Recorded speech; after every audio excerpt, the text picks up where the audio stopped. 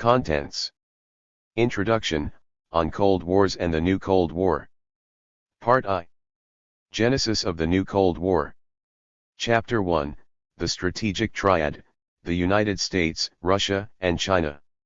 Chapter 2, Rasputin Plays Chess, How the World Stumbled into a New Cold War. Part 2. How the New Cold War Got Quite Hot. Transition, Moves and Counter-Moves on the Grand Chessboard.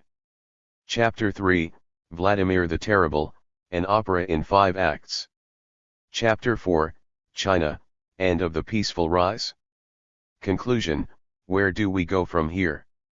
Notes. Index. Introduction. 1. U.S. military expenditure in constant 2019 U.S. dollars, 1950 to 1990. 2. U.S. military expenditure as a share of GDP, 1950 to 1990. Chapter 1. 1. U.S. defense spending in constant 1,995 U.S. dollars, 1953 to 1997. 2. World defense spending by share. Chapter 3. 1. The Russian Federation's military expenditure as a share of government expenditure, 2000 to 2020. 2. The Russian Federation's military expenditure in current US dollar, 2000 to 2020. Chapter 4. 1. China's military expenditure in current US dollar, 2000 to 2020. 2. China and USA, military expenditure as a share of GDP, 2000 to 2020. 3. China's military expenditure as a share of government expenditure, 2000 to 2020. Conclusion. 1. The United States, Russia, and China, military expenditure as a share of GDP, 1992 to 2020. 2. The United States, Russia, and China, military expenditure in constant 2019 U.S. dollars, 1992 to 2020. 3. U.S. military expenditure in constant 2019 U.S. dollars, 1950 to 2020. Preface. Unsurprisingly, Russia's invasion of Ukraine triggered a deluge of comments on the shape of international relations along the geopolitical East-West divide, which is still ongoing. The reference to a new Cold War has inevitably been dominant in these comments. At a time when animosity in relations between Russia and the geopolitical West has reached a peak matching the most worrying moments of the Cold War, it is a striking paradox that many commentators have heralded the beginning of a new Cold War. Others shied away from going so far, contenting themselves with warnings against the potential advent of a new Cold War as if it was not already in full swing. Since the turn of this century, there have been myriad announcements of the start of a new Cold War, or warnings against its potential occurrence, intermittently surging after each period of East-West tension, like mushrooms after the rain. The chaotic state of the debate about this seemingly elusive notion of a new Cold War points to a lack of clarity about what Cold War means in the first place.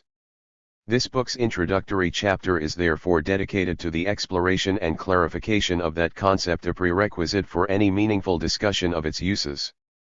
My own understanding of it, combined with my assessment of the 1999 Kosovo War, led me to diagnose the beginning of what I have called a new Cold War since that tense end to the 20th century.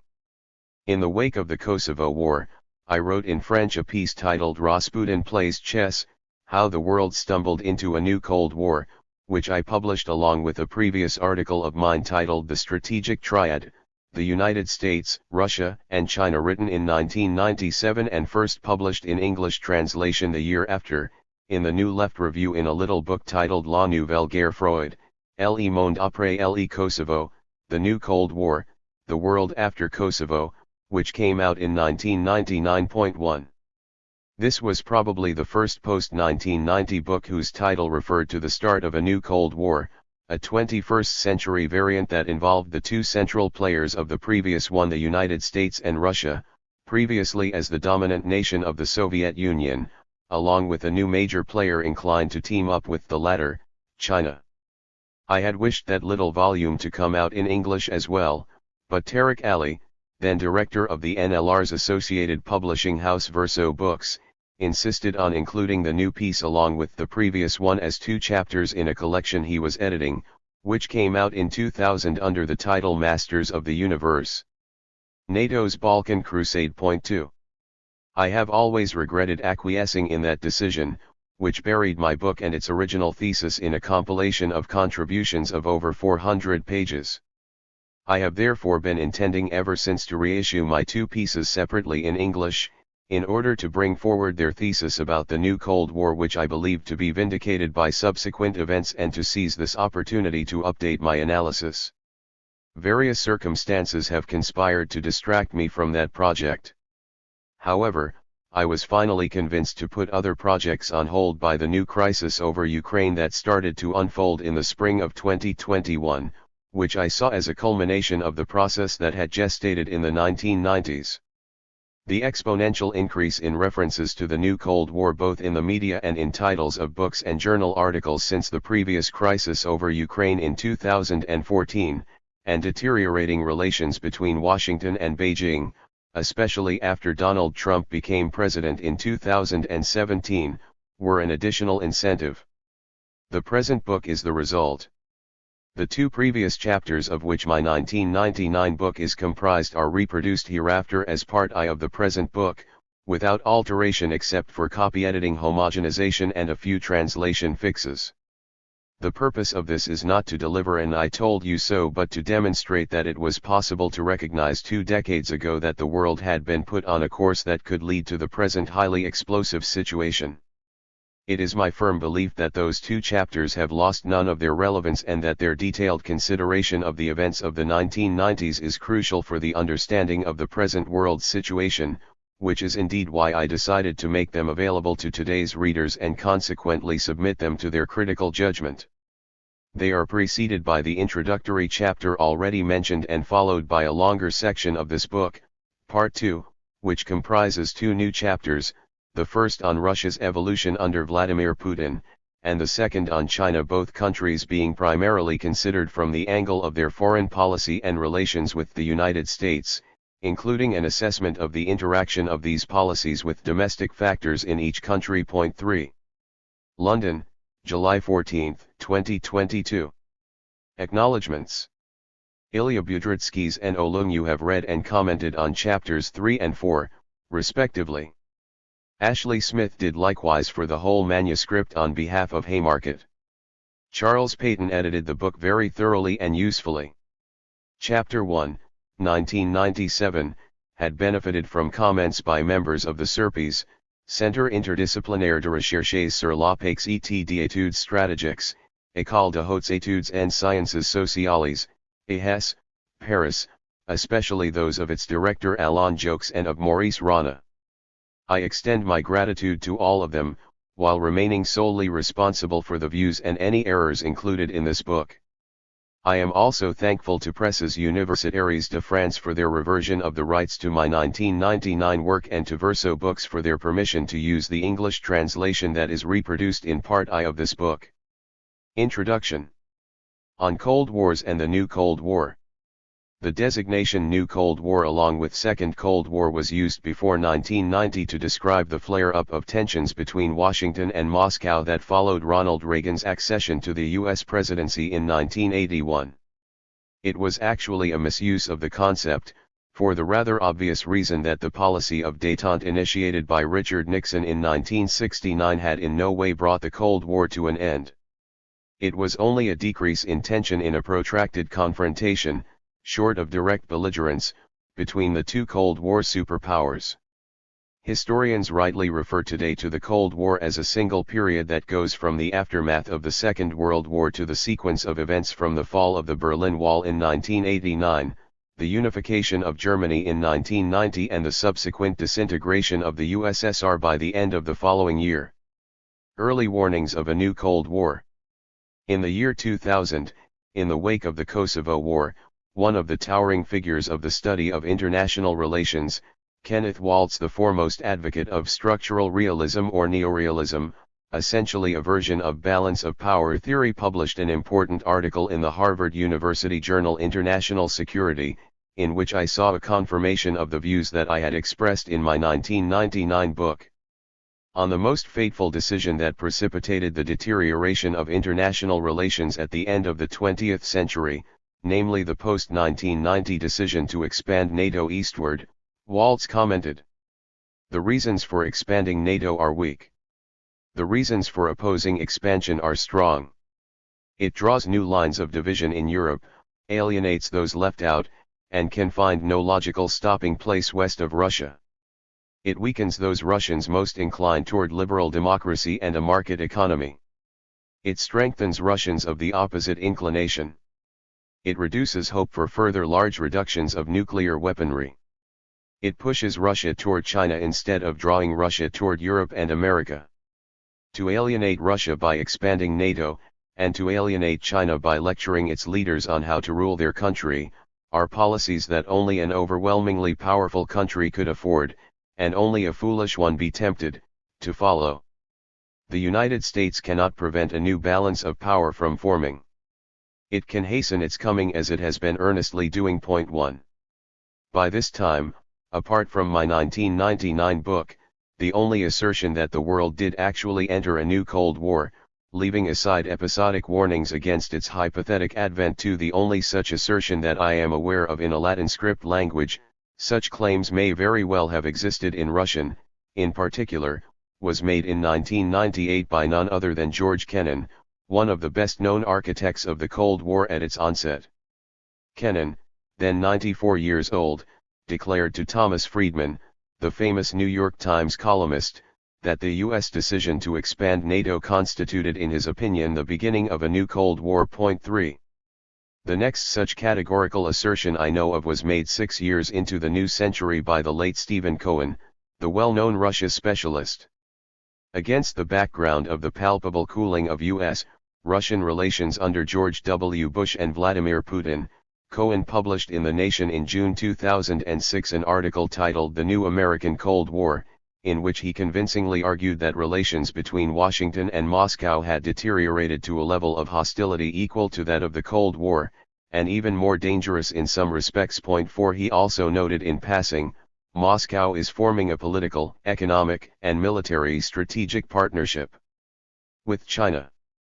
In the same year, a seminar paper was issued as a booklet in German, heralding a new Cold War in its title. 5. The author discussed the triangular relations between the United States, Russia, and China as constituting a new Cold War, primarily in light of Waltz's neorealism. In 2007, Canadian journalist and former Moscow bureau chief for the Globe and Mail, Mark McKinnon, published what was probably the second book to be titled The New Cold War after my own. 6. McKinnon provided a vivid description of the contest between Washington and Moscow over the former Soviet sphere. Just a decade after the fall of the Berlin Wall, Washington and Moscow were back at odds, again fighting tooth and nail in an undeclared battle. Unlike the Cold War, which was fought on such far-flung battlefields as Angola and Vietnam, this one would be fought far closer to the Kremlin's doorstep, reflecting the new reality of Russia as a re-emerging power.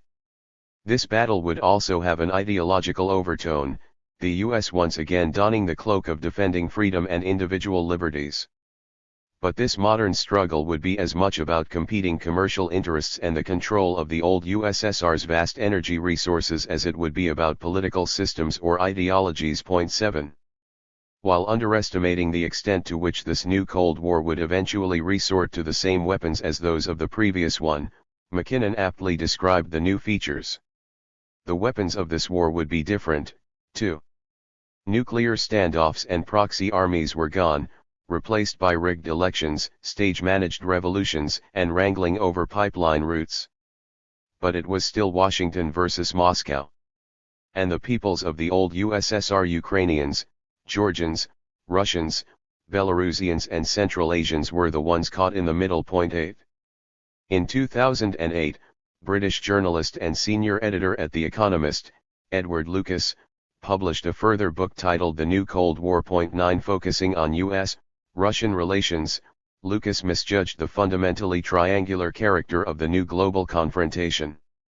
He mistakenly ruled out the prospect of Beijing's alliance with Moscow. 10. The year after, The Austrian Study Center for Peace and Conflict Resolution organized a conference on East-West tensions that resulted in a publication in German under the title, On the Way to a New Cold War, 11 then. In 2010, Cohen's above-mentioned article was reprinted as the opening salvo in a collection that included 15 articles by various authors, expressing contradictory views under the title, Is There a New Cold War? 12. Not long after, dramatic quakes in international relations generated two major waves of publications on the theme of the new Cold War, one focused on Russia's relations with the West in the wake of the 2014 Ukraine crisis, and another on China's relations with the West, boosted 3 years later by the bitter turn these relations underwent under Donald Trump, who aired rabidly anti-Chinese rhetoric from the White House. Each wave brought onto the market several books in various languages, focusing on U.S. relations with either Russia or China, or both, as well as an abundance of articles of all types, both journalistic and academic. Halfway between these two genres stands Foreign Affairs, the venerable journal of U.S. foreign policy published by the Council on Foreign Relations. In 2018 it issued a voluminous selection of articles on U.S. relations with Russia under the title, A New Cold War? Russia and America, Then and Now. 13 In their introduction to this anthology, the editors, referring to Westerners, observed that many of them contend we are entering a new Cold War. 14 This same contention had in fact been made more frequently and for a longer time in the two countries at the opposite end of that new confrontation, Russia and China laying the blame on Western behavior, of course.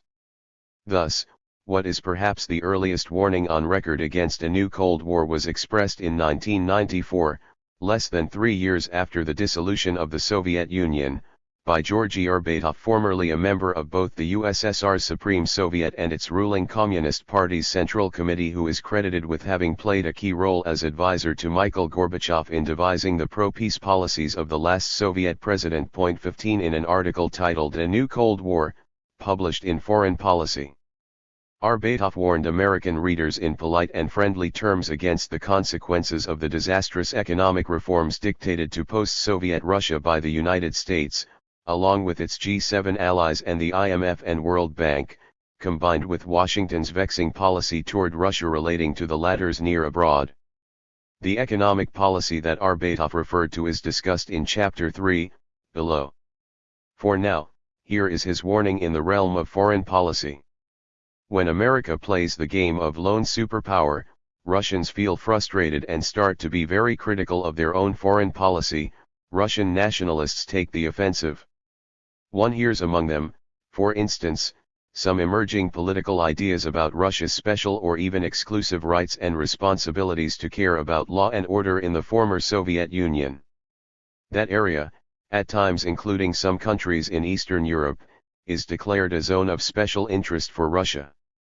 Proposed is a kind of a Monroe Doctrine, or, as some joke, Monrovsky Doctrine, for Russia. Such a policy, were Russia to accept it, would open the way to new conflicts and maybe even civil war over the whole territory of the former Soviet Union. And that struggle in turn would revive the Cold War. Such a policy would bring an end to democratic reforms in Russia. Though Russia is in a deep crisis today, it is difficult and counterproductive for America to ignore us even now. Sooner or later we will overcome our crises and our strength and influence will return. Meanwhile, it is important not to permit relations between our two countries to sour. We already have signs that this is beginning to happen. America must include us not out of pity but with clear understanding of Russia's present and future role. The United States must do this also with an understanding of the fact that Russia is a great power with legitimate national interests. 16.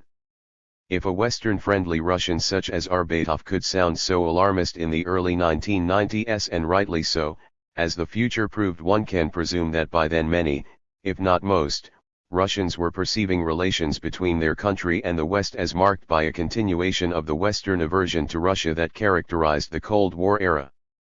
Likewise, in the unipolar moment opened by the USSR's death agony, there has been no lack of Chinese pronouncements against hegemonism that were no longer targeting Moscow, but instead Washington. 17 The inexorable rise of China's power and the partial recovery of Russia's power in the 21st century were met with U.S. animosity and a surge in attitudes belonging to the panoply of containment policies practiced against the USSR during the Cold War.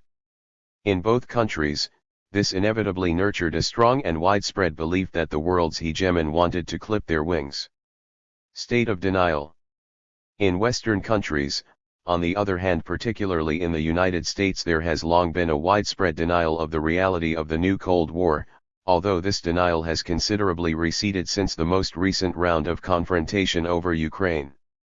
Kenneth Waltz's 2000 essay was republished 2 years later, in an edited volume debating the future of post-Cold War international relations, titled America Unrivaled, The Future of the Balance of Power. 18 In his introduction to the collection, John Eikenberry defined its topic in terms indicating how much he underestimated the developments described in the next 2 chapters of this book, originally published around the same time. Why has the unprecedented concentration of American power today not triggered balancing responses from other major states, asked Eikenberry. 19. The range of responses to this question offered in the collection demonstrated the degree of self-delusion among think tanks and in academic foreign policy circles. They included assertions of belief in the durability of the overwhelming U.S. economic and military superiority despite the fast rise in China's economic power, as well as the limits and constraints on American military power that were revealed in Vietnam, and were soon confirmed in Iraq and Afghanistan. The collection also displayed belief in the Kantian postulate of peace based on political liberalism and trade, as well as in the global acceptance of U.S. hegemony assumed to be benevolent and indeed desired by other major states to protect them from each other.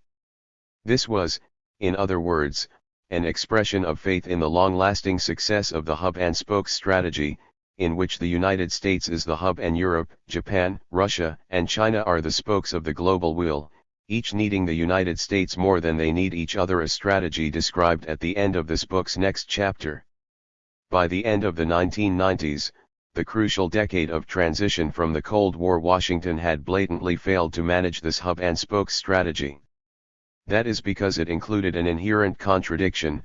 Washington needed to emphasize a post-ideological threat still represented by Russia and China in order to incite its major established partners in Europe and East Asia to renew their allegiance to U.S. overlordship.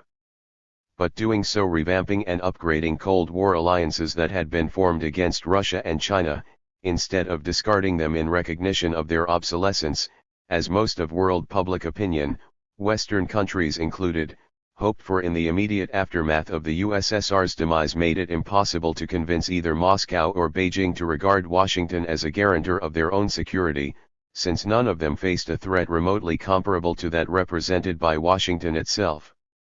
The post-Cold War world was not a return to the multipolar condition that preceded the First World War, not only because the United States was for many years much more powerful than the rest, a point well captured by the term unipolar moment, but also because the global power potential of either Russia or China, and even more so their combined potential, exceed by a considerable margin the potential of every other power but the United States.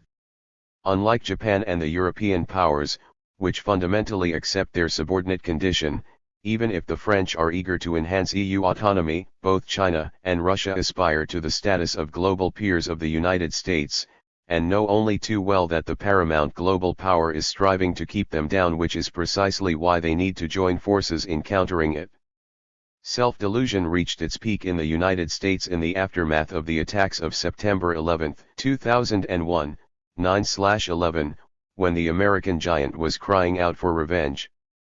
Both Russia and China weathered the outburst of American rage that immediately followed 9/11, when U.S. forces went into Afghanistan to overthrow the Taliban regime.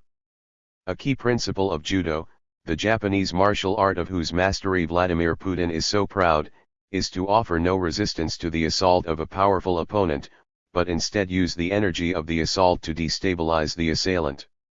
In the wake of the huge shock of 9/11, at a time when Russia was only beginning to recover from the extreme asthenia that had struck it during the 1990s, while it remained mired in the Chechen War within its own federative borders, Putin, then president for less than 2 years, conspicuously followed his judoka instinct. He put a brave face on the US-led invasion of Afghanistan and far worse from Moscow's perspective on Washington's securing of various military facilities, including the lease of Soviet-era bases, in all 5 former Soviet republics of Central Asia, Kazakhstan, Kyrgyzstan, Tajikistan, Turkmenistan, and Uzbekistan. This historically unprecedented push by the United States in this part of the world was accomplished thanks to the opportunity offered by the War on Terror. Putin nodded to all this. Happy to see his own purported war on terror in Chechnya thereby validated, and probably hoping that Afghanistan would turn into a quagmire for the United States as it had for the USSR, he deferred his opposition to U.S. deployment in Central Asia until more propitious circumstances emerged. So did China, which was in the midst of Jiang Zemin's charm offensive toward Western countries, an approach that soon came to be known as the Peaceful Rise policy. China was no doubt worried by the deployment of U.S. forces on its northwestern flank, dangerously completing a vice around its land mass, along with the long-standing concentration of massive U.S. and Allied forces on its eastern flank.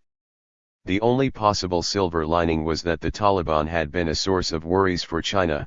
It was thus on balance preferable from Beijing's standpoint that Washington fight Islamic fundamentalism in Central Asia rather than fan it, as it had done for many years in opposition to the Soviet Union, with spillover effects within China's own territory, Xinjiang in particular. The momentary mood of collaboration with Washington in Moscow and Beijing in the wake of 9/11 was shown in the remarkable unanimity displayed at the UN Security Council, which adopted a series of resolutions on the situation in Afghanistan that bestowed international legality on the US-led military presence in that country.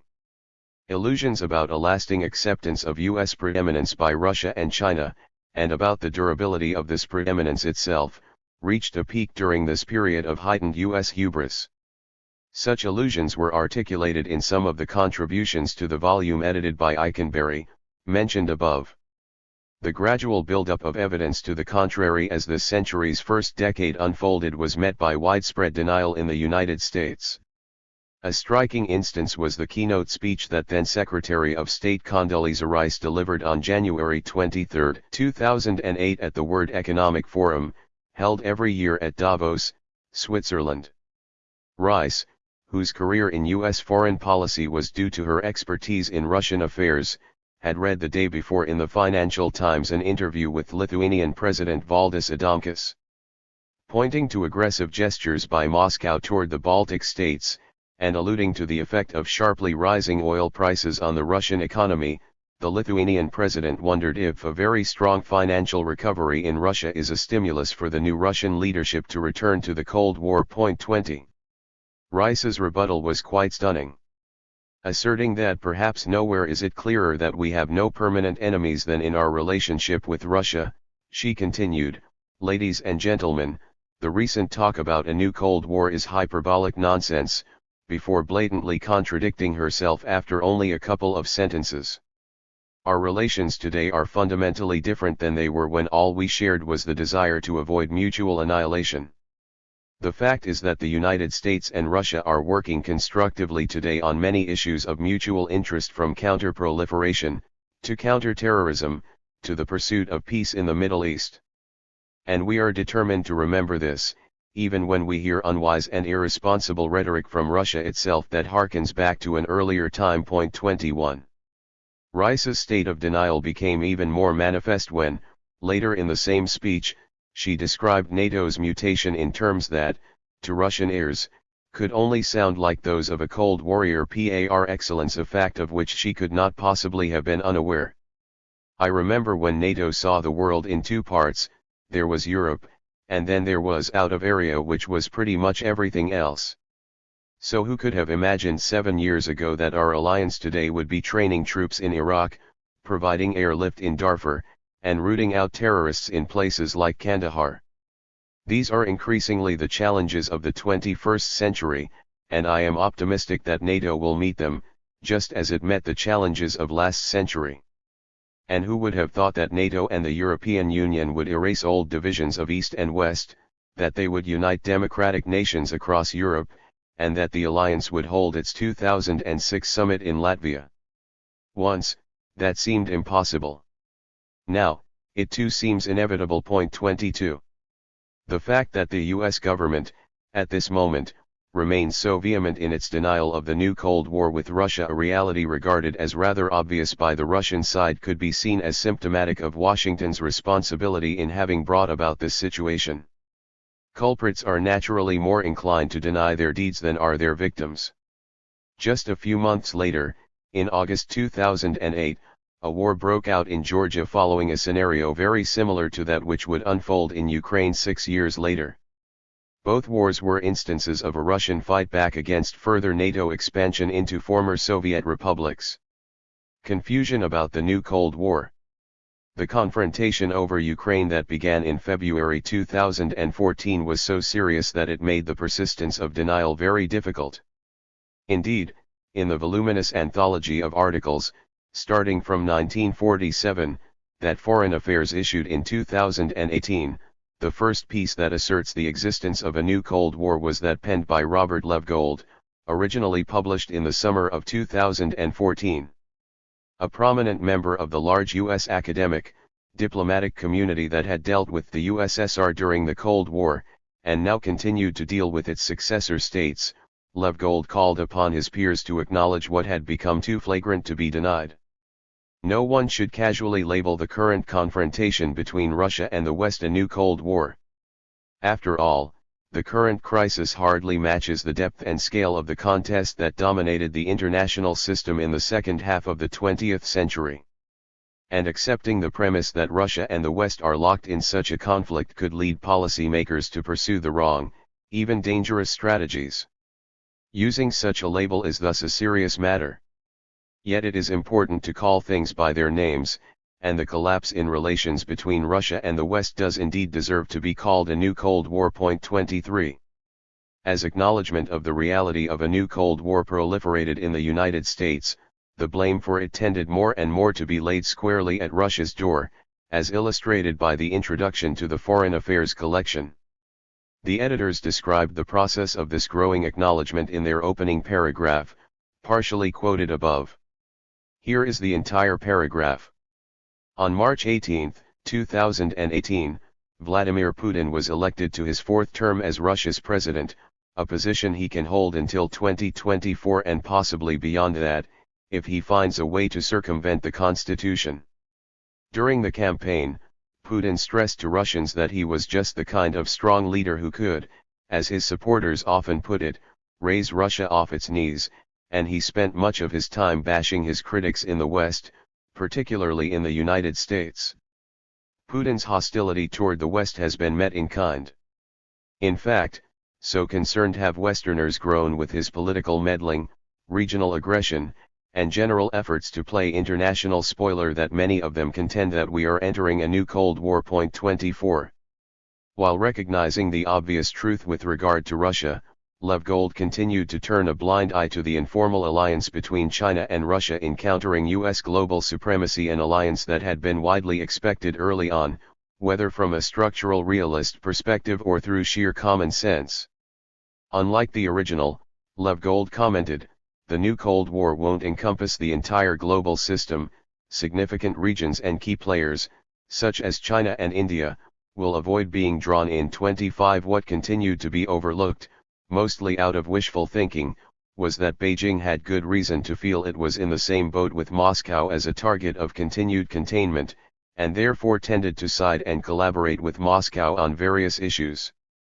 This was despite the fact that China's government had to maintain a friendlier attitude than Putin's toward the United States, for obvious economic reasons of greater export dependence and technological need.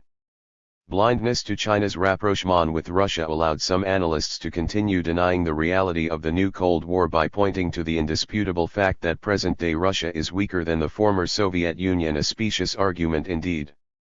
An example in the same Foreign Affairs collection is Stephen Kotkin's 2016 article, in which the Princeton historian asserted, in certain places and on certain issues, Russia has the ability to thwart U.S. interests, but it does not even remotely approach the scale of the threat posed by the Soviet Union, so there is no need to respond to it with a new Cold War. 26. Kotkin had been making the same argument for years. his contribution to the 2010 anthology Is There a New Cold War? Was an article published in the British magazine Prospect in April 2008 under the unambiguous title Myth of the New Cold War. Its argument is well summarized in the preamble to its republication in the book, Russia is no new menace to the world, partly because its economy isn't strong enough to support a new Cold War and an accompanying arms race. 27. Lev Gold certainly came closer to the truth in giving proper weight to Russia's impact and potential and in describing its relations with the United States as a new Cold War, even though he was late in doing so. If, on top of this, collaboration between the two major contenders for U.S. supremacy, Russia and China, is properly taken into account, the continued downplaying of the challenge that those countries together represent to Washington's hegemony, and to its Western alliance, in order to deny the reality of a new Cold War, verges on magical thinking for the sake of reassuring oneself. What other argument could the deniers still invoke? Their last resort was to stress that neither Russia nor even China continued to wave the banner of communism, nor strove to expand its global reach. This argument is made by Yale University professor Odd Arne Westad, author of a book on the Cold War that emphasizes the role of ideology, and in which the Cold War is defined as a confrontation between capitalism and socialism that peaked in the years between 1945 and 1989, a confrontation whose antecedents are therefore to be found in the history of Marxism, of which Westad's book provides an overview. 28 In the closing article of the Foreign Affairs Anthology, written in 2018, the year when the collection was published, Westad argued again, rather simplistically, ideology is no longer the main determinant. China, Europe, India, Russia, and the United States disagree on many things, but not on the value of capitalism and markets. China and Russia are both authoritarian states that pretend to have representative governments. But neither is out to peddle their systems to faraway places, as they did during the Cold War. 29. Here the debate comes full circle. The emphasis on ideology as the key aspect of the Cold War was a central argument of the Cold Warriors of yesteryear, including George Kennan, whom we encountered at the beginning of this chapter. Kennan authored what is arguably the best-known document of the onset of the Cold War, the famous X article, published anonymously in the July 1947 issue of Foreign Affairs and reproduced as the opening piece in the journal's 2018 anthology. 30 Walter Lippmann had vigorously refuted this argument in his critique of the X article, a series of newspaper articles published in the late summer of 1947, and reprinted in that same year in a little book that popularized more than any other the term Cold War, since it was the first to include it in its title, The Cold War, a study in U.S. foreign policy. 31. Lippmann's refutation of the ideologization of the Cold War is worth quoting at some length here, as it sheds a light on the underlying continuity in the pattern of Russian states' behavior from the time of the Tsars to that of Stalin and, by extension, to the Putin era. Has to be explained by a planner of American foreign policy is why in 1945 the Soviet government expanded its frontiers and its orbit, and what was the plan and pattern of its expansion. That can be done only by remembering that the Soviet government is a Russian government and that this Russian government has emerged victorious over Germany and Japan. Having omitted from his analysis the fact that we are dealing with a victorious Russia having become exclusively preoccupied with the Marxian ideology, and with the communist revolution, it is no wonder that the outcome of Mr. X's analysis is nothing more definite, concrete, and practical than that the Soviets will encroach and expand at a series of constantly shifting geographical and political points. The westward expansion of the Russian frontier and of the Russian sphere of influence, though always a Russian aim, was accomplished when, as, and because the Red Army defeated the German army and advanced to the center of Europe. It was the mighty power of the Red Army, not the ideology of Karl Marx, which enabled the Russian government to expand its frontiers. 32. Lippmann was thus criticizing the interpretation of Soviet behavior as determined by ideology, from a standpoint asserting that it was in fact much more determined by the tangible interests of the Russian state and by factual historical circumstances, in other words, by rather ordinary Machtpolitik, power politics. Such methodological refutation of the idealist view of international relations is common to both the realist school and Marxist historical materialism, the latter emphasizing ruling class interests as key determinants. The same methodological objection applies to China as well, although it is run by a party that still retains the label communist. Only the crudest expressions of hostility to Beijing might earnestly describe its behavior in foreign policy, including global trade, as being determined by communism rather than by Machtpolitik. Term and concept of Cold War.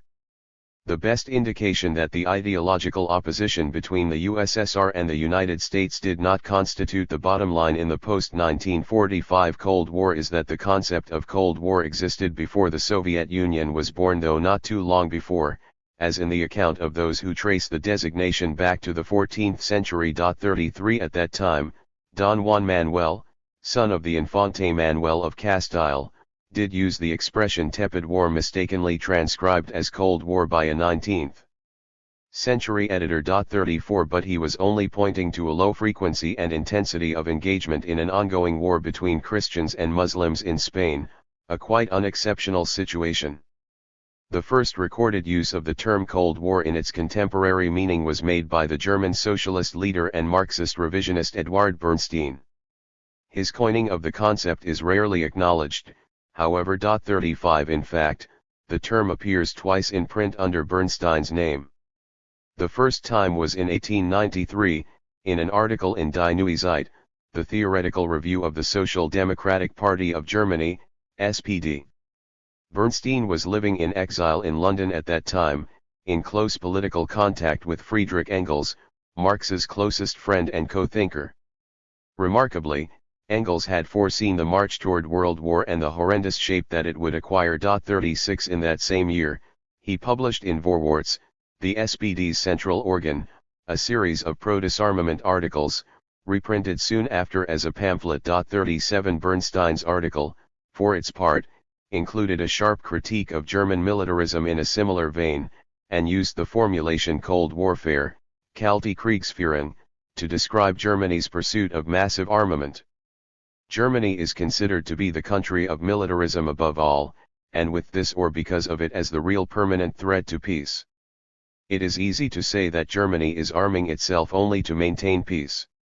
First of all, this continued armament, which forces the others to imitate Germany, is itself a kind of warfare, so to speak. I don't know if the term has already been used, but one could say it is cold warfare. There is no shooting, but there is blood-sucking. Then, however, everyone actually knows that this blood-sucking, which, like the Japanese harakiri, takes place in such a way that each nation attaches the blood pump to itself and thereby causes the other to imitate it, leads by virtue of its inner logic to prey, at a favorable moment, on the opponent who is less favorably situated. 38.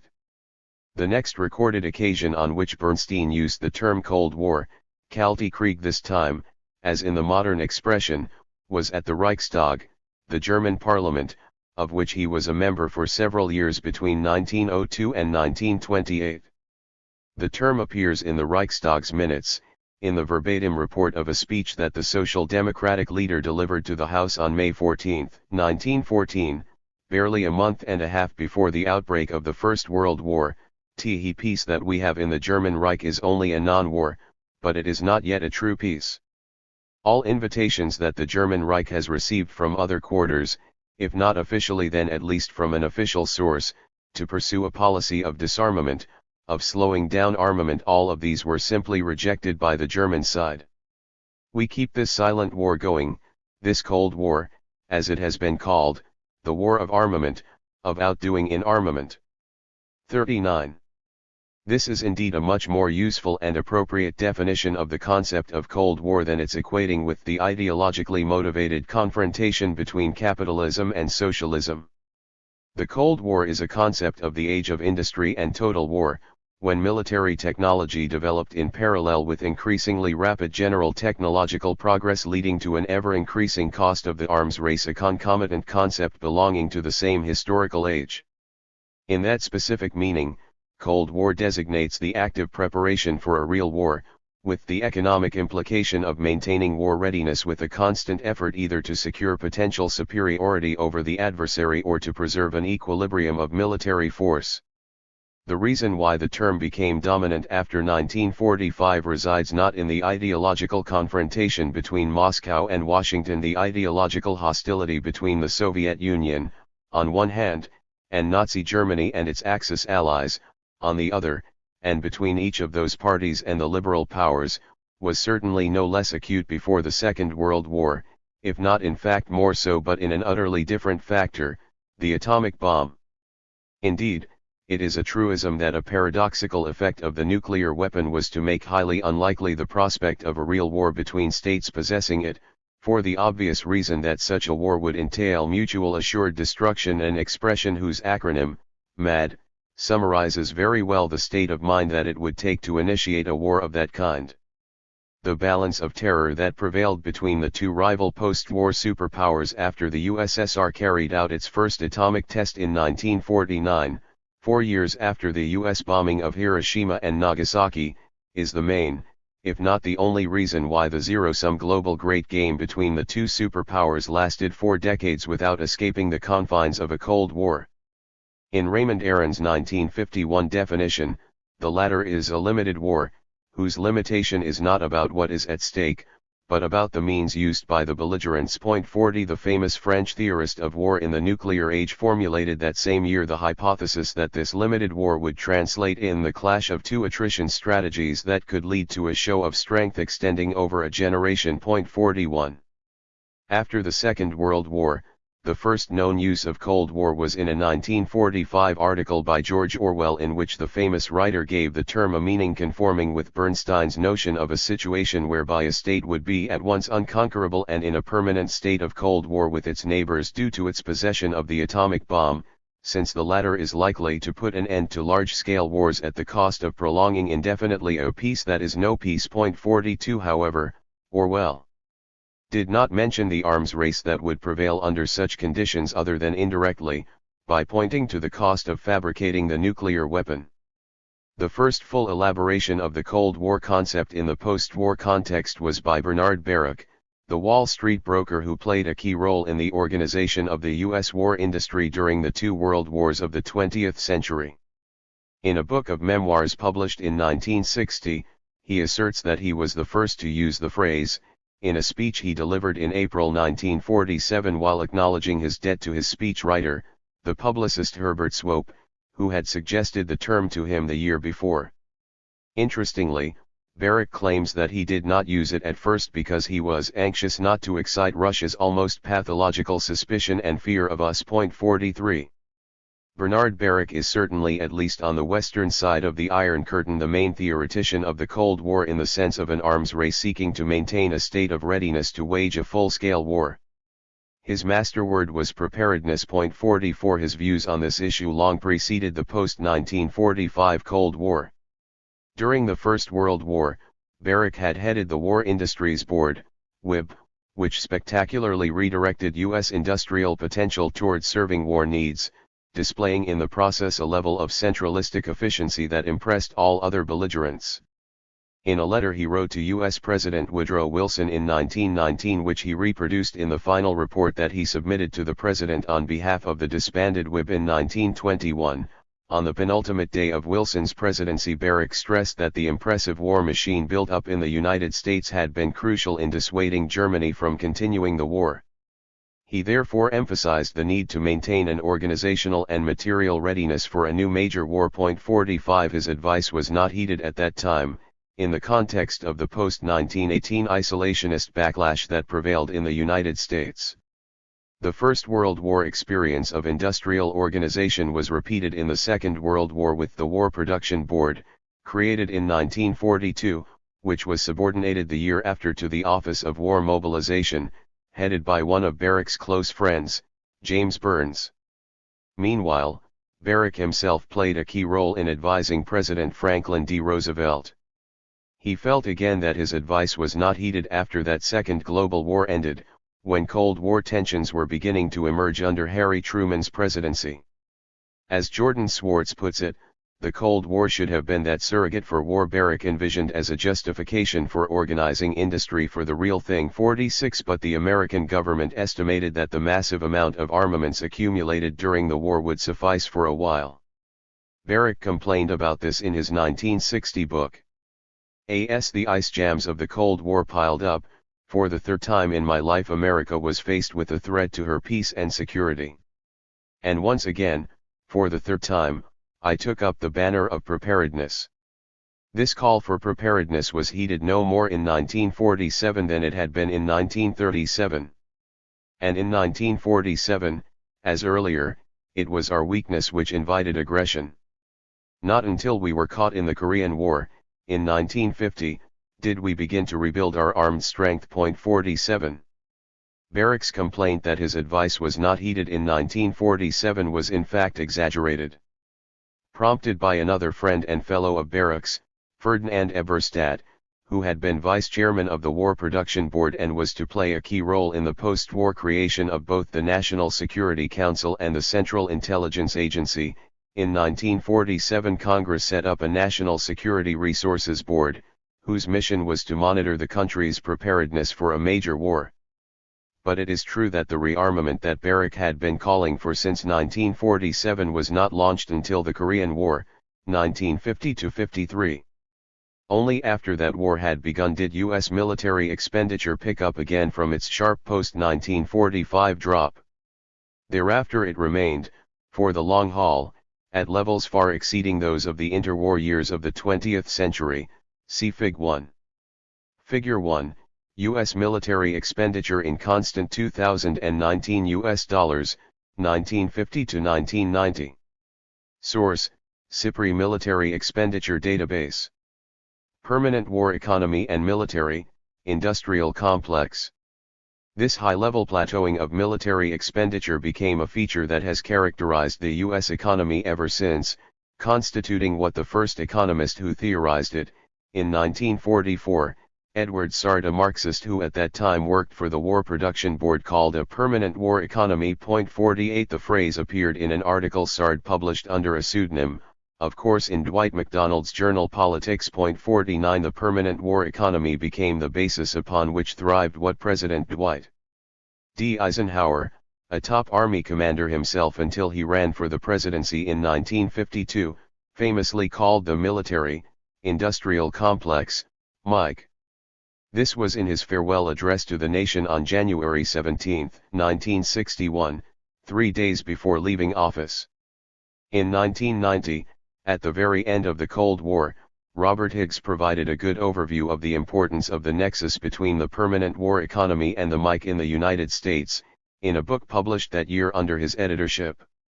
Over the entire period 1948 to 86, real military purchases of currently produced goods and services cumulated to a total of $6,316 billion, $1982, averaging about $162 billion per year or 7.6% of GNP. While real military outlays increased over the long run, the GNP increased somewhat faster, so the trend of the military share was downward. Substantial fluctuations occurred in military spending, as major buildups took place during 1950-53, 1965-68, and 1978-87. Cumulative military spending during 1987-89 alone came to more than $1 trillion, $1982. Such immense spending generated considerable employment, a matter of great concern for generations whose attitudes had been shaped by the mass unemployment of the Great Depression. Total defense employment, uniformed military personnel plus Department of Defense civilian jobs plus defense-related jobs in industry, stood at about 3 million during the post-war through the late 1940s. The Korean War buildup pushed the total to 9.5 million, of which more than 4 million were in industry. Defense employment declined after the Korean War but remained in the range of about 6 to 8 million during 1954 to 71, with 2 to 3 million of the total in industry. Defense jobs hit their post-Korean War low during the 1970s, when they remained fairly steady at about 5 million total, with somewhat fewer than 2 million in industry. The defense buildup after 1978 pushed total employment to some 6.6 million in 1986, divided about equally between uniformed personnel and civilians, and defense-related industry. 50. 16 years later, Higgs summarized the major mutation that the Cold War economy represented in the historical evolution of U.S. capitalism in the following terms. The Cold War era witnessed a new relation of military activity to the political economy of the United States.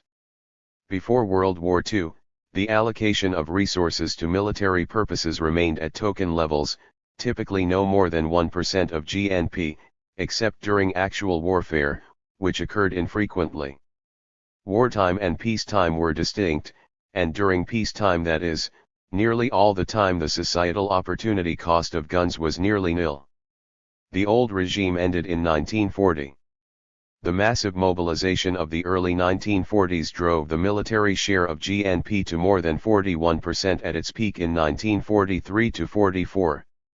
Despite an enormous demobilization after the war ended, in 1947, at the post-war trough, the military sector still accounted for 4.3% of GNP, 3 times the 1939 share. Following the Korean War, military purchases reached an unprecedented level for peacetime and, while fluctuating, remained at or above this elevated level ever afterward. During the period 1948-89, military purchases cumulated to more than $7 trillion, $1982, averaging about $168 billion annually, or 7.5% of GNP.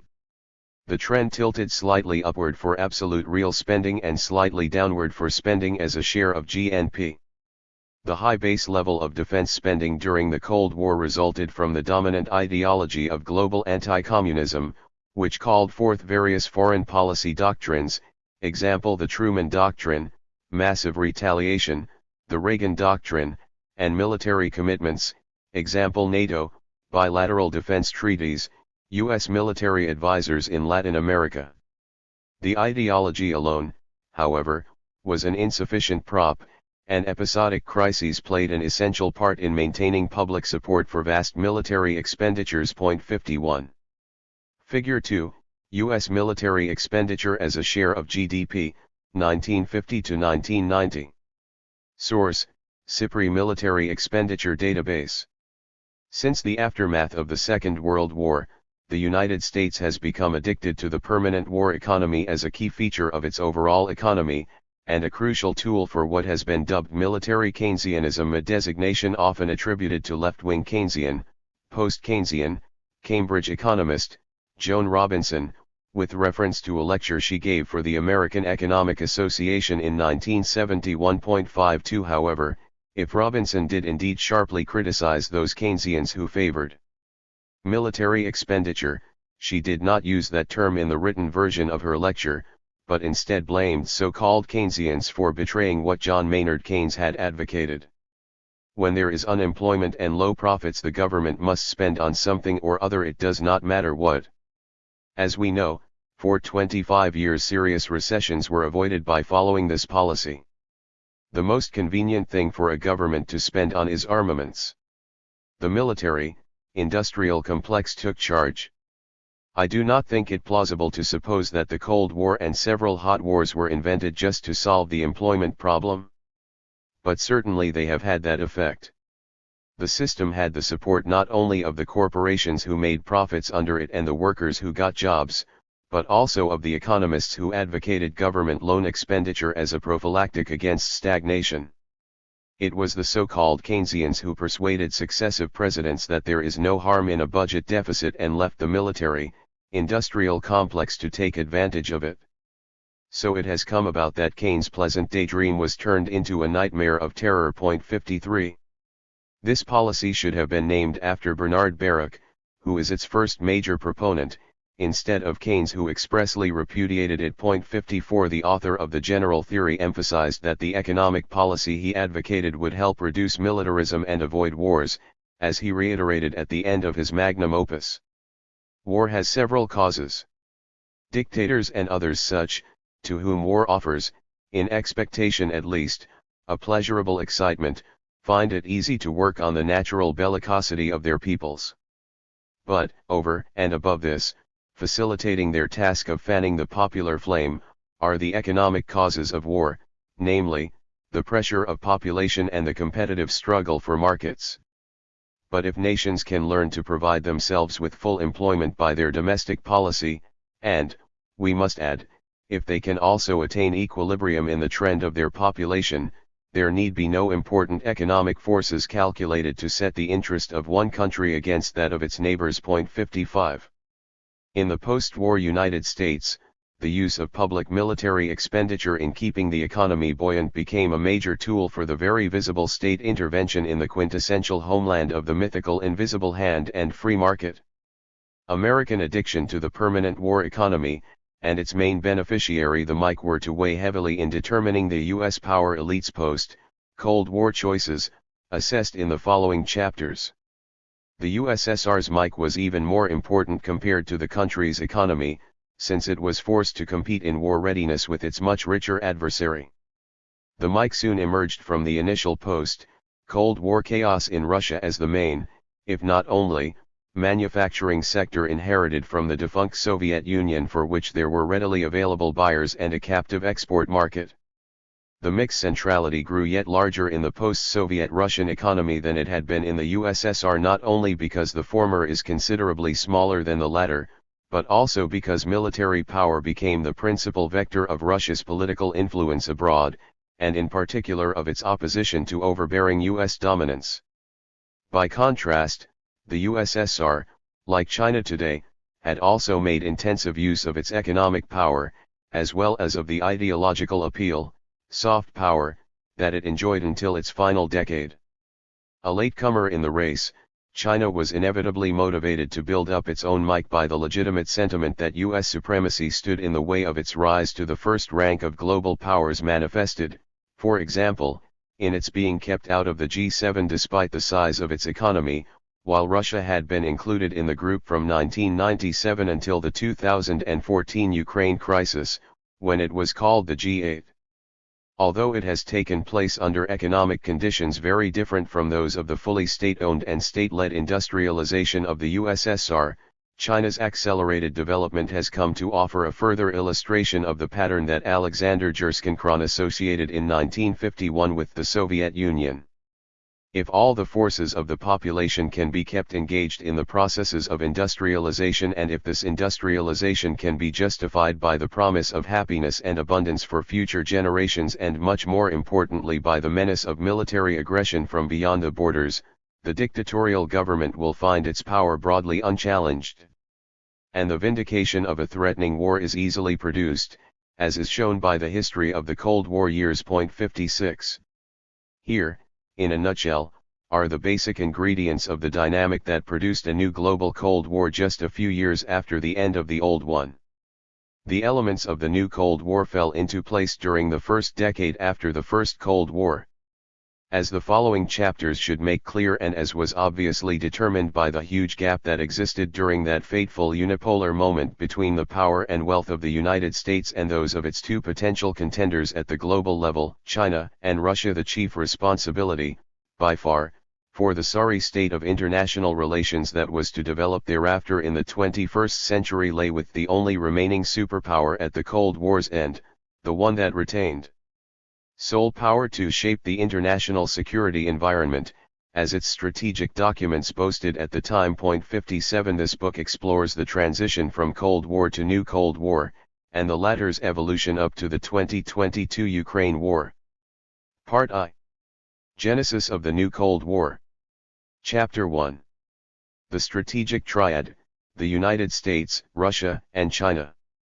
The official end of the Cold War, marked by the growing incapacity and then the collapse of the Soviet Union, inevitably meant a reduction of U.S. military expenditure. This had long been regarded as essential from a strictly economic point of view. The extraordinary prodigality of the Reagan years, with a military budget that at its peak in 1985 after adjustment for inflation beat all post-1945 records, including those during the Korean and Vietnam Wars, had been a major contributing factor to an enormous budget deficit, inflating an astronomical and ever-increasing public debt.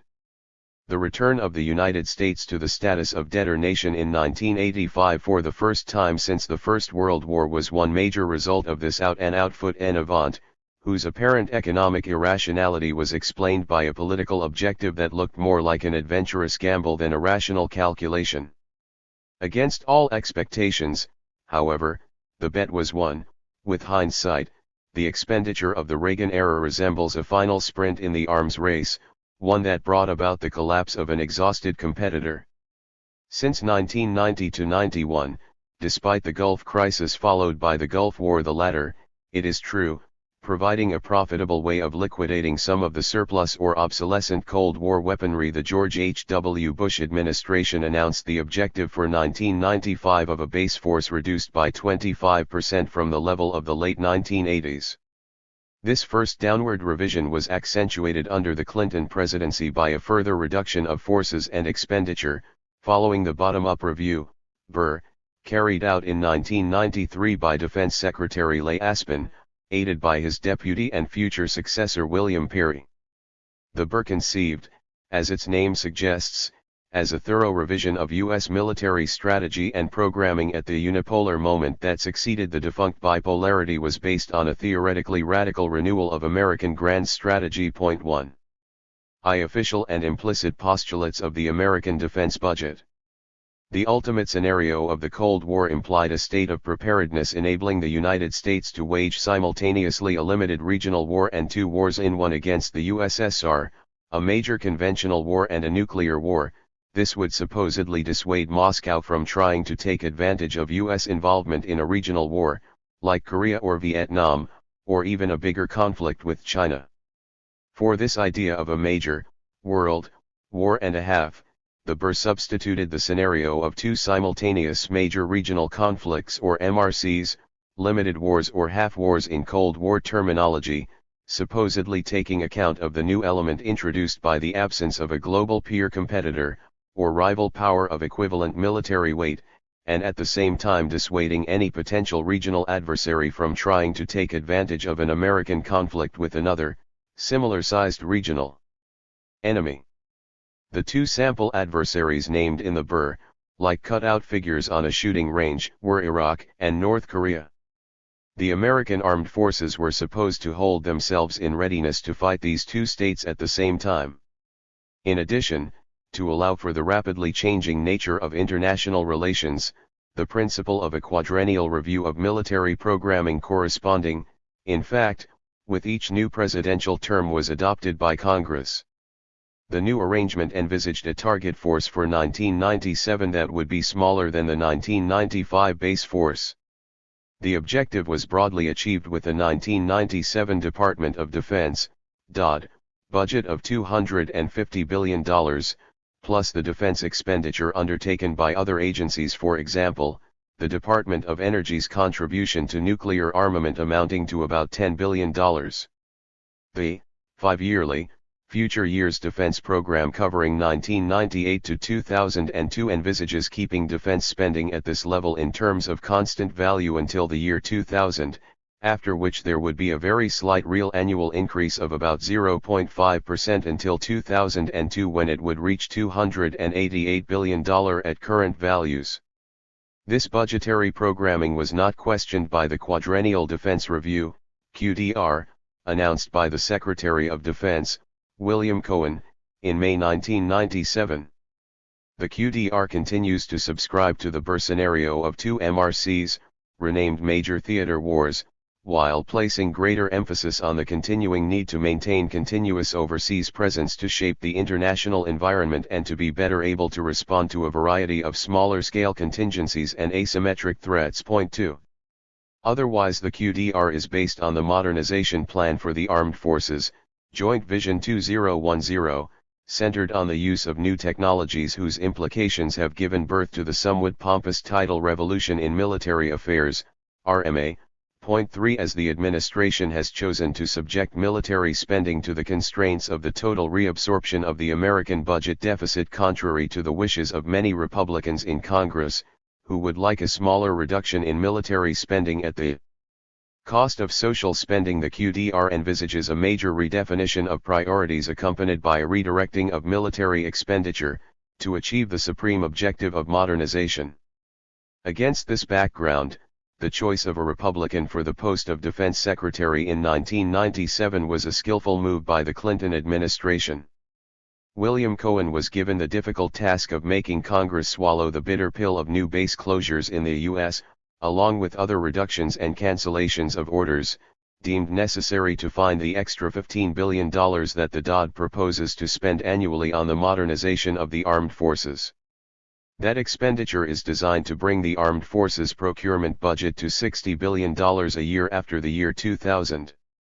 The contradictory requirements posed by a strictly limited budgetary envelope combined with the techno-strategic revolution imply some difficult choices, with the qualitative needing to be strongly favored over the quantitative while still coming under the heading of grand strategy in the order of the day. Point 4. Options for modernization. The basic options allowing for both the indicated parameters have been well summarized in the 1997 Strategic Assessment, a particularly enlightening document from the Institute for National Strategic Studies, INSS, that predates the publication of the QDR5. It identifies three possible force structure options. The recapitalization force model, modernization of the existing armed forces by slow degrees. This conservative option is easy to manage but could miss the opportunity provided by the present lack of a global peer to experiment with information technologies. The accelerated RMA force model, aiming to accelerate the integration of systems technologies while adapting to steep quantitative reductions in the armed forces.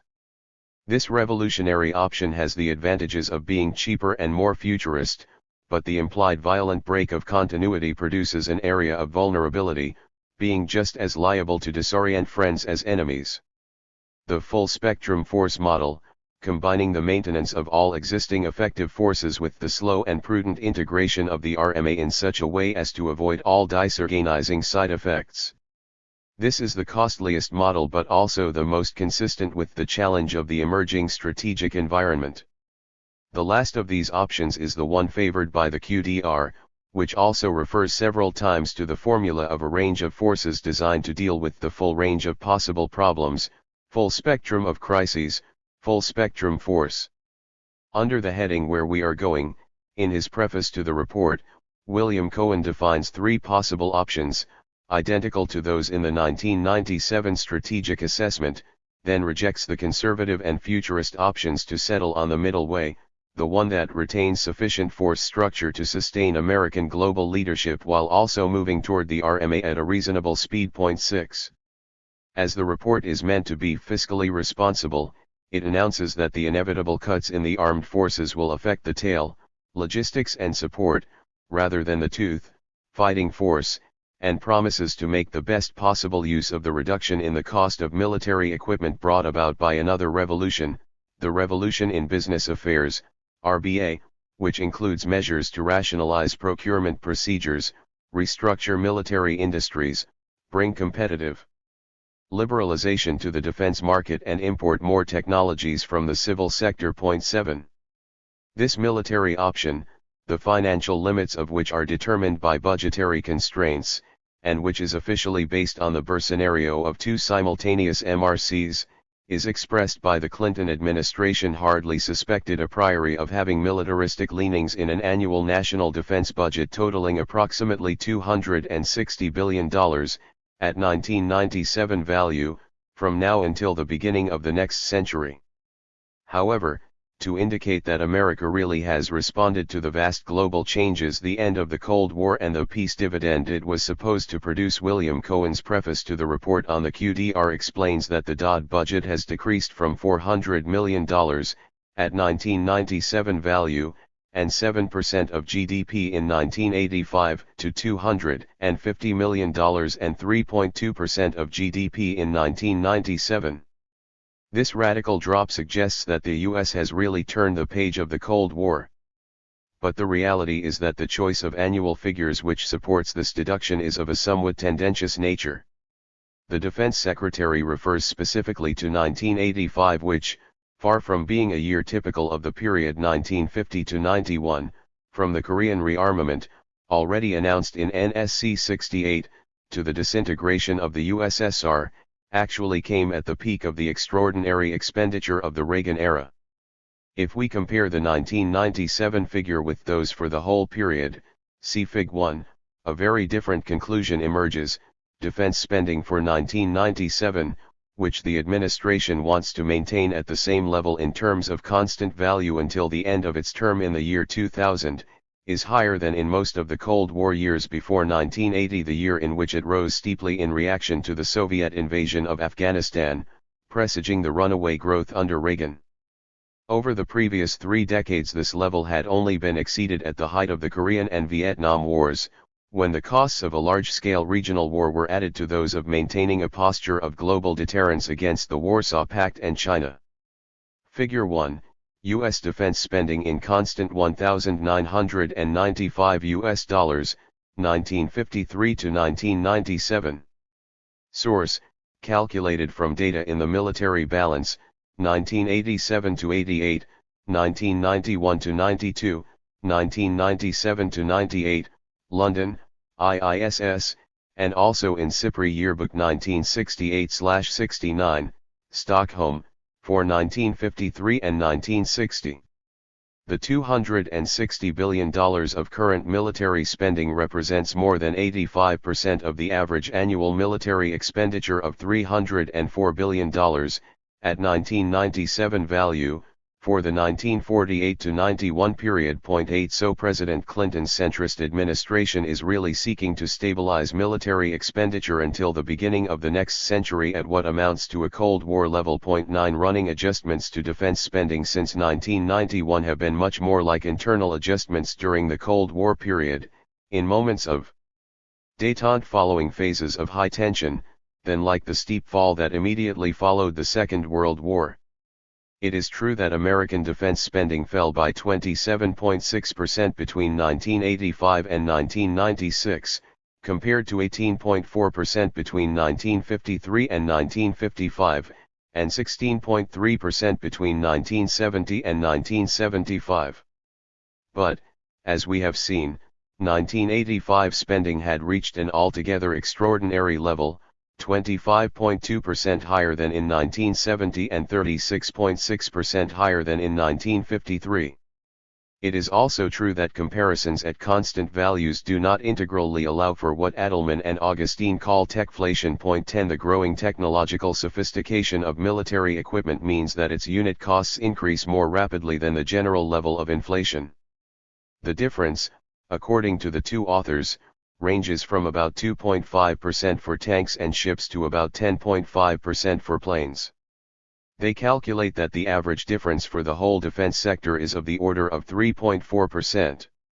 Techflation explains the established fact that a zero-growth defense budget in real dollars does not correspond to a static level of armed readiness, but implies an annual quantitative reduction so long as the equipment is kept up to date. It is no less true, however, that the quantitative reduction due to techflation is largely counterbalanced by the formidable qualitative leap in the destructiveness, the term productivity being grotesque in this context, of modern weapons in the information technology era, a leap that Adelman and Augustine also describe very well. 11 To illustrate it, they relate one of the earliest uses of smart bombs, during the Vietnam War. American aviation had flown 873 sorties, dropped 2,000 tons of conventional bombs, and lost 11 aircraft in the attempt to destroy the Ton Hoa Bridge in North Vietnam, without hitting a single span. When laser-guided bombs were used, the bridge was demolished in a single raid by 8 aircraft, without losses. The authors add, however, that the first smart bombs were not all that smart, and were prohibitively expensive, unlike the true fire-and-forget target-seeking weapons now available. This hardware, the so-called second generation as opposed to the first generation used in Iraq in 1991, combined with stealth technology for air dominance, satellite battlefield surveillance and computerized logistics organization, are the key elements in the predominance of American forces, force dominance, according to the chief overseer of the QDR, William Perry, writing in 1996 as Defense Secretary. 12 These elements, along with the professionalization of the Army, form the kernel of the offset strategy with which the United States sought to compensate for the greater numbers of the Soviet forces. Perry added, precision-guided munitions will also indirectly affect logistics because ratios of 1 or 2 shots per kill, instead of dozens or hundreds, mean that old estimates of weapons supplies go out of the window. If a target can be hit on the first few shots, the military can achieve huge savings in costs and manpower, since there is little need to build, store, transport and guard massive supplies of weapons. 13. A poor peace dividend. So why is the peace dividend so meager? And in what respect does the American military budget take account of the end of the Cold War? Only one of the arguments seems incontestable, reference to the size of military expenditure in relation to the rest of the national economy. The military share is considerably smaller in percentage terms in 1997 than the proportion it represented in the Cold War years, when it almost never fell below 5% of GDP. According to the administration's forecasts, it should fall to the equivalent of 2.8% of GDP in 2001, 02, less than the present shares of GDP of French and British military spending, with the United States drawing further and further away from the permanent war economy that characterized it during the Cold War. 14. But if the destructiveness of the weapons largely compensates for techflation, and since the American GDP is by far the biggest in the world, then it follows that there is no point in measuring the strategic significance of the American defense budget in terms of the proportion of GDP it represents. The only valid criterion, in all logic, is the size of the budget in comparison with the military spending of states that are actually or potentially competitors or adversaries of the United States. 15. And the conclusions that emerge from this comparison are more edifying than those emerging from the absolute scale of the spending and its qualitative content. Even if we go along with William Cohen this time and take 1985 as the year of reference, it is to be noted that, according to IISS figures, U.S. defense expenditure in that year was only 7% more than Soviet expenditure. 16. Since the collapse of the Soviet Empire, American defense spending is equal, even slightly superior since 1996 to the combined spending of the 6 other countries with the biggest military budgets in the world: Russia, Japan, France, Germany, the United Kingdom and China. American expenditure in 1996 reached $265,823 million, at 1995 value, against $265,260 million for the other 6 countries in the same year, according to the IISS. 17. So America's share of world military spending is larger now than it was in 1985, at the peak of American Cold War spending, see Fig. 2. Under these circumstances, the claim that the U.S. military budget is tailored to the Burr scenario of 2 simultaneous MRCs with prototype enemies like Iraq, or Iran, and North Korea, 2 debilitated countries with backward military capacities, looks very much like a mystification. 18. In any case, even before Iraq was destroyed in 1991, the myth of the 4th biggest army in the world already seemed as exaggerated as George Bush's pompous comparisons with the Second World War. The American deployment against the Iraqi army in 1990–91 was in fact very disproportionate, even in terms of the requirements of Colin Powell's and Dick Cheney's doctrine, which posited crushing superiority and minimal risk as essential preconditions for any military intervention. 19. Figure 2. World defense spending by share. Source: percentage calculated from data in the Military Balance 1997/98, London, IISS, 1997. U.S. critics of the high level of American defense budgets never fail to reproach the Pentagon, with good reason, for leaving Allied forces out of its military calculations. Of course, this is a deliberate and explicit political choice, and one that speaks volumes about the nature of the American government's hegemonic ambitions. But discounting the Allies also gives useful help in camouflaging the disproportion between available means and declared ends. Thus, for the 2 official prototype enemies under the Burr scenario, the picture of the balance of forces is greatly modified if the ally most directly involved far more directly, in fact, than the United States itself is considered. The defense spending of the U.S. military protectorate Saudi Arabia alone is currently about 4 times that of Iraq and Iran combined, while the spending of the Republic of Korea, another U.S. protégé and firm ally, is nearly triple that of its neighbor to the north. As for NATO, the main military alliance in which the United States participates and which it controls, its military spending is greater than that of the rest of the world combined, a majority of which also consists of allies and protégés of the Western countries. America alone spends nearly 60% of the total spent by the Atlantic Alliance, and a third of the entire world's defense spending, see Fig. 2. Contrary to a widespread superstition, however, the United States has absolutely no intention, if only for internal political reasons, of playing world policeman, or globico, by intervening in every crisis anywhere in the world. In the deployment of its forces overseas, its policy is essentially conservative, with troops being kept notably in the European and East Asian theaters. Its national security strategy of engagement only envisages limited and selective participation in operations other than war, OOTW, peacekeeping, enforcement, and so forth. Although American participation in OOTW has increased noticeably since the end of the Cold War, nobody, even in the Pentagon, tries to claim that the one is somehow a substitute for the other. Who is the real enemy?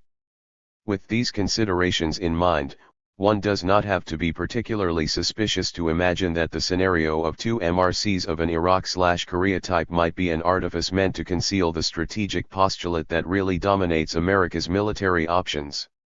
In any case, suspicions of this sort were inevitably going to arise in the United States itself, in the circles in which international relations and strategy are discussed. 2 examples of this were published at the same time, but in 2 journals of widely differing political sensibility, the World Policy Journal and the National Interest.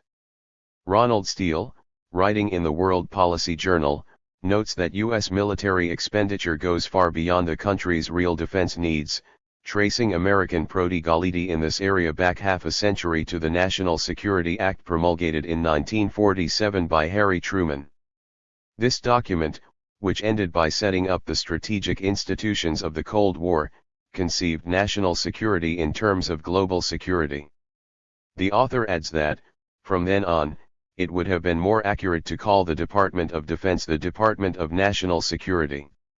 He vigorously rejects such implicit attitudes, favoring a moderate form of isolationism pursuing global balance rather than worldwide military control as more appropriate to the prevailing socio-economic priorities of the country. 20.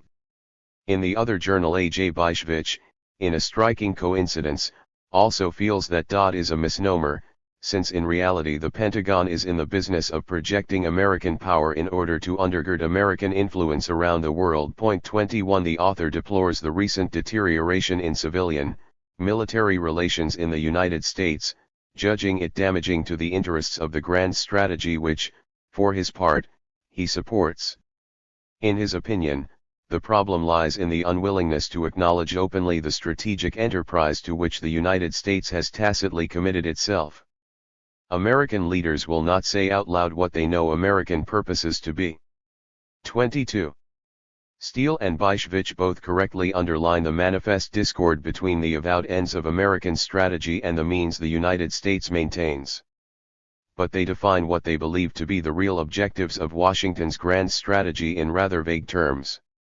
The fact is that world domination as a concept, although obviously inherent in American strategy, is too general to inform a military strategy that needs to be translated into techno-strategic, logistical, and tactical options, as well as budgetary choices, all the more so as the U.S. has no wish, still less the means, to intervene militarily in all zones of conflict worldwide.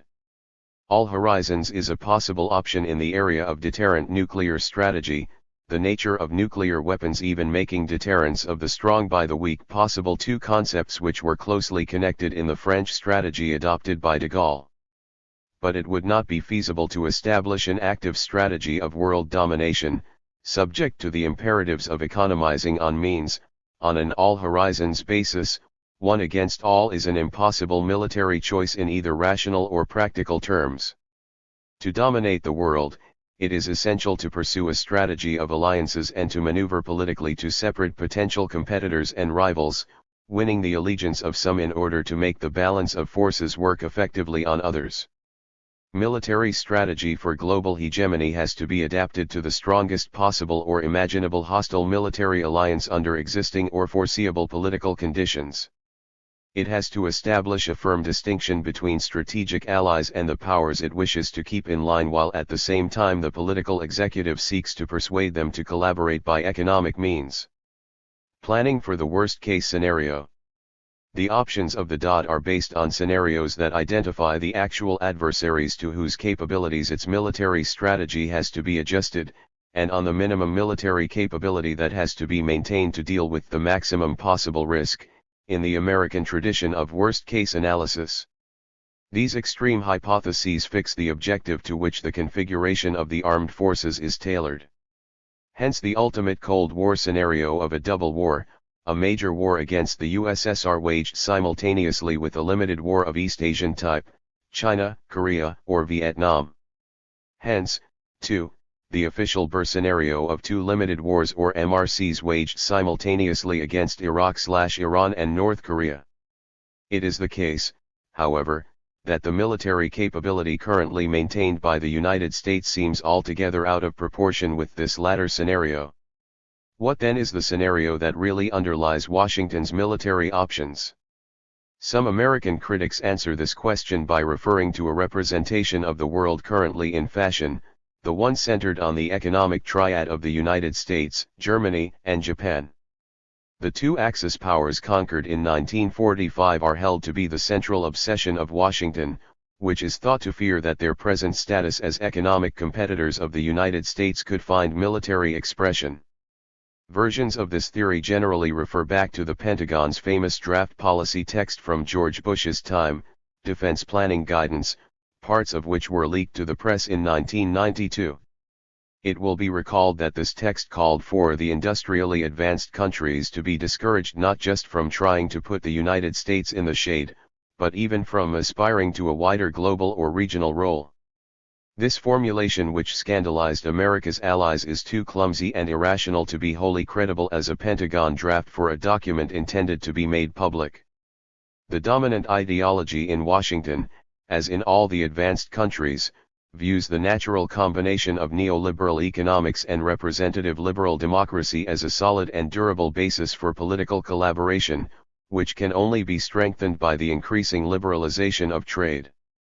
Nothing has occurred in the development of relations between the United States, Japan, and Germany, or the European Union, for that matter, to confirm Washington's alleged fear of any increase in their military role.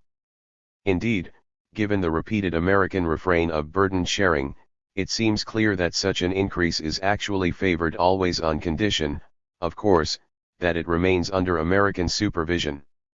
There is good cause, therefore, to ponder the status of this draft document, and also to wonder whether, as has so often been the case, the leak might have emanated intentionally from the Pentagon or the President's office. What was its real context? The Pentagon had been working on quantifying the base force defined by President Bush as the minimum essential military force just after the signing of START-I, Strategic Arms Reduction Treaty-I, in its National Security Strategy document of August 1991, the month in which the communist regime collapsed in Russia. At the time of the leak in 1992, the START-II treaty was being negotiated. It was to become the object of an agreement between Presidents Bush and Yeltsin in June 1992, before being signed officially in January 1993. The military scenario to which the base force had to be adequate, and which inspired the document on national military strategy published by the Pentagon in January 1992, included the capability to deal with regional contingencies, including possibly a limited, conventional threat to Europe. In this context, the leak, which caused an outcry among traditional U.S. allies, had the effect of reassuring Moscow by suggesting that American armed force was not specifically directed against Russia, contrary to the apparent meaning of the earlier formulation. The leaked draft text planted the idea that the American military posture as envisaged in Base Force, in reality not very different from the Cold War posture, was part of a new American all-horizons strategy, not very rational to be sure, but comforting to the Russians. It made America seem to be the guarantor of an interdict on all regional ambitions for the newly reunified Germany and for Japan, the two neighbors Russia fears the most. So the leak, whether intentional or not, made it much easier to persuade Moscow to accept the maintenance of American military power, at the cost of a temporary ruffling of Allied feathers soon allayed by energetic denials that the leaked draft really represented official opinion. Point 23. The real opponents. In the context of a rational formulation of U.S. strategy, there are only two declared opponents of American hegemony whose behavior is unpredictable in the middle and long term and whose physical scale places them on comparable footing with the United States, only two competitors against which a military confrontation would definitely be more than a live-ammo war game like the Gulf War. These are, of course, Russia and China, each a formidable power on its own, all the more so together or simultaneously. Only these two potential adversaries can justify a hypothesis that explains the level of military readiness maintained by the United States. This gives some cause for believing that, under the current Burr scenario, Iraq is in some sense a codename for Russia, and North Korea a codename for China. From this angle, the hybrid category of MRC, a conflict both regional and major, designating in nominal terms a limited regional war, would take on the real value of a major, unlimited, war with a power like today's China or Russia, unable to project its forces worldwide but already, or still, capable of projecting them regionally. The overall level of the American armed forces corresponds much better with two simultaneous wars of this type than with two limited regional wars. Of course, the reasoning behind this codification is not difficult to understand. A final factor constraining the scenario space examined by the DOD is the desire to avoid embarrassing the governments of so-called enemy countries. For now, Iraq and North Korea are well suited to playing the role of aggressor in the DOD scenarios because of their acknowledged status as hostile states. Iran, Libya, and Cuba could also be used as scenario adversaries. But the big questions regarding the future geopolitical landscape concern China and Russia. For obvious reasons, the administration would like to avoid having to explain why it regards these countries as potential adversaries in its defense analyses, even if it is quite likely that the Chinese military is doing the same in reverse. Scenarios involving these powers have therefore been ruled out of bounds. Point 24. 2. The United States versus Russia and China. William Cohen's report on the QDR only raises the possibility that a regional great power or global peer competitor may emerge for the period after 2015, adding in somewhat euphemistic fashion, Russia and China are seen by some as having the potential to be such competitors, though their respective futures are quite uncertain. 25. More explicit texts on current strategic thinking in American defense circles have to be sought among parallel, semi-official documents. The INSS's 1997 strategic assessment, quoted earlier, has the great advantages of frankness and clarity, authorized by its status as unofficial discourse. It is worth quoting again at some length. The short period of great power cooperation may be coming to an end. While ties among the United States, Europe, and Japan are growing stronger, despite some strains, the other great powers, Russia and China, are increasingly suspicious of longer-term U.S. intentions. They also feel they are not being treated as great powers, and both are concerned about their peripheries. Russia about the near abroad, populated by 25 million ethnic Russians. China about areas it regards as part of its sovereign territory, Taiwan, Hong Kong, and the Spratly Archipelago in the South China Sea. Both are well aware of residual military deficiencies, both are focused on domestic priorities, both wish to avoid conflict for fear of jeopardizing economic development. Therefore, rather than opposing the United States directly during the next decade, China and Russia are more likely to mount a low-intensity strategic competition with the United States designed to reduce or offset U.S. influence in the regions they regard as their special spheres of influence. Each, however, has nationalist movements, so the possibility of conflict, however unlikely, cannot be discounted. If conflict erupts, it is likely to involve specific issues related to sovereignty and to be limited in scope, scale, and duration. For the next decade at least, neither China nor Russia will be a global peer competitor of the United States capable of mounting broad strategic challenges. However, either one could become a theater peer with the US, possibly presenting graver problems than could a regional power. Both China and Russia are nuclear powers with ICBMs, space powers with access to overhead imagery and global communications, nations of enormous size with considerable strategic depth, and important leaders of international institutions, well positioned to block UN actions against their interests. 26.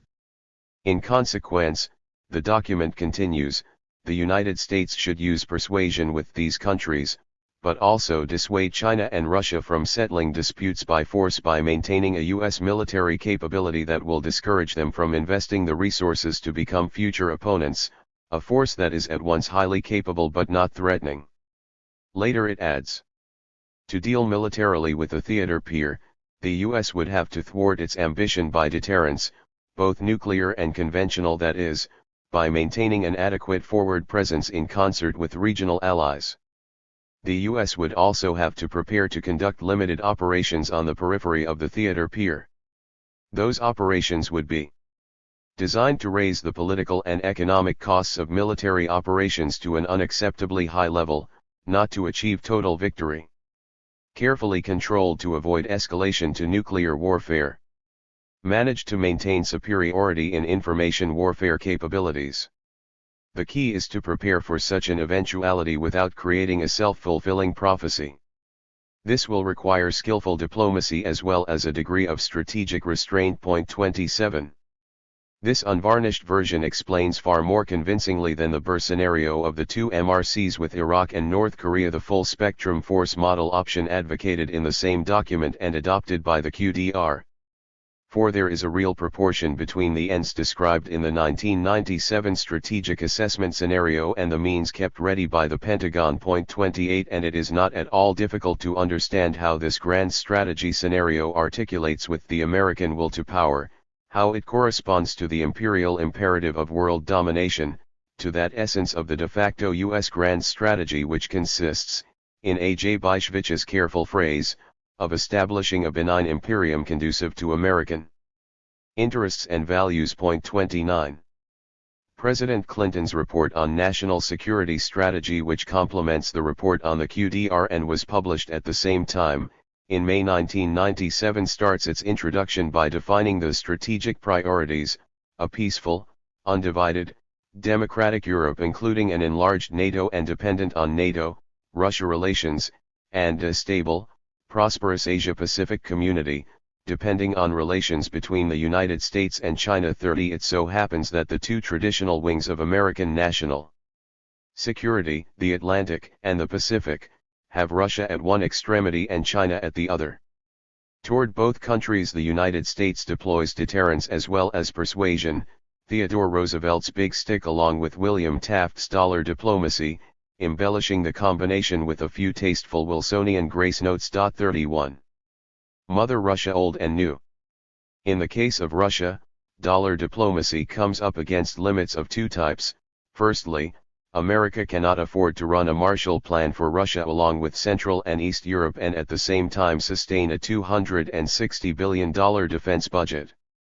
Of its two richest allies, one, Germany, is struggling with the costs of reunification and has still not emerged from its economic recession, and the other, Japan, apart from having economic problems of its own, has little inclination to invest massively in Russia. This reluctance affects both the public and the private sectors.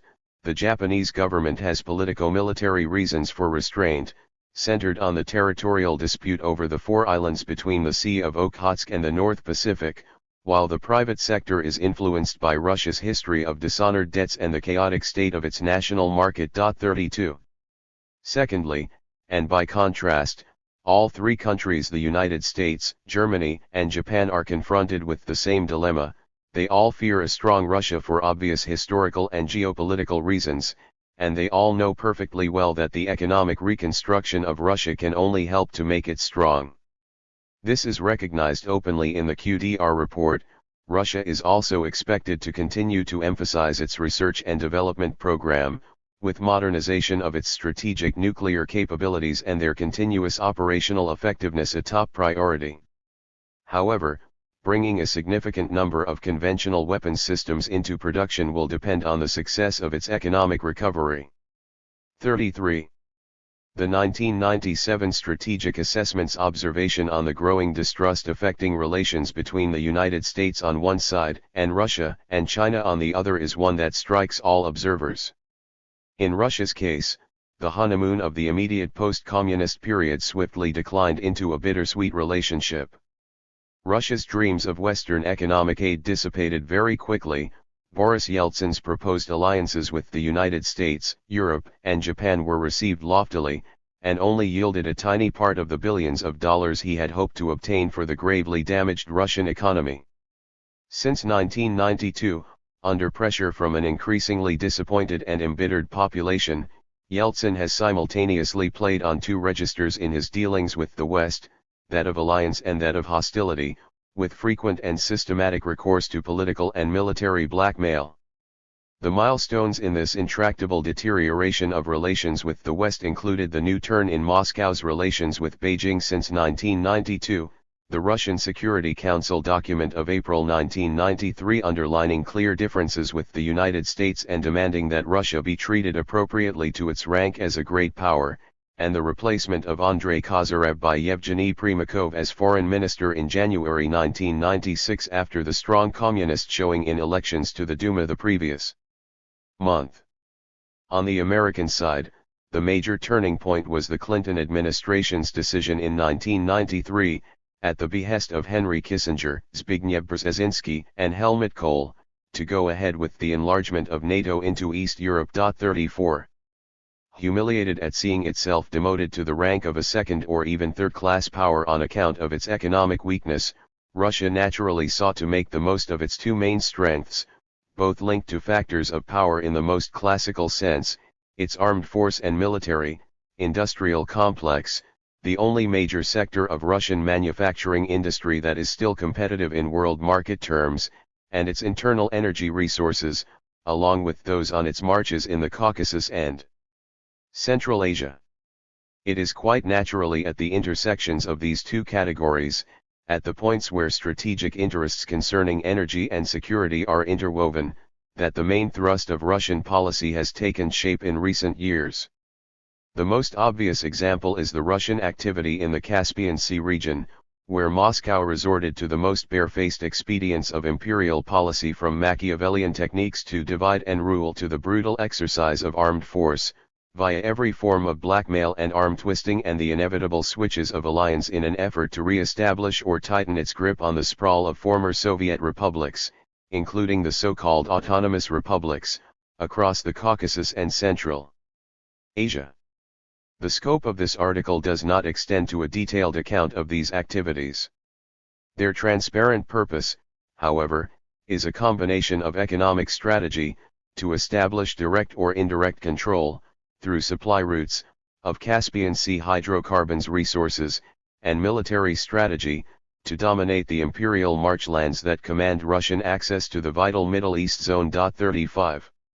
The grossly imperial policy of the new Russia has evoked, more justifiably than at any time since 1917, numerous analogies with Tsarist policy, most strikingly the revival of the old refrain about access to the warm seas, much repeated during the Soviet invasion of Afghanistan. And the very fact that people continue to insist on the continuity of Russia's imperial policy through radical changes in its socio-economic structure and ideological options clearly shows how this argument from the Cold War has helped establish a perception of Russia as an atavistic enemy of the West. The rush for oil. Of course, such views are only the ideological justification, in historical terms, of a rivalry dictated wholly by current interests. For the last 4 years or so, the zone around the Caspian Sea has been the setting for an out-and-out black gold rush by the American oil companies. The companies have chosen to deal with Russia by setting themselves up as champions of the independence of the republics concerned, striving to create conditions for breaking their effective encirclement by Russia, notably by trying to establish oil export routes outside Russian control. 36. But they have come up against two major obstacles. First, Armenian-inspired restrictions imposed by Congress on government aid to Azerbaijan have prevented the American oil companies from obtaining loans guaranteed by Washington. It is thus not surprising that in the front line of those calling for the removal of these restrictions are eminent members of the Bush administration, by far the most oil business-infested government team of recent decades. 37 They are supported by the administration of President Clinton, who has personally striven, along with Vice President Al Gore, to form close links with his Azerbaijani opposite number, Haydar Aliyev, and the President of Kazakhstan, Nursultan Nazarbayev. 38. The other obstacle concerns Iran. The same circles that are working in the United States for the lifting of obstacles to relations with Azerbaijan have been campaigning for months to restore American links with Iran and abandon the policies of containing and isolating that country. This policy has rebounded against the United States and is increasingly damaging to its interests. This is not just in the matter of exploiting Iranian hydrocarbons as the replacement of the American company Conoco, compelled by its government to withdraw, by the French company Total for the exploitation of the Iranian Sirai oil field, had already shown in July 1995, but also because Iran, as a stage on the route to the Mediterranean via Turkey, is essential if hydrocarbons are to move from Central Asia to the west without passing through zones under Russian control. 39. For its part, Russia has not been standing still but, profiting from the American dual containment of Iraq and Iran, has been striving to restore its ties with both countries. While Moscow concluded a treaty of peace and friendship for 10 years with Tehran, the two countries having common interests concerning the exploitation of Caspian Sea oil, and in the juridical quarrel over the status of the Caspian, and signed, in January 1995, a contract for the reconstruction of the nuclear reactors at Bushehr in southern Iran, on the Gulf. The Russian oil giant Lukoil in March 1997 concluded a contract giving it a 51% share of production from the Iraqi Kurna oil field, which could eventually amount to 1 million barrels per day. The well-known concordance of the Russian and French positions on the United Nations embargo against Iraq is based on the harmony of interests between these two countries, with which Baghdad maintains privileged relations. There are now common interests in Iran, too. The contract signed in Tehran on September 28, 1997 concerning exploitation of the giant offshore gas deposit South Pars field, in Iranian territorial waters, by Total in association with the giant Russian company Gazprom and the Malaysian firm Petronas, in defiance of American extraterritorial legislation in the form of the D'Amato Law, passed by Congress in 1996 in reaction to the Conoco/Total incident, confirmed in striking fashion that the American oil lobby's warnings to its government had been well-founded. So there is an increasing contradiction between American political rulings hostile to Iran and Azerbaijan rulings many believe to be dictated by internal electoral considerations, the Armenian lobby for Azerbaijan, the pro-Israel lobby for Iran, rather than rational foreign policy and U.S. economic and strategic interests in the region. 40 But contrary to its flexibility on Azerbaijani matters, the Clinton administration has so far remained intransigent where Iran is concerned, spurred on by Israel, which is worried by Iranian efforts to achieve strategic parity by acquiring long-range missiles and nuclear weapons. 41. NATO vice and nuclear blackmail. Nevertheless, American armed forces are covering this eastern extremity of the southern flank of Europe more and more closely, in the Russian sector as much as the Iranian. When Russia pulled its squadron out of the Mediterranean, it probably hoped the United States would do the same, but to Moscow's great disappointment the Sixth Fleet remains there in force. Worse still, the United States and its NATO allies, after ignoring Russian warnings in carrying out air strikes on Bosnian Serb forces, then deploying their troops in Bosnia, clearly indicated since 1995 that NATO's southern flank from 1990, extended de facto southeastwards as far as the Gulf, now stretches northeastwards to the Caspian Sea, Taking in the Black Sea. The fleets of the Atlantic Alliance are more present than ever before in the Black Sea, that vital Russian maritime outlet. As a sign of protest, the Russian fleet has boycotted the naval exercises organized there since 1995 under the Partnership for Peace, all the more irritating to Russia because they followed the decision to associate Bulgaria and Romania, both ex-communist countries bordering the Black Sea, with the Western European Union, closely linked to NATO. Under the circumstances, it is not all that astonishing to learn that Russian military men have been known to call this rampant eastward lunge by NATO a drang nach Osten. 42. The inevitable upsurge of exasperation in Russia as the NATO vice tightens is redoubled by the accompanying feeling of impotence. The lamentable failure of Russian troops in Chechnya so complete that Moscow had to back off in 1996 and negotiate a modus vivendi to prevent further damage to its imperial oil policy in the Caucasus cruelly confirmed the advanced state of decay of the conventional forces of what is officially the world's second most powerful army. Another illustration of this decay is the condition of the Russian Black Sea Fleet, which cuts a deplorable figure in comparison with the splendor of the U.S. Sixth Fleet. This generally degraded state also explains more than anything else why the Russian Duma, with the tacit complicity of the executive, has still not ratified the START II Accords of January 1993. In effect, the greatly weakened state of the conventional parts of its armed forces has only given Russia cause to retain its nuclear capability, to maintain Russia's credibility as a great military power. 43 So the ratification of START II has become a means of blackmail, a factor rendered all the more precious by the virtual absence of others. This emerges clearly from a warning delivered by one of the originators of Russian foreign policy, Alexei Pushkov, who outlined Moscow's conditions and limitations on the expansion of NATO, and added that Russia's present conventional military disadvantage would incline it to rely more heavily on nuclear weapons in planning its defenses, just as NATO did in similar circumstances starting in the late 1950s. 44. Thus, the conventional disadvantage of today's Russia induces it to feature nuclear force more prominently in its deterrent posture and to make the same strategic choices as NATO has in the past when it believed, or claimed to believe, that it was at a conventional disadvantage. This is the context in which the Russian General Staff in 1993 abandoned the pledge made in 1982 by Brezhnev's USSR to make no first use of nuclear weapons, adopting instead the doctrine of graduated response.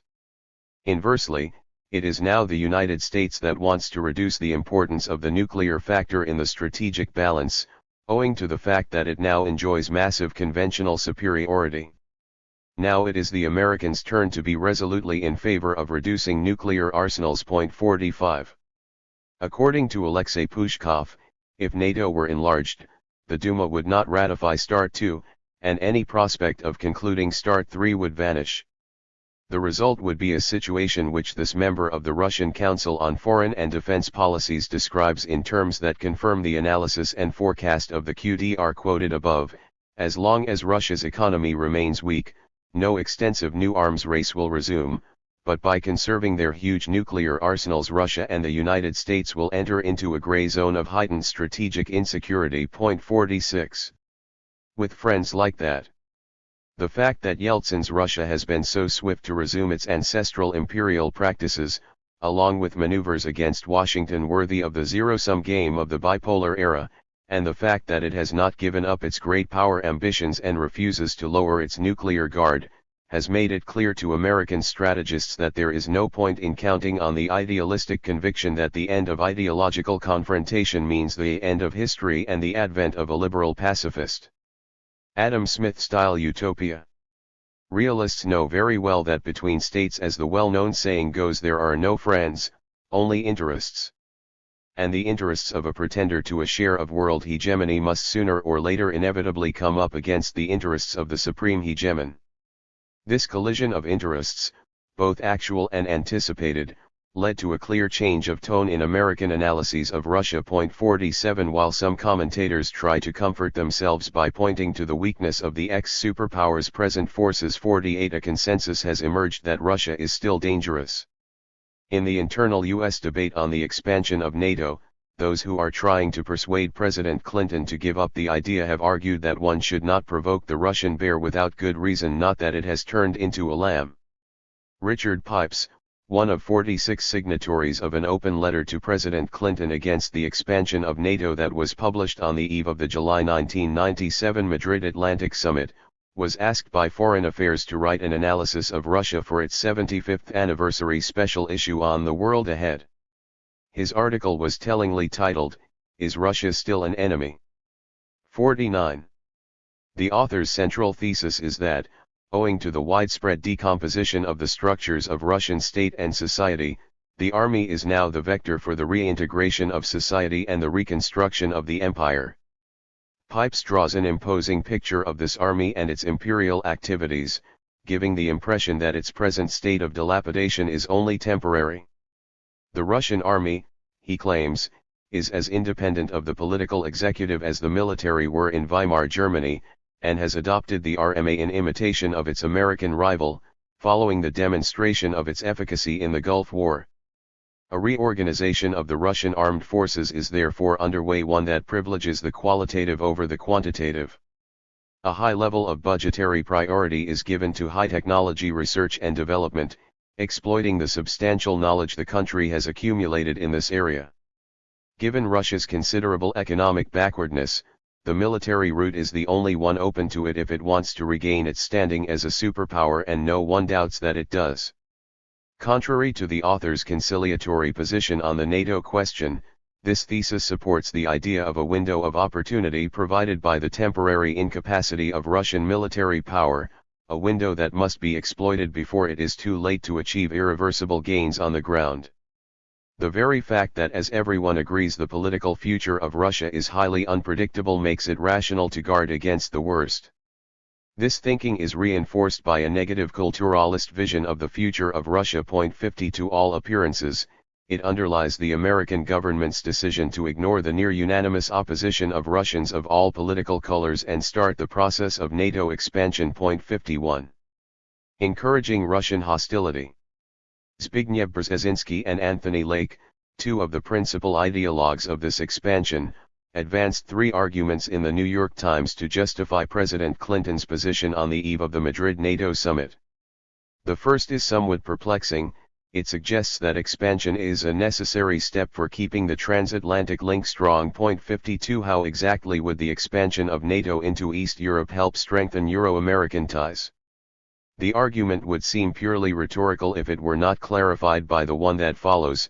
The two former national security advisors assert without shilly-shallying that an expanded alliance provides a hedge against the unlikely but real possibility that Russia will revert to past behavior. It must also contribute to the goal of preventing that from happening. 53. These two arguments should in fact be in the reverse order. If Russia is thought of as threatening, then the expansion of NATO strengthens the Atlantic Alliance, whose purpose has always been containment of Russia. In any case, the Clinton administration, taken aback by the very animated American debate on its decision, no longer hides its underlying postulate: the alliance must be prepared for other contingencies, including the possibility that Russia could abandon democracy and return to the threatening behavior of the Soviet period. 54. This postulate really is a typical example of a self-fulfilling prophecy, since the behavior resulting from it helps to strengthen Russian hostility to the Atlantic Alliance. Richard Pipes's fellow signatories of the open letter to President Clinton are not mistaken about this. In Russia, NATO expansion, which continues to be opposed across the entire political spectrum, will strengthen the non-democratic opposition, undercut those who favor reform and cooperation with the West, bring the Russians to question the entire post-Cold War settlement, and galvanize resistance in the Duma to the START II and III treaties. 55. This is yet another illustration of the famous security dilemma, that measures to improve security may have the perverse effect of increasing insecurity. Moreover, the Clinton administration's decision created a situation which is difficult to reverse without harming America's strategic interests. Since the best way to encourage blackmail is to give into it, it is obvious that if Washington were now to back down on the NATO question to avoid compromising the ratification of START II, as the critics of expansion recommend, Moscow would happily attempt to extract endless further concessions by the same means. The Clinton administration can claim in all honesty that it was simply unwilling to drop the substance for the shadow. In going ahead, though, it offered various consolation prizes to take the sting out of Russia's acquiescence, and to limit the negative effects on its former rival, a jump seat on G7 and the Paris Club, economic concessions, the promise to strengthen the Organization for Security and Cooperation in Europe and to revise the CFE Treaty, and above all the NATO-Russia Founding Act. 56. This last document, signed in Paris on May 27, 1997, starts by affirming in Clause 2 that NATO and Russia do not see themselves as enemies, indicating, if nothing else, that this is not something that goes without saying.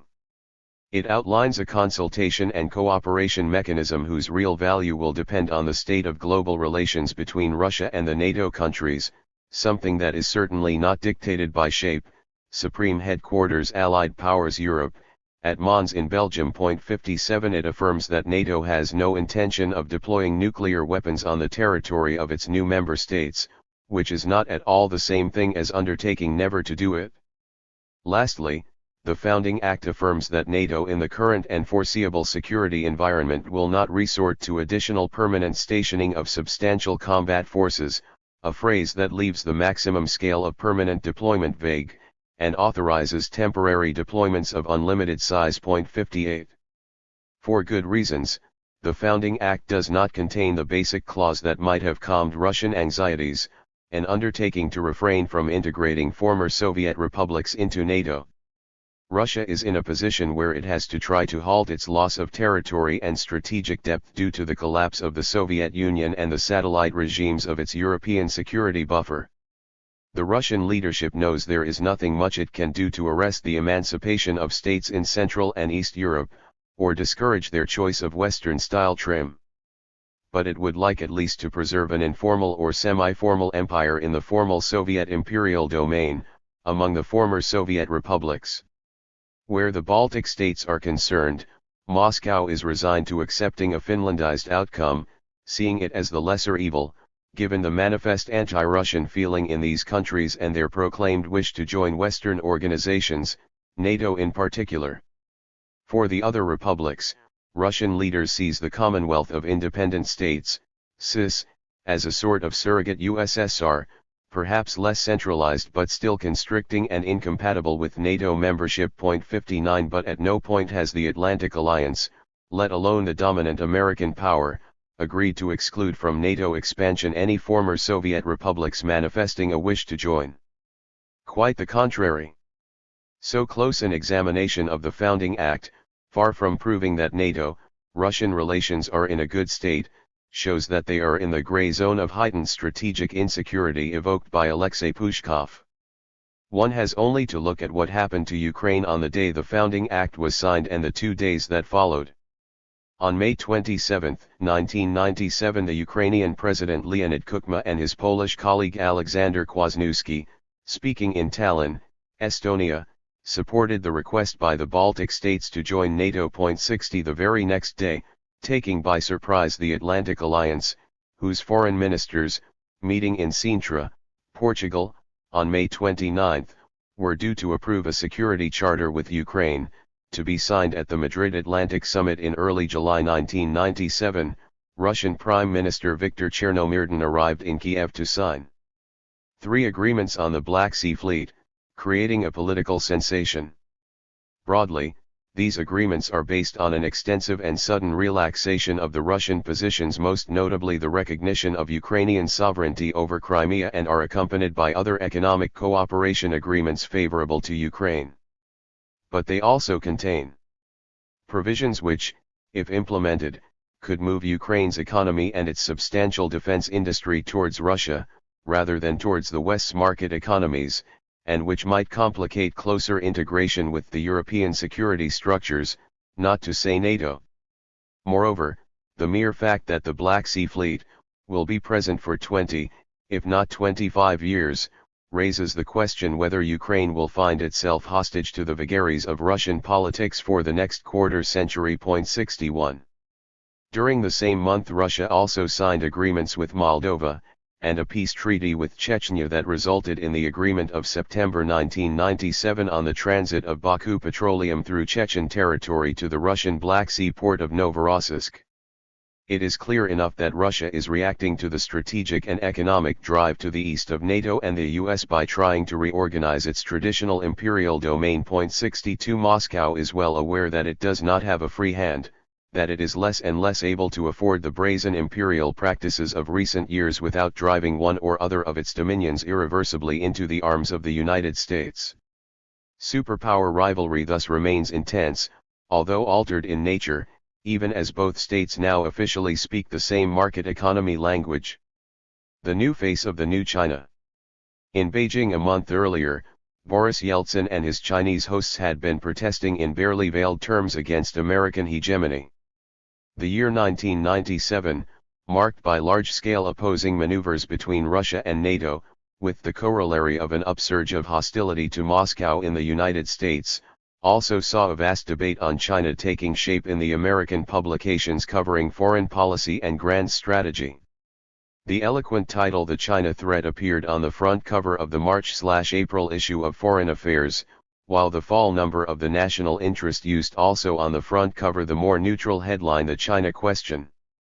The debate was first stirred up by the publication at the beginning of the year of a book with the alarmist and attention-grabbing title, "The Coming Conflict with China," by Richard Bernstein and Ross Monroe. 63 It spawned numerous articles in these journals and several others. The heightened tone of this debate was a direct consequence of the great tension that accompanied the Sino-American tussle over Taiwan in March 1996. China had chosen to assert its claims on the island, on the eve of the presidential elections due to take place there, by firing missiles in the strait separating the two, quite close to the Taiwan coast. The United States reacted to this dangerous gesture by sending 2 battle carrier groups to patrol the Taiwanese coastline. Washington had no other choice, as anything less might have tempted Beijing to go even further. Taiwan is at least as important to the United States as the state of Kuwait, not just because of the island's economic importance and considerable monetary reserves, but because if it allowed Beijing to seize it by force, the United States would lose forever its claim to be the great power guarantor in the Asia-Pacific region, as Bernstein and Monroe rightly put it. 64. The role of Japan. In April, the month following this Sino-American arm wrestling bout, President Clinton and Japanese Prime Minister Hashimoto agreed in Tokyo to strengthen the military alliance between their countries, to increase the Japanese defense effort and maintain American forces in Japan at the existing level, but with partial redeployment. In consequence, Japanese participation in the joint naval exercises in Asia-Pacific regional waters increased. Then, in June 1997, a few days before the retrocession of Hong Kong to China itself due to take place under inauspicious circumstances, owing to the diplomatic tension provoked by Beijing and the military exercises being carried out by Taiwan, a U.S. State Department report lifted the veil on changes to the framework and modalities of the Japan-U.S. strategic alliance, under revision since the April 1996 summit. It emerged that the governing theme of this revision is a larger role for Japan in the event of U.S. involvement in a regional military conflict. This was confirmed in an agreement reached by the two countries' governments on September 23, 1997, though still to be ratified by their respective parliaments.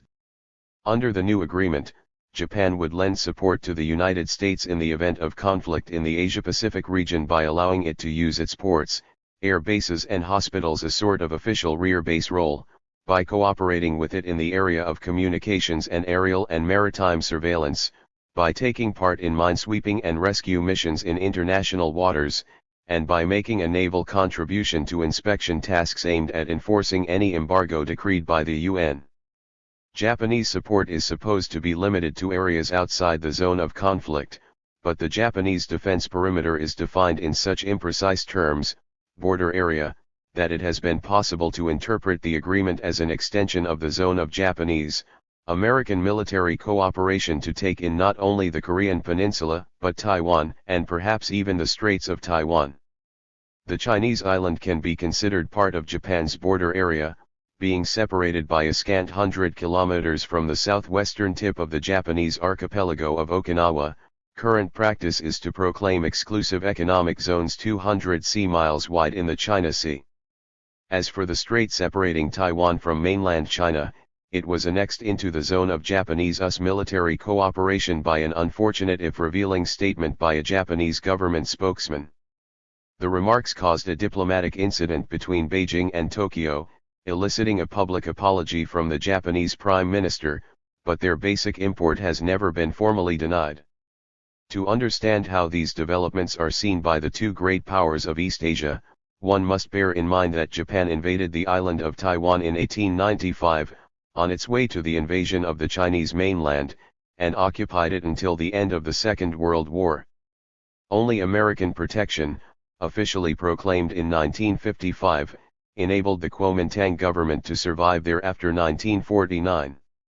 It is thus not difficult to see that any manifestation of the Japan-US alliance touching on Taiwan is perceived in China as an aggressive imperialist act, mirroring the way the Chinese attitude is seen in the West and even, increasingly, in Japan itself, which these days is tending to get over its guilty conscience for past behavior, and to view China as a menacing power. 65. The strategic tension between the two Asian powers is aggravated by the fact that they both depend on energy imports.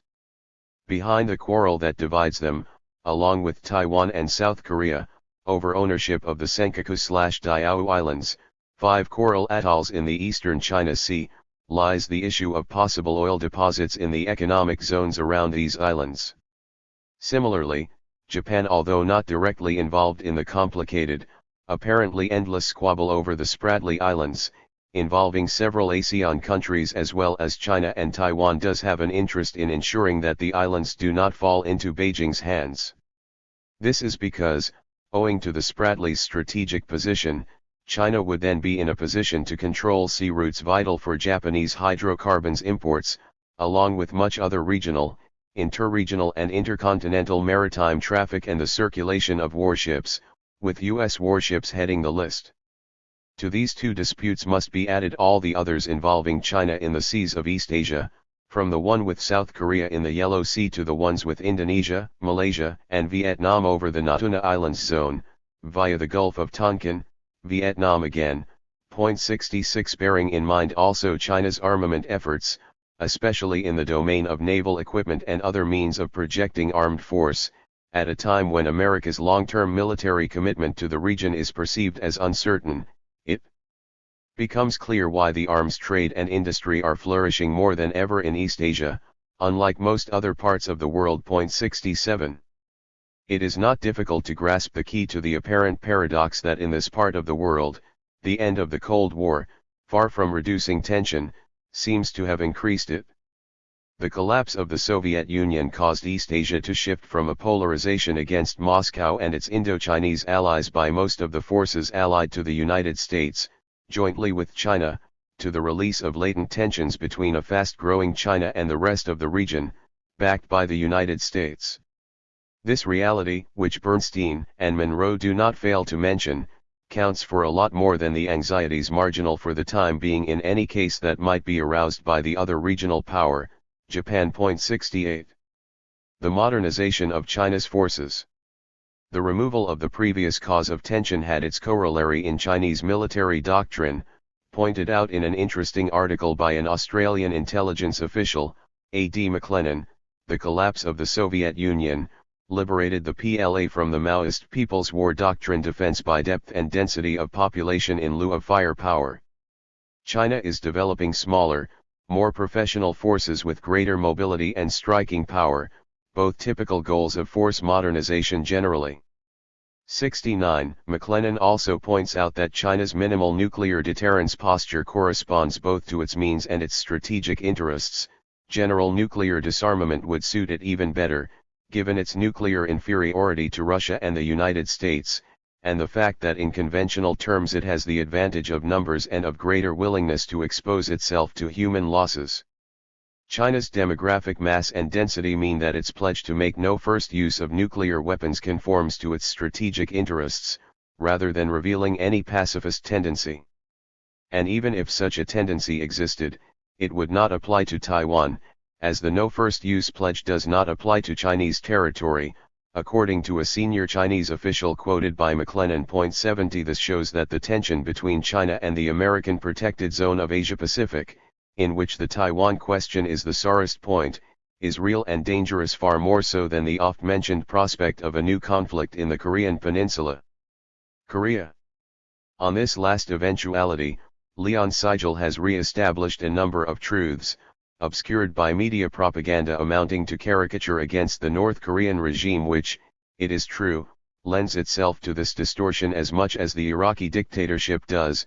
Ever since the 1970s, some U.S. intelligence assessments have concluded that South Korea has the military edge, especially in the air, and could repulse a North Korean attack even without throwing U.S. forces into the balance. 71 This advantage has grown continuously, to such a point that it is now reasonable to wonder which of the two Koreas most fears the departure of Uncle Sam's troops.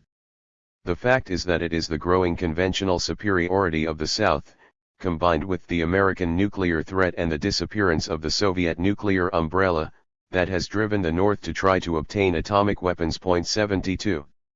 So, it is on the opposition between China and the United States, and certainly not on the conflict with North Korea, that the new regional strategic setup, including the revised terms of the Japanese-US alliance, is arranged.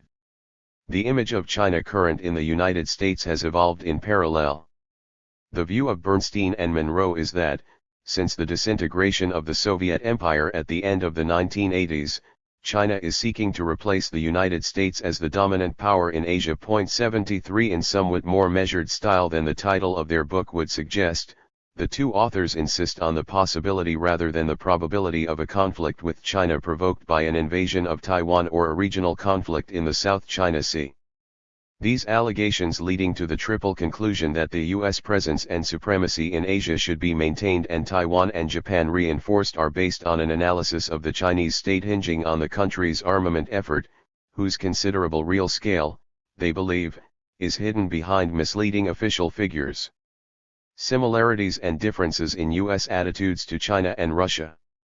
There is an altogether remarkable similarity between American analyses hostile to China and those hostile to Russia, not only because both analyses see the mote in China's or Russia's eye while remaining oblivious to the beam in America's own, but because they both place the emphasis on the army, which they believe, along with the related military, industrial complex, to be the all-powerful central institution of the country concerned. 74 Richard Pipes, quoted earlier, analyzed the position and role of the Russian army in terms virtually identical to Bernstein's and Monroe's. And while Pipes draws a parallel between Russia and Weimar Germany, Bernstein and Monroe consider the most likely outcome of present Chinese political evolution to be a kind of corporatist, militarized, nationalist state, one with some similarity to the fascist states of Mussolini or Francisco Franco. 75. However, unlike Russia, which has few defenders in the United States, China has considerable numbers. The difference is not simply due to the legacy of hostility accumulated against Russia in the Cold War years and cooperation established during the Sino-American alliance over the last 2 decades of that period. Even more important is the fact that the economic interests that currently bind the United States to China have no common measure with those established with Russia. So that the distrust of China maintained in American defense circles, out of conviction as well as self-interest, is balanced by the favorable attitudes cultivated in the trade and business communities, foreign policy makers being split between the two attitudes. The traditional divisions between hawks and doves, realists and idealists, are every bit as muddled here as they are in the debate over the expansion of NATO. The role of China advocate in American foreign policy journals has fallen on Robert Ross, a Harvard academic. 76 He has had little trouble dealing with alarmist exaggerations of Chinese military potential put about by China detractors. Japan alone is greatly superior to China in both air and naval terms, and will retain this superiority for the foreseeable future, owing to its much more advanced technology and much higher defense budget. The underlying idea is that China could regard the United States as a guarantee against any resurgence of Japanese military imperialism, placing the United States in the ideal position according to the Kissinger doctrine of guarantor of the balance of forces. Nevertheless, China could go against American policy in the domain of weapons proliferation. The United States should therefore seek Chinese assurances in this area, as well as those of economic liberalization and human rights. In so doing, Ross insists, it is important to avoid souring relations with China and to pursue a policy of engagement with it instead of putting it in quarantine. The visit to the United States of Chinese President Jiang Zemin at the end of October 1997 was a vivid moment and a good illustration of this last policy. In exchange for Chinese assurances on ending deliveries of nuclear materials and missiles to Iran, Washington unblocked the supply of power stations to China, to the great profit of the American nuclear industry. Beijing also undertook to buy 50 Boeing aircraft for a total of $3 billion and agreed to reduce customs tariffs on American products so as to reduce the large U.S. commercial deficit with China, now nearly $40 billion. But the visit also showed the limits of the policy of engagement when, during a joint press conference with his American opposite number, the Chinese president suddenly adopted a menacing tone on Taiwan. We do not pledge to renounce the use of force, which is not directed against our compatriots in Taiwan but rather against external forces trying to interfere in Chinese internal affairs, as well as those who try to bring about Taiwan's independence or separation from the rest of the country. 77 If there were any dreamy idealists among those responsible for U.S. foreign policy, the Chinese president meant to bring them down to earth. Behind the facade for public consumption, in any case, there are very few who nurse illusions. Robert Ross's declared concern, like that of the American campaigners against NATO expansion, is to prevent the creation of a self-fulfilling prophecy, to avoid setting China against the United States by treating it openly as an enemy. Looking closely at Ross's views on the American strategic and military presence in Asia, however, it becomes apparent that he hardly differs from Bernstein and Monroe, for the good reason that engagement is an uncertain gamble, like the political future of China itself. There is no guarantee that engagement will work. At times, Washington will have to protect its interests unilaterally. It will also have to maintain its current military deployments in Asia. U.S. strategic retrenchment would do far more to alter the Sino-American bilateral balance of power and the regional balance of power than any combination of Chinese military and economic policies. 78. The main strategic difference that might arise between the two sides of the American debate on China is more concerned with the Japanese-American alliance. Where Bernstein and Monroe argue vigorously for an enlarged Japanese military role, a warm supporter of closer ties between Beijing and Washington like Zbigniew Brzezinski is to be heard warning against any strengthening of Japan-U.S. cooperation. 79 This view is far from unanimous among supporters of an appeasement policy toward Beijing. But what they all fear is that a souring of U.S. relations with both Russia and China at the same time might result in a strengthening of the sketchy alliance that has taken shape between those two countries. The Sino-Russian Strategic Partnership. Comment on the possibility of a Russo-Chinese alliance is difficult, if not impossible, to find in American official or even semi-official strategic literature. Despite the very real progress of strategic and military cooperation between the two countries, the taboo against raising this question seems to be even stronger than the one against naming Russia and China as potential enemies in war scenarios. The collapse of the Soviet Union effectively opened the way for a new era in relations between Moscow and Beijing, the two governments driven by common and reciprocal interests.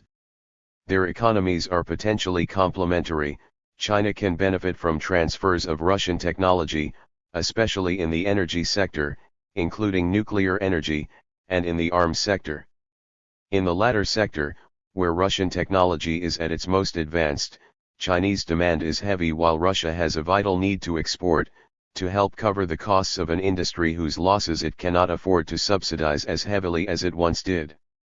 Moreover, China will soon be a net hydrocarbons importer, and seems destined, with Japan, to be a natural customer for the petroleum and enormous natural gas reserves of Siberia and the Russian Far East fields at Sakha/Yakutsk, Irkutsk, and the offshore field near the island of Sakhalin. 80 In exchange, Russia could import great quantities of Chinese consumer goods, whose prices are more in line with its internal market than those of Western products. For the time being, however, these exchanges remain potential rather than real. China continues to favor Western technology whenever it has the choice.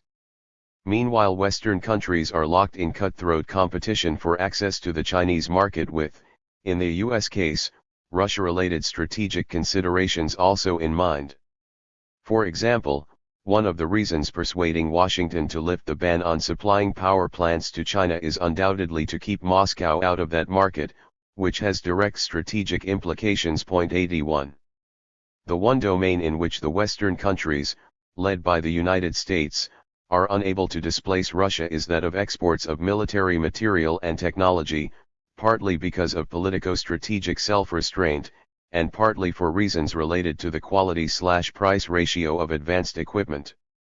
Very soon after the collapse of the Soviet Union, China became Russia's biggest military customer, alone absorbing 26% of Russian arms exports, worth a total of around $1.7 billion, in the 1992-94 period. As early as 1992 China acquired 24 Sukhoi Su-27 fighter bombers, and in 1995 ordered another 72 Su-27s, costing $2.8 billion, around 50 of which have already been delivered by Moscow.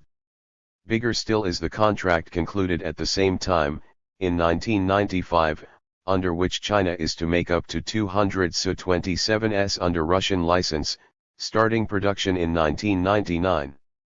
Beijing also purchased S-300 air defense missile systems from Moscow, along with 4 Kilo-class submarines, of which 2 have already been delivered. After the March 1996 face-off in the Taiwan Straits, China ordered 2 Russian Sovremeny-class destroyers equipped with cruise missiles. It is also interested in constructing or acquiring an aircraft carrier. Russia has recently finished building its first and acquiring in-flight refueling tankers. These Russian military deliveries to China establish strategic links that are more important and durable than the ties resulting from Beijing's acquisition of 50 Boeing civil aircraft. Beijing now depends on Moscow for the maintenance and repair of the most sophisticated submarines and fighter bombers it possesses. In other words, 2 of the mainstays of its regional military power. That is why the quality of relations between the two countries should not be measured solely by the yardstick of the overall volume of their trade, which remains relatively small. It also explains why their political relations are so much more advanced than their non-military or overall trade relations. After the first Yeltsin-Jiang summit in December 1992, the two governments began a procedure to settle their frontier disputes, which the Russian president is now trying to conclude in a way that favors Chinese requests. They also agreed on the principle of limiting the forces deployed on either side of their common frontier. At the second summit, in September 1994, the two countries declared themselves tied by a constructive partnership, decided on new reductions of their frontier forces, undertook not to use nuclear weapons against each other, and pronounced themselves in favor of a multipolar world system. Then, at the Third Summit in April 1996, the two countries declared themselves henceforth linked in a strategic partnership. The Chinese president proclaimed his support for the Russian positions against NATO expansion and on Chechnya, while his Russian colleague supported the Chinese positions on Taiwan and Tibet. Further measures showing reciprocal trust along the common borders of China with CIS member states were instituted and formalized by treaty. There was of course nothing fortuitous in the timing of this new strategic partnership's proclamation, just a month after the Sino-American confrontation off Taiwan and in the same month that the Clinton-Hashimoto summit decided on the upward revision of the Japan-US military alliance. In December 1996, Chinese Prime Minister Li Peng joined Boris Yeltsin in Moscow to reject any prospect of a unipolar world and defend the principle of a multipolar international order. Then, in April 1997, the Fourth Sino-Russian Summit, held in Moscow, adopted a joint statement on global multipolarization and the establishment of a new world order. This document, clearly aimed at the United States without naming it directly, affirms that no country should seek to impose its hegemony on others or assume that it has a monopoly of international relations. The statement also condemned all consolidation of military blocs which, in the political context, could only be taken to refer to NATO expansion and the revision of the Japan-US alliance. 82. Needless to say, the Sino-Russian communiques are not without elements of feint, blackmail and bluff. But the irritation expressed by the two governments is not assumed for the occasion. There is no shortage of reasons for their rancor against the United States, as has been shown. And these protests against a unipolar world are taken a lot more seriously in Washington when they come from a Yeltsin-Jiang summit than when they come, for example, from a Chirac-Yeltsin summit. A lot less believable, at least so far, is the so-called Sino-Russian strategic partnership, which in fact is not really based on firm and solid foundations of mutual trust. For the time being, both countries use this partnership, each in its own way, as a threat or means of exchange, either to obtain concessions or shifts of position from the American government, or to persuade it to attenuate or desist from its encroachments on their own respective positions. 83 American official strategic documents affect to ignore any possible alliance between Russia and China precisely for this reason, to minimize the weight of blackmail to which the United States can be subjected. The hub and its spokes. For the time being, certainly, neither of the two partners can afford the luxury of an open break with the United States. The fact is that they both need the US more than they need each other. From the economic point of view above all, Joseph Joff is not mistaken in thinking the Sino-Russian strategic partnership anachronistic, and affirming that Boris Yeltsin is not going to look for computers in Beijing and that China will not risk the loss of its main export market. 84 In any case, the recent visit by the Chinese president to the United States showed that China knows how to be cooperative, when necessary, to obtain economic advantages. Current American strategy really does seem to contain the Bismarckian dimension that Joff describes. It corresponds closely to the image of hub and spokes, with the United States as the hub and Europe, Japan, Russia, and China as the spokes of the wheel, all needing the United States more than they need each other. 85. Even so, the author is being too hasty when he suggests that the United States, simply because of its nuclear weaponry, has nothing to fear from any military alliance against it, even a coalition of Russia and China. 86 No one has forgotten that once nuclear deterrence has become mutual it can no longer be used, or that the deterrent effect is greatly reduced when used against enemies whose nuclear destructiveness potential is qualitatively equivalent. As Edward Luttwak so aptly points out, nuclear weapons are too effective to be effective. 87. It is difficult enough to believe that the United States would really be willing to use nuclear weapons against China, which has a real if quantitatively limited capacity for nuclear retaliation, if Beijing were to try to seize Taiwan by force, even less so if the invasion followed a unilateral declaration of independence by Taiwan. 88 So it is even more difficult to accept that the United States would take the initiative in resorting to nuclear weapons against a China-Russia coalition in a dispute over a third country. The deterrent credibility of American nuclear capacity against nuclear peers of the United States is restricted to the protection of American territory against direct aggression. And of course, there is no state that aspires to such an act of folly. Furthermore, in a post-heroic era in which the U.S. armed forces, not to mention American public opinion, are not very eager to take risks, even the minimal risks of an intervention somewhere like Somalia or Haiti. 89 It is far from certain that the United States would even risk a major conventional war in defense of Taiwan, especially as Washington subscribes officially to the principle of Chinese territorial unity. Would not direct U.S. military involvement be even more risky with the American nuclear deterrent neutralized by a coalition of China and Russia, and with Russian military technology available to a Chinese army still fully manned at present that remains far more willing to risk human losses than the U.S. Army? And might not a military confrontation between the United States and China in East Asia lead to the risk of Russia opening a second front, directly or through proxies, in, say, Ukraine or the Arabo-Persian Gulf? Is this really an unbelievable scenario? Certainly unlikely, but nevertheless not impossible. In Raymond Aron's celebrated phrase, it is a scenario well in the tradition of worst-case analysis. 90 The preceding pages have sought to demonstrate that it is the scenario and not the scenario of two simultaneous wars against adversaries like Iraq and North Korea that corresponds most convincingly to the global military posture of the United States. A close reading of the QDR report does reveal something rather like an admission, after judging it likely that there will be no global peer competitor until 2015, and before proceeding to separate examinations of Russia and China, treated as regional powers for the time being, the report affirms, it is likely that no regional power or coalition will amass sufficient conventional military strength in the next 10 to 15 years to defeat our armed forces, once the full military potential of the United States is mobilized and deployed to the region of conflict. 91. Conclusion.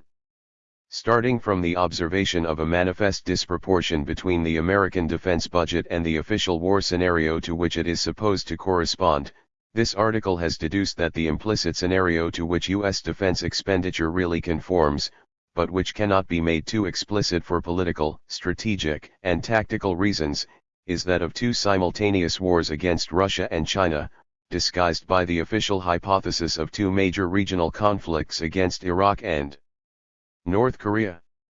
The image of these two wars should be understood as coming from a school of deterrence through escalation that still persists in the Pentagon and the U.S. administration.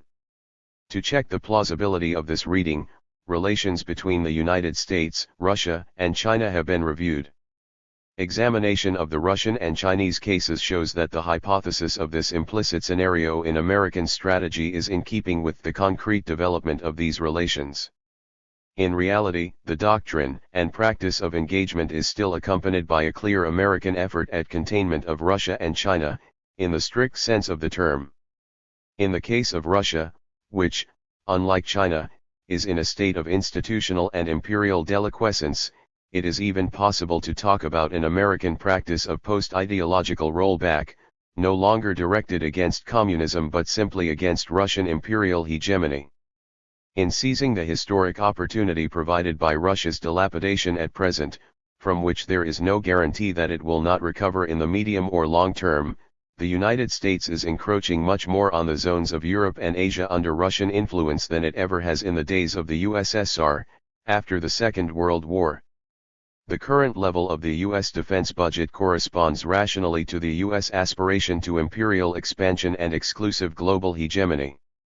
In full strategic coherence, the United States is prepared for the worst-case scenario. In other words, it has taken the appropriate measures against its two main potential military rivals, the two main candidates for the position of global peer competitor, Russia and China. It is all the more plausible to consider them jointly in that they are naturally tempted to form an alliance against the sole superpower of the moment. These strategic choices maintain a level of tension with these two powers that justifies U.S. suzerainty over their neighbors, Germany, Europe, and Japan, and blocks any move toward possible regional alliances Russian or Sino-Japanese that might be able to challenge American hegemony. Yet the expanded military role of Germany and Japan, in the context of an American alliance directed against Russia and China, should have the effect of heightening the anxieties of these two countries and leading them to try, each on its own behalf, to get into the good graces of the United States. For the time being this seems to be working better with Beijing than with Moscow. But, when all is said and done, this is no more than an ancient and well-tried imperial recipe. First published in New Left Review 228, March/April 1998, pages 91 to 126. Translated from the French by John Howe. Chapter 2. Rasputin Plays Chess, How the World Stumbled into a New Cold War. At the end of the 20th century, after 2 world wars and a Cold War, we and our allies have a chance to leave our children a Europe that is free, peaceful, and stable. but we must act now to do that. Statement by President William J. Clinton. On Kosovo, March 24, 1999. With the last year of the millennium only half gone, the tensions that have appeared so far in relations between the three pillars of the strategic triad, the United States on the one hand and Russia and China on the other, seem to bode ill for the 21st century.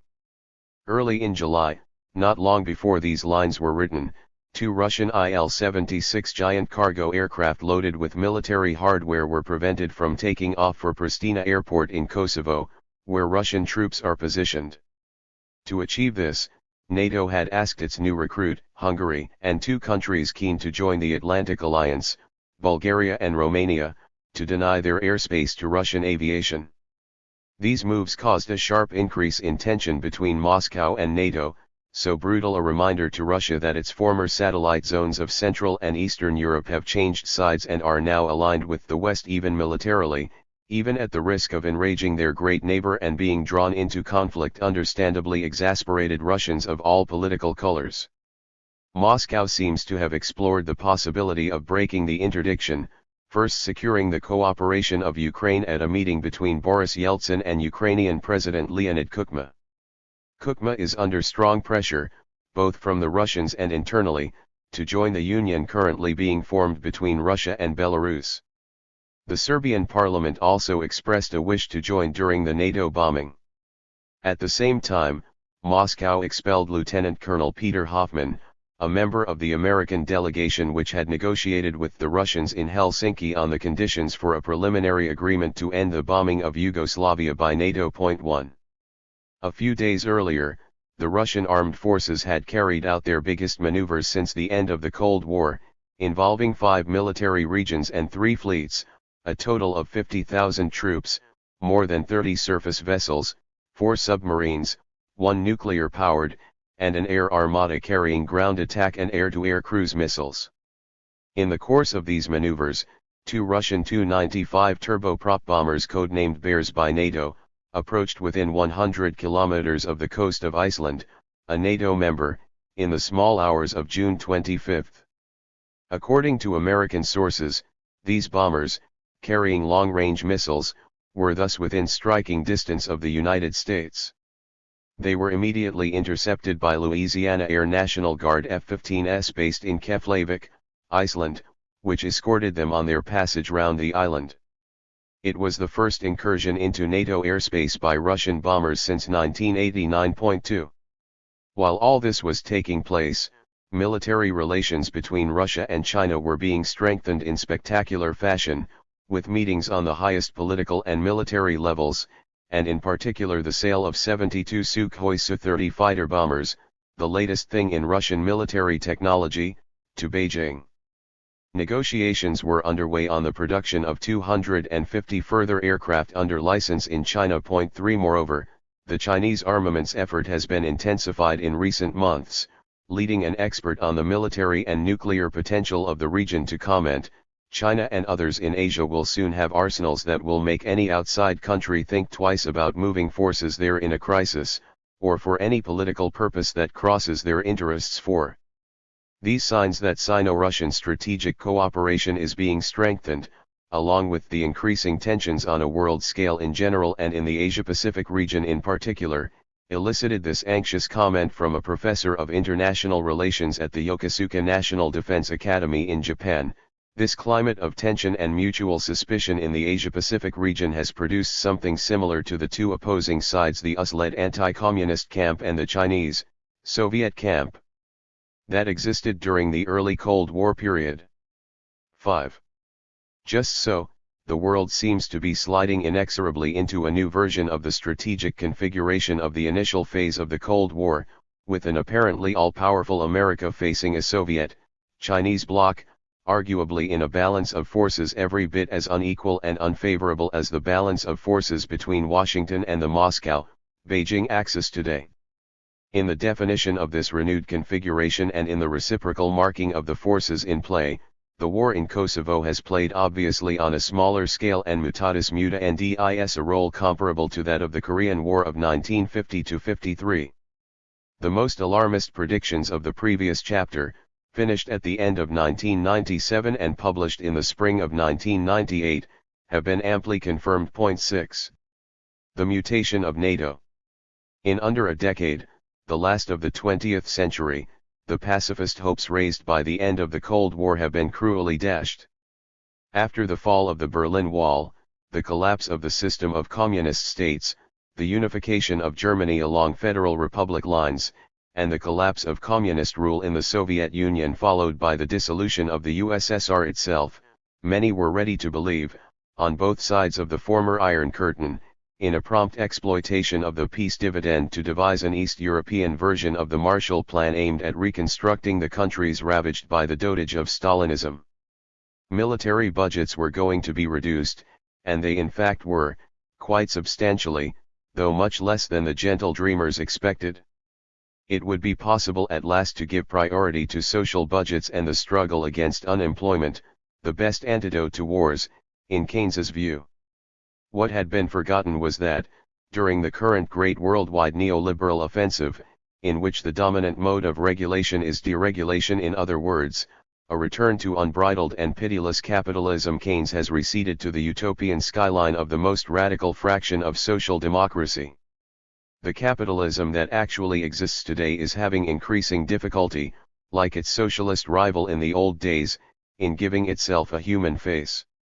Thus, in reality, between a liberal pacifist option predicated on the social and ecological development of the planet and a neoliberal militarist option in which the icy water of egoistic calculation, Marx, flows between the dikes provided by the forces maintaining social order and the New World Order, the choice seemed broadly determined in advance.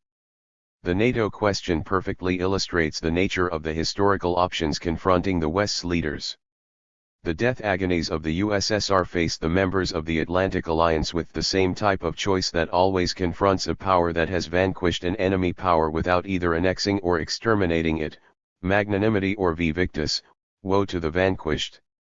A celebrated Cold War historian, Professor John Lewis Gaddis of Yale University, admirably summarized the nature of the basic options confronting the West in an article whose initial version was given as a lecture in a seminar at the National Defense University in Washington in October 1997.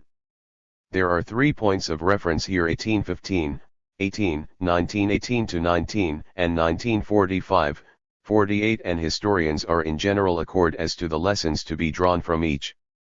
They applaud the settlements of the Napoleonic Wars and of the Second World War because the victorious Allies moved as quickly as possible to bring their vanquished adversaries, France in the first case, Germany and Japan in the second, back into the international system as full participants in post-war security structures. Historians tend to criticize, if not condemn, the First World War settlement precisely because it failed to do that for two of the most powerful states in Europe, Germany and Soviet Russia. The resulting instability, they argue, paved the way for yet another conflagration. 7. The foundering, without direct major conflict, of the Russo-Soviet Empire represented a historical turning point at least equivalent in magnitude, in strategic terms, to any of these 3 references. Even before the final collapse of the Soviet Union and the dissolution of the Warsaw Pact, the July 1990 NATO summit in London modestly stated in an official declaration, "The North Atlantic Alliance has been the most successful defensive alliance in history." This emphatic triumphalism was nevertheless accompanied by benevolent clauses favoring consolidation of the peace, the statement that security does not depend solely on the military dimension but also on the political dimension, which the alliance vowed to accentuate in future, the statement that the unification of Germany had ended the division of Europe and should be accompanied by a European identity in the domain of security. NATO committed itself to shaking hands with all its Cold War adversaries, emphasizing its purely defensive character. "We have no aggressive intentions and we commit ourselves to the peaceful resolution of all disputes. We will never in any circumstances be the first to use force." 9. Lastly, the alliance pronounced itself in favor of the institutionalization of the Conference on Security and Cooperation in Europe, CSCE, which in December 1994 became the OSCE after acquiring the status of an intergovernmental organization formed in the 1973-75 period.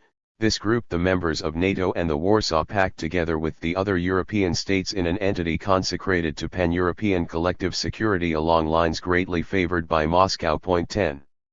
What this seemed to mean was that NATO, while maintaining its traditional structures as an elementary precaution, no one, however, can be certain of the future.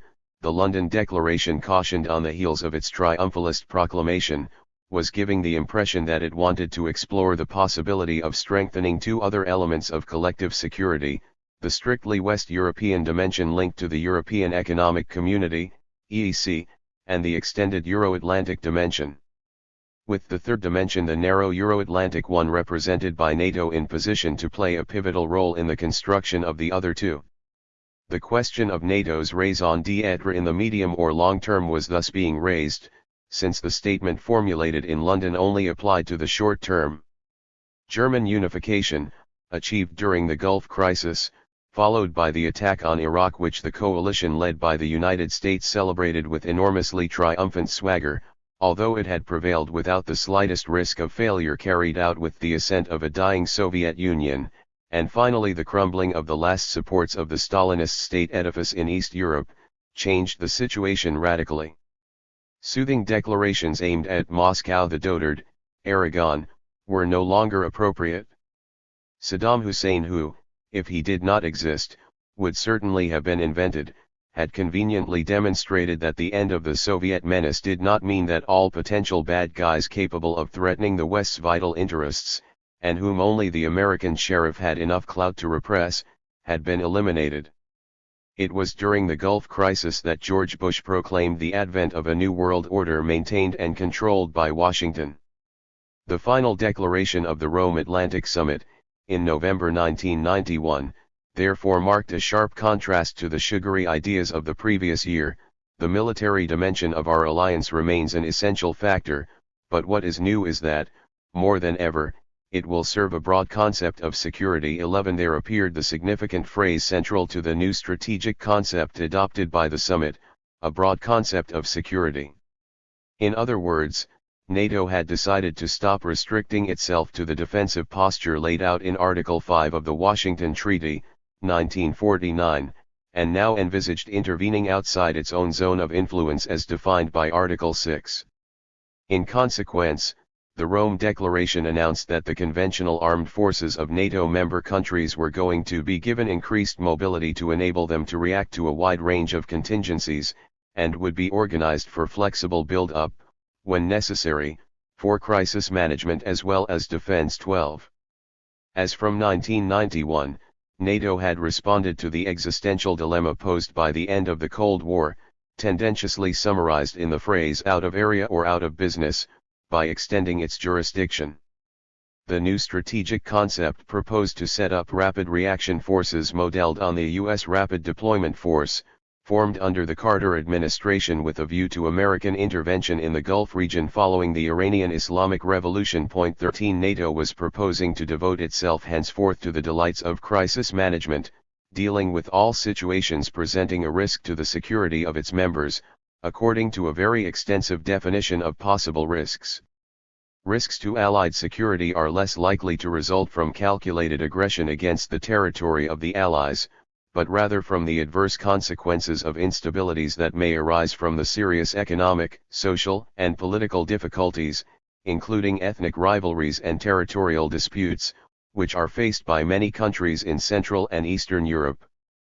The stability and peace of the countries on the southern periphery of Europe are important for the security of the alliance, as the 1991 Gulf War has shown. 14. At the very moment when the Yugoslav crisis was taking shape just over the horizon, therefore, NATO was undergoing a radical mutation. A year later, with civil war and ethnic cleansing already ravaging former Yugoslavia, the Alliance's Ministerial Council was able to boast about NATO participation in operations carried out under the aegis of the UN. For the first time in its history, the Alliance is taking part in UN peacekeeping and sanctions enforcement operations. The Alliance, together with the WEU, is supporting with its ships in the Adriatic the enforcement of the UN economic sanctions against Serbia and Montenegro and of the arms embargo against all republics of former Yugoslavia. UNPROFOR is using elements from the alliance's Nordhat command for its operational headquarters. NATO airborne early warning aircraft AWACS are monitoring daily the unmandated no-fly zone over Bosnia-Herzegovina. 15. In that same month of December 1992, George H.W. Bush, on the point of yielding the White House to his victorious Democratic rival Bill Clinton, thus also made him a present of two of his term's main achievements: the revival of American military interventionism, after the long paralysis that followed Vietnam, and its European corollary, the metamorphosis of NATO.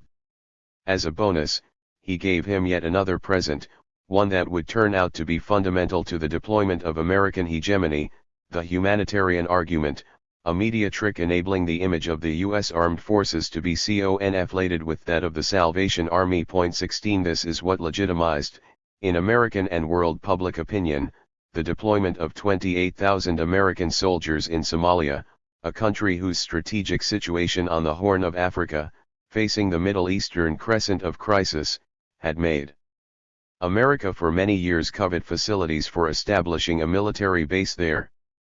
The Clintonian dilemma. However, the end of the USSR was too recent for George Bush, who also had the prospect of presidential elections to worry about during the last year of his term, to be able to determine all the fundamental U.S. choices in dealing with the new Russia clambering out of the rubble of Stalinism. This heavy task was to devolve on Bill Clinton, a man whose best-known campaign slogan had been "The economy, stupid," and the bulk of whose political experience had been gained in his home state, Arkansas, was not ideally prepared to confront an international problem of such scale and complexity. In effect, this was the third occasion since the beginning of the 20th century when an American president had assumed the heavy responsibility of making a decisive contribution to the definition of a new international security system, the first two being Wilson and Truman, after each of the two world wars. For the first time since Truman, but on an even higher, historically unequaled level, a single world power America was sole holder of most of the cards needed to shape the world, or shape the international security environment, in the recurrent phrase from recent U.S. strategic documents. Madeleine Albright's taste for grandiloquent phrases, "the indispensable nation is one of hers," led her to subtitle a recent article in Foreign Affairs, adapting from her predecessor as Secretary of State under Truman, the no less emphatic Dean Acheson, the title of his memoirs, "Present, Again, at the Creation." 17. Through elementary prudence, given the scale of the task, Clinton, a relative novice in these matters, began by surrounding himself with representatives of the main tendencies within the Democratic establishment on questions of international relations and strategic options. The result was that the Clinton administration itself became deeply divided on these matters. The international affairs officials of the new administration very soon found themselves at odds over a key question central to the structure of American grand strategy: what attitude to adopt towards Russia, the most formidable of what current Washington vocabulary, also used by the Pentagon and World Bank Group, calls transitional countries. This term can be seen as an indirect tribute to the Trotskyists, who used it to describe the same countries when the transition was supposed to be in the other direction. The quarrel reached dramatic levels of intensity on the issue of NATO enlargement, which was to be the Clinton era's principal achievement in the domain of global policy. Of course, the new team was unanimous in its adherence to the mutation of NATO's function undertaken by the outgoing administration. However, this mutation could be understood either within the limits of an alliance stuck in the same configuration as at the end of the Cold War, or in the context of a NATO open to ex-members of the Warsaw Pact, former satellites of the Soviet Union, and even some former Soviet republics, like the Baltic states and Ukraine. This issue was at the center of the split in the first Clinton administration. It was arbitrated by an apprentice president who hesitated for several months before deciding in favor of expansion. The discussion and decision-making process leading to this option is quite well documented thanks to an investigation carried out by Michael Dobbs of The Washington Post, later confirmed by another study by a political analyst at George Washington University. 18. It emerges from these essays that two camps were at odds within the Clinton administration in 1993 to 94 on the future of NATO, On one side what might be called the doves, in traditional American foreign policy terminology, whose main concern was to avoid new tensions in relations between Moscow and the West, the better to ease the integration of the new Russia into the concert of world powers. On the other the hawks, whose priority was to annex the countries freed from Moscow's tutelage to the Atlantic Alliance, out of distrust of Russia, seen as a potentially hostile major power. As always in controversies of this kind, each camp took the other's main arguments into account. The doves underline the need to avoid weakening NATO by dilution, by constructing a sort of outer circle connected with it, the Partnership for Peace, PFP, open to all countries emerging from the dissolution of the Stalinist system, Russia included. The second circle would be a military structure that was less restrictive than the Atlantic Alliance proper, but would enable common practices to be established through regular joint maneuvers, with a view to later adoption of one of two choices: integrating the ex-Moscow satellites if Russia evolved in a dangerous direction, or moving towards full integration of the two structures if Moscow continued with its pro-Western liberal democratic development. The countries of the former Soviet rampart would first be initiated into the Western system by the politico-economic means of recruitment into the European Union, EU, rather than into NATO itself. The hawks, on the other hand, preached the immediate expansion of the alliance to take advantage of the current sclerotic condition of Russia. Since joining the EU would not be possible in the short term, owing to new membership criteria much stricter than those which had admitted Ireland, Greece, and Portugal, the integration of countries from the former Soviet rampart into the Western system should proceed rapidly in the politico-military context of the alliance, before some hostile development in the Russian government made everything much more complicated. To obviate this last development, the inevitably inflammatory effects of an expansion of NATO into Moscow's former private domain should be attenuated by a special arrangement between the alliance and the destitute superpower. This was called the parallel track formula, with the accent on the rapid expansion of NATO, fast track. The main author of this formula was Zbigniew Brzezinski, former national security advisor to the last Democratic president before Clinton, Jimmy Carter, and one of the two most celebrated foreign policy gurus with his Republican rival, Henry Kissinger. The latter also pronounced in favor of NATO expansion, while criticizing any tendency to soften its military profile that might result from a wish to reassure Russia. Against these two leading tenors, several big names from the U.S. defense and foreign policy establishments and think tanks came out in favor of the doves option. They included George Kennan, who tried unsuccessfully to sway the president's entourage, as well as David Kallio, Edward Luttwak, Michael Mandelbaum, Robert McNamara, Paul Nitze, Sam Nunn, Richard Pipes, Stansfield Turner and others. It was Brzezinski, however, who became the main mentor of the new Democratic administration. The natural spokesman for his point of view inside the first Clinton administration was Anthony Lake, appointed to Brzezinski's old job of national security advisor. Lake had once worked with Henry Kissinger during the Nixon presidency, but had resigned from the Republican administration in 1970 in protest against the bombing of Cambodia. A few years later he returned to work in the State Department under Brzezinski in Jimmy Carter's Democratic administration. The Polish-born Brzezinski discussed his ideas in detail with Lake and other administration officials in late 1993 and early 1994. From the very beginning, Lake was more sympathetic than other members of the administration, Brzezinski recalled. "I did not have to do any proselytizing with Tony 19. As an advisor, Lake was an effective advocate of his predecessor's views. In autumn 1993, when the argument inside the administration became heated, he found himself up against heavyweights. As is often the case, contrary to received opinion, the Dove camp was strongly represented in defense circles. In this case it included Defense Secretary Leigh Aspin and Chairman of the Joint Chiefs of Staff General John Shalikashvili, former Supreme Allied Commander Europe, and also Polish-born. The State Department was split between doves and hawks. The adversaries of rapid NATO expansion tellingly included experts on Russian affairs like Strobe Talbot, one of the prominent friends of Bill. Secretary of State Warren Christopher, formerly Deputy Secretary in the Carter administration, was dithering between the two camps. In the end, Lake carried the day against this powerful coalition, as Brzezinski had prevailed over Secretary of State Cyrus Vance in the Carter administration. He persuaded Clinton to come out publicly in favor of NATO expansion in January 1994, at a meeting in Prague with Central European heads of state.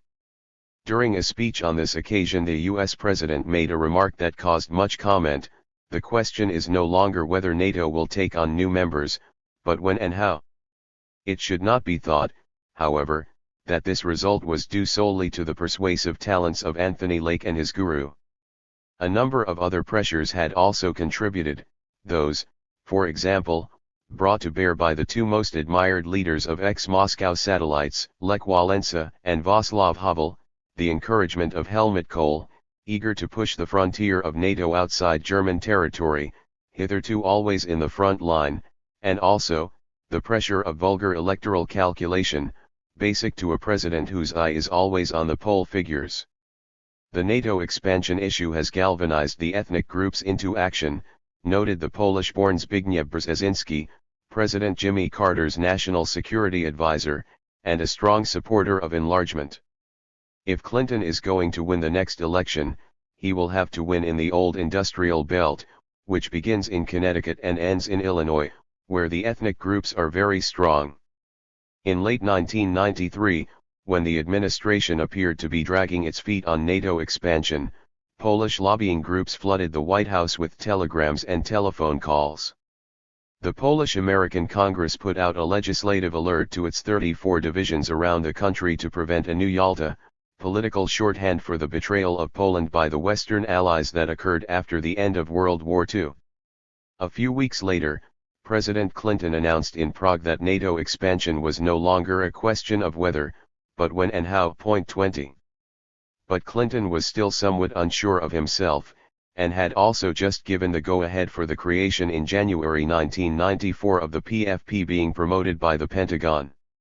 This institution was in no way contradictory with the parallel track system proposed by Brzezinski. But the Prague speech caused Russia to cold shoulder the PFP for several months, before reluctantly joining the following year. A few weeks after the speech, which marked a turning point in Clinton's options, Defense Secretary Leigh Aspin resigned, and was succeeded by his deputy, William Perry. Perry shared his predecessor's opinions, and his appointment suggested that Clinton wanted to give the impression that he had not yet made a final commitment. The second phase of the struggle between the Doves and Hawks, over consolidation of the presidential option, lasted through 1994. There followed a third phase during the launch of the concrete process of NATO enlargement, the when and how phase, lasting until the end of the president's first term. Strobe Talbot, appointed Deputy Secretary of State in February 1994, made a U-turn on the enlargement question to keep station with his friend the President, who sidled a step closer to the Hawks during a trip to Warsaw in July 1994. 21 Talbot took the initiative of recalling Richard Holbrooke from his post as ambassador to Germany and appointing him Assistant Secretary of State for European Affairs, where he played a decisive role in preparing for the active phase of NATO enlargement. He won over to the cause another friend of Bill, General Wesley Clark, whom he took as military advisor on his missions to former Yugoslavia in the run-up to the Dayton Accords in 1995. When setting up his second administration, Clinton replaced William Perry with the hawkish Republican, William Cohen. He tried to appoint Anthony Lake to the supremely sensitive job of director of the CIA, but the nomination was turned down by the Senate. To replace him as the National Security Advisor, he had designated Lake's deputy for the whole of the first term, Samuel Berger, yet another friend of Bill, responsible for introducing both Lake and Madeleine Albright into the administration. 22 A person of somewhat limited outlook, of whom Henry Kissinger once remarked, you can't blame a trade lawyer for not being a global strategist." Berger was incapable of playing his predecessor's role of chief strategist, by proxy, to the administration. 23. This role therefore devolved, in the second Clinton administration, on Madeleine Albright, the stylish replacement of another uninspired character, former Secretary of State Warren Christopher. Albright had obtained her doctorate at Columbia University with Brzezinski as her doctoral advisor, and had worked for him in the Carter administration from 1978 onward. She took over from Lake as representative of her teacher and patron's views. And with the nomination of Wesley Clark to the post of Supreme Allied Commander Europe Commander-in-Chief of NATO's armed forces, in other words the triumph of what might be called the Brzezinski Doctrine was complete. The new administration was able to move forward on the parallel track. At the end of May 1997, the NATO-Russia Founding Act was signed in Paris. A few weeks later, in July, the Madrid NATO summit officially co-opted Poland, Hungary, and the Czech Republic into NATO. All that remained was to have this decision ratified by the member states before sanctioning these admissions during the 50th anniversary of the Atlantic Alliance, in April 1999. Wisdom and extravaganza in international policy. Throughout the first Clinton term, then, a struggle of crucial importance to the future of humanity was waged in the corridors of power in Washington, and attracting a great deal less media attention than the president's erotic cavorting in the Oval Office with the White House in turn. Two basic options vied for control over a decisive issue, the configuration of world security. They implied radically different courses of action, to be made on the eve of the 21st century, and would broadly determine whether the world we leave our children would be free, peaceful, and stable, or dangerous, unstable and worrying. The overall concepts behind these two options are explained in two books by the two strategists who confronted each other directly during the first years of the Clinton presidency, Brzezinski, the guru of the Clinton administration, and former Defense Secretary William Perry. The book describing the new security strategy proposed for the United States by Perry was written in collaboration with his faithful friend and assistant Ashton Carter, Assistant Secretary of Defense during the first Clinton term. The new strategy is called Preventive Defense. 24 According to its authors, this concept is fundamentally different from deterrence. It is a broad politico-military strategy, and therefore it draws on all the instruments of foreign policy, political, economic, and military. 25 During the Cold War, containment and deterrence inevitably counted for more than prevention in American strategy. In the post-Cold War period it seems appropriate to bring prevention to the fore once again, in other words, first and foremost, to prevent a new illicit threat from appearing and menacing the very survival of the United States, along with the rest of humanity. One might add, 26 To this end, persuasion is more effective than deterrence or coercion. The strategy of preventive defense aims at influencing the rest of the world, not compelling it. 27. The book's first chapter, on Russia and NATO, has a title Pursuing Marshall's Vision that speaks volumes on the two authors' orientation.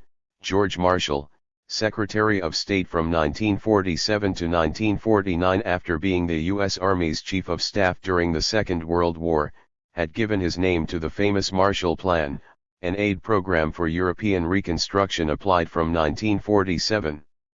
In this connection, the authors express regret that the aid allocated for the reconstruction and democratization of Russia should have been so limited, certainly nothing close to the Marshall Plan, which sought to prevent a replay after World War II of the tragic collapse of democratic Weimar Germany. 28 In a similar vein, they criticize the limited vision of European governments apparently incapable of the generosity needed for the admission of post-Stalinist states from East and Central Europe into the EU, which would have been an alternative to NATO enlargement. In pages as explicit as possible given their duty of reserve, Carter and Perry show how strongly they disapprove of enlargement, judging it precipitate and ill-considered at the very least. 29 They suggest a policy predicated on keeping NATO going, and approve the broadening of its scope suggested in 1991, but want it to be a NATO working in close collaboration with Russia and its ex-satellites within a reinvented PFP. They regard it as fundamental to do everything possible, politically as well as financially, under the non-Lugar Cooperative Threat Reduction Program, to hasten the reduction of strategic nuclear weapons in both the former Cold War superpowers, thus reducing the risks inherent in having so many nuclear bombs in a country as chaotic as today's Russia. In particular, they think it most regrettable that the course of Russo-American relations since the decision to enlarge NATO should have had the effect of making the Russian Duma refuse to ratify the START II Accord, thus blocking all progress on START III. Carter and Perry emphasize the importance of good relations with Russia and China in limiting the risk of worldwide proliferation of weapons of mass destruction.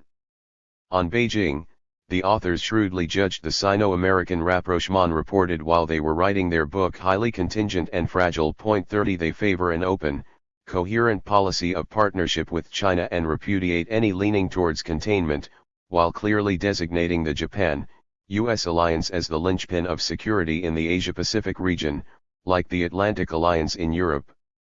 Consequently, the policy of engagement with Beijing should be conducted jointly by Washington and Tokyo, just as the Moscow policy should be conducted jointly by Washington and its European allies. They seem to have understood with unusual clarity that any attempt to divide and rule in an acutely delicate world situation could have unintended side effects altogether harmful to world security and stability. Their book is distinguished by its sobriety and the great perspicacity of its authors, experts by training and experience in the psychological background to the political behavior of the Moscow and Beijing governments. It is obviously written partly to challenge Brzezinski's ideas, but also and primarily because they refused to wash their hands of the matter and were still trying to steer the Clinton administration and American politics in general in another direction before it was too late. They therefore proposed to stop for the time being at the three countries newly admitted to NATO, and not to consider any further admissions for a long period. During their time at the Department of Defense, even after losing the enlargement battle, Carter and Perry put themselves out to restore Russo-American relations, notably from the low point they reached after the air strikes in Bosnia in 1995. Insisting that Russian susceptibilities should be considered, and that everything possible should be done to ensure that Russia was treated as a fully fledged partner, Perry played a determining role in preventing Moscow from being left out of the solution to the Bosnian problem in the form of the Dayton Accords. We believed that the reason to include Russia in the Bosnian peace force was bigger than the Bosnian operation and had to do with Russia itself. Few others in the US government had much patience for seeking an honorable role for the Russians. To most US and NATO officials caught up in the Bosnia drama, Russia seemed like an unnecessary complication. We believed that they were not seeing the forest for the trees. They failed to recognize that Russia was an indispensable part of the larger European security order of which the Bosnian peace was supposed to be a part. 31. Unlike those who cannot see the Russian wood for the trees of former Yugoslavia, Perry and Carter were well aware that what is really at stake is the whole of European and world security. 32 After once more evoking the historical precedent of Weimar Germany, the authors came up with the following warning: the historical parallels give us, this time, the necessary foresight if we are wise enough to heed it. 33 This last clause seems to merit underlining. As the ideas advanced by Perry and Carter were sober and pragmatic, so Brzezinski's were immoderate, or even extravagant, his tendency to excess was as marked as his undeniable brio. The Clinton administration's guru hinted broadly at the nature of his thought by choosing for his book the title, The Grand Chessboard. 34 Seized with the sort of megalomania that quite often overtakes adepts in grand geopolitical designs, the author envisages the world, or more precisely Eurasia, as a big chessboard on which he explains how to outplay the opposition, confident of his own mastery of the game and what he believes to be his genius. 35 The very form of this vision of the world is inherently detrimental to the moderate objective of a truly stable international system of collective security, like that proposed by the first two authors. From the start of play, Brzezinski's Game Plan, incidentally, is the title of one of his earlier books, retailing substantially similar views, is no more nor less than to preserve America's capacity to exercise global primacy and build a stable continental equilibrium, with the United States as the political arbiter. 36. For America, the chief geopolitical prize is Eurasia, writes Brzezinski, who places his own thought as a sort of updated extension of the fairly crazed views propagated by Harold Mackinder and Karl Haushofer, the latter an influence on Adolf Hitler. 37 Hardly bothering to apologize for resorting to the terminology of another era, Brzezinski goes on to list the three grand imperatives of imperial geostrategy as, to prevent collusion and maintain security dependence among the vassals, to keep tributaries pliant and protected, and to keep the barbarians from coming together. 38 The whole spirit of the book and the essence of a geopolitical program summarized in a sentence. The immediate task for the United States, in our chess player's opinion, is to consolidate and perpetuate the prevailing geopolitical pluralism on the map of Eurasia. To this end it must resort to maneuver and manipulation in order to prevent the emergence of a hostile coalition that could eventually seek to challenge America's primacy. 39 Maneuver and manipulation might be recurrent in chess vocabulary, but are seldom cited so openly, or with such Machiavellian relish, in politics. The scenarios seen as most dangerous, to be averted at all costs in this titanic program to divide and rule, are a grand coalition of China, Russia, and perhaps Iran, a Sino-Japanese axis and either a German, Russian collusion or a Franco-Russian entente. 40. The vassals to be kept dependent are of course the European and Japanese allies. Europe is America's essential geopolitical bridgehead on the Eurasian continent, so that with the allied European nations still highly dependent on U.S. security protection, any expansion in the scope of Europe becomes automatically an expansion in the scope of direct U.S. influence as well. 41 The Franco-German axis is given special status, although the author gives France a clip over the ear in passing. Britain is dismissed as increasingly irrelevant, a very loyal ally, a vital military base. Its policies do not call for sustained attention. 42 Japan, lastly, is a world-class power being simultaneously a protectorate. 43 It should not be pressed to assume a larger geopolitical and security role, but confined to the status of a much more powerful and globally influential equivalent of Canada. 44 The barbarians who must be prevented from coming together are of course Russia and China. Brzezinski's scheme is spectacularly simplistic. He expects to get away with maintaining the alliance with Beijing against Moscow, inaugurated by Nixon and Kissinger at the height of the hostility between the two communist capitals and later continued by Brzezinski himself as Jimmy Carter's advisor. His hostility to Russia, evidently far deeper than his aversion to communism, has a visceral quality that has often been linked to the fact of his Polish ancestry. Whatever the value of this explanation, the fact is plain enough. Brzezinski is brutally frank on the dilemma underlying the restriction of economic aid to Russia. To what extent should Russia be helped economically, which inevitably strengthens Russia politically and militarily? 45. What Russia needs is to be put down and made to stop thinking of itself as a superpower. In any case, it seems that, unlike the United States, an imperial Russia could not be a democratic Russia. 46 The ideal solution would be a loosely confederated Russia composed of a European Russia, a Siberian Republic, and a Far Eastern Republic. 47 Revealing that the parallel track that he had advocated was more an argument against opponents of NATO enlargement than a basic principle, Brzezinski suggests roundly that the US either negotiate effectively some accommodation with Russia, if it is willing to compromise, or act assertively. 48 Russian vetoes should be ignored and NATO thrown open to any qualified European candidate, including the ex-Soviet Baltic republics and Ukraine.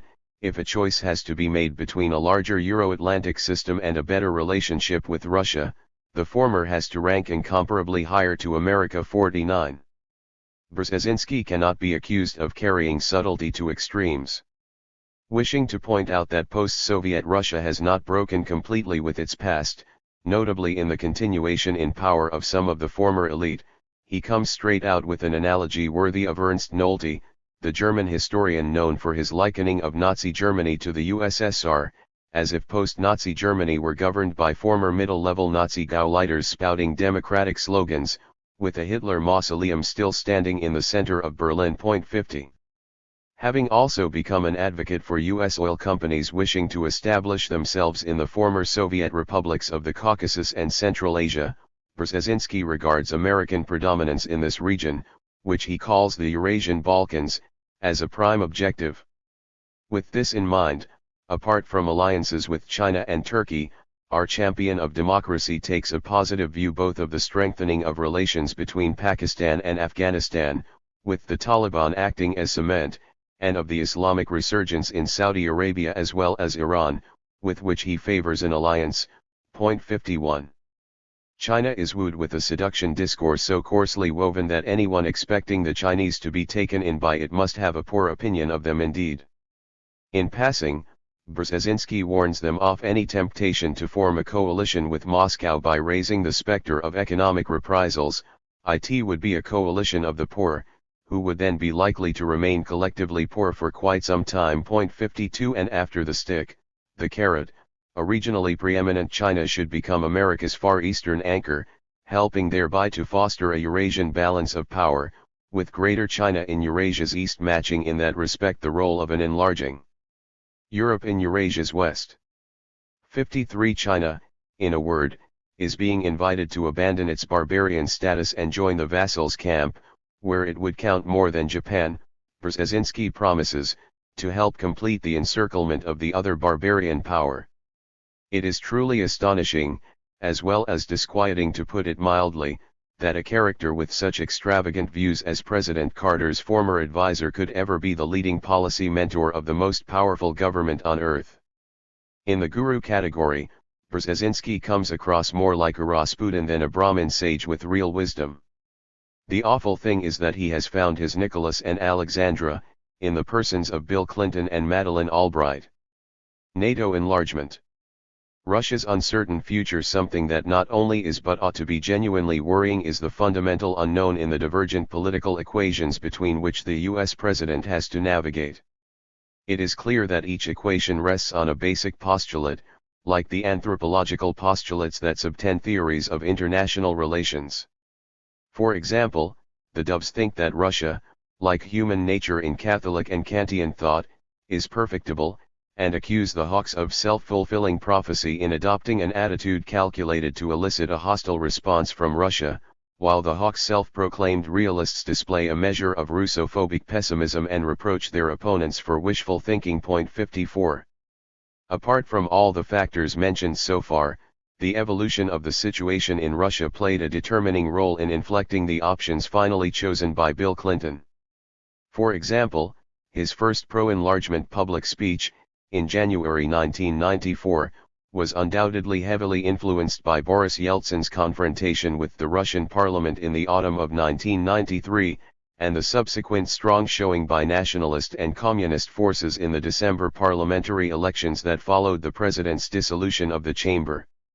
The subsequent massive presence in the Russian legislature of nationalists and people nostalgic for the USSR, and the role of these forces in putting off the ratification of the START II Accord, certainly counted for a great deal in Clinton's eventual decision in favor of the Hawks.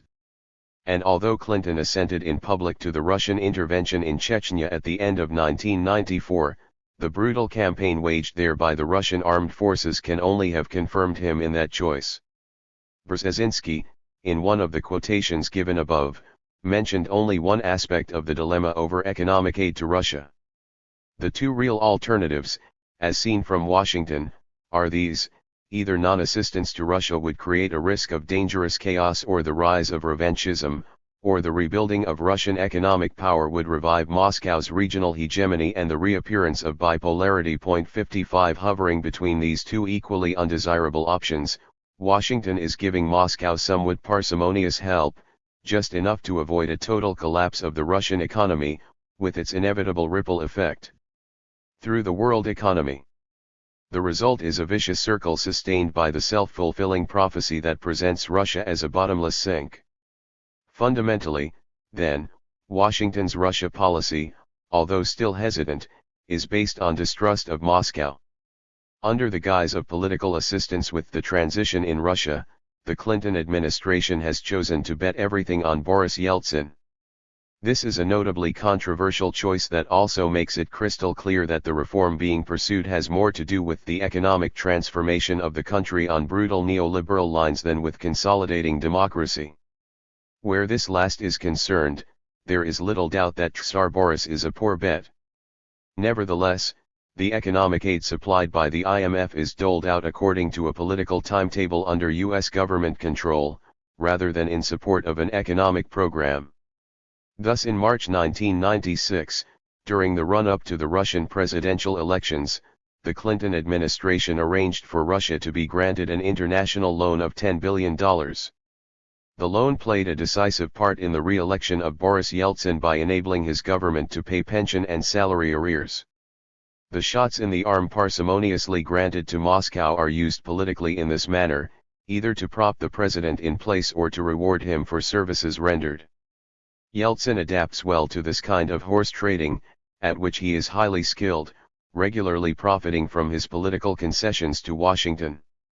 But however well they may serve his personal interests, these practices are perceived by domestic critics and adversaries as undignified and damaging to the country's interests.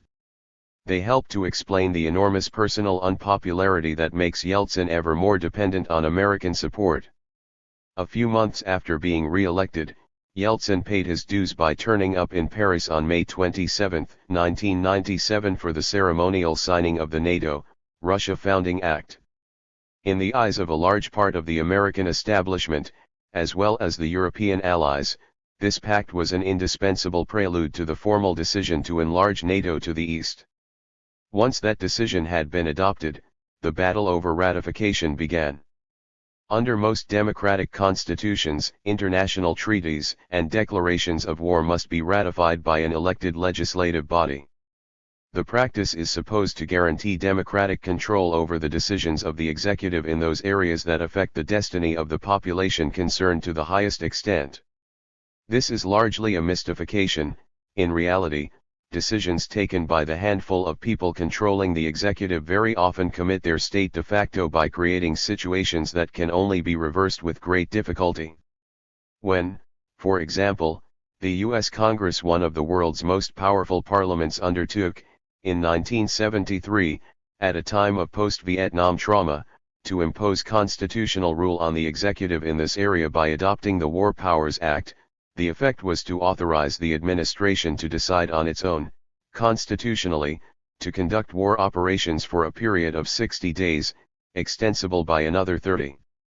In these times of lightning wars, in which the Pentagon expects to crush the enemy with massive air strikes within a few weeks, these arrangements in practice authorize the executive to undertake most foreseeable wars, everything short of a clash with a great power, and bring them to a conclusion without the need for congressional blessing. The Kosovo War is a perfect case in point. It certainly exceeded the allotted 60 days, but it was hardly likely that Congress would decide to cut it short when it was obviously close to ending anyway. 56 The European allies, for their part, resorted to the extraordinary hypocrisy of referring systematically to an indivisible war as an intervention or air strikes, so that war would not have to be declared in a constitutional manner. The logic was worthy of Lewis Carroll, but the outcome for many was no joke at all. Nor does the conclusion of international agreements on military alliances, which commit states even more deeply and durably than a war, escape the arbitrary unilateral decision-making power of executive government. The best illustration here is the enlargement of NATO, a measure whose importance to the future security of Europe and the world in general is incalculable. Before this decision was adopted at the Madrid NATO summit in July 1997, it had not been debated publicly by the legislature of a single one of the countries represented there. The only discussion of any note before the summit was conducted within the U.S. foreign policy and defense establishments, and in a few publications. It goes without saying that when the Clinton administration made up its mind on this subject and announced the decision publicly, back in 1994, the public debate had been even more limited. With greater or lesser enthusiasm, depending on the individual case, the heads of state and government of the European vassals assembled in Madrid rubber-stamped the decision of their American suzerain. And once this had been proclaimed with great pomp by the 16, the very terms of the debate were altered at a stroke. It was no longer a matter of deciding whether to enlarge NATO or not, but of deciding whether to disown the 16 governments which had just voted for the enlargement and officially invited Poland, Hungary, and the Czech Republic to make their arrangements for joining the alliance, a somewhat different ball game. Under these conditions, ratification seems to be what its name suggests, the granting of approval post factum, in practice a democratic expedient. When the U.S. Senate ratified the addition of Poland, Hungary, and the Czech Republic to NATO, it recognized that to do otherwise would have been a major setback to U.S. credibility and to the U.S. position in Europe. Even the most pessimistic estimates of the risks and costs of expansion portrayed in the vigorous Senate debate preceding enlargement could not justify such a setback. 57. The debate in the U.S. Senate preceding enlargement had indeed been vigorous, the administration having been forced to resort to all sorts of shifts to secure the required two-thirds majority. As the debate raged in the establishment and surfaced in the broadsheet press, itself divided on the issue, the administration brought in all the lobbies with an interest in enlargement. Apart from the military and the State Department now run by a Madeleine Albright, making much of her Czech descent, the leading role was played by the ethnic lobbies of Americans of Central and East European extraction and, of course, the defense industries, well placed to get the lion's share of the military reconversion market in the former Moscow satellites resulting from the principle of interoperability needed for NATO to work properly. 58. Under the prevailing neoliberal creed, a balanced budget having become a sacred principle, the U.S. Senate paradoxically showed a lot more interest in the costs of this operation than did the Europe of monetary union. With the complicity of the Atlantic Alliance bureaucracy, therefore, the administration strove to reduce the estimated cost of enlargement, in a way that strayed well into the zone of the grotesque. Thus, in 1996, after the Congressional Budget Office had estimated the cost of integrating the 4 Visegrad countries, the 3 listed above, plus Slovakia, depending on the options chosen, at between $61 billion and $125 billion over 15 years, the Department of Defense cut the estimates to a maximum of $35 billion over 13 years, with the share of this still considerable sum falling to the United States not to exceed $2 billion over 10 years. The NATO Military Committee then came to the rescue, estimating in autumn 1997 that the additional cost of enlargement to the organization's budget, of which Washington is responsible for a quarter, should not exceed $1.5 billion over 10 years, a ridiculously low estimate which the Department of Defense quickly approved despite the enormous unexplained drop from its own earlier figures. 59. The decision was finally ratified on the night of April 30, 1998, by a comfortable majority, 80 votes out of the 100 in the Senate, after 4 days of lively argument. The opponents of enlargement, fighting a disillusioned rearguard action, were broadly defeated, and the Brzezinski Doctrine carried the Senate after establishing itself in the administration. 60. The ratification was accompanied by a very long, over 7,000 words, resolution containing very detailed and restrictive instructions on the immediate future of NATO and its new strategic doctrine. This document predetermined in effect what the alliance's 50th anniversary summit was going to decide a year later in Washington, and generally corroborated the hawkish line. The salient points of this important resolution are as follows. The main justification put forward for NATO enlargement is the potential for the re-emergence of a hegemonic power confronting Europe and being tempted to invade Poland, Hungary, or the Czech Republic. NATO decisions and actions are independent of all other intergovernmental bodies, the UN, the OSCE, the Euro-Atlantic Partnership, and so on. Russia has no right of veto over alliance decisions, not even in the NATO, Russia Permanent Joint Council set up under the Founding Act. The alliance might undertake operations outside its own territory, if there is consensus among its members that a threat exists to their interests. U.S. leadership of NATO is reaffirmed, as is the presence of U.S. officers in the main command posts. Military and financial burden sharing is to be spread more equitably, with enlargement not increasing the U.S. share of the organization's budget. This U.S. share should even diminish, and in any case never exceed the 1998 level.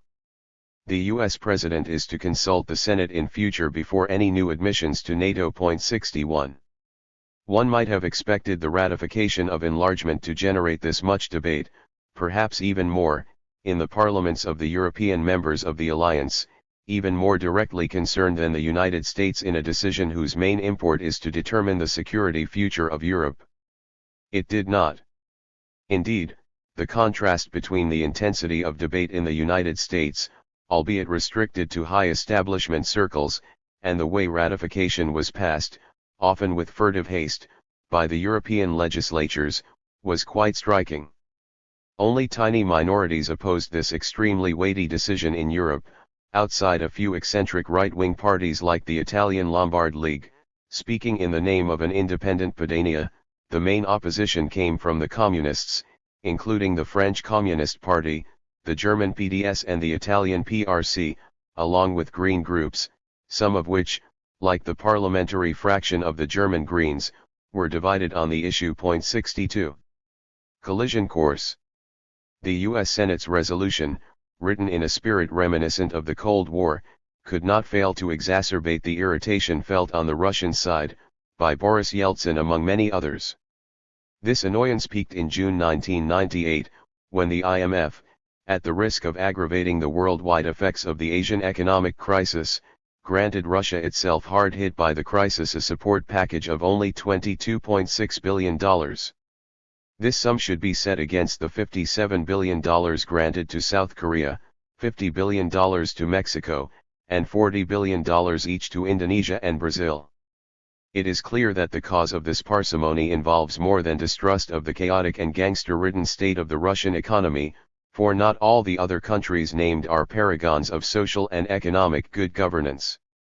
Following the financial crisis in the summer of 1998, the aid obtained by Yeltsin having hardly sufficed to keep the Russian economy afloat, let alone relaunch the president politically, he found himself compelled by opposition pressure to appoint Yevgeny Primakov to the post of prime minister, after vainly trying to reappoint Viktor Chernomyrdin.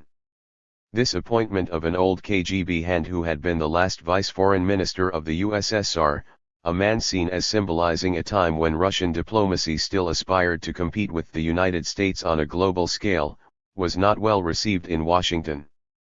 Relations between the two capitals became so strained that a period of dangerous escalation set in. 63. Pressure from the Hawks increased noticeably. Following their abuses in the Drenica area in February 1998, the Serbian forces in Kosovo were conducting brutal reprisals against attacks mounted by the Kosovo Liberation Army, KLA. Bill Clinton in Washington, floundering neck-deep in the Monica Lewinsky scandal, was certainly more concerned with the maneuvers of Special Prosecutor Kenneth Starr than with those of Slobodan Milosevic. 64 Zbigniew Brzezinski and Madeleine Albright, supported by General Wesley Clark, started campaigning for airstrikes against the Serbian forces. They found an ally in Bob Dole, Clinton's Republican rival in the 1996 elections, whose help the president sought in the impeachment struggle so as to have his own hands free to act against Milosevic. However, Samuel Berger and the Pentagon were dragging their feet. Given the scale of what was at stake, and Russia's opposition, unilateral action by the United States was excluded. NATO had to be involved. Early in the summer, the KLA launched a large-scale offensive, answered by a Serb counter-offensive accompanied by massacres and the movement of Albanian populations. The worsening situation incited Washington to threaten military intervention directly by authorizing NATO headquarters to make operational plans for it. At this point, Alexander Vershbo, the U.S. ambassador to NATO who had been involved in American diplomatic action in Bosnia, sent a confidential dispatch to Washington titled Kosovo, Time for Another Endgame Strategy. The cable spelled out a plan to impose a political settlement in Kosovo with the cooperation of the Russians, longtime allies of the Serbs. Moscow and Washington would then go together to the Security Council. Kosovo Endgame Initiative could become a model of NATO-Russian cooperation, Vershbo wrote. No kidding. The proposed deal called for creation of an international protectorate in Kosovo. The settlement would be policed by an international military presence, or ground force. If a peace settlement was negotiated in advance, as many as 30,000 troops might be required to enforce it. 65. Vershbo's idea was guaranteed a cold reception from the Hawks, and his dispatch was ignored. The day it reached Washington, August 7, 1998, there occurred the bomb attacks on the U.S. embassies in Kenya and Tanzania, causing great damage and loss of life. It was an opportunity to embrace the opposite line promoted by Brzezinski, American military action free from all consultation with the Russians, and therefore with the UN Security Council, on which Moscow wields a veto.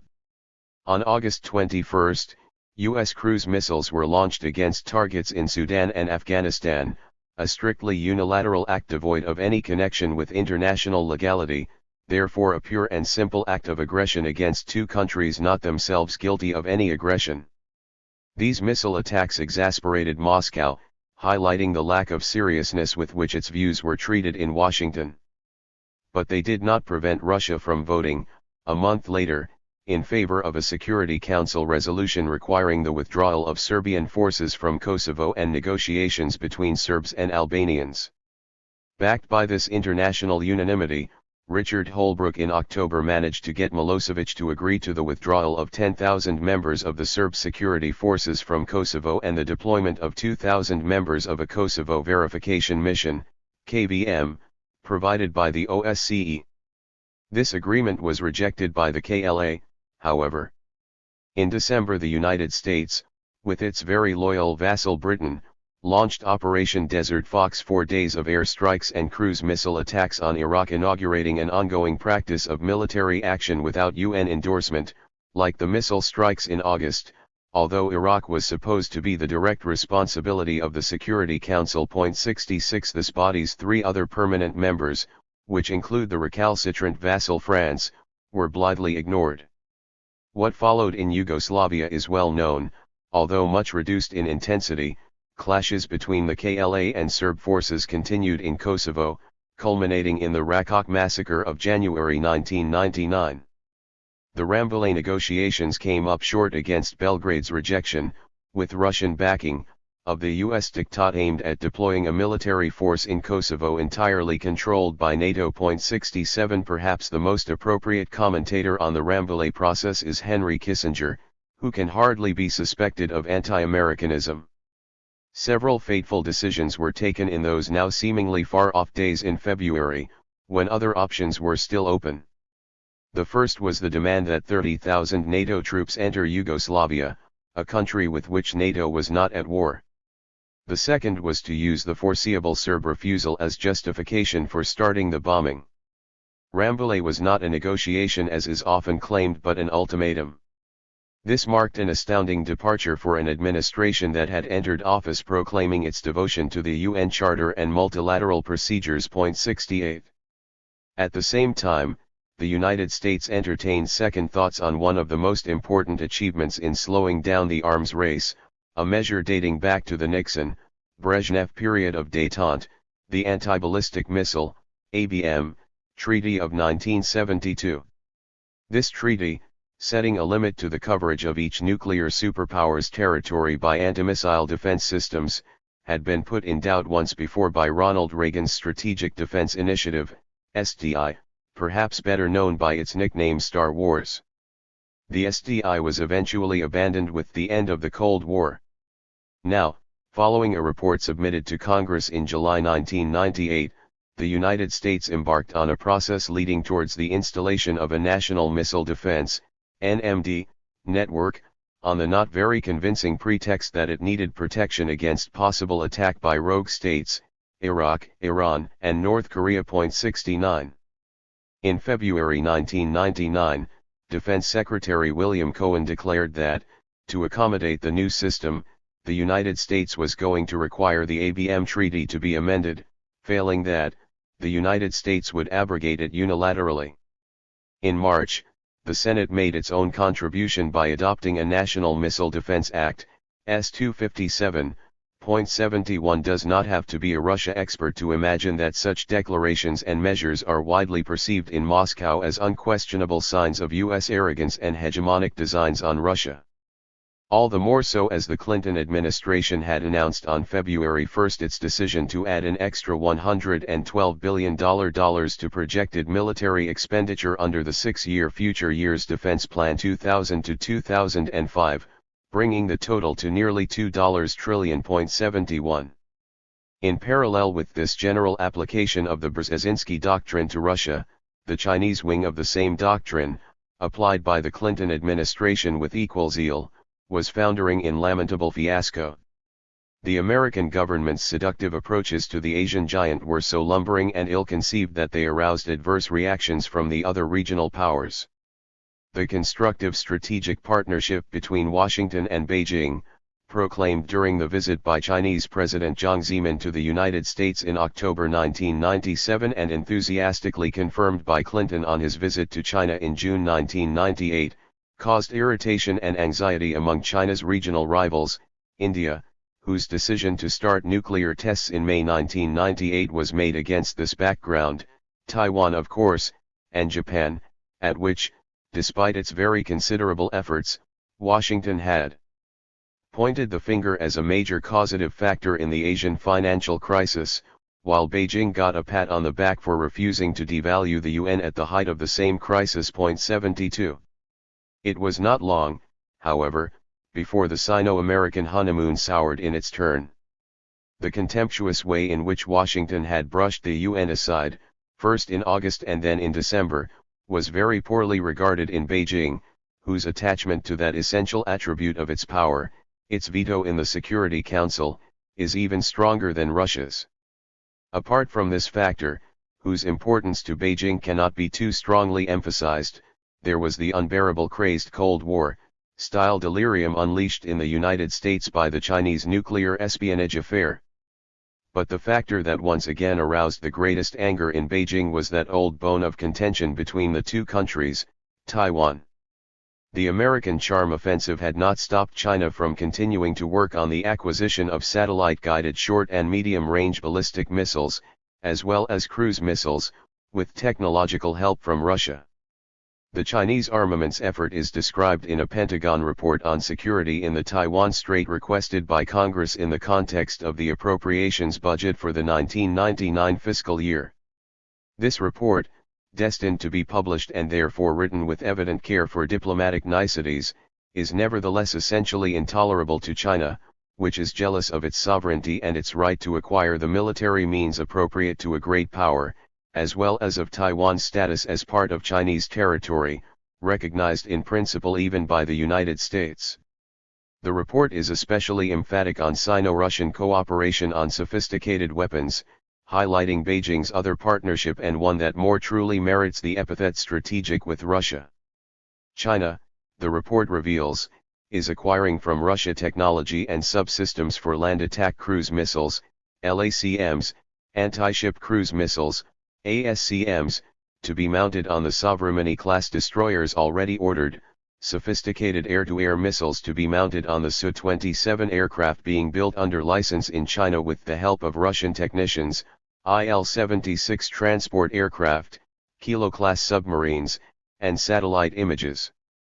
The report ends, in a highly maladroit manner that could only provoke Beijing, with a call to equip Taipei with symmetrical means. Taiwan's success in deterring potential Chinese aggression will be dependent on its continued acquisition of modern arms, technology, and equipment and its ability to deal with a number of systemic problems, primarily the recruitment and retention of technically qualified personnel and the maintenance of an effective logistics system, lest Taipei once again risk losing its qualitative edge. 73. To all this should be added the Pentagon's own plans, in the context of a regional arms race, to include Taiwan and Japan in a theater missile defense system, TMD, threatening to neutralize a good proportion of China's efforts to assemble a convincingly deterrent level of conventional weaponry against the much better armed US, Japan, Taiwan alliance, the Pentagon in fact balancing China's forces against those of Taiwan alone. Against this background, it is not difficult to see the bombing of the Chinese embassy in Belgrade on May 6, 1999 as the straw that broke the camel's back, nor that the Chinese response was far from the crazed overreaction, attributable to some peculiarity of Oriental culture, that the Western media claimed to discern. The Kosovo War. The war waged by NATO against Serbia was integral to the process described above, and the options which determined it. 74. One would have had to be singularly myopic to consider this war in the limited context of the Balkan situation, as just another upheaval in the civil wars that had been tearing Yugoslavia to shreds since the beginning of the decade. Ignorance of what was really at stake and an inability to see the wood for the trees induced very large numbers of well-meaning people, understandably horrified by the crimes committed by Serbian armed forces, to confuse the war in Kosovo with a humanitarian relief operation. Those who spoke of a just war were failing to consider a fundamental aspect of this concept: adequacy of means to ends. Henry Kissinger, never more lucid than when judging the actions of his rivals, had this to say. At every stage of the Kosovo tragedy, other mixes of diplomacy and force were available, though it is not clear they were ever seriously considered. A strategy that vindicates its moral convictions only from altitudes above 15,000 feet and in the process devastates Serbia and makes Kosovo unlivable has already produced more refugees and casualties than any conceivable alternative mix of force and diplomacy would have. It deserves to be questioned on both political and moral grounds. 75. The blatant inappropriateness of the means employed to the declared humanitarian ends is more than sufficient to raise questions about the concealed motives, the hidden agenda, behind this war. The alternative choice was not, of course, the famous ground offensive, which would have involved a dangerous lurch much closer to a risk of world conflagration. Those who preached this solution were guilty of military naivete as well as irresponsibility. Certain individuals seemed to be using a declared love of humanity as an excuse for playing the lead in Dr. Strangelove. Zbigniew Brzezinski was outstandingly successful in this role. Only a few days after the start of the NATO bombing, when it had become manifest that Milosevic, contrary to the assurances of U.S. intelligence services 76, was not going to bow easily to the alliance's injunctions, Brzezinski wrote an excited exhortation for the Washington Post. The article suggested a tactical air campaign in addition to strategic bombing, arming the KLA, committing ground troops if these measures still seemed insufficient, and finally, supporting independence for Kosovo unless Milosevic was overthrown. 77. There was not a single allusion, needless to say, to any possibility of a negotiated solution in collaboration with Russia. Nearly 2 weeks later, Brzezinski wrote for the consumption of leaders of the NATO countries, on the eve of their Washington summit, an even more rabid piece that revealed the basis of his thought more clearly than ever. The stakes now involve far more than the fate of Kosovo. They were altered dramatically the day the bombing began. It is no exaggeration to say that NATO's failure to prevail would mean both the end of NATO as a credible alliance and the undermining of America's global leadership. And the consequences of either would be devastating to global stability. 78. Those opposed to the NATO bombing were the erratic admirer of Hitler in Belarus and the current Russian regime, which failed in Chechnya in what Milosevic is attempting to do in Kosovo. After criticizing the Pentagon for preventing Wesley Clark from using Apache helicopters, and scolding NATO for wanting to minimize loss of human life, 79, the humanitarian hawk went on to belabor Clinton for putting off the terrestrial option, also rejected by the Pentagon. One cannot avoid the suspicion that political expediency was at work here, at a time when genuine leadership was needed.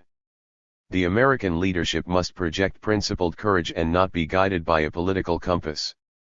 The author's own prescriptions followed: make Kosovo a NATO protectorate, instead of giving it the autonomy decided at Rambouillet, intensify the bombing and get rid of current restrictions in the choice of targets, concentrate forces for a large-scale ground offensive or for a mopping-up operation, a civilized version, perhaps, of ethnic cleansing, and so on. But the key point was this warning. The alliance should reject the temptation to accept any deal contrived by Russia that would grant Milosevic an easing of NATO's original terms. To do so would mark the bombing as a tragically pointless failure, would reward Milosevic for his ethnic cleansing, and would represent a great political success for the Kremlin's anti-NATO posture. That has to be made crystal clear. NATO's failure to bend Serbia to its will, made worse by deepening divisions within the alliance, provided Boris Yeltsin with an excellent opportunity to sell his services to the West once again. There follows a raw but accurate description of what occurred. Yeltsin brilliantly allowed Primakov to position Russia in complete and hostile opposition to NATO. He then brought Chernomyrdin out of retirement. Chernomyrdin, an old stalwart of the Reform days, appeared to be a dinosaur out of the past. Chernomyrdin, as Russia's special representative, delivered two messages. The first was that there was still a chance at reform in Russia. The second was that Russia would help NATO in Kosovo in return for financial aid.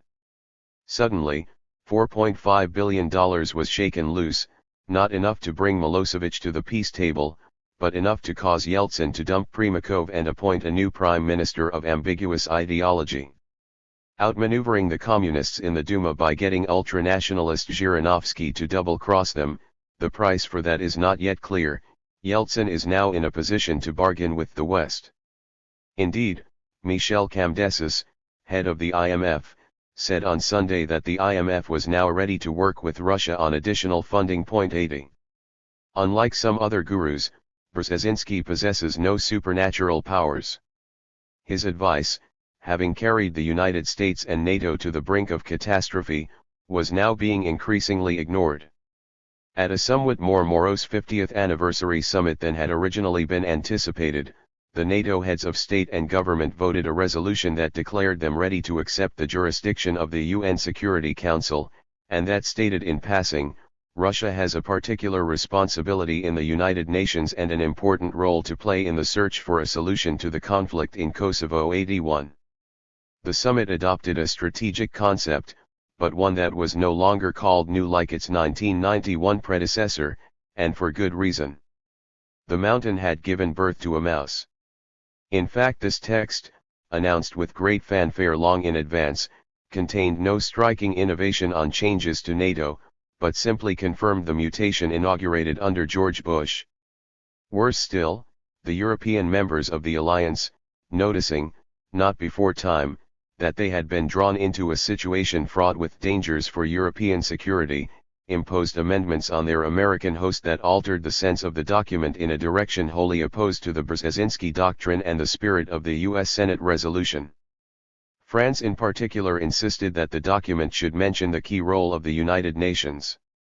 Anxious to preserve the alliance's unity, under serious threat in its first involvement in a real war, Clinton was forced to acquiesce, and compromise formulae were adopted. The result was a toned-down text, paradoxically more conciliatory to Russia, and more conscientious about the UN and international legality, than its 1991 predecessor. 82. The United Nations Security Council has the primary responsibility for the maintenance of international peace and security and, as such, plays a crucial role in contributing to security and stability in the Euro-Atlantic area. 83.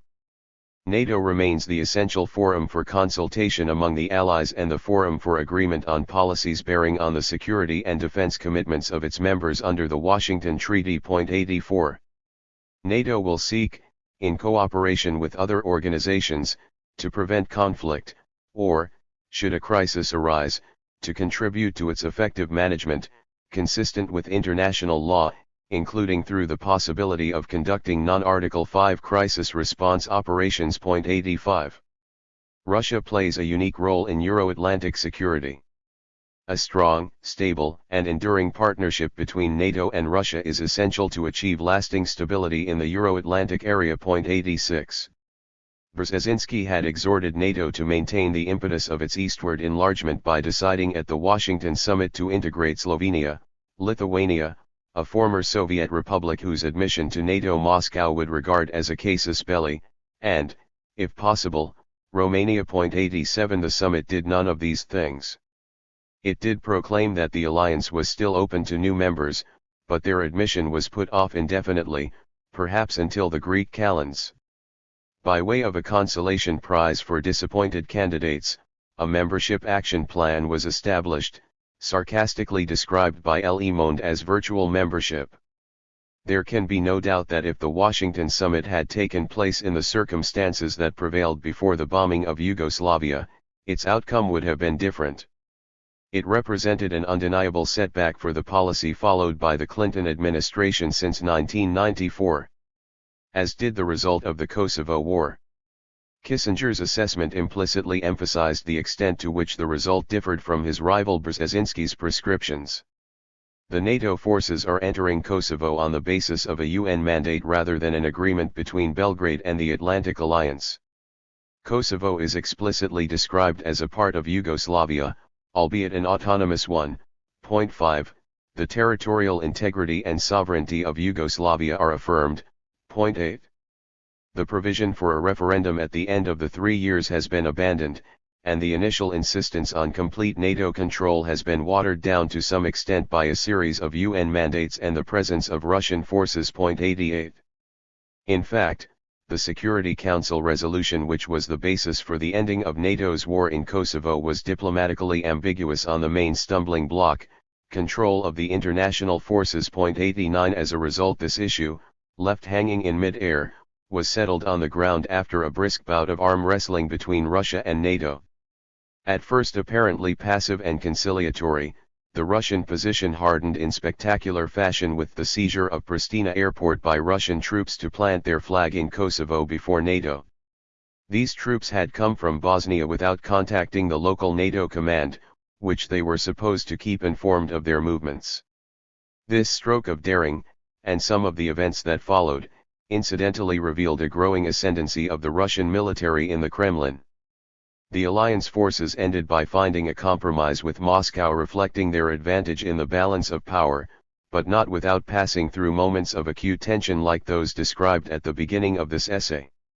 China abstained in the Security Council, finding that the resolution did not sufficiently emphasize the international legal framework provided by the United Nations. 90. As if to confirm Beijing's worst nightmares, on July 12, 1999, the Taiwanese President Lee Teng-hui for the first time publicly dissented from the official principle of one China, starting a downward slide in relations between Beijing and Taipei. 91.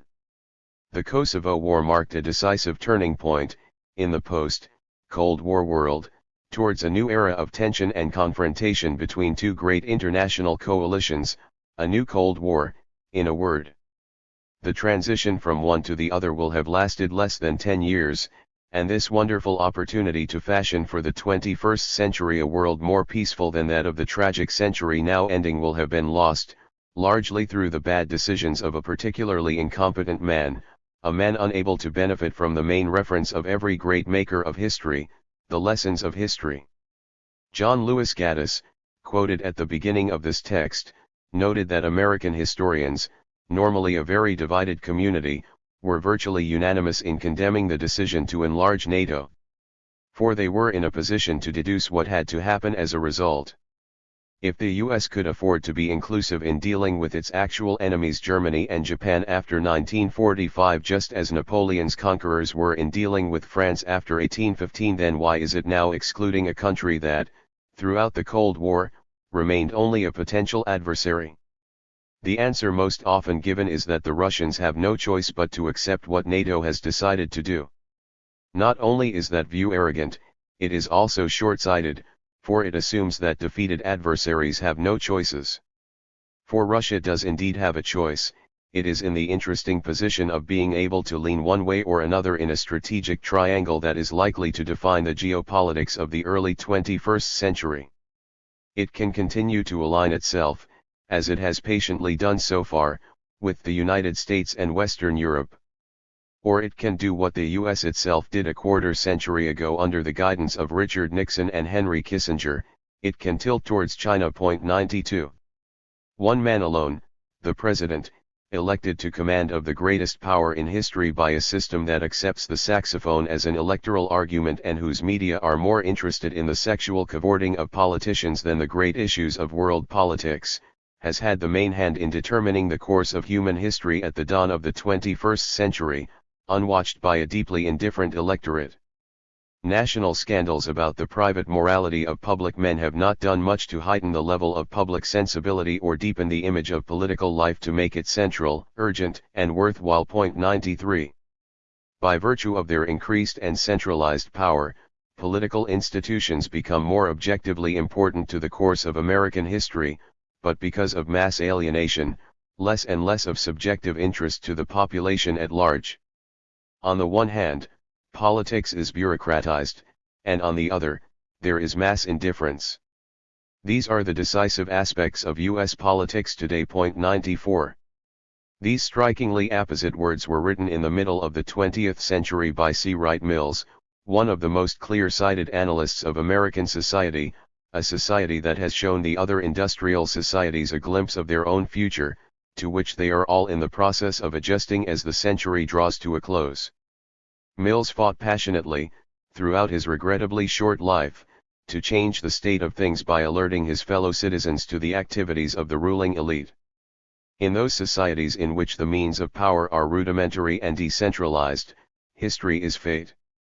But in those societies in which the means of power are enormous in scope and centralized in form, a few men may be so placed within the historical structure that by their decisions about the use of these means they modify the structural conditions under which most men live. 95.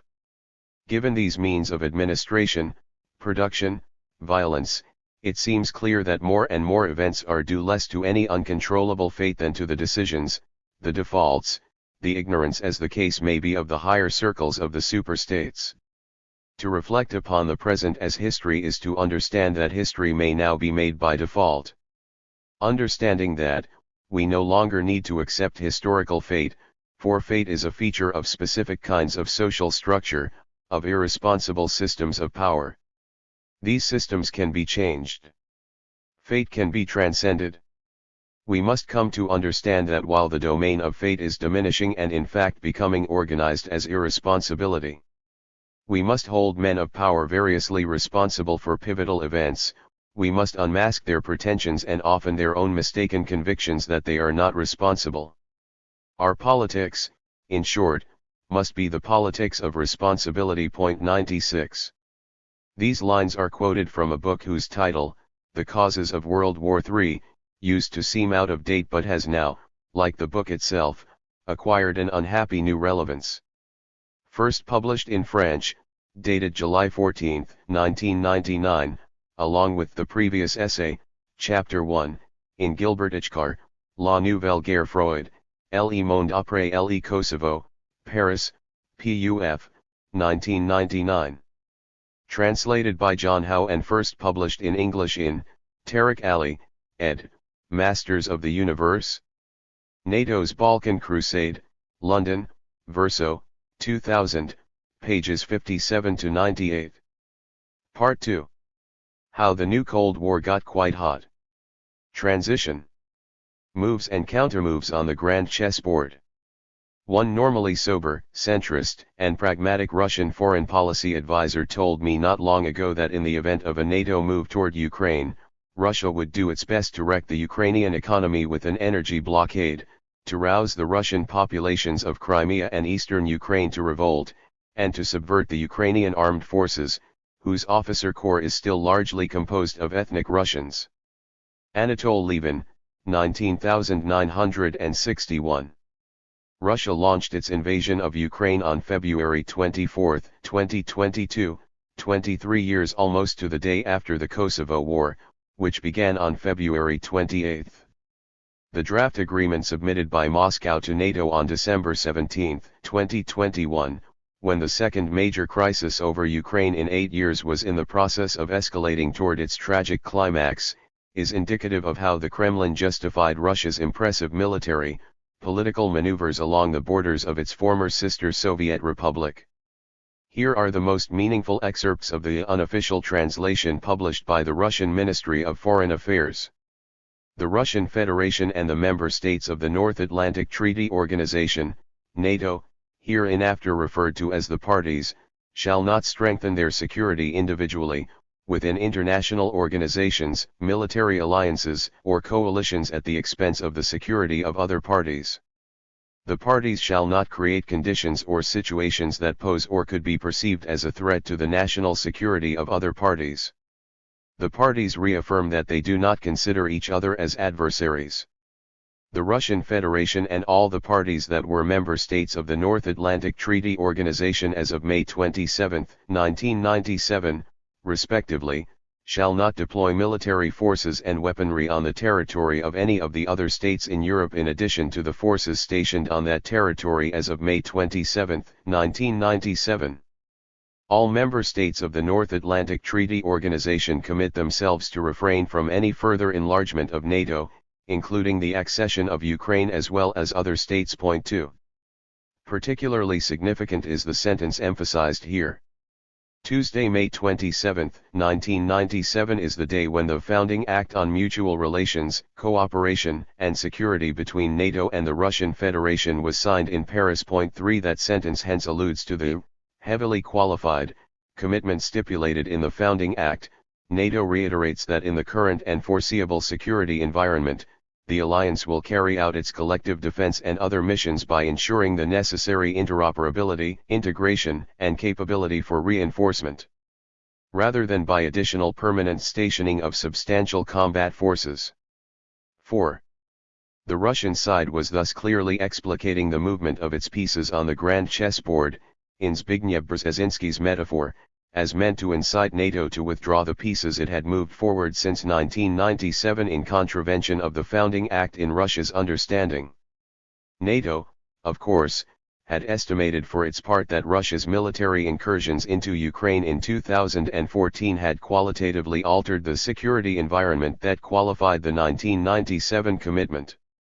The new military deployments that were the object of Moscow's ire mainly consisted in the enhanced forward presence and tailored forward presence forces deployed in 2017, following a decision taken at the July 2016 NATO summit held in Warsaw. Here is how this forward presence of close to 5,000 troops of other countries on the soil of 5 East European post-1991 NATO member states not counting forces engaged in sea and air maneuvers is described on the alliance's website.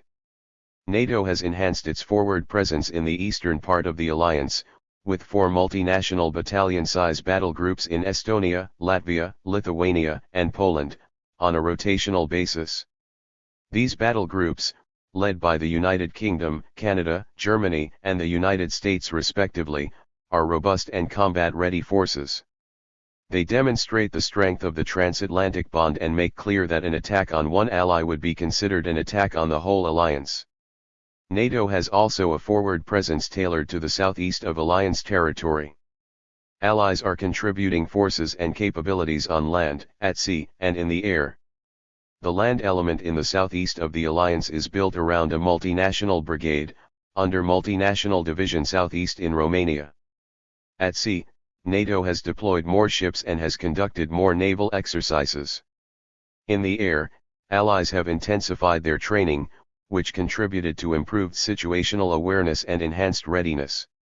NATO's forward presence is part of the biggest reinforcement of alliance collective defense in a generation. 5. These military deployments were obviously meant by NATO as a response to Russia's invasion and annexation of Crimea in 2014.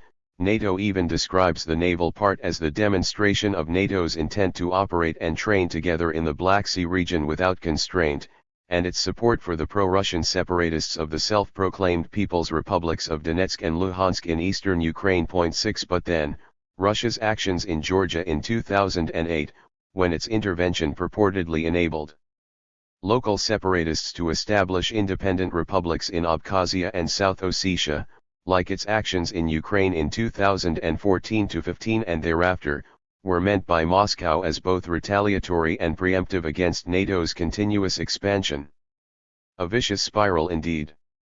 The advent of the most belligerent administration in contemporary U.S. history, with the dubious election of George W. Bush to the presidency in 2000 and the huge boost that his administration's grand designs obtained as a result of al-Qaeda's attacks on New York and Washington on September 11, 2001, hereafter 9/11, had led to a major new round of U.S. imperial expansion.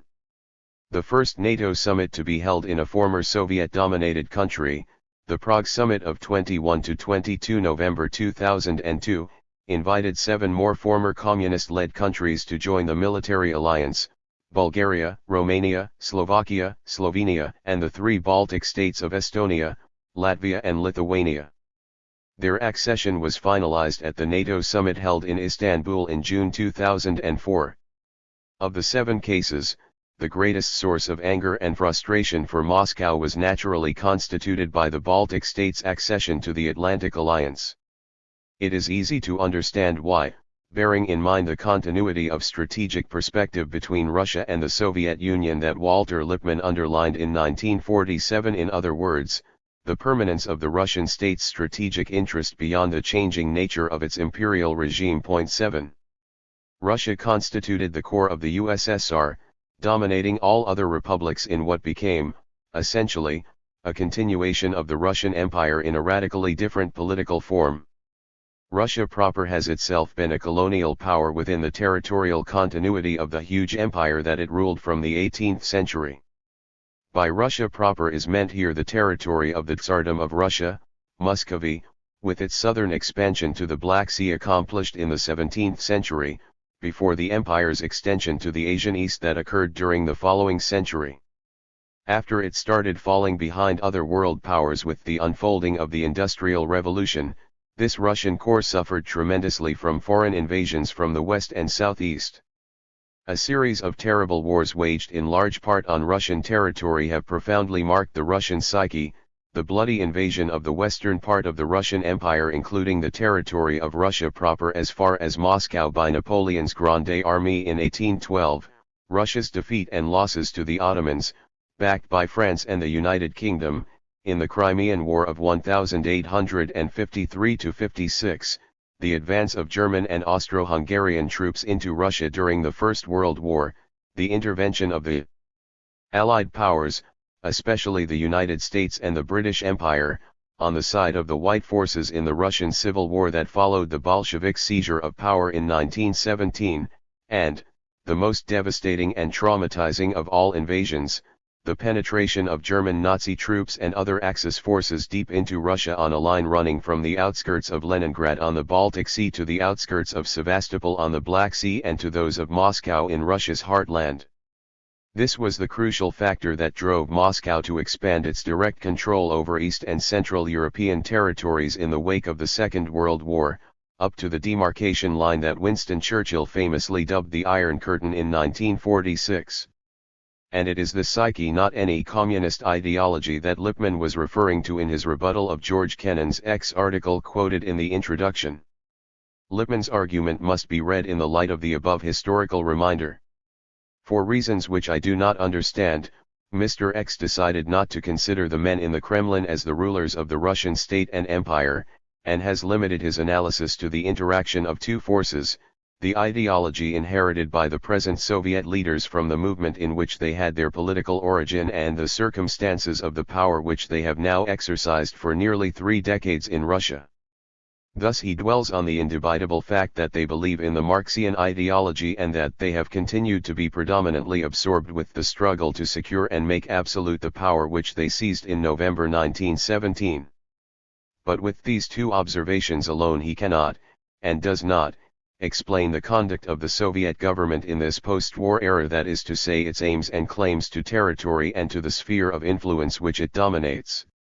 The Soviet government has been run by Marxian revolutionists for 30 years. What has to be explained by a planner of American foreign policy is why in 1945 the Soviet government expanded its frontiers and its orbit, and what was the plan and pattern of its expansion. That can be done only by remembering that the Soviet government is a Russian government and that this Russian government has emerged victorious over Germany and Japan. Having omitted from his analysis the fact that we are dealing with a victorious Russia having become exclusively preoccupied with the Marxian ideology, and with the communist revolution, it is no wonder that the outcome of Mr. X's analysis is nothing more definite, concrete, and practical than that the Soviets will encroach and expand at a series of constantly shifting geographical and political points. Mr. X's picture of the Soviet conduct has no pattern. It is amorphous. That is why his conclusions about how we should deal with the Soviets have no pattern, and are also amorphous. 8. Indeed, the Soviet Union's expansion of its sphere of domination by the end of the Second World War had strictly nothing to do with any Marxist or communist ideology. Only people who know nothing about the views of Karl Marx or Vladimir Lenin may believe that they advocated Russian imperial expansion. Both were harsh critics of the Russian Empire, and Lenin in particular was a sworn enemy of great Russian chauvinism, who famously described the Tsarist Empire as a prison of peoples and staunchly defended these peoples' right to self-determination. 9 Vladimir Putin knows better. He bitterly blamed Lenin and his Bolshevik comrades for having diminished Russia, as he explained in the long article about Ukraine bearing his signature that was published in July 2021. In 1922, when the USSR was created, with the Ukrainian Soviet Socialist Republic becoming one of its founders, a rather fierce debate among the Bolshevik leaders resulted in the implementation of Lenin's plan to form a union state as a federation of equal republics. The right for the republics to freely secede from the Union was included in the text of the Declaration on the Creation of the Union of Soviet Socialist Republics and, subsequently, in the 1924 USSR Constitution. By doing so, the authors planted in the foundation of our statehood the most dangerous time bomb, which exploded the moment the safety mechanism provided by the leading role of the CPSU was gone, the party itself collapsing from within. A parade of sovereignties followed. The Bolsheviks treated the Russian people as inexhaustible material for their social experiments. They dreamt of a world revolution that would wipe out national states. That is why they were so generous in drawing borders and bestowing territorial gifts. It is no longer important what exactly the idea of the Bolshevik leaders who were chopping the country into pieces was. We can disagree about minor details, background, and logics behind certain decisions. One fact is crystal clear: Russia was robbed, indeed. 10. In expanding Moscow's sphere of domination in East Europe in the wake of the Second World War, Stalin was primarily motivated neither by ideology, nor even by economic interests such as those which led the European colonial powers, including Russia, to expand their empires east and south. 11 His primary concern, and that of the Moscow-based Soviet power elite, was to enlarge the buffer zone protecting the Russian core from future aggressions, after successive traumas had reached a vertiginous peak with the Nazi invasion. The East European satellite states, including the eastern part of Germany, were added to the peripheral Soviet republics that were already insulating the core Russian Soviet Federative Socialist Republic from the territory of the defunct Third Reich, Germany and Austria, and from Western Europe, which was soon enlisted in the anti-Soviet NATO. The collapse of the Iron Curtain and the accession of the East European states into NATO in successive rounds was therefore perceived by Russia's rulers as a worrying dismantlement of the extended bulwark that their country had secured by the end of the Second World War. Their main concern became at least to safeguard one layer of states as a buffer zone between their country and NATO. In other words, their red line consisted in the range of countries bordering Russia, which, if they joined NATO, would give the latter direct borders with the Russian mainland in addition to the small amount of border that exists between Russia and Norway and the new Russia, NATO border created in 1999 by Poland's formal membership in the alliance due to its contiguity with the semi-exclave of Russia's Kaliningrad Oblast. When the Baltic ex-Soviet republics were invited to join the alliance in 2002, it was thus from Moscow's perspective an intolerable breach in the buffer zone, creating a direct border between Russia proper and NATO in Estonia and Latvia, in addition to Lithuania's border with Kaliningrad. And when Ukraine and Georgia were offered in turn, in 2005 and 2006, an intensified dialogue with NATO, understood as the initiation of a membership track, Moscow became furious. That would have meant that, except for Belarus and Azerbaijan still holding out, NATO would soon have a common border with Russia all the way from the Baltic Sea to the Caspian Sea, involving Estonia, Latvia, Ukraine, and Georgia, with Ukraine accounting for that border's longest section by far. These rounds of NATO enlargement during the first years of this century are as consequential a legacy of the George W. Bush administration as its invasion and occupation of Iraq and Afghanistan. Added to his scrapping in June 2002 of the ABM Treaty concluded with the USSR in May 1972 and continued with Russia since 1992, and his insistence on deploying anti-missile shields on the periphery of both Russia and China, Bush too established himself as a continuator of Bill Clinton in escalating the new Cold War that the latter had launched. The major expansion of the U.S. imperium under Bush II into territories of the former Soviet Union, from Europe to Central Asia, naturally constituted a major irritant and source of worries for Vladimir Putin's Russia. Pointing to these quasi-atavistic Russian security concerns is, of course, no justification for Russia's aggression against Ukraine on February 24, 2022, nor for the previous one for that matter. Moreover, the argument has been properly made that Putin, in the article quoted above, questioned the very right of Ukraine to exist as an independent state. However, there is no denying either that the Russian side submitted clear and specific security-related demands expressed in the draft agreement that it published on December 17, 2021, or that NATO countries, led by the United States, offhandedly dismissed these demands as unacceptable. The rather specious argument invoked was that they infringed on NATO's right to deploy its troops as it wished on its member states' territory, as well as on Ukraine's sovereign right to request membership in the alliance. But what Russia was in fact demanding was a return to the agreement concluded almost 15 years earlier, in which NATO itself had pledged to refrain from additional permanent stationing of substantial combat forces. Moscow was also demanding that NATO pledge to stop absorbing new states, not that any state be denied the right to apply to join the alliance, which is obviously a different matter unless one confuses an individual's right to ask to join a club and this club's right to stop accepting new members. Last but not least, the argument that NATO was upholding its open-door policy could only confirm Moscow's apprehension, since that door had long been double-locked in its face. Furthermore, the Russian stance was no ultimatum, but a stated negotiating position in the expectation that the other side would make counter-proposals. Serious negotiation was indeed possible. 1 month before the invasion of Ukraine, 2 former senior British diplomats, one of them ambassador to the United States in 2003-07 and the other ambassador to Russia in 2004, offered a blueprint for substantial negotiations with Moscow aimed at defusing the crisis and resetting Western relations with Russia. 12. But the fact is that NATO basically rejected Russia's requests offhandedly as infringing upon its sovereignty.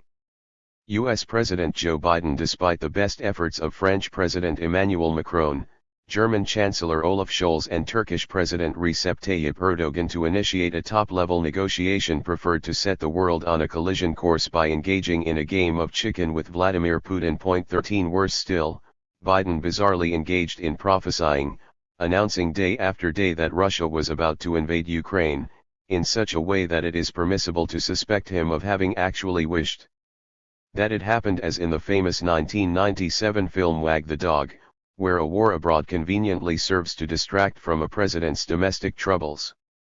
The analogy was yet more striking in the case of British Prime Minister Boris Johnson, who outbid all other NATO leaders in defiant military gestures towards Russia at a time when he was tangled up in what became known as the Partygate scandal. 14. The fact that Russia was massing troops and forces for a potential invasion of Ukraine was clear enough for everybody to see. The question was how to react to it, either by taking it as a serious threat and therefore privileging the quest for peace by offering to seek a compromise between Russia's stated security concerns and NATO's own concerns, or by feigning near indifference to the threat and articulating counter-threats in full knowledge that they could only incite Putin to invade. It required little expertise in psychology to understand that Putin's super-macho mindset would not allow him to backtrack without achieving something that he could point to as a reasonable compromise. That is what the few NATO leaders mentioned above understood in trying to avert the war. But the Biden administration would not listen. Moreover, by continuing his predecessor's provocative stance toward Beijing, Joe Biden had precluded the possibility of bringing China to bear on Russia in the interest of preserving world peace, which is in China's own economic self-interest. He only succeeded in pushing Beijing to close ranks with Moscow against Washington, as discussed in Chapter 4, below. Does mentioning all this absolve Vladimir Putin from his criminal responsibility in launching the invasion of Ukraine by putting the onus on Washington? Certainly not. No more than blaming the police for not having engaged in negotiation with hostage takers absolves the latter from their criminal responsibility in murdering the hostages. Likewise, pointing to Washington's responsibility in creating the conditions that led to the rise of Vladimir Putin does not lessen the latter's criminality any more than pointing to the responsibility of the victors of the First World War and the terrible conditions they inflicted upon Germany through the 1919 Treaty of Versailles diminishes in the slightest the much more horrific criminality of Adolf Hitler. Chapter 3. Vladimir the Terrible, an opera in 5 acts. Prologue. The preventable rise of Vladimir Putin. The Weimar paradigm irresistibly forced itself upon observers of the post-Soviet collapse of Russia. Weimar Germany's degradation and the rise of Hitler were a direct result of the vindictive economic and military conditions imposed on the German side by the First World War victors, the Allied powers, at the negotiations held in the Palace of Versailles in France in June 1919. John Maynard Keynes attended these negotiations as official representative of the British Treasury. His famous warning against the consequences of that peace, written in the immediate aftermath of its conclusion, has been fully vindicated by history. Keynes did not mince his words in describing the effect of the victor's economic diktat, the policy of reducing Germany to servitude for a generation, of degrading the lives of millions of human beings, and of depriving a whole nation of happiness should be abhorrent and detestable, even if it were possible, even if it enriched ourselves, even if it did not sow the decay of the whole civilized life of Europe. Sow the decay of the whole civilized life of Europe. That policy certainly did, as the future showed so tragically. The dreadful scenario envisaged by Keynes in the same book turned into reality. A victory of reaction in Germany would be regarded by everyone as a threat to the security of Europe, and as endangering the fruits of victory and the basis of the peace. Besides, a new military power establishing itself in the East, with its spiritual home in Brandenburg, drawing to itself all the military talent and all the military adventurers, all those who regret emperors and hate democracy, in the whole of Eastern and Central and Southeastern Europe, a power which would be geographically inaccessible to the military forces of the Allies, might well found, at least in the anticipations of the timid, a new Napoleonic domination, rising, as a phoenix, from the ashes of cosmopolitan militarism. 2. And yet, Keynes sadly observed, Paris, with some hopes of disintegration across the Rhine not yet extinguished, can resist no opportunity of insult or indignity, no occasion of lowering the prestige or weakening the influence of a government with the continued stability of which all the conservative interests of Europe are nevertheless bound up. 3. The same catastrophic Weimar scenario weighed heavily on the mind of William Perry, Bill Clinton's defense secretary between February 1994 and January 1997, when he was ejected from that seat to be replaced for Clinton's second term by the Republican William Cohen. Perry could not fail to draw a parallel between the attitude of France, Germany's main nemesis in the First World War, and that of the United States, Russia's main nemesis in the Cold War. It will be recalled from Chapter 2 that Perry, along with his assistant Ashton Carter, sadly observed like Keynes in 1919 that U.S. economic policy towards Russia remained very far from anything that might avert a Russian replay of the Weimar tragedy. Like Russia's influence on the world, America's influence on Russia can be strongly positive or strongly negative. At the end of the Cold War, the U.S. government understood the Weimar analogy and has since attempted to assist Russian economic and political reform broadly. Public funds for this purpose have been limited nothing close to the Marshall Plan, which sought to prevent a replay after World War II of the tragic collapse of democratic Weimar Germany. 4. Washington's stinginess and lack of vision meant that one of the scenarios envisaged by Carter and Perry had actually started to unfold when their book came out in 1999. Russia's frustrations would be channeled outward, it would rearm, turn again against the West, and rekindle a kind of Cold War. It could not achieve full power to threaten its neighbors for a decade or more, but in the meantime its nuclear arsenal and still formidable conventional forces could menace its neighbors, and it could mount a broad challenge to the United States on the world stage. 5. This is exactly what happened in the 21st century, especially after Russia's frustrations had been considerably aggravated by Washington's subsequent policies, as acknowledged by William Perry several years later, after the severe deterioration in Russia's relation with the West in 2014. Russia considered the expansions of NATO underway in 1997 to 99 a threat, and they regarded the later inclusion of the Baltic states as marching the NATO threat up to their border. In what was less than enlightened conduct, the United States and NATO generally acted as if Russia's concerns were inconsequential. Particularly galling to Russians were NATO's actions in Kosovo, in the deployment of a ballistic missile defense, BMD, in Europe, and in the continuation of NATO expansion, including the Baltic states, which had been a part of the Tsar's Russia and, for a few decades, the Soviet Union. Subsequently, NATO started the early processing of Georgia and Ukraine for NATO membership. Now Russia distanced itself even further from NATO and showed increased resentment of the US, believing that the US displayed no regard for Russian feelings and interests, concluding that we would do whatever suited us best, leaving Russia to cope as best it could. 6. All this could have been averted had Washington opted for the policy advocated by William Perry of generous and massive Western economic aid to Russia to help it recover from the collapse of the Soviet Union, along with the reshaping of the global order toward Russia's full integration in the concert of nations on a par with Western powers, instead of ostracizing it by expanding NATO into its former sphere of influence. This latter aspect of the problem has been amply discussed in the previous chapters. Let us focus for a while on Russia's domestic condition and revisit Georgy Erbatov's highly premonitory 1994 warning, quoted in the introduction. It was the starkest and probably earliest portent of what would happen as a result of Western social and economic policies in Russia, epitomized by the catastrophic reform primarily implemented and supervised by Yegor Gaidar, who held various offices from Minister of Finance to Prime Minister of Russia between November 1991 and January 1994, under the presidency of Boris Yeltsin. The reform turned out to be not something crafted for Russian circumstances but a carbon copy of the shock therapy model designed to squeeze third world countries sufficiently to cover their debts to the West. Blessed by the International Monetary Fund, IMF, and pressed by some Western specialists, Jeffrey Sachs and Anders Eslund, among others, that model of reform had been a failure practically everywhere. Nevertheless, it was adopted in Russia, a country that had totally different economic and social conditions from those prevailing in third world countries.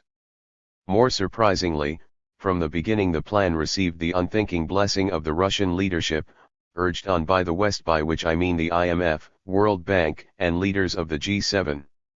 The results, as one could have expected, were disastrous.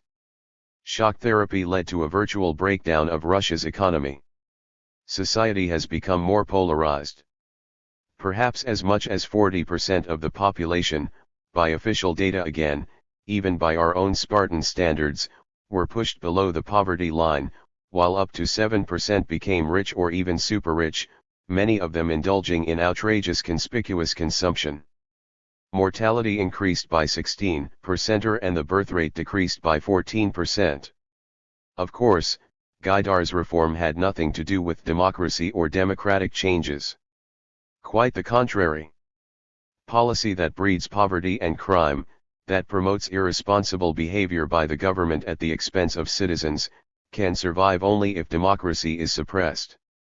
Such an approach needs a dictator, and it is not by chance that many supporters of Gaidar openly say that Russia can now be saved only by authoritarian rule.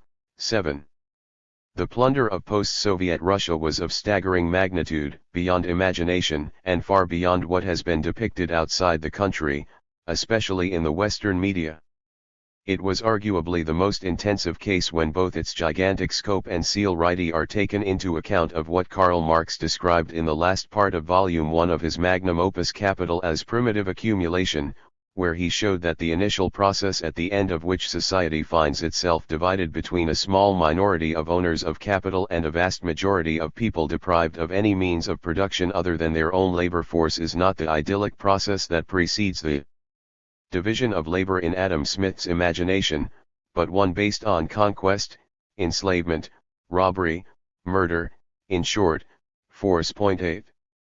The Russian version of primitive accumulation had the great originality of not growing out of the economic structure of the feudal society, or at least not directly, as in the most classical case of the English legalized enclosure of common land starting in the 17th century, but after a long historical detour during which most means of production had been monopolized by the state for 7 decades before being plundered by a tiny minority of oligarchs at the expense of the population at large. 9 This process included the dispossession of laborers from their accumulated savings and pensions by way of violent hyperinflation that reduced them to dust and drastically reduced real wages.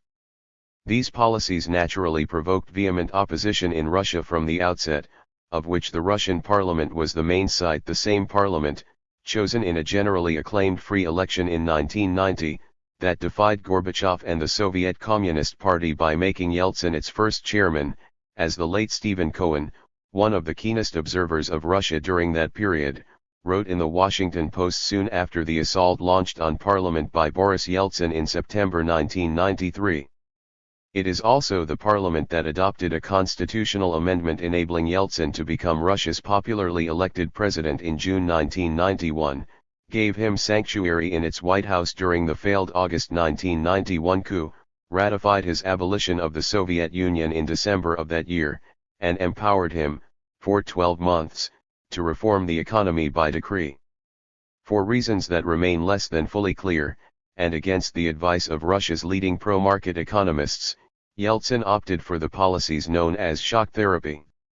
By late 1992, these policies had impoverished the majority of Russian families.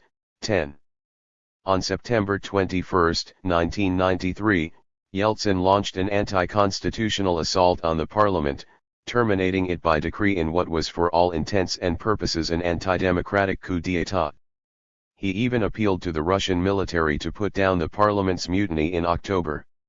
These events signaled the end of the democratic transition in Russia and the beginning of a new era of increasing authoritarianism. Indeed, now that Yeltsin has made the army and other security forces the arbiter of Russia's political fate, how will he diminish their role to what it must be in any democratic system? Asked Cohen in October. 11 7 years later, he commented on the new constitution whose adoption Yeltsin had secured by referendum in December 1993. The constitution, which greatly empowered the presidency at the expense of other branches of government, particularly the Duma, was officially adopted, but the results of the referendum were almost certainly falsified. In 2000, it nonetheless remained Russia's constitution, and Vladimir Putin inherited the super-presidency created for Yeltsin. A strong case can be made that freeing himself of any effective parliamentary restraints led Yeltsin to more unwise and fateful decisions, including a privatization program that resulted in oligarchical ownership and asset looting, the First Chechen War, in 1994-96, and thus the second one, in 1999-2000. Many Russians will long remember that less than 3 weeks after the first such assault on a European parliament since the German Reichstag fire in 1933, President Clinton's Secretary of State Warren Christopher arrived in Moscow to praise Yeltsin's Russia as a country being reborn as a democracy. 12. The effect of the shock therapy, all too real shock and totally illusory therapy of the first post-Soviet years, was absolutely devastating. Here are a few figures mentioned at the onset of one of the books that denounced this gigantic disgrace. From 1991 to 1998, Russia's GDP declined by 43.3%, with industrial production falling by 56%. The significance of these terrible figures shows up dramatically when they are compared to the 24% drop of the USSR's GDP during the Second World War, between 1941 and 1945.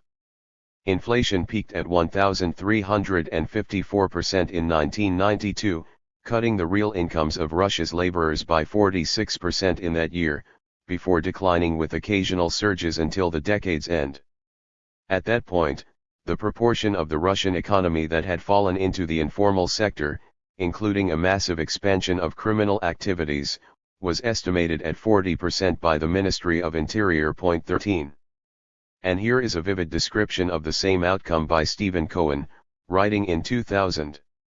Since 1991, Russia's realities have included the worst peacetime industrial depression of the 20th century, the degradation of agriculture and livestock herds even worse in some respects than occurred during Stalin's catastrophic collectivization of the peasantry in the early 1930s, unprecedented dependence on imported goods, foremost food and medicine, the promotion of one or two Potemkin cities amid the impoverishment or near impoverishment of some 75% or more of the nation, more new orphans than resulted from Russia's almost 30 million casualties in World War II, and the transformation of a superpower into a beggar state existing on foreign loans and plagued, according to the local press, by hunger, cold, and poverty, and whose remote regions await the approaching winter with horror. 14. U.S. responsibility in provoking this catastrophe was crucial, and it was anything but occult. Several witnesses and observers raised their voices in warning the United States against the consequences of what its government was fostering. The voices of Russians including Georgy Arbatov, as well as Americans like Stephen Cohen. One of the American voices, Janine Weddle, arguably the foremost critic of Western economic policies in Russia and Eastern Europe in the 1990s, testified before the Committee on International Relations of the U.S. House of Representatives in 1998, the year when her critique of Western economic intervention in Eastern Europe was first published. 15. Her testimony provided an excellent summary of the situation. The United States, over the past 7 years, has embarked upon a fairly consistent course of economic relations with Russia. 3 interrelated policies characterize this course. 1. The provision of billions of dollars in U.S. and other Western aid, subsidized loans, and rescheduled debt. 2. The urging of radical economic reforms, including the privatization of state-owned assets, and 3. The backing of a hand-picked political, economic group, or clan, to perform these so-called reforms. The United States has consistently supported President Boris Yeltsin and a cadre of self-styled Russian reformers to conduct Western aid-funded reforms and negotiate economic relations with the West. U.S. support for Anatoly Chubai, Yegor Gaidar, and the so-called Chubai clan, dominated by a decade-old clique from St. Petersburg, bolstered the clan's standing as Russia's chief brokers with the West and the international financial institutions. There are 3 main problems with U.S. economic aid to Russia, which resulted in frustrating true market reform and democratic processes in Russia. The first problem is the way in which privatization was shaped and promoted by U.S. aid-paid consultants. Shortly after Boris Yeltsin became the elected president of the Russian Federation in June 1991, the Federation's Supreme Soviet passed a law mandating privatization, after several privatization schemes were floated. The program that the Supreme Soviet passed was intended to prevent corruption. But the program Chubai eventually implemented contained few safeguards and instead encouraged the accumulation of property in a few hands. This program opened the door to widespread corruption and was so controversial that Chubai ultimately had to rely largely on presidential decrees, not parliamentary approval, for implementation. The privatization drive that was supposed to reap the fruits of the free market instead helped to create a system of tycoon capitalism run for the benefit of a corrupt political oligarchy that has appropriated hundreds of millions of dollars of Western aid and plundered Russia's wealth. The second main problem with U.S. economic aid is that the United States promoted rule by decree. The preferred method of economic reform was top-down presidential decree orchestrated by Chubai. Instead of encouraging market reform, this rule by decree frustrated many market reforms as well as the building of democratic, inclusive institutions. The third main problem with U.S. economic aid is that it set up still other means of bypassing democratic processes, including a network of aid-funded private organizations controlled by the Chubai clan and the Harvard Group, Harvard Institute for International Development, headed by Jeffrey Sachs. These organizations enabled reformers to bypass legitimate bodies of government, such as ministries and branch ministries, and to circumvent the Duma. The Russian Privatization Center, RPC, was the donor's flagship organization. The center epitomized the operations of the aid-sustained Harvard, St. Petersburg coterie. Despite evidence of corruption and lack of popular support, Many Western investors and U.S. officials embraced the reformer's dictatorial modus operandi and viewed Chubai as the only man capable of keeping the nation heading along on the troublesome road to economic reform. While professing simply to support reform, U.S. policies afforded one group a comparative advantage and allowed much aid to be used as the tool of this group. 16. Vladimir Putin is a direct product of this rotten process, as Weddell explained in the updated edition of the book that brought her into the spotlight, which came out during Putin's first year as president of Russia. The Chubai transactors appear unlikely to disappear in Vladimir Putin's Russia. In fact, Putin has long been intertwined with them. An operative in the KGB and briefly head of its successor agency the FSB, Putin, like most associates of the Chubai clan, hails from St. Petersburg and was intimately involved in the reforms there. After moving to Moscow to work with Chubai, Putin helped to suppress criminal investigations that implicated Yeltsin and members of his family as well as Chubai himself. Chubai helped to run Putin's spring 2000 presidential campaign. 17. NATO's Kosovo War provided a strong political adjuvant to the gestation of Putin's rule, as Michael McFaul, who worked in Moscow for several years in different roles, including a stint as U.S. ambassador to Russia from 2012 until 2014, acknowledged in the memoir he wrote about his long Russian experience. Unfortunately, the negative effects on US-Russia relations from the NATO military operation against Serbia lingered for decades. For the Siloviki Russian military and intelligence officials, the NATO campaign in Serbia confirmed their theory about American imperial intentions. In their view, little had changed since the Cold War era, except that Russia was much weaker in 1999 and therefore lacked the means to counter American military aggression. The proper response, therefore, was not to kiss and make up, as the naive, aging Yeltsin opted to do, but to rebuild Russian military forces. One of the intelligence officers who held this view was Vladimir Putin. The following year, he became president. 18. Thus, the stage was fully prepared for Putin's ascent, with a crucial U.S. contribution in setting it for him. Putin's ambition is well summarized in one passage that is central to the article that he published on the website of the government of the Russian Federation on December 31, 1999, the day he was promoted by Yeltsin from prime minister to acting president. Titled Russia at the Turn of the Millennium, this article is appended to the autobiographical book Conversations with Vladimir Putin that was published in English translation in 2000 under the title First Person, an astonishingly frank self-portrait by Russia's President Vladimir Putin. Putin clearly states his intention in his article. Russia will not become a second edition of, say, the US or Britain, where liberal values have deep historic traditions. Our state and its institutions and structures have always played an exceptionally important role in the life of the country and its people. For Russians, a strong state is not an anomaly to be gotten rid of. Quite the contrary, it is a source of order and main driving force of any change. 19. Concluding a remarkably perspicacious review of that book, described by her as an excellent piece of neo-Soviet, post-liberal propaganda, Nina Khrushcheva, who presently teaches at New York's New School and who happens to be the great-granddaughter of Nikita Khrushchev, the man who became first secretary of the Communist Party of the Soviet Union after Joseph Stalin's death in 1953, and would famously criticize his predecessor's legacy 3 years later, commented. So who is Vladimir Putin? According to First Person, he is Russia's perfect president, a man for whom Timur and Pavlik, child heroes in the USSR, one fictional, one real, once were role models, but who has now stepped from the pages of heroic children's stories to be a real man ruling in the real Kremlin. Only time will show whether this version of Putin is an invented character for the book of power he is writing, nothing more than a patriotic propaganda symbol, or if his worship of the KGB is real. And Putin is a modernized, contemporary hero of neo-Soviet totalitarianism, the creator of his own Putinism. 20.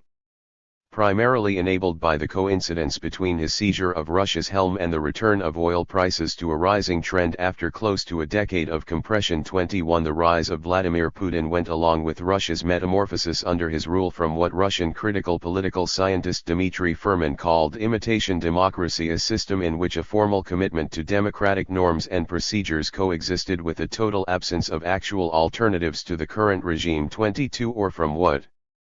A key designer of that system, Russian political scientist Gleb Pavlovsky, calls managed democracy a quasi-authoritarian political system camouflaged to look as if it represents the people's will through the window dressing of elections, a multi-party system and a partially free media. 23 Into what has arguably become a neo-fascist regime. 24. The online Encyclopedia Britannica provides a good definition of neo-fascism, and how it differs from interwar fascism. Neo-fascist parties differed from earlier fascist movements in several significant respects, many of them having to do with the profound political, economic, and social changes that took place in Europe in the first decades after the end of the war. The gradual acceptance of democratic norms by the vast majority of Western Europeans reduced the appeal of authoritarian ideologies and required that neo-fascist parties make a concerted effort to portray themselves as democratic and mainstream. Some neo-fascists even included words like democratic and liberal in the titles of their movements. Most neo-fascists abandoned the outward trappings of earlier fascist parties, such as paramilitary uniforms and Roman salutes, and many explicitly denounced fascist policies or denied that their parties were fascist. 25.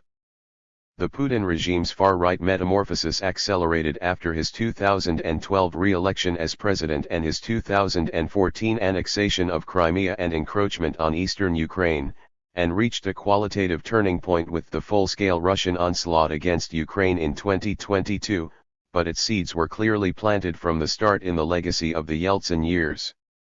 This outcome was preventable. The means to counteract it were in the hands of Washington, which held major leverage over Russia's economic situation and its relations with the West, both crucial factors in determining Russia's evolution. Experts such as Stephen Cohen and Janine Weddle advised the United States on alternative policies that could have altered world history, in the same way as it would have been altered had the alternative policy advocated by William Perry been adopted in the 1990s. This interaction between Washington's behavior and Russia's evolution is the main concern of this book, which is not the place for a detailed analysis of the evolution of Vladimir Putin's regime, nor is its author qualified for what ought to be a first-hand analysis. There have been many useful books providing such analysis by experts on Russia, Russian and non-Russian alike. 26 Let us now examine how the new Cold War became decidedly hot over 2 decades. Act I, 1999-2003, Andante quasi Allegretto. Part I of this book showed how the Clinton administration presided over the disastrous course that led to the present catastrophic state of international relations. The complacency shown in their memoirs by that administration's key players on the issues here discussed, Secretary of State Madeleine Albright and her deputy, Russia specialist Strobe Talbot, is a glaring instance of a lack of discernment or any capacity for self-criticism on the part of members of the ruling elite, easily oblivious to the worst results of their actions. Albright was the first senior U.S. official to meet Vladimir Putin as president. Here is how she describes Russia at the turn of the century in her 2003 memoir. At noon on December 31, 1999, Boris Yeltsin resigned, saying, "Russia must enter the new millennium with new politicians, new faces, new intelligent, strong, and energetic people." His successor as president was Vladimir Putin, who had been appointed 4 months earlier as Yeltsin's 5th prime minister since March 1998. The revolving door in the prime minister's office reflected a downward spiral in the Russian economy. Few societies have crashed harder without war. What was bad news in Russia was also bad news in Washington. For decades we had worried about the threat posed by a strong Russia, now we worried about the dangers posed by Russia's weakness. We feared that an angry populace would turn to extreme nationalists and that the underpaid Russian military might seek to profit by illegally selling nuclear technologies and arms. Russia's economic problems could depress prospects for growth from the Baltics and Central Europe to the Caucasus and Central Asia, and the spectacle of Russia imploding might tarnish the image of democracy worldwide. Poverty and deprivation were not what people had signed up for when the Iron Curtain lifted. 27. Indeed, and neither were shock therapy and Yeltsin's authoritarianism what people had signed up for. Albright was immediately confronted with the brutal reality that Putin represented on the issue of Chechnya, in some way a reflection of the brutal reality represented by her own administration's behavior in Iraq, in particular. When the Soviet Union dissolved in 1991, Chechen nationalists launched a struggle for independence. Several years of fierce fighting resulted in a settlement giving Chechnya considerable autonomy, but still within Russia. The conflict resumed in August 1999, only a few days after Putin became prime minister, when Chechen fighters announced plans to foment a region-wide Islamic revolution. The next month Russia was rocked by a series of terrorist bombings that killed almost 300 people. Although lacking proof, Russia accused Chechens of the attacks and vowed to strike back. Under Putin's direction, the Russian military bombed Chechen cities and villages, before moving in on the ground. There were reports of indiscriminate violence and massacres, and tens of thousands of people fled their homes, prompting an international outcry. According to surveys when the conflict began, only 2% of Russians thought Putin the right man to replace Yeltsin. By New Year's Eve, the figure had risen to 56%. 28. With all the arrogance that U.S. officials are capable of, the former Secretary of State herself having been a shining example of that phenomenon, she reports having lectured Putin on humanitarian considerations regarding Chechnya. 29. Putin naturally took that for interference in Russia's affairs, and replied on a note that would prove to be his preferred tune in justifying his wars: the Nazification of his enemies. Do not try to squeeze Russia out of this region, he said, or you will end up with another Iran or Afghanistan. Obviously aware of my own history, Madeleine Albright's parents had fled Czechoslovakia right after the signing of the 1938 Munich Agreement and the occupation of their country by Nazi troops. He said that Russia was acting the way I would have wished Europe had acted against the Nazis. Instead of another Munich, we are fighting them now before they grow stronger. And we will smash them. 30. Nazification of the enemy was not the only aspect of Putin's behavior in prosecuting the war in Chechnya that proved the harbinger of his future approach to war in general. 31. The destruction of Chechnya's capital city, Grozny, grimly foreshadowed the assaults on Aleppo in Syria and Mariupol in Ukraine, all terrifying cases of cities flattened by intensive and indiscriminate bombing of a type that recalled the carpet bombing of cities during the Second World War. But there was another way in which the second Russian invasion of Chechnya in 1999-2000 set a precedent. It marked the strangulation of democratic freedoms in Russia. Here is a contemporary description. The situation in Chechnya has led Moscow systematically to repress supporters of federalism, local governors, opponents of the war, politically minded entrepreneurs, business owners, and oligarchs, the television and newspaper media, foreign and Russian scholars, foreign students, environmentalists, non-governmental organizations, and non-orthodox religions.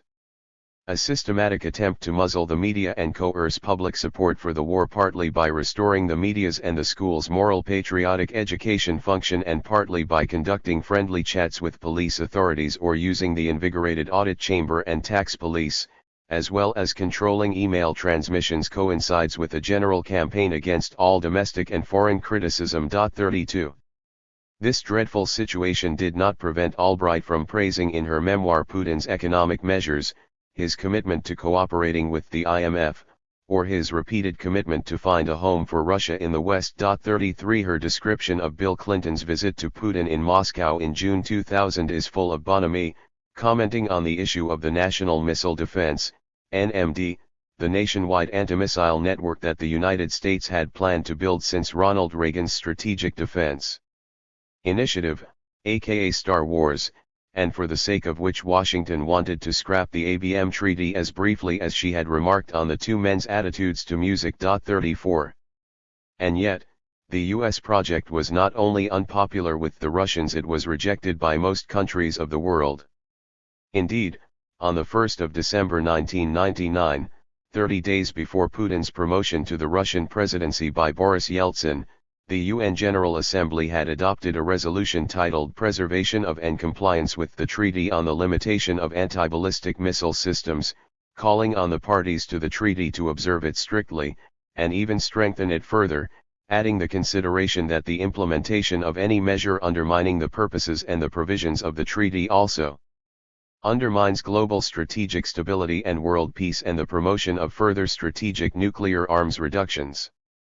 The resolution was adopted by 80 votes to only 4, Albania, Israel, Micronesia, and the United States, with 68 governments abstaining, among which were all key US allies, that is, all NATO members, Japan, South Korea, and Australia.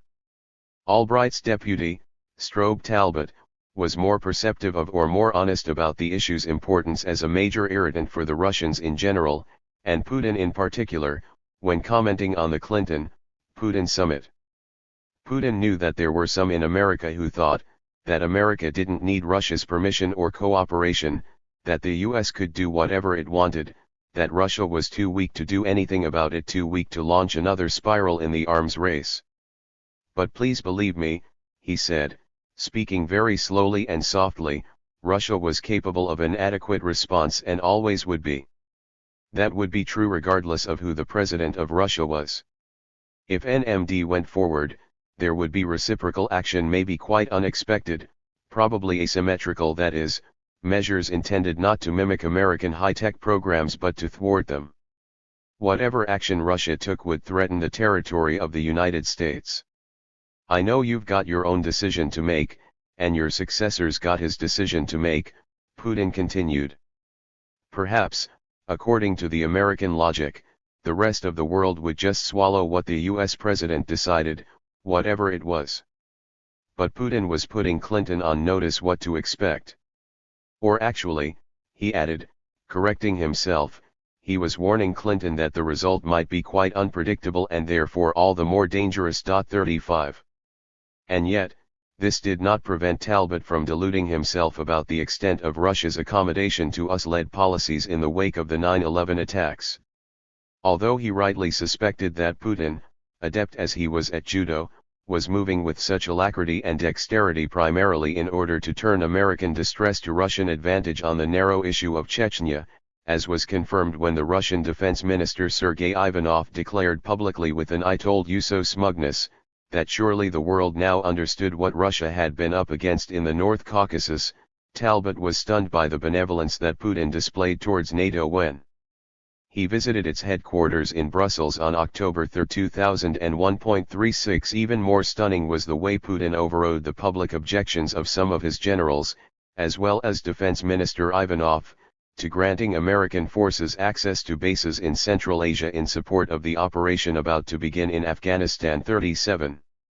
Talbot was so much stunned that he saw in these events, complemented by the brave face that Putin had to put on the Bush administration's resolve to scrap the ABM treaty and implement the NMD project, a vindication of the disastrous policies that the Clinton administration had pursued toward Russia, with key participation from Talbot himself during all 8 years of Clinton's presidency. Read today, his 2002 memoir's conclusion is clearly revealed as an embarrassingly naive instance of wishful thinking. The burst of accommodation and cooperation between George W. Bush and Vladimir Putin in the autumn of 2001 marked not a turning point but a moment of clarification, consolidation, and acceleration in the positive trends of the previous decade. Despite all the talk about how everything had changed, there was no shift in what George Kennan and Bill Clinton saw as the historical direction of Russia's internal evolution and of its relationship with the West. Quite the contrary. In the wake of September 11, a new Russian president concluded that he could afford to move his country faster in that direction, and an even newer American president saw more clearly than before that the US should help. 38. To consolidate his own rule and take advantage of the surge in natural gas prices that started very conveniently in January 2000, just as his presidency was beginning, and in order to reboot the Russian economy and refurbish the Russian military, Putin needed time, as he himself explained in a speech he gave at the Foreign Ministry in Moscow 1 year later. The priority task here is to create around Russia a stable and secure situation, to create such conditions that would allow us to maximally concentrate efforts and resources towards the solution of the social-economic tasks facing the state. It is understandable that today the arsenal of means by way of which we can influence the international situation is, objectively, not as great as we would like it to be. 39. Both oil and gas prices were powerfully boosted by the 9/11 shock, in a renewed surge that carried on for several years until it was interrupted by the Great Recession in 2008. It was not the time to jeopardize this windfall, especially in the face of the wounded beast that the United States had become as a result of Al-Qaeda's attacks. Instead, Putin went on a charm offensive in his relations with Western countries.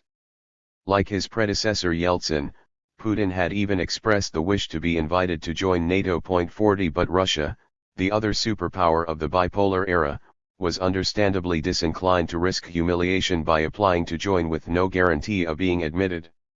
Despite the collapse of the USSR, Russia still was the second military power on Earth. It therefore wished, very legitimately indeed, to be invited to join the organization. George Robertson, then NATO's Secretary General, told the story of his early meeting in 2000 with the new Russian president and the utterly insensitive response that he gave him. Putin said, "When are you going to invite us to join NATO?" And I said, "Well, we don't invite people to join NATO, they apply to join NATO."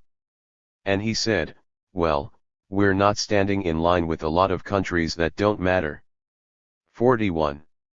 This position was stated very clearly in the first television interview that the new Russian president gave to a foreign journalist David Frost for the BBC in March 2000. Russia is part of the European culture. And I cannot imagine my own country in isolation from Europe and what we often call the civilized world. So it is hard for me to visualize NATO as an enemy. I think even posing the question this way will not do any good to Russia or the world. The very question is capable of causing damage. Russia strives for equitable and candid relations with its partners. We believe we can talk about more profound integration with NATO, but only if Russia is regarded as an equal partner. You are aware we have been constantly voicing our opposition to NATO's eastward expansion. 42. When Frost asked him, "Is it possible Russia could join NATO?" Putin replied, "I don't see why not.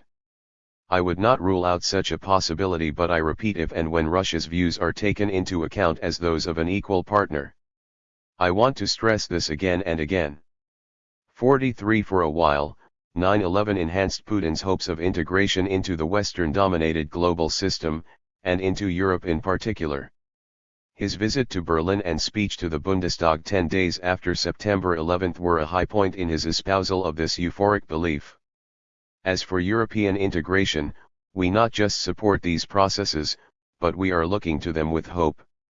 It is my firm conviction that in today's rapidly changing world, in a world witnessing truly dramatic demographic changes and an exceptionally high economic growth in some regions, Europe also has an immediate interest in promoting relations with Russia.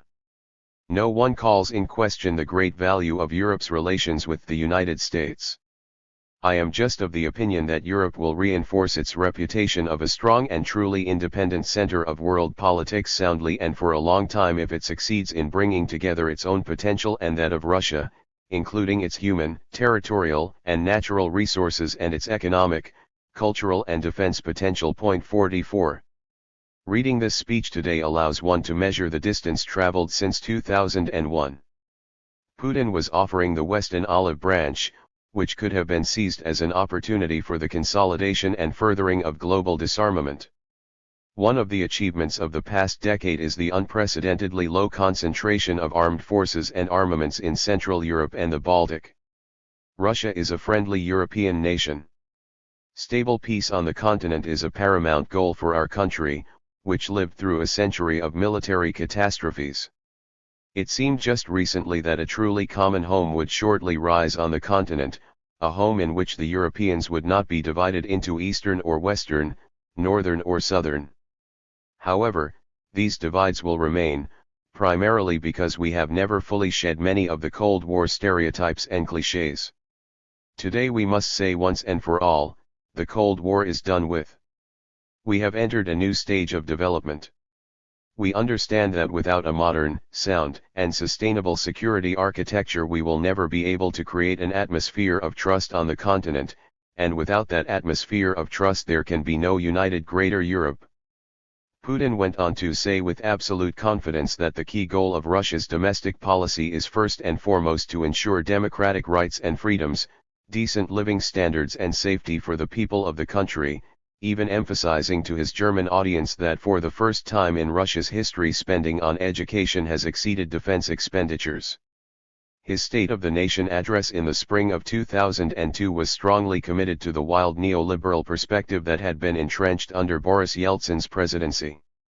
Explaining to his fellow citizens that countries are competing to make the business climate more attractive, Putin defended the 13% flat income tax implemented under his presidency, promulgated in August 2000 and effective from 2001.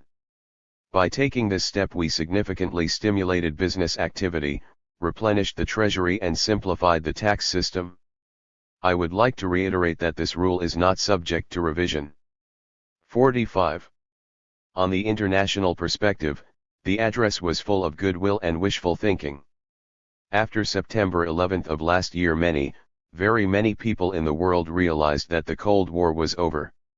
They understood that now there existed other threats, and that another war was on, a war against international terrorism. Our consistent stand and our numerous actions as regards integration with Europe are obvious. We will continue to work actively with the European Union in the efforts to form a single economic area. Our primary goal in foreign policy is to provide strategic stability in the world. To that end we take part in establishing a new security system, maintain permanent dialogue with the United States, and work on changing the quality of our relations with NATO. 46. Although Putin had assumed Russia's presidency after the experience, deeply traumatizing for Moscow, of the US-led violation of international law and contemptuous disregard for Russia's stance in the war on Serbia, discussed in Chapter 2, 9/11 gave him renewed hope. He enthusiastically adhered to George W. Bush's war on terror rhetoric, which he regarded as a vindication of his own war on Chechnya, as Strobe Talbot noted. In the March 2000 interview with the BBC, Putin had already called Chechnya a mini-Afghanistan. However, only a few months after describing Russia as teaming up with Western powers in the war on terror in his State of the Nation address, Putin was to lose whatever illusions he may have harbored in earnest. This was in the autumn of 2002, when Washington began actively preparing the invasion of Iraq. Act 2, 2004 to 2007, crescendo. In going ahead with the invasion of Iraq in March 2003, Washington was not only disregarding international law one more time by circumventing the UN Security Council and, by the same token, Moscow and Beijing's opposition and veto rights.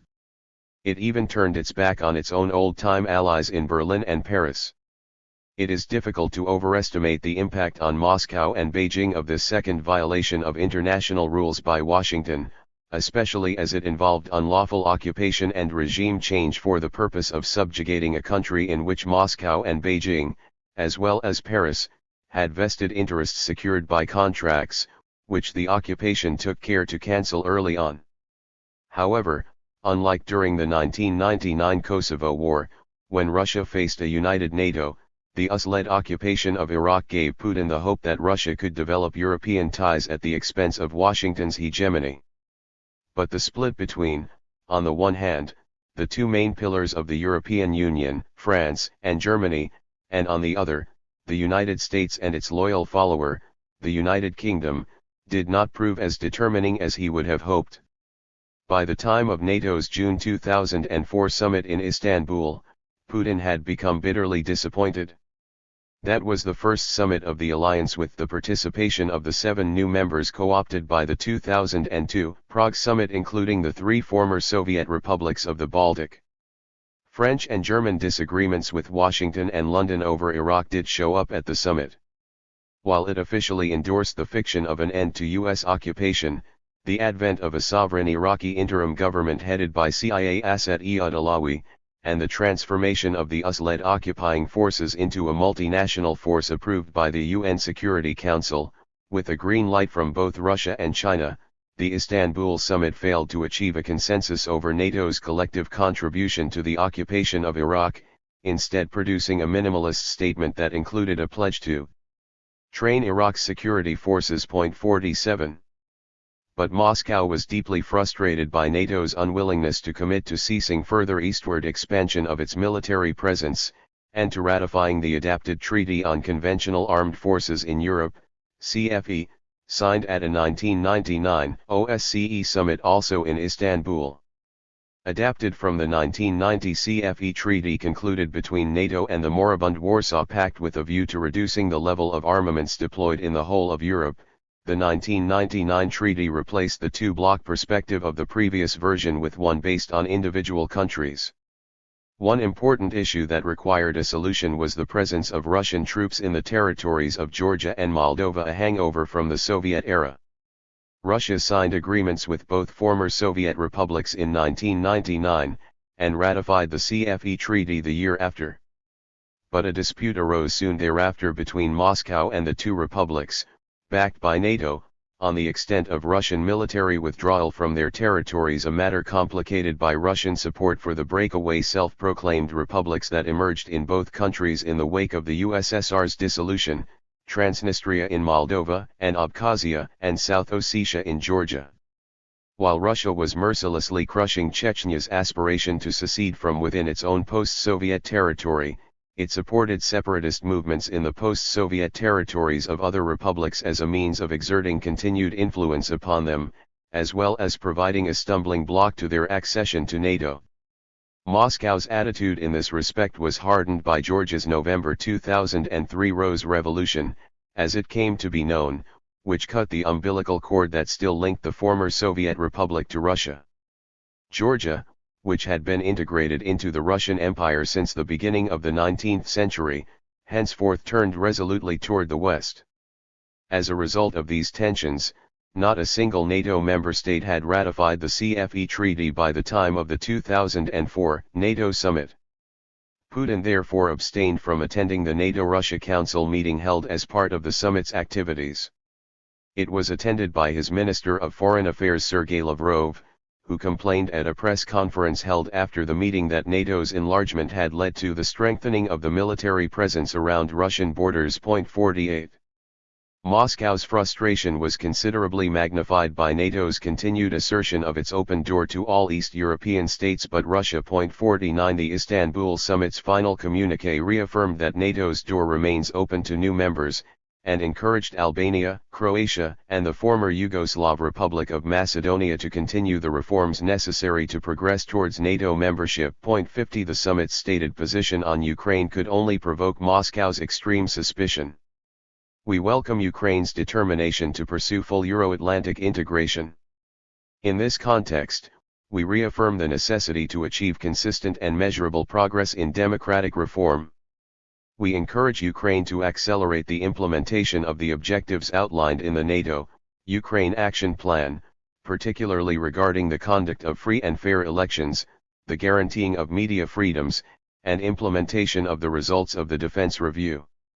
We are determined to support Ukraine in these efforts, while noting that a further strengthening of our relationship will require stronger evidence of Ukraine's commitment to comprehensive reform, in particular with a view to the conduct of presidential elections this autumn. 51.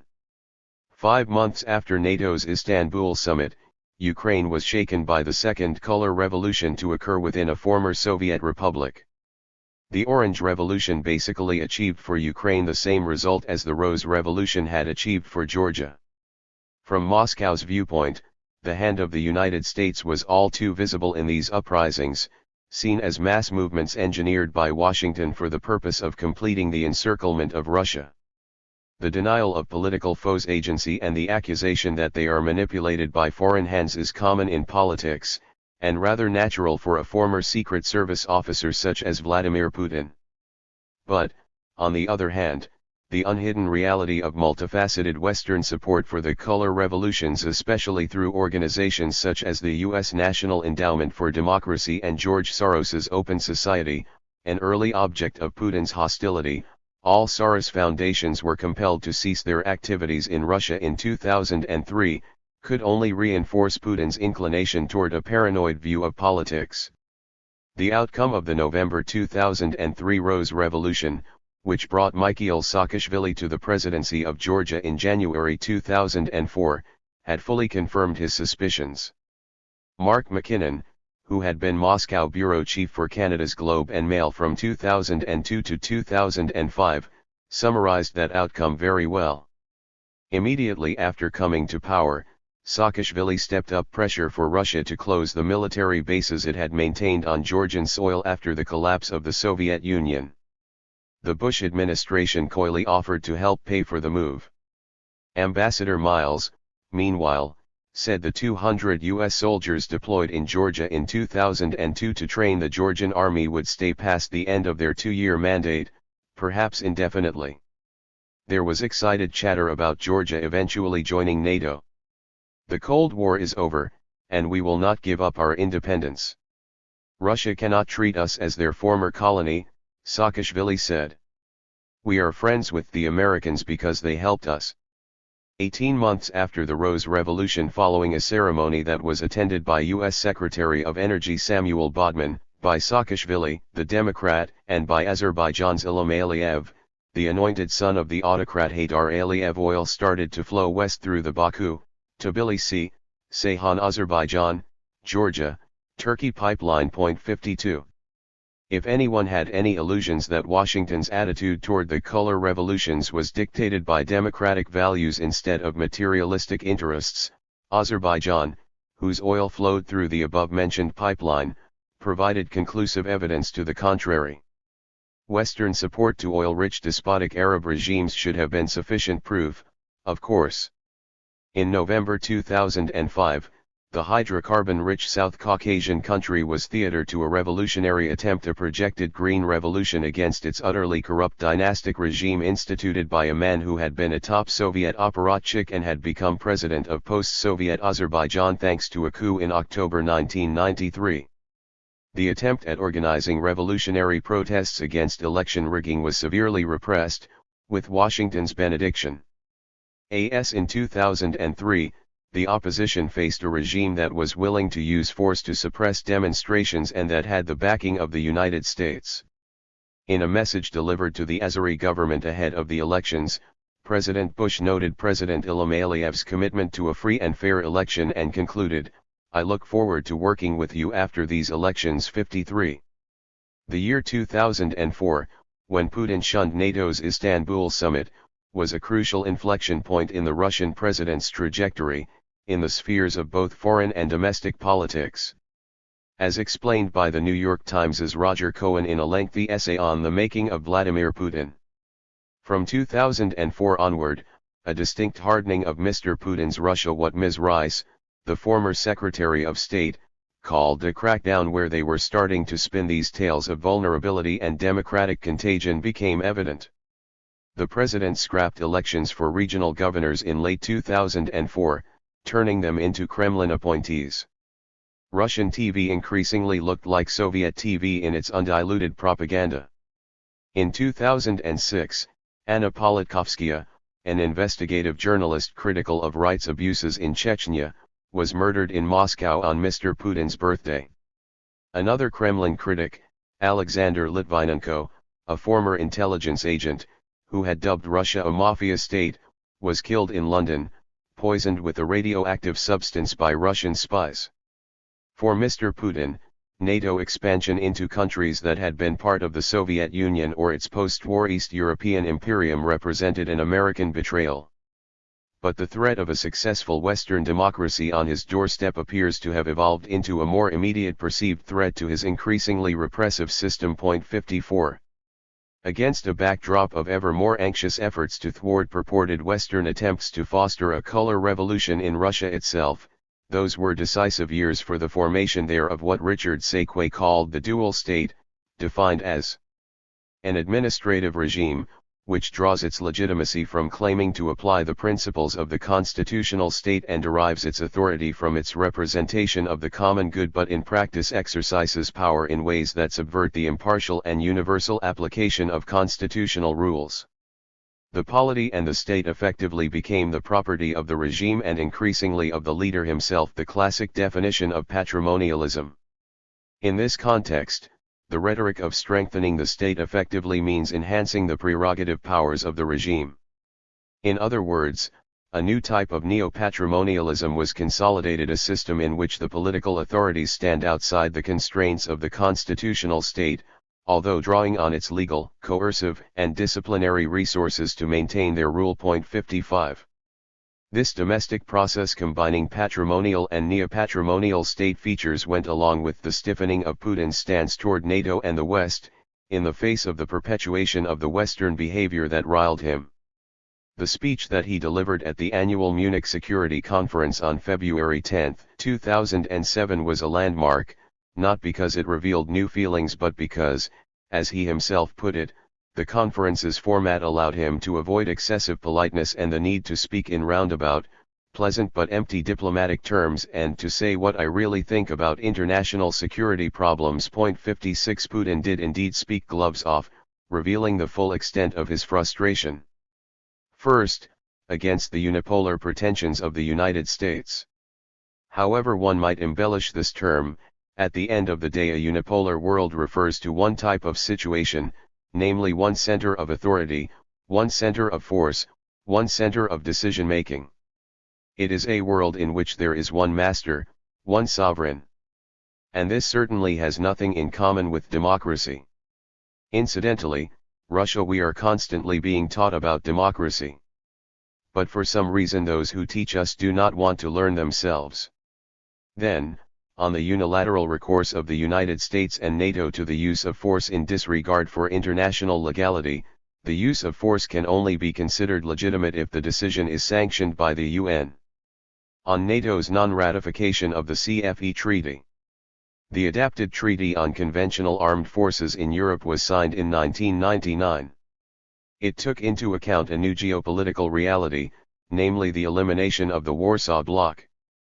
7 years have passed and only 4 states have ratified this document, including the Russian Federation. NATO countries openly declared that they will not ratify this treaty, including the provisions on flank restrictions, on deploying a certain number of armed forces in the flank zones, until Russia removed its military bases from Georgia and Moldova. Our army is leaving Georgia, even according to an accelerated schedule. There are still 1,500 servicemen in Moldova that are carrying out peacekeeping operations and protecting warehouses with ammunition left over from Soviet times. But what is happening at the same time? Simultaneously, the so-called flexible frontline American bases are set with up to 5,000 men in each. It turns out that NATO has put its frontline forces on our borders, and we continue to strictly fulfill the treaty obligations and do not react to these actions at all. Next, on NATO's eastward enlargement. NATO expansion does not have any relation with ensuring security in Europe. On the contrary, it represents a serious provocation that reduces the level of mutual trust. And we have the right to ask, against whom is this expansion intended? And what happened to the assurances our Western partners made after the dissolution of the Warsaw Pact? Where are those declarations today? No one even remembers them. Well, ensuring one's own security is the right of any sovereign state. We are not arguing against this. Of course, we are not objecting to this. But why is it necessary to put military infrastructure on our borders during this expansion? Can someone answer this question? As such, expanding infrastructure, especially military infrastructure, to our borders is not connected in any way with the democratic choices of individual states. 57. And finally, on Western intervention through NGOs in the domestic politics of Russia and other former Soviet republics. When these non-governmental organizations are financed by foreign governments, we see them as an instrument that foreign states use to carry out their Russian policies. That is the first thing. The second. In every country there are certain rules for financing, shall we say, election campaigns. Financing from foreign governments, including within governmental campaigns, proceeds through non-governmental organizations. And who is happy about this? Is this normal democracy? It is secret financing. Hidden from society. Where is the democracy here? Can you tell me? No. You can't tell me, and you never will be able to. Because there is no democracy here, there is simply one state exerting influence on another. 58. Putin's 2007 Munich speech offered a panoptic view of the determinants of the foreign policy orientation that he was going to practice in an increasingly radical manner in the years ahead. His resentment of Washington's unipolar behavior and ambitions would incite him to seek countervailing alliances, especially with Beijing. His anger at the repeated violations of international law, enshrined in the UN Charter, by the United States and NATO, giving precedence to their might over right, would encourage him to disregard exactly the same rules. His frustration at NATO member states' refusal to ratify the CFE treaty would lead him to sign a law suspending Russia's participation in the treaty on November 30, 2007. His intense irritation toward Western military deployment and NATO expansion in the former Soviet sphere would prompt him to embark on preemptive countermoves, and, last but not least, his profound exasperation at Western support for liberal democratic opposition in the former Soviet sphere, including Russia itself, would incite him to develop a retaliatory intervention in Western domestic politics in favor of anti-democratic, reactionary forces. Act 3, 2008 to 2010, Forte poi decrescendo endo assai. The year 2008 marked a crucial inflection point in Russia's evolution under Vladimir Putin's rule. Ilya Matveev assessed the transformation of the country's economic system, which he calls Russia, Inc., as follows. The 2003 Yukos oil and gas company affair, in which one of Russia's most profitable companies was taken over and its chairman, Russian oligarch Mikhail Khodorkovsky, jailed, marked business' final handover of initiative to the state. The regime's transformations, which were tied to this handover, were taking their toll in the course of neoliberal reforms. People close to Putin with backgrounds in the security services, the Siloviki, took leading positions in the rapidly expanding state sector. While Rosneft and Gazprom, companies controlled by the state, dominated the hydrocarbon sector, new state corporations took responsibility for innovation, and the military, industrial complex special, highly beneficial conditions were created for these entities. However, due to the inefficiency and fantastical corruption, which was comparable to the predatory practices of the 1990s, Russia's state sector didn't become a driver of growth. Moreover, its expansion, which seemed to at first contradict the core principles of neoliberalism, fitted into neoliberal logic at a deeper level. As a result of the expansion of state property under Putin, Russia's economy wasn't so much taken over by the state, so much as the state was transformed into its own kind of corporation with the appropriate arrangements and management models. Though it attempted to dictate its own conditions on integration, Russia Incorporated fitted seamlessly into the global neoliberal order. 59. The year 2008 also saw a crucial inflection in Putin's relations with NATO countries. Kosovo's declaration of independence from Serbia in February, and its recognition by the United States and most of its Western allies, infuriated the Russian president. He had warned against it in no uncertain terms and with powerful arguments, such as those he had stated at the annual Big Press Conference in Moscow on February 14, 3 days before the Assembly of Kosovo adopted the declaration. We think that to support a unilateral declaration of independence by Kosovo is immoral and against the law. Territorial integrity is one of the fundamental principles of international law. The Security Council has issued Resolution 1244, which speaks of Serbia's territorial integrity, and all UN members must respect this resolution. I do not want to offend anyone, but all the same, if we really raise this issue, there has been a de facto independent Republic of Northern Cyprus for 40 years now. Why don't you recognize it? Are you Europeans not ashamed to apply double standards in settling one and the same issue in different parts of the world? Here in this region we have Abkhazia, South Ossetia and Transdniester that exist as independent states. We are always being told that Kosovo is a special case. This is all lies. There is nothing so special about Kosovo and everyone knows this full well. It is exactly the same situation of an ethnic conflict, crimes committed on both sides and complete de facto independence. We need to decide on a common set of principles for resolving such issues. Point 60. The reference to Abkhazia, South Ossetia and Transnistria was crystal clear. The next hot issue on the agenda during the first months of 2008 was NATO's further enlargement through the incorporation of two more former Soviet republics, Georgia and Ukraine. For Putin, this was a flashing red line that he repeatedly warned NATO not to cross. He knew that both countries' governments were intensively lobbying to get NATO to invite them to join during its next summit, in April 2008, that Washington was supportive of their request, and that Berlin and Paris were opposed.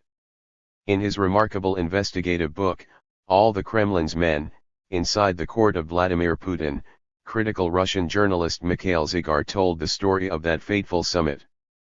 George W. Bush, in the last year of his presidency, was convinced that the two post-Soviet republics should be granted NATO candidate member status. But there was no avoiding a brawl at the summit in Bucharest. German Chancellor Angela Merkel was up for a fight, supported by French President Nicolas Sarkozy. Their argument was that Ukraine and Georgia were not ready to join the alliance. As for Ukraine, most of its population strongly opposed NATO. As for Georgia, Merkel and Sarkozy said that, first, Mikhail Saakashvili did not resemble a true democrat, and, second, Georgia had two unresolved border conflicts with Russia. Would NATO countries be prepared to send troops into Abkhazia and South Ossetia on Russia's southern border if the frozen conflicts there suddenly warmed up? 61. Putin had met Merkel prior to the summit, in early March, hoping that she would succeed in blocking Washington's project of inviting the two countries to join NATO. Unlike in his shunning of the 2004 Istanbul summit, he flew to Bucharest to take part in the meeting of the NATO-Russia Council. But he was disappointed that the summit pursued NATO's eastward expansion by inviting Albania and Croatia, foes of Russia's ally Serbia, to join and, most importantly, explicitly committed to letting Georgia and Ukraine in at a future stage while beginning a process in that direction. A compromise reached between Washington, Berlin, and Paris. The summit's final declaration stated the following: NATO welcomes Ukraine's and Georgia's Euro-Atlantic aspirations for membership in NATO. We agreed today that these countries will become members of NATO. Both nations have made valuable contributions to alliance operations.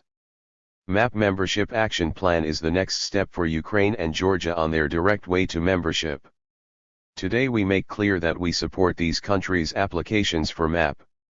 Therefore we will now begin a period of intensive engagement with both at a high political level to address the questions still outstanding pertaining to their MAP applications. Point 62. At his meeting with NATO's leaders in Bucharest on April 4, Putin unequivocally explained his views on the two former Soviet republics. It is worth quoting extensively from his speech at the meeting, unofficially transcribed by a Ukrainian press agency, as he expressed views that would guide his action in the coming years. In other words, Russia's actions although he was to formally hand over the presidency to Dmitry Medvedev in May owing to its constitutional limitation to 2 consecutive terms, he carried on ruling the country from the seat of prime minister in a simulacrum of observance of the supreme law of the land. As for the policy of expanding the alliance, we have been attentively watching your discussion yesterday. On the whole, of course, we are satisfied with your decisions that took place. But if I speak about Georgia and Ukraine, it is clear that the matter concerns not only security issues. For our Georgian friends, of course, it is one of means to restore their territorial integrity, as they believe, by means of force, under the aegis of NATO. It is an old, many years, lasting for more than 100 years, ethnic conflict between Georgians, between Abkhazians, it is a small ethnic group, it numbers a mere 200,000 people, between Ossetians, for 100 years, and more, these conflicts are ethnic. To solve these problems they need not to enter NATO, they should have patience, establish dialogue with small ethnic groups. And we have been trying to help them, besides, to help Georgia restore its territorial integrity. And even despite the decisions on Kosovo, we will not recognize the independence of these quasi-public formations, though they have been calling on us since long ago, for decades already. We have been very responsible, very weighted, and call on you to be careful as well. But in Ukraine, 1/3 are ethnic Russians. Out of 45 million people, in line with the official census, 17 million are Russians. There are regions, where only the Russian population lives, for instance, in the Crimea 90% are Russians. Generally speaking, Ukraine is a very complicated state. Ukraine, in the form it currently exists, was created in the Soviet times.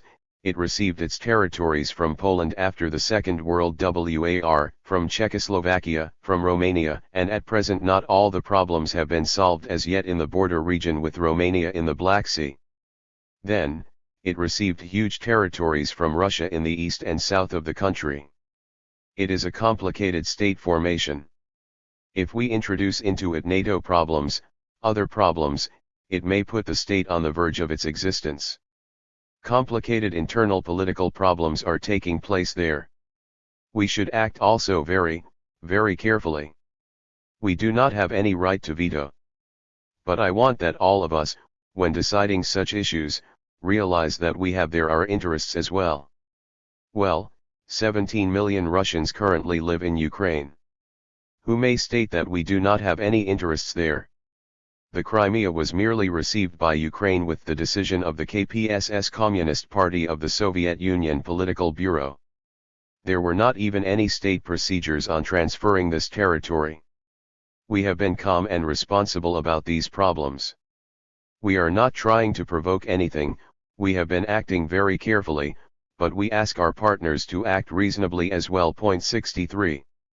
On Russia's relations with NATO, Putin was very clear at the press conference that he gave after the meeting. We view the appearance of a powerful military bloc on our borders, a bloc whose members are subject in part to Article 5 of the Washington North Atlantic Alliance Treaty, as a direct threat to the security of our country. The claim that this process is not directed against Russia will not suffice. National security is not based on promises. And the statements made prior to the bloc's previous waves of expansion simply confirm this.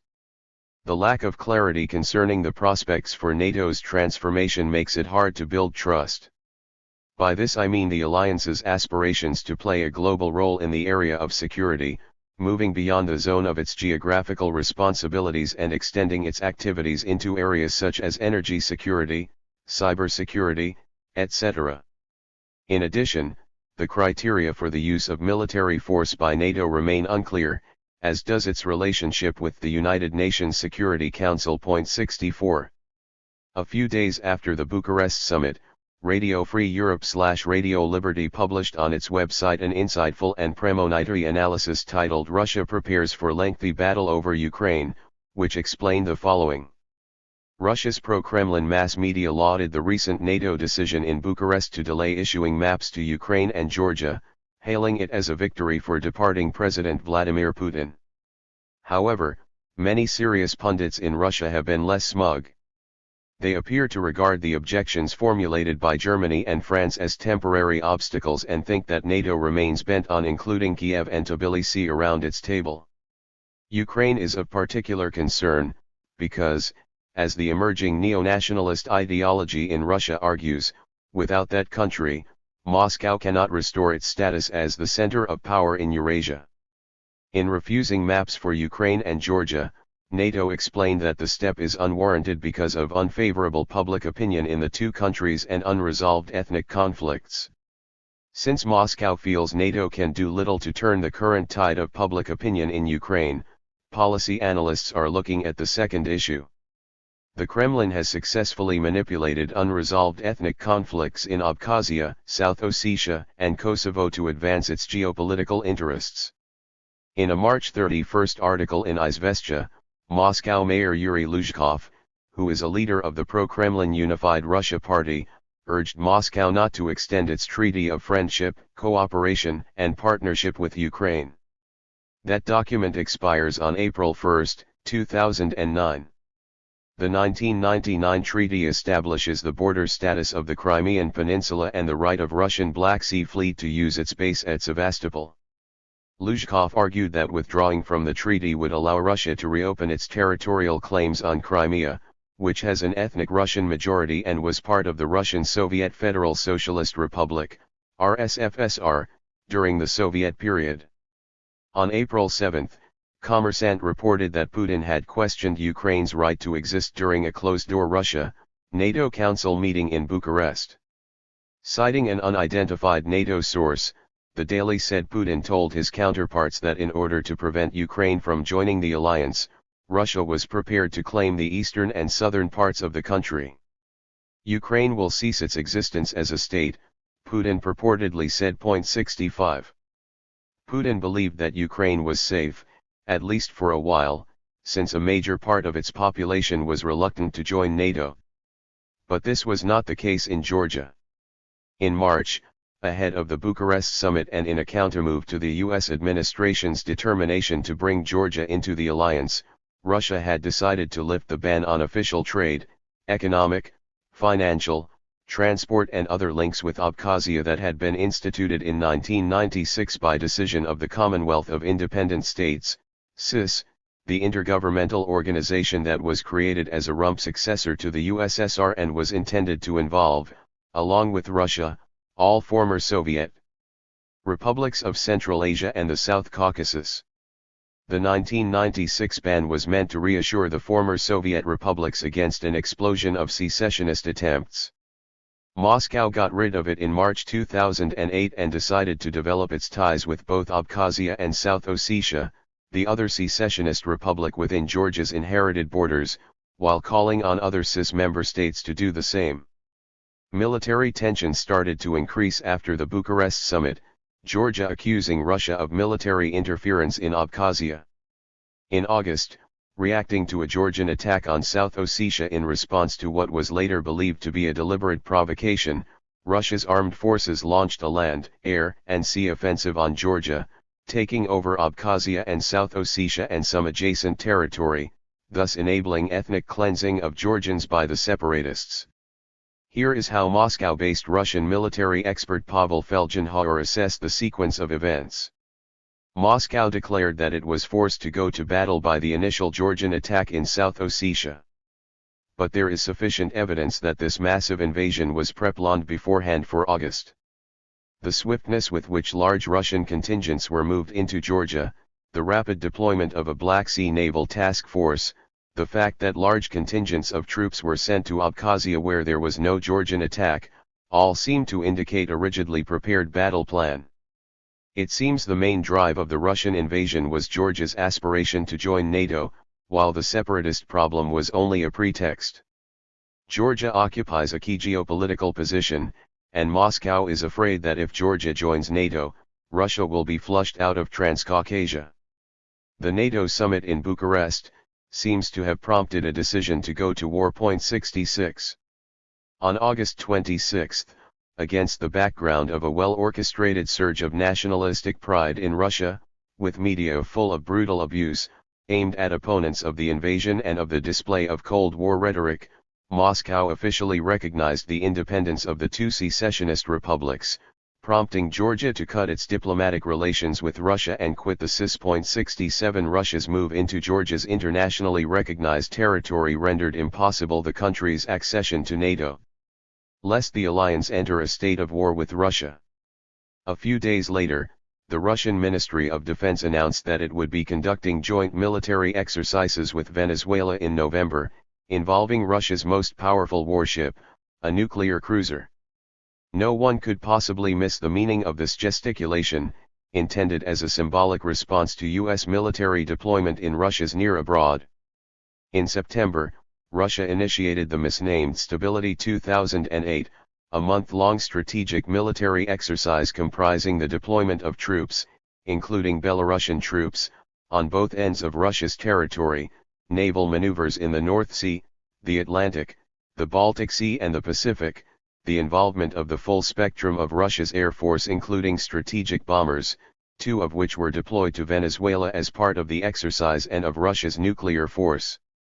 The composition of the forces and ministries involved in the exercise does not leave any doubt it's a scenario of a nuclear war in which Russia and its ally Belarus face the United States and NATO, commented Felgenhauer. 68.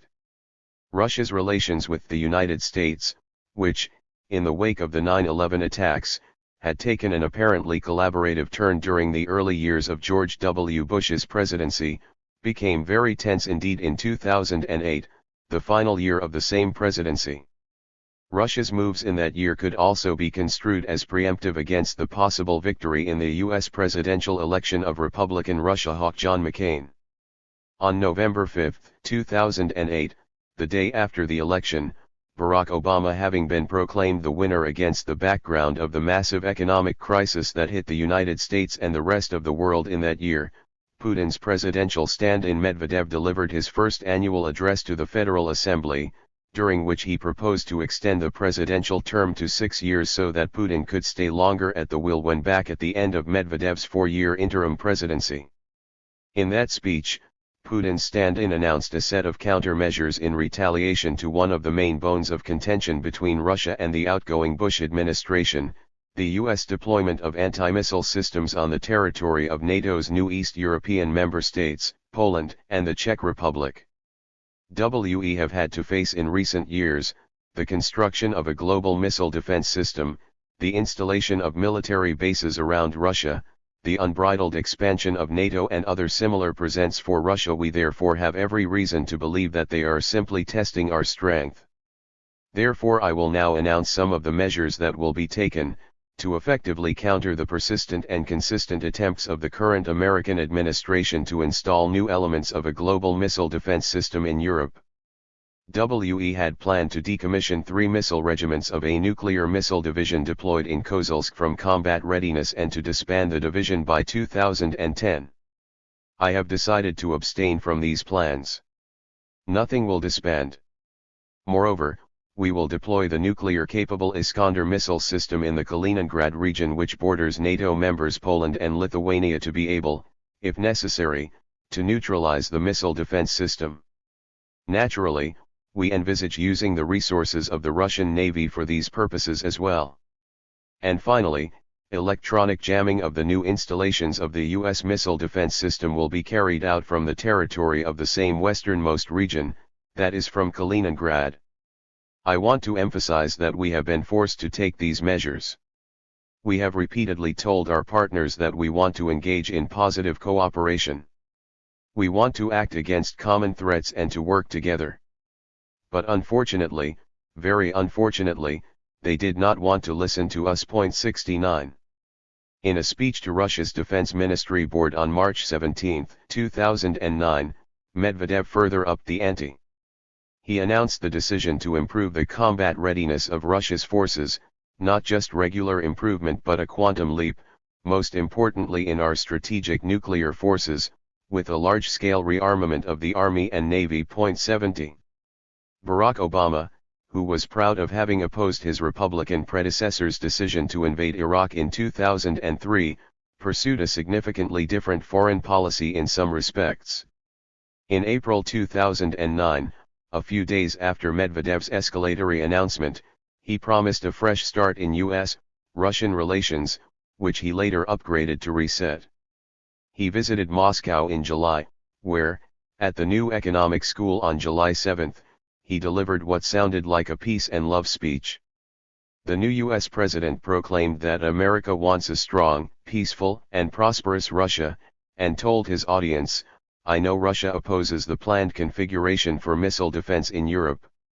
My administration is reviewing these plans to enhance the security of America, Europe, and the world." 71. 8 months into his own presidency, in September 2009, Obama scrapped the Bush administration's plan to deploy anti-missile systems in Poland and the Czech Republic. In return, Medvedev renounced the idea of deploying missiles in the Kaliningrad enclave. That move won Obama the Nobel Peace Prize in October 2009. He carried on the year after by agreeing with Medvedev on a new strategic arms reduction treaty, which both presidents signed in April 2010. The New START treaty called for having the number of strategic nuclear missile launchers and significantly lowering the number of deployed strategic nuclear warheads, as well as of deployed and non-deployed intercontinental ballistic missile, ICBM, launchers, submarine-launched ballistic missile, SLBM, launchers and strategic nuclear-capable bombers. The first 2 years of Obama's presidency were truly years of détente in the new Cold War between Washington and Moscow. The European Union inaugurated in 2009 its Eastern Partnership program with 6 East European states, including Ukraine, whose Prime Minister Yulia Tymoshenko strongly supported her country's integration into the EU and opposed its membership in the Russia-dominated customs union, along with Belarus and Kazakhstan. Lee Turner, then British ambassador to Kiev, was surprised on a visit to Moscow by how relaxed his Russian interlocutors were about the matter. I called on the head of Russia's Ukraine department in the Ministry of Foreign Affairs and asked him if Russia minded Ukraine getting closer to the EU. Not at all, he told me. Of course we would rather they joined our customs union, but it's up to them. 72. In June 2010, Ukraine's parliament approved a bill submitted by the country's new president, Viktor Yanukovych, elected in February, committing the country to a non-bloc policy, thus excluding any participation in politico-military alliances. It kept open, however, the prospect of joining the European Union. The country could have settled on this compromise, aiming at obtaining EU membership combined with a neutrality status similar to that of EU member states Austria, Finland, Ireland, and Sweden. What changed everything were events in Russia itself, says Turner. In 2011 to 2013, large-scale pro-democracy demonstrations took place in Moscow and other cities, the so-called Bolotnaya protests. It was these protests that convinced President Putin he faced a real threat from democracy washing over from a successful, democratic Ukraine. 73. Act 4, 2011 to 2014, Crescendo di Nuovo fino a Fortissimo. Bolotnaya is the Russian equivalent of Cairo's Tahrir Square, a symbol of mass protest. The 2011-13 protests were held against flawed elections and a lack of democracy in Russia, and mainly took place in Moscow and St. Petersburg. They were indeed seen as part of the global shockwave triggered by the Arab Spring. The latter had started in Tunisia in December 2010, and had been considerably amplified at the regional level by the 25 January revolution that followed in Egypt, inspiring a wave of protest movements that occupied public squares in various parts of the world. Vladimir Putin himself became the main target of the protesters upon his return to the presidency in May 2012. Sergei Medvedev concurs with the opinion that this period was a watershed in Russia's autocratic and aggressive imperialist evolution. This was the time when we saw the repression of the people's protests which had occurred in the winter of 2011-12, the passing of dreadful repressive laws, such as banning foreigners from adopting Russian children, or the outlawing of homosexual propaganda, the annexation of Crimea, wars in Ukraine and Syria, and the waging of an undeclared hybrid war against the West. In short, the portal into the past opened up, and the political arena was taken over by the dinosaurs of autocracy and imperialism. 74. The Kremlin's suspicion that the United States and its Western allies were fomenting worldwide subversion in the name of democracy reached its peak. The complaints of Arab regimes, including members of Hosni Mubarak's regime in Egypt, an old ally of Washington, against the purported role of Western-sponsored human rights NGOs in inciting protests in their countries, was music to Moscow's ears. The Obama administration's support for what it called orderly transition toward democracy in the Arab region. 75. The only possible stance for a president who, in June 2009, had delivered in Cairo a resounding eulogy to freedom intended to be one of the defining speeches of his presidential program, aggravated Moscow's wariness. And yet, Dmitry Medvedev had maintained his honeymoon with Barack Obama in the vote at the UN Security Council in March 2011 on the resolution authorizing the imposition of a no-fly zone over Libya, and the use of all necessary measures to protect civilians and civilian-populated areas under threat of attack, including Benghazi, while excluding a foreign occupation force of any form on any part of Libyan territory. 76 Both Moscow and Beijing abstained on this resolution despite its obvious flaws, upon which this author commented at the time. Although the purpose of any action is supposed to be the protection of civilians, and not regime change, the determination of whether an action meets this purpose or not is left up to the intervening powers and not to the uprising, or even the Security Council. The resolution is amazingly confused. But given the urgency of preventing the massacre that would have inevitably resulted from an assault on Benghazi by Gaddafi's forces, and the absence of any alternative means of achieving the protection goal, one can understand the abstentions. Some of the 5 states who abstained in the UNSC vote wanted to express their defiance and or unhappiness with the lack of adequate oversight, but without taking the responsibility for an impending massacre. 77. Russia and China were deeply disappointed by the turn of events. With Washington leading from behind, according to what came to be the catchphrase describing Obama's approach, NATO very soon trespassed beyond the UNSC mandate into brazen intervention in the civil war, attempting to impose its agenda on the Libyan insurgency. 78 The war eventually ended with the collapse of the Libyan regime and the killing of its leader, Muammar al-Gaddafi. This was inevitably seen from Moscow as a new instance of regime change, even though the situation on the ground largely escaped control by Washington and its NATO allies, who would have certainly preferred an orderly transition in that hydrocarbon-rich country, preferably one that would have involved Gaddafi's Western-friendly son Saif al-Islam. This new experience of NATO's unilateralism and infringement of international law was frustrating for Moscow. Along with the pro-democracy protests in Russia itself, it determined Vladimir Putin to shift away from the course of détente upon which his surrogate Medvedev had engaged. 2 countries bore the brunt of his increased irritation, Ukraine and Syria. But this was not before Putin had become convinced that he had little need to worry about Washington's reaction. The litmus test in that regard was Obama's climb down regarding his famous warning to the Syrian regime of Bashar al-Assad in August 2012 that its use of chemical weapons in Syria's civil war would be considered by Washington as crossing a red line. 1 year later, on August 21, 2013, the Assad regime, Russia's only client regime in the Middle East, did perpetrate a chemical attack on 2 opposition-held areas in the Damascus suburb of Ghouta. Instead of striking at once along with the French, who were willing, and thus delivering on his warning, Obama dragged his feet while British Prime Minister David Cameron, burdened by the legacy of his predecessor Tony Blair's disastrous participation in George W. Bush's foolish invasion of Iraq, submitted his participation in the strike for parliamentary approval, which he failed to secure. Obama then decided to seek authorization from the U.S. Congress. But, sensing that he might not receive it, he had his Secretary of State, John Kerry, suggest to Moscow publicly, albeit indirectly, that the administration would be satisfied with a deal whereby Damascus would relinquish its chemical arsenal and turn it over to the international community. Moscow immediately seized upon this suggestion. So did the Assad regime, which could have been very seriously impacted by a strike given the low morale among its troops at that point, the very factor that had led it to resort to chemical weapons in the first place. 79. For Vladimir Putin, this was no doubt a blatant confirmation of the fact that the United States was affected anew by the so-called Vietnam Syndrome, which had prevented it from engaging in massive military interventions abroad for 17 years between its withdrawal from Vietnam in 1973 and its build-up against Iraq in 1990.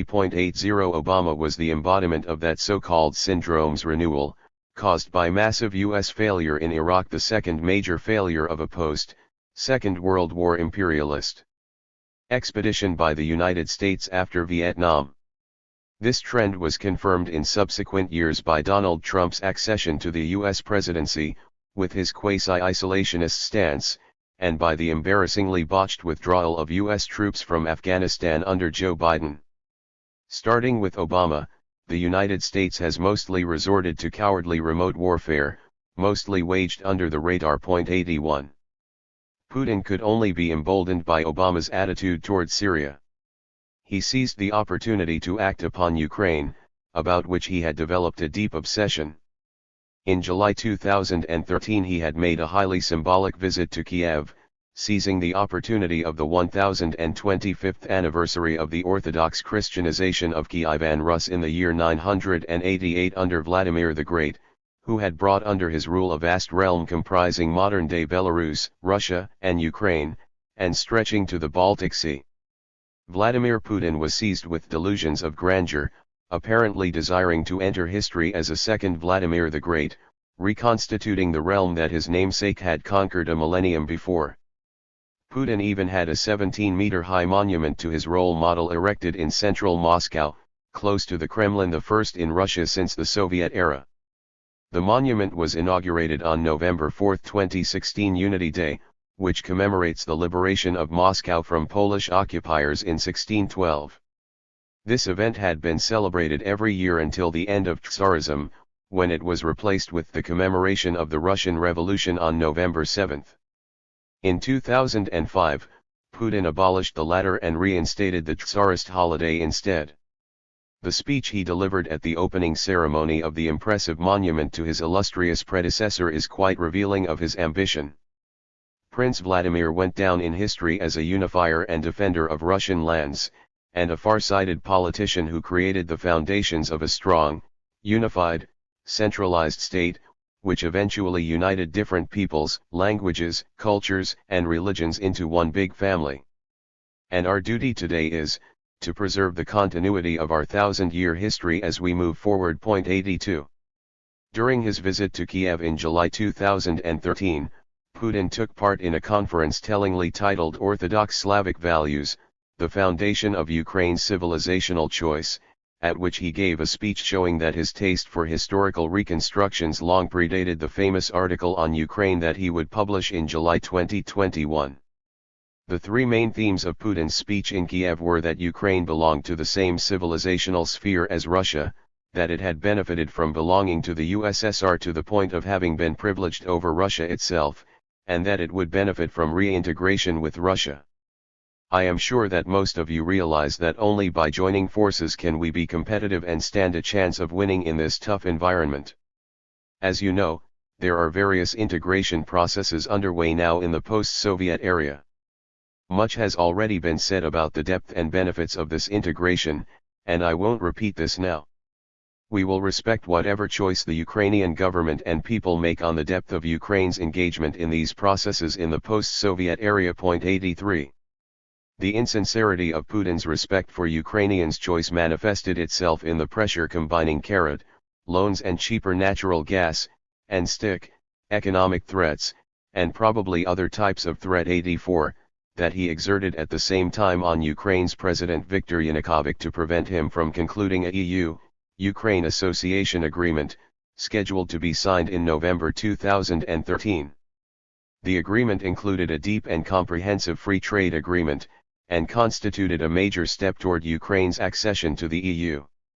1 week before it was due to be signed, Yanukovych cancelled the plan, while displaying openness to join the Russia-dominated customs union, which was enlarged in 2014 to include Armenia and Kyrgyzstan, and became the Eurasian Economic Union.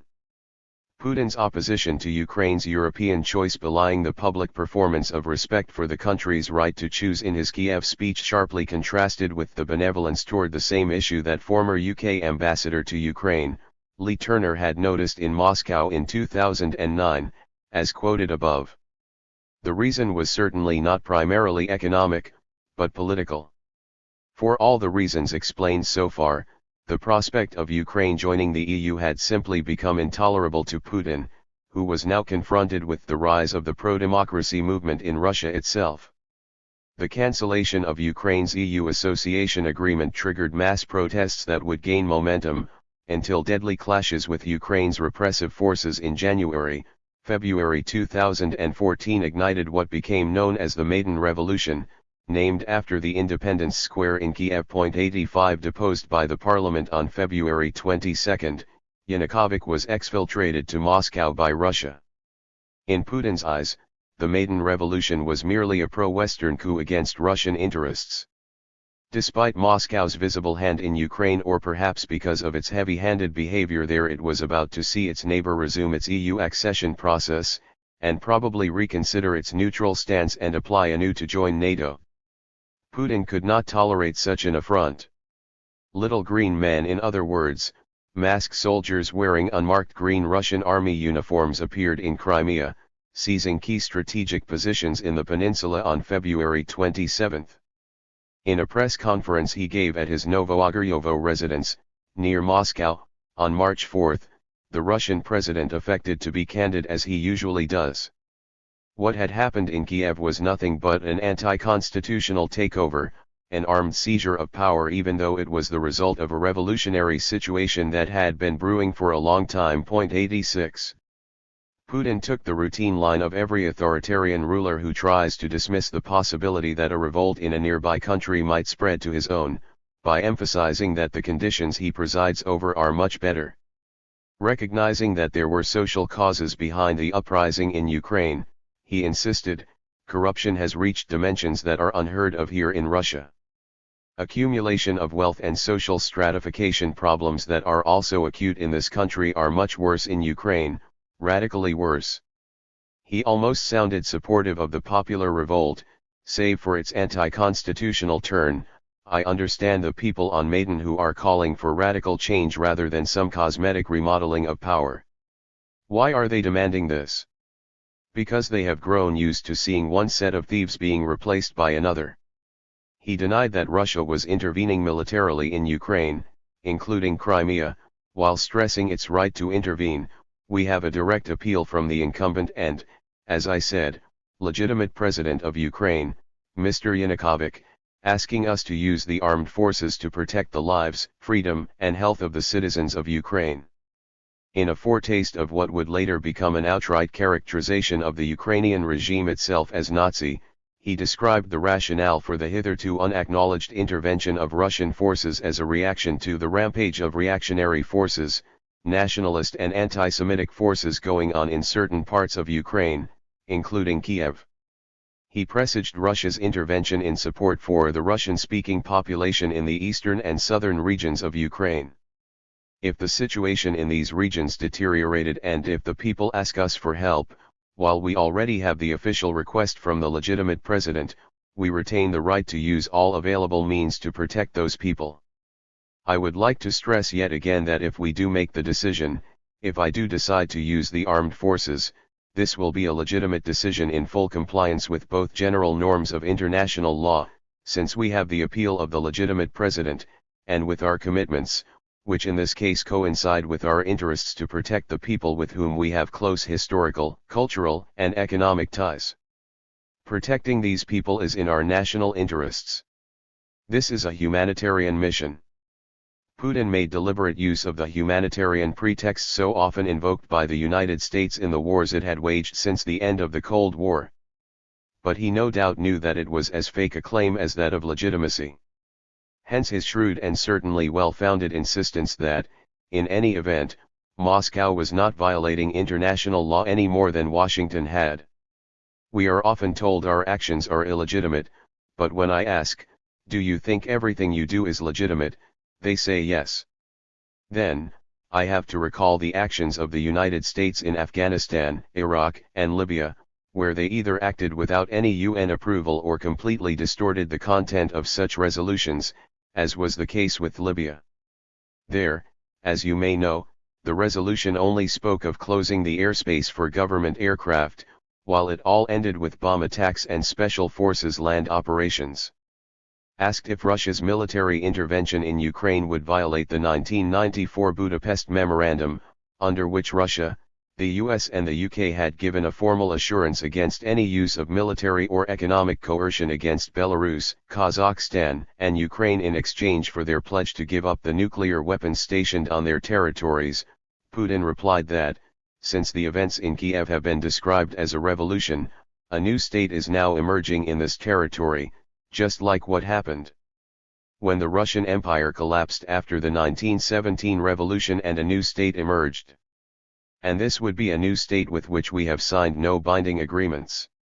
Asked about the future of Crimea and the possibility of its joining Russia, he replied, "Generally, I believe that only residents of a given country who have the freedom of will and are in complete safety can and should determine their future. If this right was granted to the Albanians in Kosovo, if this was made possible in many different parts of the world, then nobody has ruled out the right of nations to self-determination. I would like to stress that I believe only the people living in a given territory have the right to determine their own future."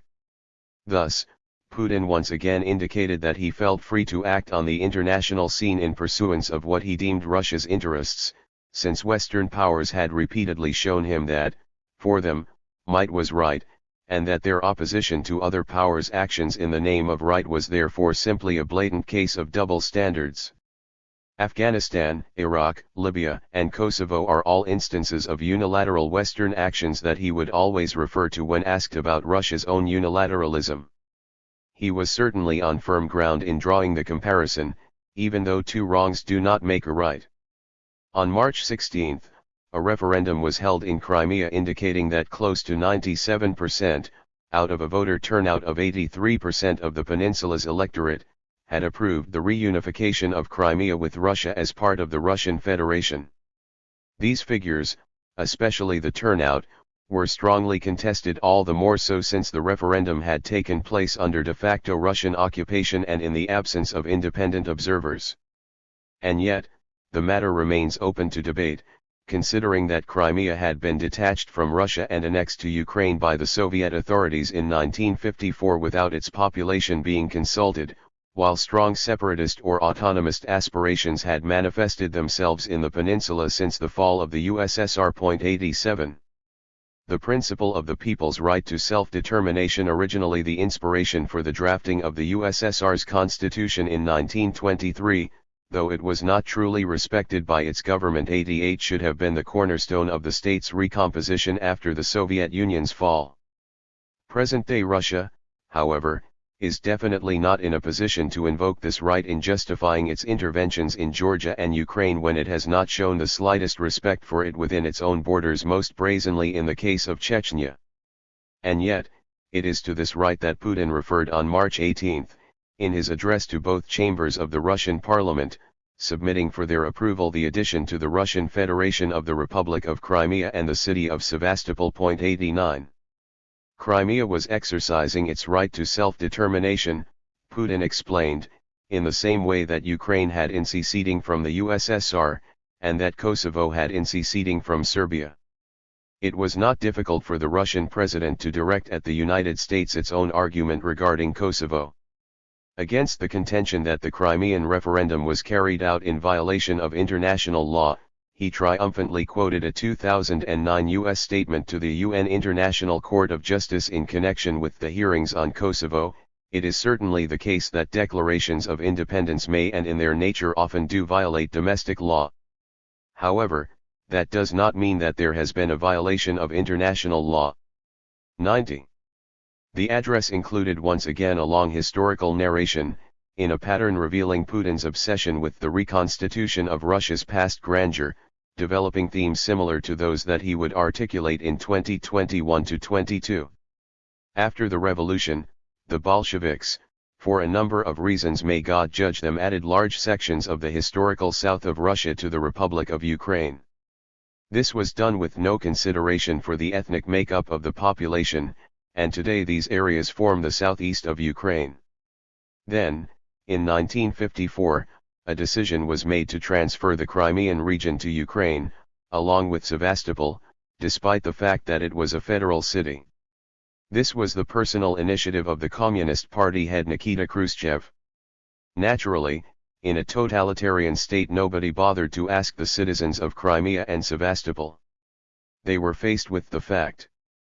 People, of course, wondered why, all of a sudden, Crimea became part of Ukraine.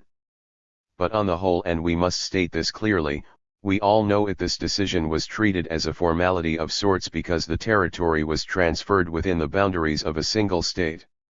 Many people both in Russia and in Ukraine, as well as in other republics, hoped that the Commonwealth of Independent States would become the new common form of statehood. However, all this remained empty promises, while the big country was gone. It was only when Crimea ended up as part of a different country that Russia realized that it was not simply robbed, it was plundered. When nationalists, neo-Nazis, Russophobes and anti-Semites executed the coup in Ukraine, the residents of Crimea and Sevastopol turned to Russia for help in defending their rights and lives. Putin's March 2014 speech was the toughest of Putin's anti-Western statements up to that date, listing his grievances in particularly crude terms. Our Western partners, led by the United States of America, prefer not to be guided by international law in their practical policies, but by the rule of the gun. They have come to believe in their exclusivity and exceptionalism, that they can decide the destinies of the world, that only they can ever be right. They act as they please, here and there, they use force against sovereign states, building coalitions based on the principle if you are not with us, you are against us. To make this aggression look legitimate, they force the necessary resolutions from international organizations, and if for some reason this does not work, they simply ignore the UN Security Council and the UN overall. This was followed with the usual list of cases illustrating the statement. Then Putin offered his view of the democratic uprisings, the color revolutions as well as the 2011 Arab Spring as basically controlled by the West. Standards were imposed on these nations that did not in any way correspond to their way of life, traditions, or these people's cultures. As a result, instead of democracy and freedom, there was chaos, outbreaks of violence and a series of upheavals. Western actions in Ukraine were aimed against Ukraine and Russia and against Eurasian integration. Western leaders have lied to us many times, made decisions behind our backs, placed us before an accomplished fact. This happened with NATO's expansion to the east, as well as the deployment of military infrastructure at our borders. We have already heard declarations from Kiev about Ukraine soon joining NATO. What would this have meant for Crimea and Sevastopol in the future? It would have meant that NATO's navy would be right there in the city of Russia's military glory, and this would create not an illusory but a perfectly real threat to the whole of southern Russia. NATO remains a military alliance, and we are against having a military alliance making itself at home right in our backyard or in our historic territory. Here is a limit to everything. And with Ukraine, our Western partners have crossed the line, acting irresponsibly and unprofessionally. Today, it is imperative to end this hysteria, to refute the rhetoric of the Cold War and to accept the obvious fact: Russia is an independent, active participant in international affairs. Like other countries, it has its own national interests that need to be taken into account and respected. Western reaction to Russia's annexation of Crimea: strong verbal condemnation along with a range of economic sanctions, rather limited if compared with those that would follow in 2022, while maintaining relations with Moscow was robust enough to confirm Putin's mix of legitimate and paranoid fears, but not enough to deter him from taking further steps dictated by those fears and his great Russian vision. He certainly encouraged the pro-Russian groups in eastern Ukraine to rise up against Kiev, starting from the time of the Maidan Revolution. But the even stronger anti-Russian backlash in most of Ukraine that understandably, but not justifiably resulted from the annexation of Crimea was also likely, by itself, to arouse counter-reactions among pro-Russian Russophones, especially in the Donbas region of southeastern Ukraine, where there is a concentration of them for historical geographic reasons. In April, the pro-Russian separatists proclaimed a People's Republic in each of the oblasts of Donetsk and Luhansk, the two main parts of the Donbas. They were backed politically as well as militarily by Moscow in the armed clashes that ensued. And yet, In June, Putin was praising the ceasefire proclaimed by Ukraine's new president, Petro Poroshenko, who had been elected in May in the wake of the Maidan uprising. The Russian president wished that it would lead to a dialogue between all parties that would result in a solution acceptable to all sides, so that people in southeast Ukraine have no doubt that they are an integral part of the country, have the same rights as all other citizens, and know that these rights are guaranteed, including by Ukraine's constitution. 91.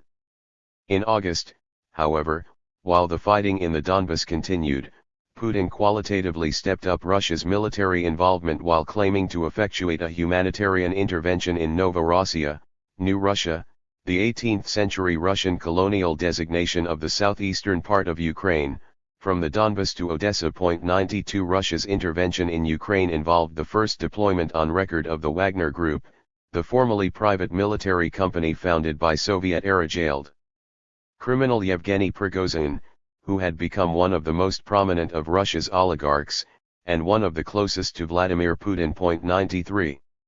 On September 3, the Putin plan for stopping the conflict no longer contemplated the reintegration of Donetsk and Luhansk into Ukraine, but was all about separating the two parties to the conflict. 94 2 days later, the first Minsk agreement was signed after mediation by France and Germany, which, with Russia and Ukraine, made up a quartet that would be named after French Normandy, where it had held its first meeting. Russia's military involvement in the Donbas escalated in November, subsiding only after the Second Minsk Agreement had been concluded, in February 2015. It included a plan for solving the crisis on the basis of decentralization, which could satisfy neither the separatists nor Putin, who publicly advocated a federal solution. In October 2014, Putin delivered another of the blunt talks that had become his trademark since his 2007 Munich speech. Answering questions in the Black Sea resort city of Sochi at a meeting of the Valdai Club, the Russian president's tailor-made debate forum used as a platform to convey his views to international audiences through the participation of guest politicians, journalists, and intellectuals from various countries. He reiterated his critique of the post-Cold War reset of international relations. It is a critique that, in truth, is legitimate and well-founded, as this book has shown.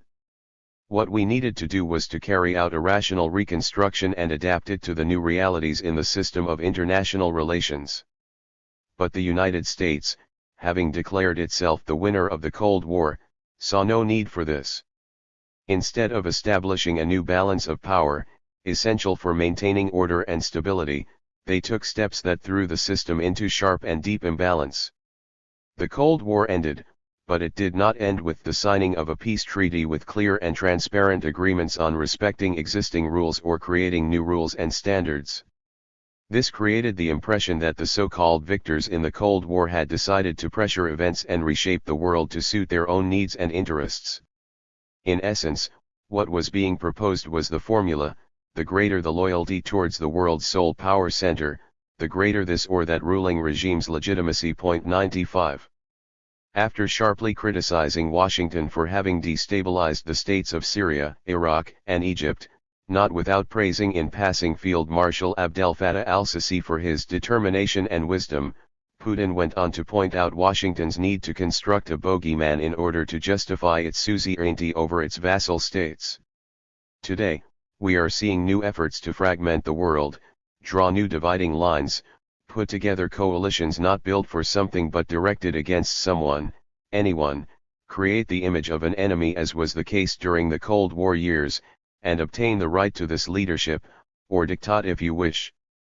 The United States always told its allies, we have a common enemy, a terrible foe, the center of evil, and we are defending you, our allies, from this foe, and so we have the right to order you around, force you to sacrifice your political and economic interests and pay your share of the costs for this collective defense, but we will be the ones in charge of it all, of course. In short, we see today attempts in a new and changing world to reproduce the familiar models of global management, and all this so as to guarantee their exceptional position and reap political and economic dividends. Against this, Putin upheld the need for a rules-based international order in which collective institutions such as the UN and the OSCE would play a central role. He then addressed the issue of Ukraine, clearly acknowledging that what had prompted his intervention was not primarily the hypothetical prospect of the country's accession to NATO, but the real prospect of its association with the EU, which he described as hasty backstage decisions, fraught with serious risks to the economy. Why so? Because in implementing Ukraine's association project, our partners would come to us with their goods and services through the back gate, so to speak, and we did not agree to this. Nobody asked us about this. Putin revealed his frustration and sense of having been humiliated. He had wished to hold talks about a possible reconciliation of Ukraine's links with both the European and Eurasian unions, but nobody wanted to listen to us and nobody wanted to talk. They simply told us, "This is none of your business." That was the sole explanation he gave for his hostile attitude toward Ukraine, aside from the usual justification of the annexation of Crimea in the name of the right to self-determination while invoking Kosovo. Putin was even frank enough to recognize that the Minsk agreement was not implemented by either of the two Ukrainian sides. Neither is the Ukrainian army withdrawing from the locations they should leave, nor is the militia army withdrawing from the settlements they have to move out of, the latter for understandable humanitarian reasons. He then reverted to the historical framing that he had been developing in the years leading up to his military action in Ukraine. Not only had Crimea been detached from Russia and annexed to Ukraine in 1954, but the whole southeastern part of Ukraine had undergone the same process in the wake of the 1917 Russian Revolution. Part of the land that you just named, historically always bore the name of Novorossiya. Why this name? This was because there was essentially a single region with its center at Novorossiysk, and that was how it came to be called Novorossiya. This land included Kharkov, Lugansk, Donetsk, Nikolaev, Kherson, and Odessa region. In 1921-22, when the Soviet Union was formed, this territory was transferred from Russia to Ukraine. The communists had a simple logic. Their goal was to increase the share of proletariat in Ukraine so as to ensure they had more support in various political processes, because in the communists' view, the peasantry was a petty bourgeois group that was hostile to their aims, and so they needed to create a bigger proletariat. 96. The Russian president's increasing adoption of an atavistic Great Russian Orthodox discourse was forcefully expressed in relation to Crimea in his presidential address to the Federal Assembly in December 2014. Crimea, he said, is of strategic importance for Russia as the spiritual source of the development of a multifaceted but solid Russian nation and a centralized Russian state. Referring again to Vladimir the Great, he emphasized that it was in Crimea that Grand Prince Vladimir was baptized before bringing Christianity to Rus. Christianity was a powerful spiritual unifying force that helped involve various tribes and tribal unions of the vast Eastern Slavic world in the creation of a Russian nation and Russian state. It was thanks to this spiritual unity that our forefathers for the first time and forevermore saw themselves as a united nation. All of this allows us to say that Crimea, the ancient Korsun or Chersonsis, and Sevastopol have invaluable civilizational and even sacral importance for Russia, like the Temple Mount in Jerusalem for the followers of Islam and Judaism. And this is how we will always consider it. 97. The year 2014 was a turning point in the build-up of a great Russian nationalist ideological consensus in Russia, what Sergei Medvedev described as Ukraine mania, in terms that shed light on the Russian invasion of Ukraine 8 years later. It is now a sort of Ukraine mania, a mass psychosis among Russians, brought on by watching propaganda on television. Ukraine has become the mental training ground of the post-Soviet consciousness, where people work up their hate speech, techniques for making an image of the other, and ways for mass mobilization of the population. Such an unhealthy fixation with a neighboring country bears witness to a deep post-imperial trauma. Ukrainians were too close to us, too much like us, for Russia to allow them simply to slip away quietly. For a quarter of a century Ukrainian independence was looked on as some sort of mistake, a bit of a joke. Russians accept Moldovan, Tajik, even Belarusian independence perfectly calmly, but they can't accept Ukrainian independence. 98. This mania went along with whipping up a quasi-paranoid nationalist Weltanschauung in which the whole West was striving to keep Russia down. In his December 2014 presidential address, Putin explained that the sanctions that Western countries had imposed on Russia were not just a knee-jerk reaction on behalf of the United States or its allies to our position regarding the events and the coup in Ukraine, or even the so-called Crimean Spring. They were in fact aimed at curtailing Russia's power. I'm sure that if these events had never happened, if none of that had ever happened, they would have come up with some other excuse to try to contain Russia's growing capabilities, affect our country in some way, or even take advantage of it. The policy of containment was not invented yesterday. It has been carried out against our country for many years, always, for decades, if not centuries. In short, whenever someone thinks that Russia has become too strong or independent, these tools are quickly put into use. As for the effectiveness of those sanctions, Putin reiterated to the Federal Assembly a line of argument that he had developed ever since they had been imposed, that they were of course, damaging, but damaging to everyone, including those who initiate them, and that they were an incentive for a more efficient and faster movement towards our goals of reducing imports and developing national production. On the sanctions targeting Russian oligarchs, Putin commented in a candid interview that he gave to the Russian news agency TASS in November 2014, "They proceeded from a false assumption that I have some personal business interests due to ties with the people on the list. And by pinching them, they were a kind of hitting me. This does not absolutely correspond to reality." He later added in the same interview, "They throw something and say, these are the friends of Putin and they should be punished. They will revolt, and there will be a mutiny aboard. There will be nothing like that." 99. Ilya Matveev described the role of bellicose chauvinism in the fluctuation of Putin's popularity. Putin's rating, which hit its peak in 2008, consistently fell in the years following. And this drop in approval formed the background to Putin's revelation that he would run for president again in 2012, which provoked noticeable outrage. In response, the regime activated its conservative, traditionalist and nationalist propaganda. The propaganda campaign brought no direct results, and Putin's rating continued to decline. The breaking point came only in 2014 with the annexation of Crimea.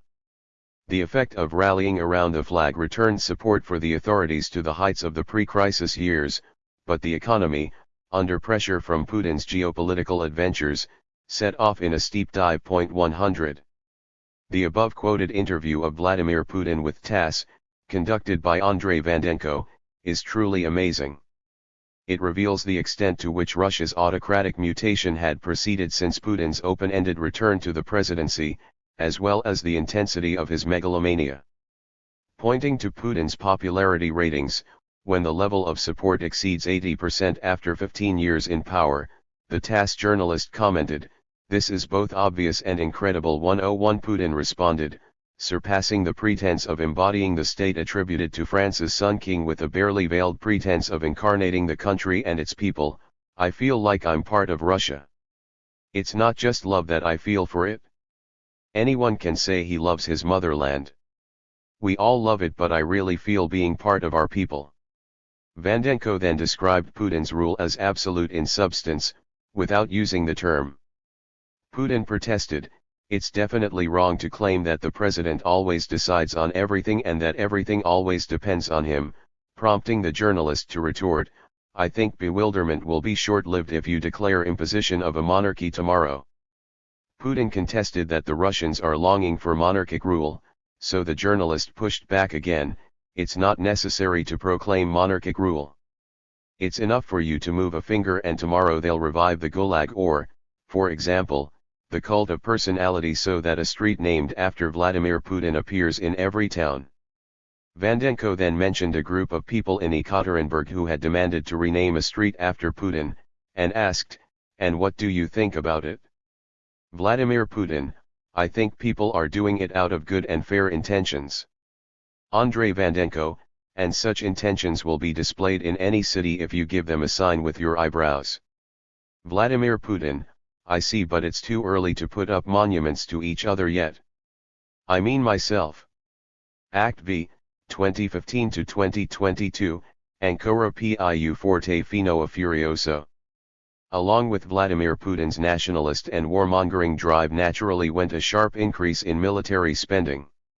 According to World Bank data, whereas Russia's military expenditure as a percentage of its general government expenditure had remained at little more than 11% during Putin's first two terms, 2008, even declining to less than 10% in 2007, and exceeding 11% again in 2013, it would rise sharply, starting in 2014, to a peak of 14.8% in 2016, Fig 1, representing 5.4% of Russia's GDP for that year.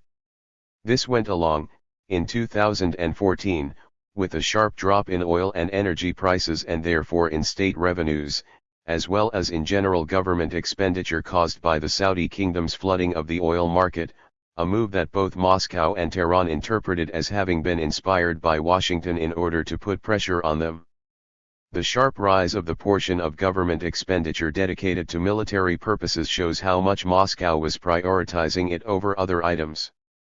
That part declined again after 2016, due to the resumption of a rise in hydrocarbon prices, along with general government income and expenditure, but it still stood at 11.4%, 3.8% of GDP, in 2019, as against 9.6% for the United States, 3.4% of GDP, 5.2% for Britain, 2% of GDP, 4.9% for China, 1.7% of GDP, and 3.3% for France, 1.8% of GDP.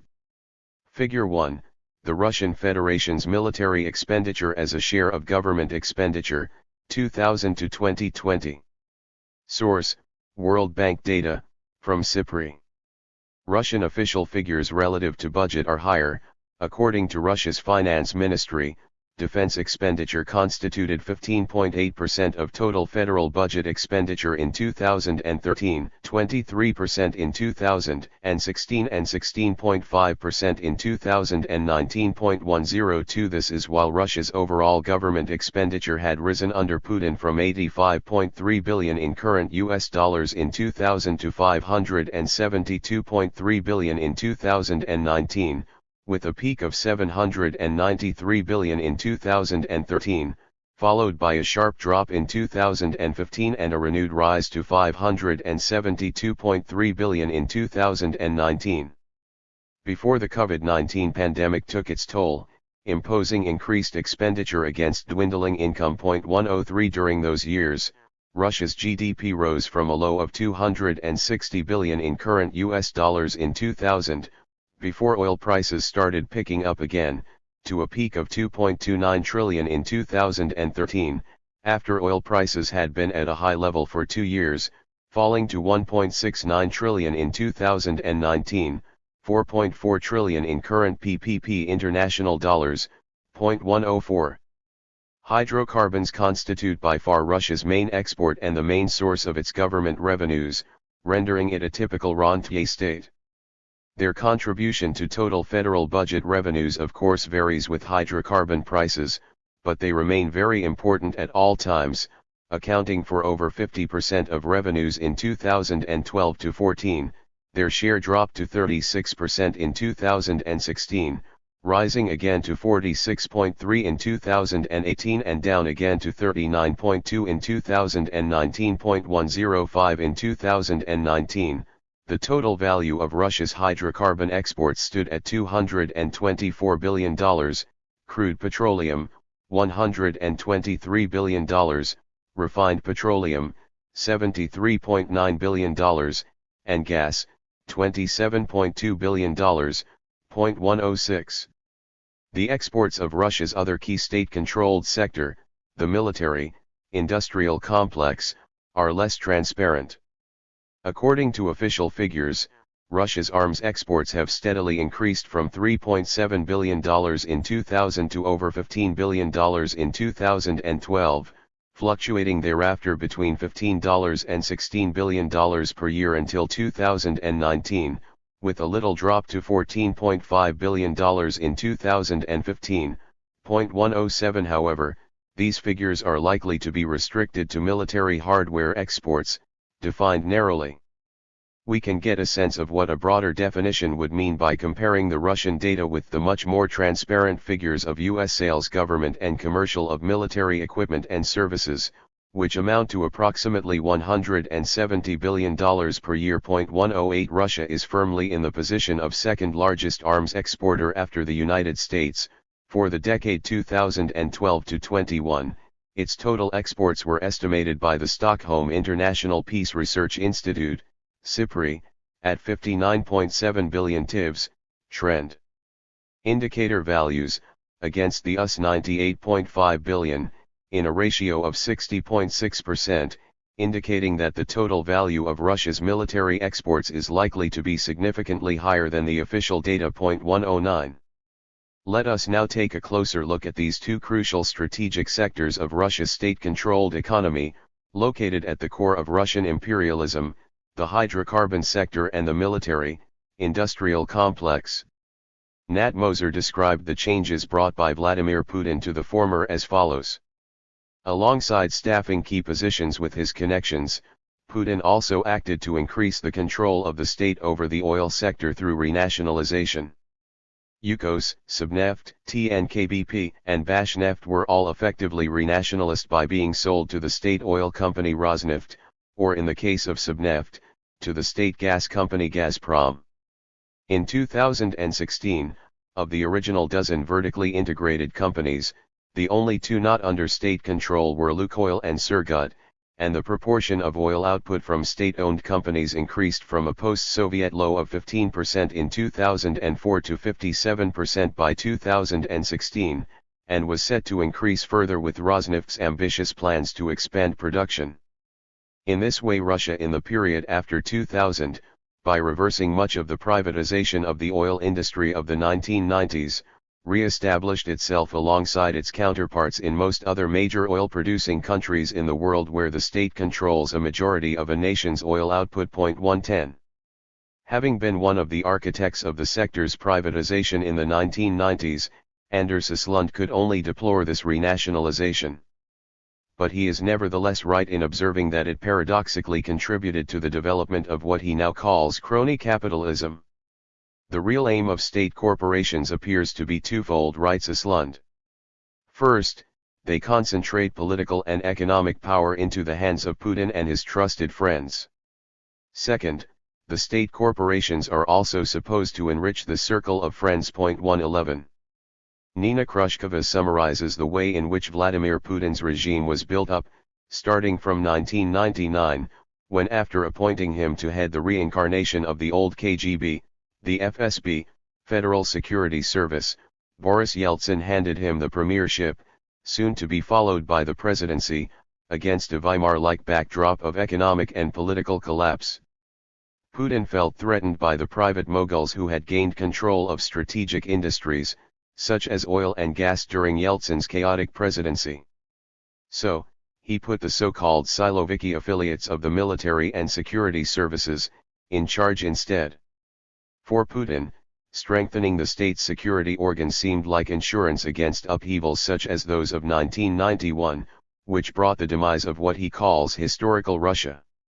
And Putin takes great pride in the stability of the political system he has built, a process which was undoubtedly helped along by high energy prices and relatively competent management by some Siloviki. 112. At the same time, the concentration of private wealth reached a very high level in this combination of state capitalism and crony capitalism that has characterized Putin's Russia.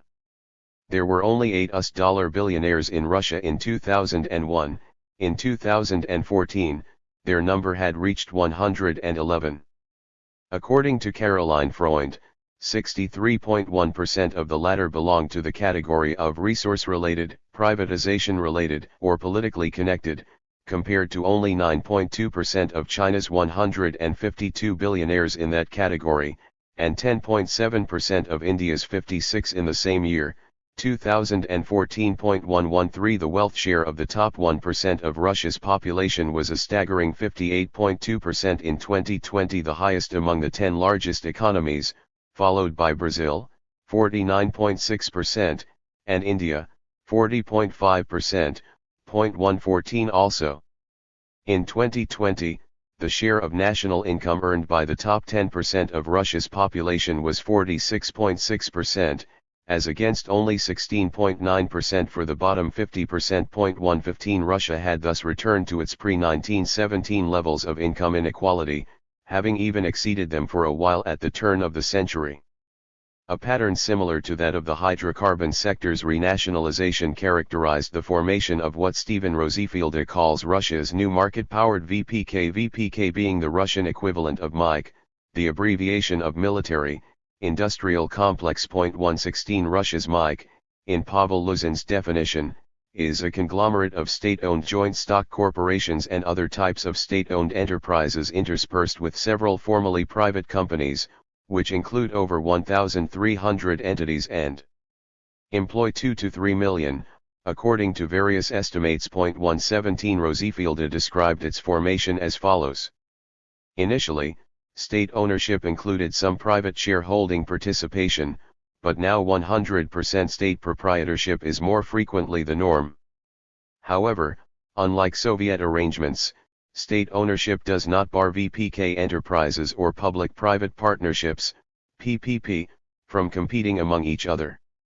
Military-industrial firms, including holding companies, operate on a for-profit basis. They compete for state orders and export sales, contracts, and can outsource. Shareholders and/or managers are incentivized to profit-seek and incompletely profit-maximize rather than comply with MOD commands and/or rent-seek. 118.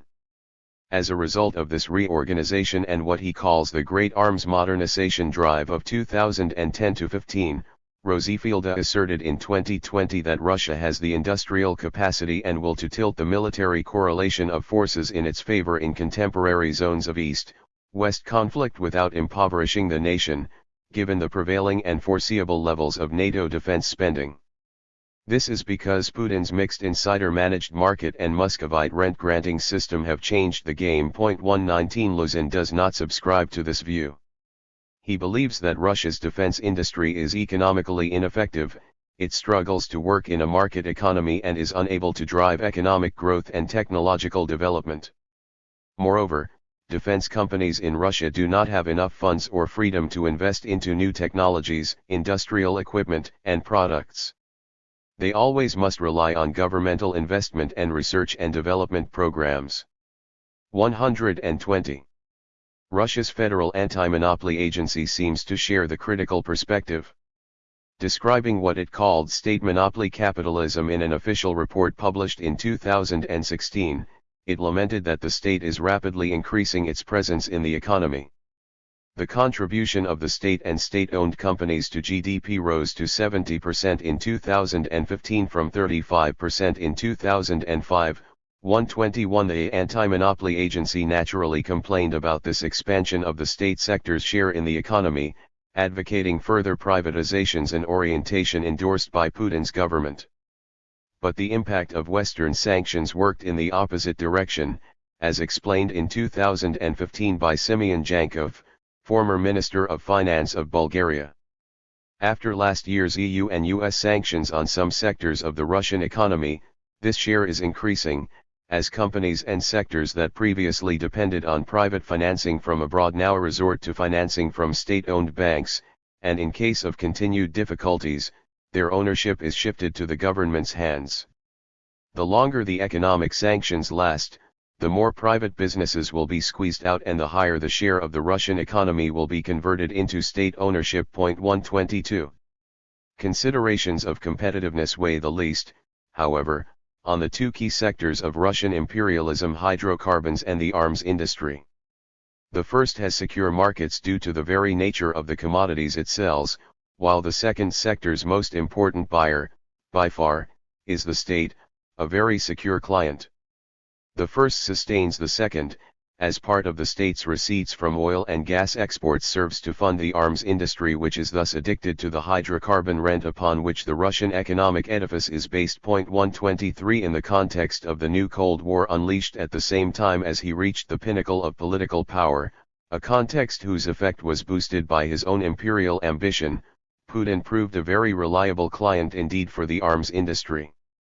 Russia's military expenditure rose spectacularly under his rule, peaking at close to $90 billion in 2013 as oil prices and Russia's oil income reached a peak, and never falling below $60 billion in any year since then. Fig. 2. Figure 2, the Russian Federation's military expenditure in current US dollar, 2000 to 2020 source, World Bank data, from CIPRI. In current US dollars, Russia's 2020 military expenditure would be less than 8% of that of the United States. However, figures calculated based on market exchange rates do not give an accurate idea of each country's relative military expenditure, since wages, including army pay, and other variable defense input costs are very different between countries. Even conversions to PPP, purchase power parity, dollars do not express the specific cost discrepancies between countries. Australian economist Peter E. Robertson has therefore elaborated a specific military PPP exchange rate for a more accurate picture of the relative expenditure of each country compared with that of the United States. 124 According to his calculations for 2017, Russia's figures were particularly deflated in comparison with the US figures, so much so that, if calculated on the basis of the military PPP exchange rate, they would in fact amount to 34% of those of the United States, more than 3 times their 11% share at market exchange rates for that year. During the debate about the use of force in the Balkans within the Clinton administration in its first years, Madeleine Albright, then U.S. ambassador to the UN, is known to have told a reluctant Colin Powell, then chairman of the Joint Chiefs, "What are you saving this superb military for, Colin, if we can't use it?" 125 Whatever intention Putin had before his presidential comeback in 2012, it is clear that the intensified military build-up in which he engaged thereafter was not only meant for spectacle during the annual May 9 military parade on Moscow's Red Square, but primarily intended to be used for the purposes of aggrandizement. While the Russo-Ukrainian war in Donbas went on in low-intensity mode, mostly in the form of skirmishes, Putin found a theater of war more appropriate for a live full-scale demonstration of the firepower that his armed forces had accumulated under his stewardship. Starting from September 2015, Syria would to an extent become Russia's protracted equivalent of the 1991 U.S. war on Iraq, which had been a great opportunity for the Bush senior administration to show to the world the destructive power of the high-tech military gadgetry accumulated during the Reagan years. Russia's intervention in Syria. Putin's calculation in ordering the direct intervention of his forces in Syria is easy to fathom. Russia was facing Western sanctions imposed in the wake of its invasion of Crimea and subsequent intervention in the Donbas. At this juncture, the surge in Syria of the Islamic State in Iraq and Syria, ISIS, which soon after abbreviated its name to Islamic State, IS, and its expansion deep into Iraq in the summer of 2014 had provoked a massive wave of refugees pouring into Western Europe in the summer of 2015, particularly in Germany, which would receive over 1 million asylum seekers in that year alone. The Saudi kingdom was still forcing oil prices down, thus aggravating the impact of Western sanctions on Russia. At that same time, the Syrian regime of Bashar al-Assad, so far shored up by direct intervention from Iran and its regional auxiliaries, was showing signs of faltering in the face of the armed opposition, mainly supported by Turkey and Gulf oil monarchies. This was while Tehran, having in July concluded with Washington and its Western allies the nuclear agreement known as the JCPOA, Joint Comprehensive Plan of Action, was not in a position to further shore up the Assad regime, especially since it lacked adequate air force capability. Syria is Russia's oldest military ally in the Middle East, the only Arab and Mediterranean country where Moscow had military facilities including a naval base. Russia therefore had an obvious interest in preventing the fall of the Assad regime, and thereby expanding its military presence in the country. Moreover, Putin had been increasingly sympathetic to Assad since the Arab Spring, as Mikhail Zygar explained. This is how a close advisor to Putin describes the president's reasoning about Syria. Bashar al-Assad was a typical Arab leader, no worse or better than the monarchs of Saudi Arabia, Morocco, and Jordan, and the presidents of the UAE, Sudan, and Algeria. Why does the West look kindly on some and demonize others? Why is Saudi Arabia allowed to publicly hang and behead people without a murmur from Western human rights activists, while Syria is vilified for far less? There is only one explanation, thought Putin. Syria is an ally of Russia. It is the only country outside the post-Soviet space with a Russian military base. The Syrian regime buys Russian weapons and hires Russian military advisors. Putin justified Assad's use of weapons against his own people as a response to the Arab Spring, which the Syrian leader alone had resisted. Putin recalled the wave of color revolutions in 2004 to 2005 across the former Soviet Union. Back then the first leader who had dared open fire on the protesters was Uzbek President Islam Karimov. Putin had immediately offered him support and promised Russian military assistance should the unrest reoccur. That put an end to the chain reaction. When civil war broke out in Syria in 2011, Putin experienced déjà vu. Again he felt besieged, and again he had a tenacious Eastern dictator to thank for protecting him. For Putin, the Arab Spring was a rehearsal for a revolution in Russia, and Assad had effectively shielded Russia from the latest in a long line of US conspiracies. 126.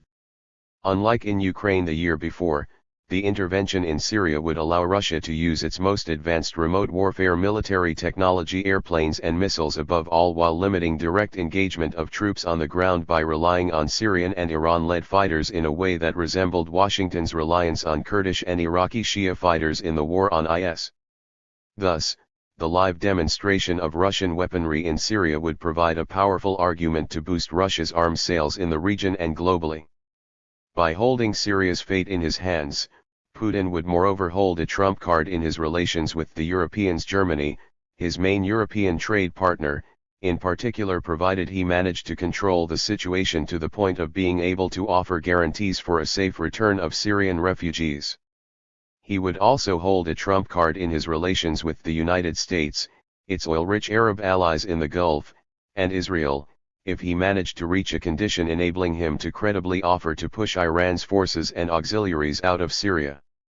At the same time, Putin rightly felt that Washington would not try to stir up a hornet's nest in Syria against his forces. It had shown in 2013 that it was unwilling to step up its intervention in that country, an intervention for which there was no appetite within the US establishment. Had Syria been an oil-rich country like Kuwait, Iraq, or Libya, the situation would certainly have been different. Most crucially, Washington had respected Israel's insistence that it abstains from delivering portable anti-aircraft weapons to the Syrian opposition, unlike what it had done for the Afghan Mujahideen when they were fighting the Soviet occupation of their country in 1979–89.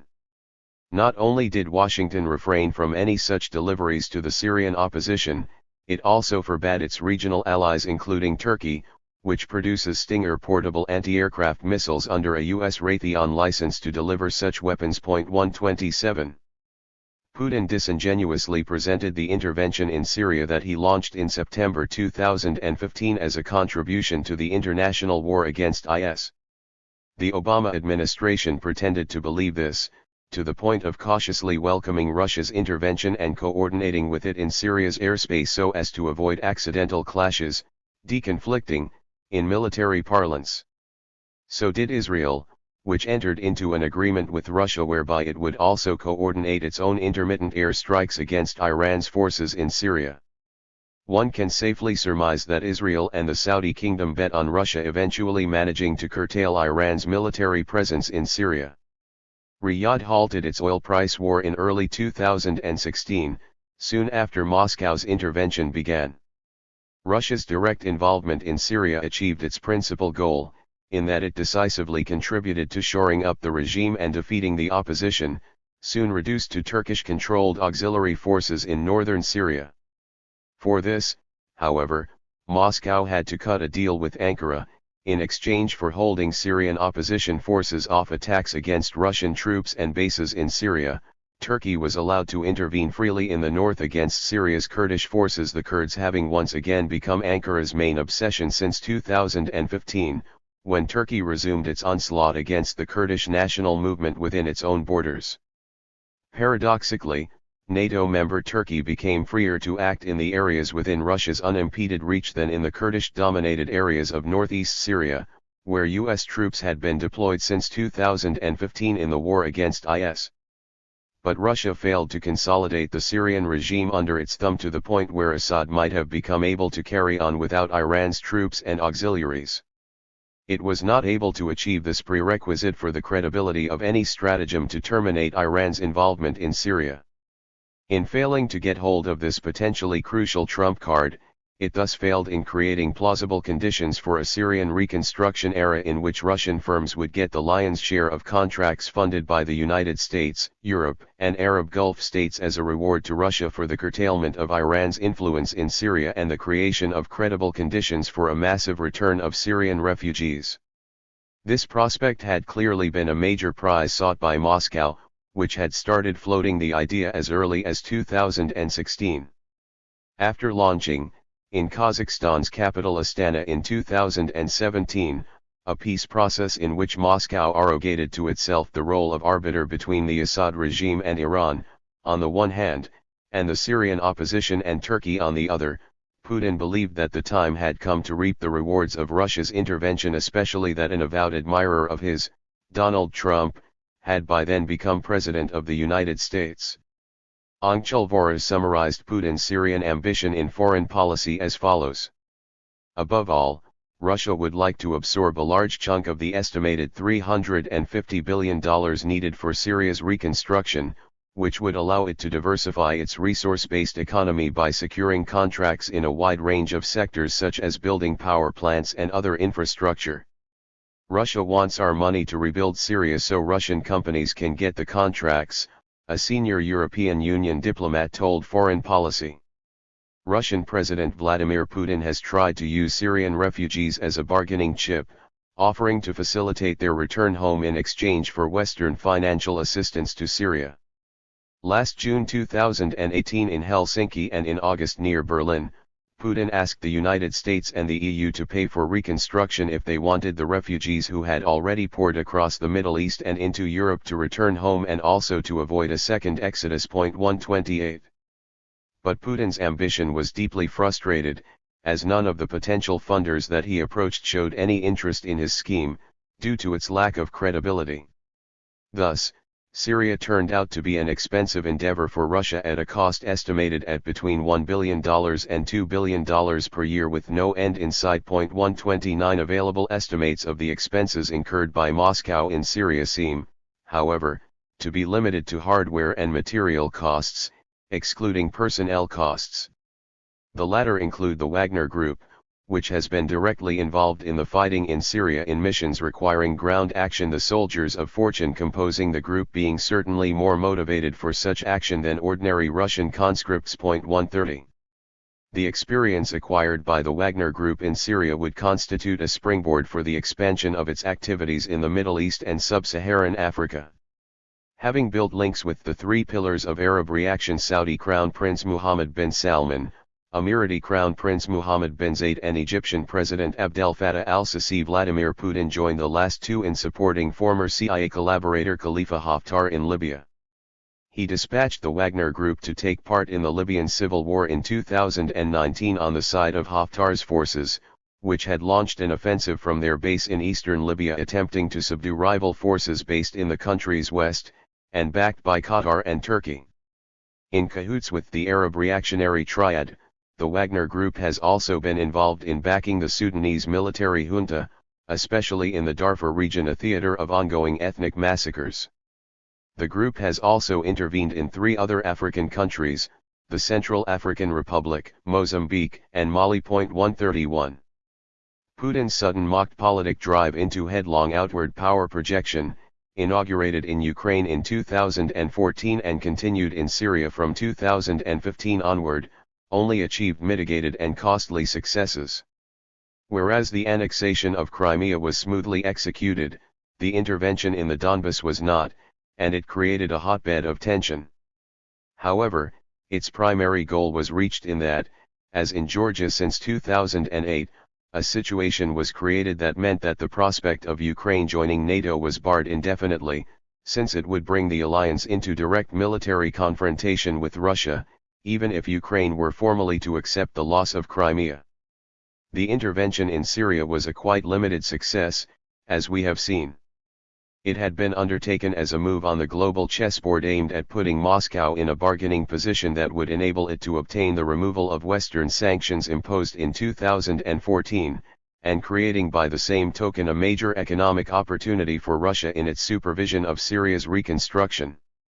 By 2019, it was clear that Moscow had failed on that score, too. Western countries were not impressed by Russia's achievement in Syria. Putin had forged strong links with rich Arab Gulf states, but not to the point of inciting them to pour money into Syria for Russia's benefit.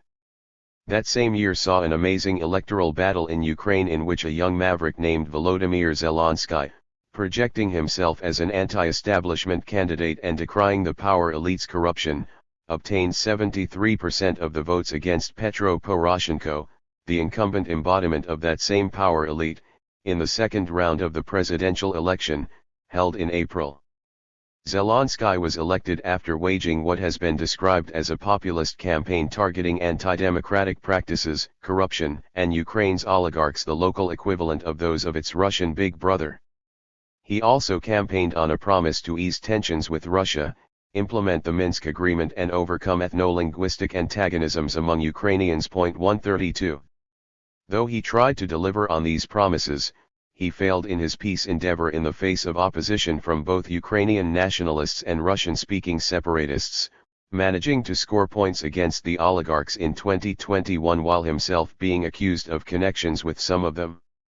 In the end, in Yulia Yurchenko's critical assessment, he's ruled like every other neoliberal politician, failed to secure peace, and oversaw ongoing corruption and oligarchic plunder. On top of that, he was exposed as incompetent at ruling. His rating went down as the Ukrainian standard of living plummeted. Before the war, it is highly unlikely he would have been re-elected. 133. In Vladimir Putin's eyes, however, the election of Volodymyr Zelensky could only be worrying news. It takes little imagination to realize that what must have struck Putin above all was the similarity between the new Ukrainian president and his own sworn enemy, his number one political foe Alexei Navalny. Both Navalny and Zelensky, whose ages are close, Navalny is 18 months older, projected themselves as Don Quixotes fighting the powers that be, the oligarchs and the evil of corruption. The fact that a maverick such as Zelensky could win an election in nearby, largely Russian-speaking Ukraine must have given Putin nightmares, inevitably drawing unfavorable comparisons with the situation in Russia, and the fate that befalls anyone who dares to challenge the new Tsar. It is indeed quite likely that Zelensky's electoral success played a role in the decision to eliminate Navalny, who narrowly escaped death by poisoning with a Novichok nerve agent in August 2020. Putin did not hide his hostility to Ukraine's new president. In his first annual news conference after Zelensky's election, in December 2019, he refused to state his opinion about him plainly, but sounded quite disparaging every time he alluded to the new president. Reiterating his intransigent position on Ukraine and the Donbas conflict, Putin laid the blame for the lack of implementation of the Minsk agreements and the continuation of the crisis on the current Ukrainian leadership, and what he described as its completely misguided approach. He went on to reproach the Ukrainian side for making use of the full spectrum of its forces. I said, air power was used. And the current president of Ukraine replied, what air power? He did not even remember or did not know this. 134. At the same time, in a blatantly cynical manner, Putin denied the presence of Russian troops in the Donbas. There are no foreign troops there. Yes, there are local militias, local self-defense forces staffed with local residents. I get questions all the time, where did they get tanks or heavy artillery? Look, conflicts and hostilities of all kinds are unfolding in many hotspots around the world, involving tanks, artillery, etc. Where do they get them? Probably from those government agencies that sympathize with them. But let me emphasize that these weapons are theirs, not foreign.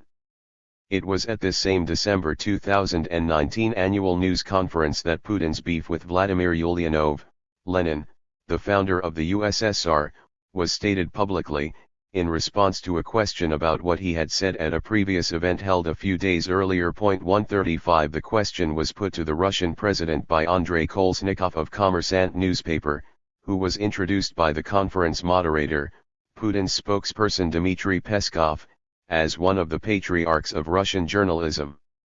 Andrei Kolesnikov, Mr. President, at the recent meeting of the Council for Civil Society and Human Rights you spoke out about Vladimir Ulyanov as never before. You accused him of breaking down a 1,000-year-old state. When you were saying this, your facial expression was close to rage, it seemed to me. Will anything come out of your comment? Vladimir Putin. Regarding Lenin and his role in our history, and what I think about it, I believe that he was a revolutionary rather than a statesman.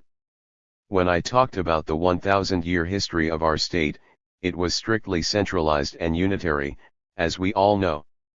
But what did Vladimir Lenin propose? He went even further than a federation and proposed a system that can be described as a confederation. It was his decision to tie ethnic groups to specific territories, so that they obtained the right to secede from the Soviet Union. What happened was that a strictly centralized state was turned into a de facto confederation with the right of secession and with ethnic groups attached to specific territories. But these territories were divided in such a way that they did not always correspond and still do not correspond to where various ethnic groups traditionally lived. This is how cracks emerged that still linger in the relations between the former Soviet republics, and even within the Russian Federation. There are 2,000 cracks of this kind, and letting them out of sight for even a second can have grave consequences.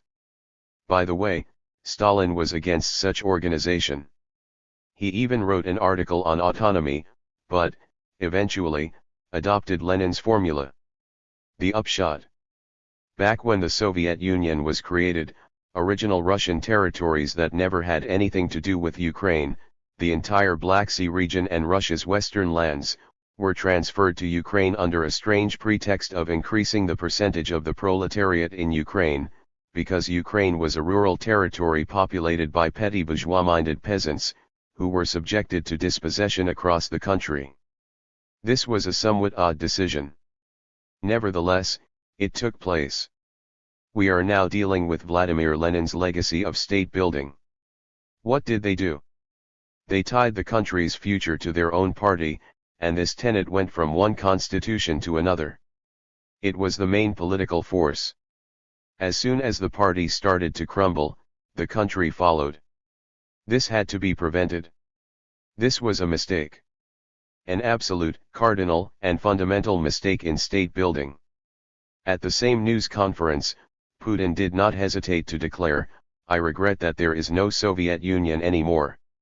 He was obviously referring not to the USSR's social and political system, but to the imperial megastate that it had been, with numerous nations directly or indirectly subordinated to the Russian core under various statuses. Putin's expressions of contempt for Zelensky became worse at each annual news conference. In the December 2020 conference, he declared of Ukraine that all the preceding heads of state, just as the current one, Vladimir Zelensky, came to power with slogans on unifying the country, which, at the end of the day, included building a relationship with Russia. But they have not been able to deliver on this promise so far. In fact, on their way to power they garner support from a majority of the people and voters, but when they get there, they hesitate and start looking back at the extreme nationalist forces. I think they simply lack the political courage. 136. At the December 2021 conference, Putin raised his recriminations to an even higher pitch, to the point of becoming straightforwardly rude. On his Ukrainian counterpart, Putin declared that instead of responding to the call for peace in Ukrainian society, which Zelensky exploited to come to power, he chose not to keep his promises, having fallen, like previous leaders, under the influence of radical elements that are called Nazi in Ukraine. 137 This was a prelude to the special operation that Putin was to launch soon after, purporting to denazify Ukraine. In June of that same year 2021, he had published his now famous long historical article, on the historical unity of Russians and Ukrainians, in which he fully displayed the rage against Lenin observed by Kolesnikov. Part of the following passage has been cited in the transition that preceded this chapter. In 1922, when the USSR was created, with the Ukrainian Soviet Socialist Republic becoming one of its founders, a rather fierce debate among the Bolshevik leaders resulted in the implementation of Lenin's plan to form a union state as a federation of equal republics. The right for the republics to freely secede from the Union was included in the text of the Declaration on the Creation of the Union of Soviet Socialist Republics and, subsequently, in the 1924 USSR Constitution. By doing so, the authors planted in the foundation of our statehood the most dangerous time bomb, which exploded the moment the safety mechanism provided by the leading role of the CPSU was gone, the party itself collapsing from within. A parade of sovereignties followed. The localization policy undoubtedly played a major role in the development and consolidation of the Ukrainian culture, language, and identity. At the same time, under the guise of combating the so-called Russian great power chauvinism, Ukrainization was often imposed on those who did not see themselves as Ukrainians. This Soviet national policy secured at the state level the provision on three separate Slavic peoples, Russian, Ukrainian, and Belarusian, instead of the large Russian nation, a triune people comprising Velikorussians Great Russians, Malorussians Little Russians, i.e. modern-day Ukrainians and Belarusians White Russians. 138. In other words, Putin was regretting that he could not be president of all the Russias in the same way that the Tsars of the Russian Empire used to be Tsars of all the Russias. He continued to blame the Bolsheviks for having treated the Russian people as inexhaustible material for their social experiments. They dreamt of a world revolution that would wipe out national states. That is why they were so generous in drawing borders and bestowing territorial gifts. In doing so, they were chopping the country into pieces. One fact is crystal clear: Russia was robbed, indeed. Putin's rage against Lenin as enabler of Ukraine's independence is certainly better grounded than that of the Ukrainian nationalists who gave vent to their anger by bringing down statues of the Russian revolutionary. They mistook one of the most radical Russian enemies of great Russian chauvinism for a symbol of that same Russian national oppression that he had combated all his life. Turning to present-day Ukraine and the Russians in Ukraine, Putin used a violent metaphor to paint an apocalyptic picture. The most despicable thing is that the Russians in Ukraine are being forced not only to deny their roots, generations of their ancestors, but also to believe that Russia is their enemy. It would not be an exaggeration to say that the path of forced assimilation, the formation of an ethnically pure Ukrainian state, aggressive towards Russia, is comparable in its consequences to the use of weapons of mass destruction against us. We are facing the creation of a climate of fear in Ukrainian society, aggressive rhetoric, indulging neo-Nazis and militarizing the country.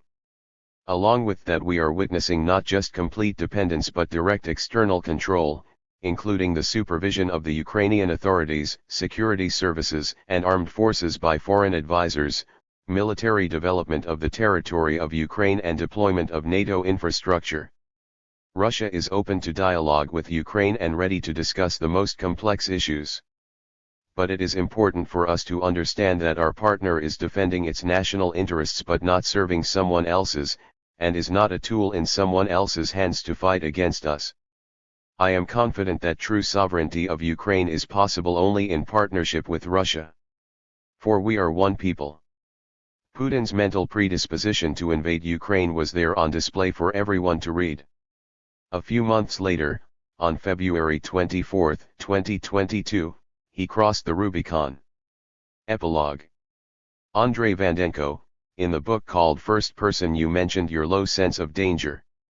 For an intelligence officer it is a weakness. Vladimir Putin, that's what a psychologist wrote down in my personal characteristic. Andrei Vandenko, is it also a weakness for the president? Vladimir Putin, this is not exactly what one can call a great merit. One should master the skill of evaluating all likely effects and take into account all possible scenarios and forestall the unfavorable ones when making decisions. Andrei Vandenko, in other words, no reckless moves? Vladimir Putin, indeed. No reckless moves should be allowed. The price of a mistake is too high. 139. Numerous comments have been made on Putin's mental state since he launched his disastrous war on Ukraine. Putin's acutely paranoid and misophobic reaction to the COVID-19 pandemic, which led him to keep his interlocutors at a long distance unless they had been examined by his staff, and his prolonged isolation as of April 2020 in his suburban residence west of Moscow, have been construed as indicating a degree of insanity that would explain such hugely reckless move as ordering the invasion. But Putin's fateful decision was the culmination of a trajectory whose pattern was clearly recognizable. A surge of opposition to his rule had led once again to the further exacerbation of the authoritarian and repressive character of his regime. Alexei Navalny's return in January 2021 from Germany, where he had been treated following the attempt to assassinate him, his subsequent arrest, and the wide circulation of the documentary that he had prepared on the corruption of Putin and his entourage led to a wave of mass protests in Russia that was met with a further escalation in repression. The scale of detentions, administrative and criminal prosecution in connection with the protests of February 2021 is clearly the largest in the entire history of modern Russia, declared OVD Info, a non-profit legal organization that tracks detentions, commenting on the fact that, over 4 weeks after Navalny's return, 11,000 persons were detained across more than 125 cities. 140 Such a reaction clearly betrayed the regime's lack of confidence, as Henry Foy, the Moscow bureau chief for The Financial Times, explained in March 2021, the month in which Putin started the military build-up on Russia's border with Ukraine. Western sanctions imposed after the 2014 annexation of Crimea have handicapped Russia's economy and made it harder for many of the country's biggest businesses to expand. Real incomes have fallen for 5 of the past 7 years and poverty has risen by a fifth. The country's GDP per capita is 30% lower than in 2013. At the same time, Putin has increased protection for his regime by ramping up spending on police and security forces. Last year, more than 1/10 of declared budget spending was allocated to internal security, second only to defense spending and RBS 525 BN, $7.1 billion, more than the healthcare and education budgets combined. 141. Just as he had done after the 2011-13 protests against his rule, Putin sought to revamp his image by playing the Russian nationalist card and exploiting Ukraine mania. However, unlike his annexation of Crimea in 2014, his decision to invade Ukraine in 2022 proved to have been based on a fatal miscalculation in underestimating Ukraine's capacity to resist, while overestimating the favorable disposition toward Russia of a large part of Ukraine's population. It was not irrational, but simply misinformed and indulging in wishful thinking. Putin had serious reasons to believe that the Western reaction would not be that concerted were he to successfully invade Ukraine, depose its government and organize some kind of sham election or referendum to bestow a semblance of legitimacy on whatever he would put in its place. Andrei Kozyrev, last Soviet and first Russian foreign minister, 1990-96, put it like this. In March 2014, President Vladimir Putin used troops from the Russian military base in Crimea to annex the peninsula. This was a brazen violation of Russia's obligations under the Budapest Memorandum. Regrettably, America responded with a diplomatic reprimand and flimsy sanctions. Encouraged, Putin seized parts of Donbas. Again, The US and the West expressed disapproval, but practical measures were restricted to ineffective sanctions. 142. To this, one should add that, in the wake of its disastrously botched withdrawal from Afghanistan in the summer of 2021, the US seemed to be back to a degree of paralysis with regard to wars abroad resembling what it had known for several years after its withdrawal from Vietnam, until the first US-led war on Iraq in 1991. Moreover, Western countries were barely emerging from the very severe economic crisis precipitated by the COVID-19 pandemic, and hence could reasonably be deemed to be in a weak position to do much when it came to sanctions, especially since oil prices had been sharply and steadily on the rise since March 2021. This was certainly a major factor in Putin's decision, as it represented a sharp reversal of the economic situation that had forced him to envisage cutting military expenditure only a few months earlier, in September 2020. 143. As for Ukraine, Western military experts and intelligence services themselves did not expect its armed forces to offer much resistance to the invasion. 144. The flaw in Putin's calculation that they foresaw was instead based on their expectation of a protracted asymmetric resistance to Russian occupation. It is against this eventuality that NATO's former Supreme Allied Commander, James Stavridis, warned Russia, Putin should realize that after fighting insurgencies ourselves for 2 decades, we know how to arm, train and energize them. 145. The record of the United States and some of its NATO allies in invading foreign countries and fighting insurgencies is indeed unequaled. But let us set aside the specifics of Putin's fateful decision to invade Ukraine on February 24, 2022, and consider it within the historical perspective presented in this book. From this angle, the decision stands at the intersection of 2 different processes. On the one hand, the United States had quickly shattered the promise of a rules-based New World Order made by George H.W. Bush in 1990, when the Cold War was coming to an end. That final decade of the 20th century had not yet ended when the United States pushed its NATO allies into collectively committing a blatant breach of the UN Charter, the cornerstone of international law, by circumventing the UN Security Council in order to bomb a country in the heart of Europe. The invasion of Iraq in 2003, which would be followed by 9 years of occupation, was a still more blatant violation of international law, and on a much larger scale. The US-led Western policy toward post-Soviet Russia was, as we have seen, calamitous in its early years, as was the decision to enlarge NATO instead of enhancing the role of collective security organizations such as the UN and the OSCE. As a result, Russia and NATO entered a vicious spiral of actions and counteractions. Russia's aggressive countermoves against NATO's expansion, perceived from Moscow as aimed at containing the core of the former USSR and curtailing it, led to further NATO moves that induced further Russian countermoves, and so on.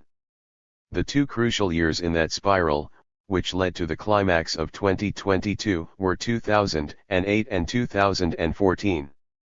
On the other hand, the Weimar-like conditions that prevailed in 1990s Russia fostered the rise of Vladimir Putin's authoritarian rule. During his 22 years in power, Putin had increased the concentration of power in his hands, along with the suppression of any oppositional threat to his rule, with a crucial turning point in 2012. He embarked on a course combining imperial revanchism with imperialist aggrandizement, culminating in the invasion of Ukraine.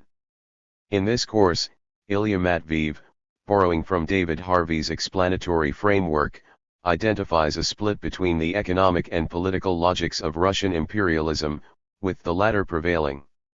The rapid growth in the 2000s was the result of the reutilization of the existing Soviet productive capacity. When this source of economic dynamism was depleted, the growth slowed. In fact, the first signs of stagnation emerged in late 2012, way before the events in Ukraine. The Russian economy was no longer generating surplus capital in need of a spatial fix. Secondly, in spite of all the efforts, Russia was unable to establish true hegemony in the post-Soviet space. Ukraine is a case in point. The attractiveness of the European ideal was simply too strong for Russia to compete with. Eventually, all Russia was left with was hard power. 146. This in any event postulates Ukraine as a natural target of Russian imperialism, even in the absence of an immediate economic rationale. It thus chimes to some extent, regarding Russian designs on Ukraine, with the quasi-atavistic imperialism of Russia's ruling elite that Marcel van Herpen depicted in historical perspective in a premonitory book that came out on the eve of Russia's annexation of Crimea. 147. A well-known holder of the same view, Zbigniew Brzezinski, who always emphasized that absorbing Ukraine would both enrich Russia and represent a giant step toward the restoration of its imperial sphere, saw it coming even more astutely in 2012. With the passage of time, Ukraine as a nation-state is gaining a deeper emotional commitment from a younger generation, whether primarily Ukrainian or Russian-speaking, that increasingly views Ukrainian statehood as normal and as part of its identity. Hence time may not be working in favor of a voluntary submission by Kiev to Moscow, but impatient Russian pressures to that end as well as the West's indifference could generate a potentially explosive situation on the very edge of the European Union. 148. Which of these chains of events is more to blame for the catastrophic outcome of 2022? The first, for which responsibility lies primarily with Washington, or the second, for which it lies with Moscow? This becomes a secondary question if it is acknowledged that both sequences contributed to the outcome. As Tony would aptly put it, the apparent dichotomy now developing between two explanatory schemas, one emphasizing NATO expansion, the other the long-hidden force of Russian nationalism, one supposedly exculpating Russia, the other muting the role of NATO, is ultimately false. There is no real world in which NATO expansion did not occur, and the emergence of an increasingly assertive and militarized Russian nationalism is inextricable from that process, because it was in large part propelled and reinforced by it. With regard to Ukraine, Russian nationalist fantasies have persistently been enmeshed with geostrategic calculations, the advancement of oligarchic interests with the self-preservation of the imitation democratic system. What weight we assign to these factors can be debated, but that they simultaneously exist should not. Recognition of their existence, moreover, in no way diminishes Russia's responsibility for invading Ukraine. Rather, it helps to clarify it, by enabling us to identify the different links in the causal chain that have brought us to this moment, and to distinguish each actor's degree of culpability. 149. What is beyond question is that Putin's decision to invade Ukraine on February 24, 2022 has spectacularly backfired. Far from deterring NATO, it has reinvigorated what was all but a moribund organization, one that French President Emmanuel Macron had described as brain dead in November 2019, at a time when Donald Trump was constantly assailing it. A much more Atlanticist administration succeeded Trump's thereafter, but Trumpism remained a powerful factor in U.S. politics, offering the plausible prospect of a return to the presidency by Trump himself in the 2024 election. A clever maneuver at the Kremlin could have further deepened the detachment of the Franco-German axis that constitutes the EU's core from the transatlantic perspective, toward that envisaged by Charles de Gaulle in 1959 of a Europe, from the Atlantic to the Urals, which will decide the fate of the world. 150 in 1966, with far less dramatic changes in East Europe and the USSR than those of the 1990s, de Gaulle had taken a first step toward emancipating France from U.S. tutelage by withdrawing it from NATO's integrated command. In his speech on that occasion, de Gaulle declared that due to the Eastern countries' internal and external evolution, the West is no longer presently under threat as it was when an American protectorate was established in Europe under NATO's cover. 151. The joint opposition of Paris and Berlin, along with Moscow, to the US-led invasion of Iraq in 2003 was a harbinger of such a potential development as was their reluctance to invite Ukraine to join NATO. The Ukraine war shattered all this. It resurrected NATO's raison d'être far beyond what Washington had managed to achieve in this respect through all its efforts since the fall of the USSR. It also led to a new round of NATO enlargement more dramatic than any of those that followed 1997, with Sweden and Finland beginning the process of joining the alliance. The latter country's 1,340 kilometers border with Russia is much longer than NATO's present border with Russia, as it resulted from the Baltic states' accession. And Moscow is now more ostracized than ever, more cut off from the rest of Europe than it has ever been, and will remain so as long as it undergoes no radical political change that might renew the conditions for a reset of European and international relations. No territorial gain in Ukraine could warrant all of the above, or compensate for the huge human and economic cost to Russia of the extremely reckless and gravely misconceived war launched by Vladimir Putin. Russia has been set back many years economically by way of financial loss and industrial disruption, as well as accelerated brain drain. Its military might, Putin's absolute priority, has been severely curtailed, far beyond whatever limitation NATO might have been able to impose on it. Russia's credibility, to use a term that is dear to strategic thinkers, has been very much diminished, while the Russian armed forces' morale has been seriously affected and their material losses colossal. Russia will need to dedicate much of its military expenditure over the coming years merely to replenishing its stocks. In short, Putin's war on Ukraine, far from aggrandizing the Russian Empire, has brought calamitous consequences upon it. His ardent desire, as we have seen, was to be a 21st century Vladimir the Great. He ended up being a modern version of Ivan the Terrible, the first Tsar of all Russia.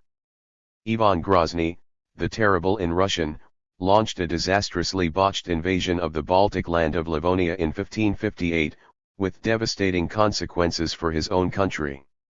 It tremendously aggravated his tyrannical rule thereafter, until his fake resignation in 1575, when he chose a figurehead to rule in his stead, but manipulated him until his own death in 1584.152. It is to be hoped, for the sake of Russians and of the entire world, that the rule of Vladimir the Terrible will not survive his bungled invasion of Ukraine for that long. Chapter 4. China, End of the Peaceful Rise. What about China, the third member of the strategic triad identified in 1997, Chapter 1? 2 years later, Chapter 2, Washington had already seriously compromised the possibility of deploying a hub-and-spoke strategy whereby it could triangulate its relations with Moscow and Beijing, thus preventing the two countries from joining up to oppose U.S. hegemony. Commencement of the new Cold War that had gestated in the 1990s naturally implied for China a massive effort at building up its military capabilities. China's military power. Calculated by SIPRI in current US dollars, China's military expenditure has risen very impressively indeed since the turn of the century, from $22 billion in 2000 to $252 billion in 2020, in a steeply rising curve, see Fig 1. Nonetheless, China's military expenditure in current US dollars remains less than one-third that of the United States, which reached $778 billion in 2020 according to the same data set. Calculated on the basis of Robertson's military PPP exchange rate, see Chapter 3, China's military expenditure in 2017 amounted to 65% of that of the United States for that same year, instead of 37.6% at market exchange rates, a share that is 73% higher. 1. Figure 1, China's military expenditure in current US dollar, 2000 to 2020. Source, World Bank data, from SIPRI. And yet, the fact remains that, since the turn of the century, China has dedicated a more modest and stable share of its GDP to military expenditure than has the United States, see Fig 2, one obvious reason for that being that China did not engage in any war after its brief incursion in Vietnam in 1979, whereas the US waged several wars since 2000, including the occupations of Afghanistan, 2001 to 21, and Iraq, 2003 to 11, and the bombing campaigns in Libya, 2011, as well as against IS in Iraq and Syria, since 2014. Figure 2, China and USA, military expenditure as a share of GDP, 2000 to 2020. Source, World Bank data, from SIPRI. It is true that China's GDP has grown at extraordinary speed during those years, reaching $14.7 trillion at market exchange rates in 2020, that is, 70% of US GDP of $20.9 trillion for that year, and even a little more than US GDP in PPP dollars, 24.3 trillion. Although relative to population this represents only 27% of the US GDP per capita. But this does not change the fact that China is spending significantly less than it could if it wanted to match the US level of military expenditure. Moreover, as a share of general government expenditure, China's military spending has steadily declined over the first 2 decades of this century, see Fig. 3. Figure 3, China's military expenditure as a share of government expenditure, 2000 to 2020. Source, World Bank data, from CIPRI. Since 2003, the year of the invasion of Iraq, U.S. military expenditure as a share of general government expenditure has been constantly higher than the corresponding figure for China, the gap between the two countries reaching its peak in 2011 when the U.S. share, 12.4%, was exactly double the Chinese share, 6.2%. In 2019, before the massive government spending necessitated by the COVID-19 pandemic in the United States, the difference was still close to double, 4.9% in China, 9.6% in the United States. And yet, throughout those years, U.S. officials have consistently had the nerve to blame China for increasing its military spending. Chinese rulers had every right to be irritated when then-US Defense Secretary Donald Rumsfeld admonished them from Singapore in 2005 for spending too much on their military. Since no nation threatens China, one must wonder, why this growing investment? Why these continuing large and expanding arms purchases? Why these continuing robust deployments? To Rumsfeld was probably implying that Iraq had threatened the United States when it had invaded that country 2 years earlier. Or that Washington could reasonably invoke hypothetical wars, including with thinly disguised proxies for Russia and China, to justify its gigantic military spending, while other nations were not entitled to do the same even in countering hostile U.S. behavior toward them. Official U.S. military documents have periodically overestimated China's military capabilities in order to justify the Pentagon's constant demands of increased funding. A recent case of such an inflated evaluation was the Secretary of Defense's annual report to Congress for 2020, which offered an alarming 20-year summary of the development of China's armed forces while refraining from comparing them with those of the United States for the good reason that such a comparison would have shown how much the former is still lagging behind the latter. Point 3 In congressional hearings, on the other hand, the U.S. top brass boasts about the superiority of U.S. armed forces over China's, in order to convince Congress that the huge amounts gobbled up by the Pentagon are money well spent. Point 4. One can also find in Pentagon-related outlets articles that draw an objective comparison between the two great powers' respective military potentials. One such article was published in December 2021 in the Journal of Indo-Pacific Affairs, the professional journal for America's priority theater published by the U.S. Department of the Air Force. The article's author, Mangesh Savant, accurately describes the overwhelming U.S. military superiority over China by comparing both countries' military capabilities across the full spectrum. Point 5 As he rightly ascertains, the U.S. military advantage is not only about weaponry, but is also a function of the crucial factor of warfighting experience, as well as of an unmatched global network of military bases and alliances. In his 2015 book on China's military power, Roger Cliff, a senior fellow at the Atlantic Council who has previously worked for the Office of the Secretary of Defense and the RAND Corporation, emphasizes furthermore that the most modern systems in the PLA People's Liberation Army inventory are comparable to those that make up the bulk of the U.S. inventory. Many PLA weapon systems are still based on 1950s Soviet designs. Point 6 The author adds in the book's conclusion that, although the Chinese military has modernized its combat doctrine, it has neither the organizational structure nor the organizational culture required to effectively implement it. Point 7. China's self-assessment concurs with the view that it is still affected by major shortcomings. The 2019 official white paper on China's national defense asserts that the People's Liberation Army, PLA, has yet to complete the task of mechanization, and is in urgent need of improving its informatization.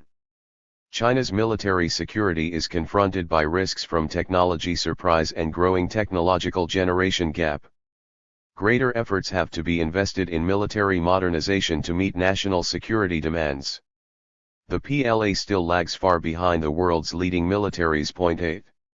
However, it is obvious that, along with the steady rise in its military spending, China's capabilities have continued to grow and improve.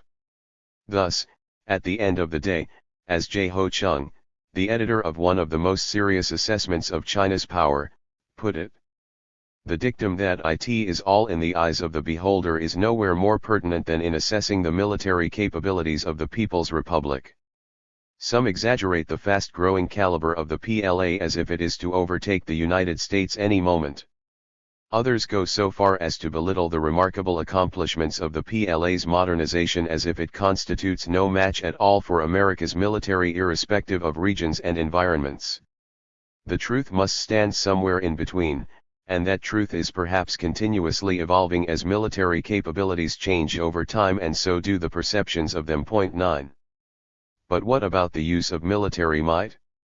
It is hardly deniable that, of the three great powers of the strategic triad along with NATO, China has hitherto been the least belligerent in both words and deeds. Beijing contrasts its own attitude with those of the other great powers, which it describes as follows. International strategic competition is on the rise. The US has adjusted its national security and defense strategies, and adopted unilateral policies. It has provoked and intensified competition among major countries, significantly increased its defense expenditure, pushed for additional capacity in nuclear, outer space, cyber and missile defense, and undermined global strategic stability. NATO has continued its enlargement, stepped up military deployment in Central and Eastern Europe, and conducted frequent military exercises. Russia is strengthening its nuclear and non-nuclear capabilities for strategic containment, and striving to safeguard its strategic security space and interests. 10. Confronted with this international strategic competition, Beijing emphasizes in the same 2019 document that its own national defense policy is defensive in nature. It resembles the strategic doctrine of Gaullist France, which was defined in 1967 as a defense system that is not aimed at anyone but is global and all horizons to azimuths. 11. This goes along with an acute sense of historical transition. China continues to enjoy political stability, ethnic unity, and social stability. There has been a notable increase in China's overall national strength, global influence, and resilience to risks. China is still in an important period of strategic opportunity for development. 12. Beijing is obviously keen to prolong this strategic opportunity while it expresses its wariness of growing hegemonism, power politics and wars. Sean Breslin captures this well in describing China as largely a reformist veto power, a power that has the ability to block the initiatives of others while pushing for change within the existing global order rather than trying to overthrow it. 13. This, according to Breslin, is related to a lack of desire to undertake the sort of global leadership roles that this would entail, with a preference instead to primarily look to focus on domestic issues. 14. To state that China has hitherto been the least belligerent of the great powers is not a judgment on its political regime, a single-party dictatorship that has been exhibiting a renewed autocratic tendency since Xi Jinping took its helm in 2012-13. Nor is it to disregard the appalling persecution of Xinjiang's Muslims or the subjugation of Tibet. It is a factual judgment, not a normative one, an observation that is corroborated by the nature of the material interests of the Chinese state and government. States' actions are not inspired by ideological choices alone, and the ideologies of ruling classes and social categories do not unfold in an ethereal sphere. They are conditioned by the socio-economic interests that the rulers represent, whether their own interests or the interests of those on whose behalf they act as political agents. To China's peaceful rise. In an article he published in 1920 about the surprise that the First World War represented for many, J. A. Hobson, author of the famous Imperialism, a Study, 1902, made this insightful comment. Nationalism and capitalism in secret conjunction produced independent, armed and opposed powers within each country, claiming and wielding a paramountcy, political, social and economic, within the nation and working for further expansion outside. This competition of what may fairly be called capitalist states, evolving modern forms of militarism and protectionism, laid the powder trains. The dramatic antithesis of aggressive autocracies and pacific democracies in recent history is false, and the failure to discern this falsehood explains the great surprise. Nowhere had the conditions of a pacific democracy been established. 15. This comment remains very relevant today. The combination of capitalism, economic and political nationalism, and militarism that is constitutive of imperialism, according to Hobson, is equally dominant in an aggressive autocracy like Russia as it is in the no less belligerent democracies of which the United States, Britain, and France are examples, each imperialist power being eager to preserve and extend its dominion, with the United States pretending to rule our entire planet. Hobson was not blind to differences between powers, nonetheless. To the above comment, he added, this by no means implies that states are equally aggressive, equally absolute, and equally susceptible to business control. 16. Nor was he economistic, still less does it imply that in the immediate causation of the war-conscious economic conflicts of interests were the efficient causes, or that direct causal responsibility is to be distributed equally among the belligerent groups. 17. It was not difficult for anyone to understand the circumstances that shaped German nationalism prior to the First World War. The pressures for forcible expansion were necessarily stronger in this pent-up nation than in those which enjoyed in a literal sense the freedom of the seas and large dependencies for occupation, government, trade priority, and capitalistic exploitation. 18. Such pressures became even stronger in post-1918 Germany, many features of which were to be shared by post-1991 Russia, see Chapter 3. China's case is different, or at least has been different until recently. Unlike all the above-mentioned countries, China did not enter the age of modern imperialism, which started in the latter part of the 19th century, as an imperial power, but as a former empire subjugated by various foreign powers that had imposed unequal treaties upon it: Britain, France, Germany, Japan, Russia, and the United States. During the entire 20th century, it was very much a country of the colonial world, the Third World and the Global South, three successive designations of the world's subaltern countries. Modern China abolished capitalism in the wake of its national liberation, completed in 1949, then tried desperately to leap forward to catch up economically with the industrialized countries, starting with its Russian communist big brother. It rebelled against the latter's desire to dominate it, and entered a decade of civil strife and ultra-left turmoil, until the death of its charismatic leader, Mao Zedong, in 1976. In that year, China's GDP per capita in constant 2015 US dollars stood at a mere $327, inferior to India's $370, and way below Indonesia's $862.19. China would take off economically in the late 1970s, soon overtaking India's GDP per capita, but 2 more decades would elapse before it caught up with that of Indonesia, surpassing it against the backdrop of the 1997 Asian financial crisis. During the first 3 decades after its 1949 revolution, China was ruled by a bureaucratic anti-capitalist regime. By the end of this historical period, the Maoist legacy was in tatters, with a new generation more affected by the ravages of the Cultural Revolution than it was admiring of the exploits of the ruling Chinese Communist Party, CCP, in the war against Japan and the Civil War. This discontent, combined with an aspiration to democracy, found expression in the brutally repressed 1989 Tiananmen Square protests.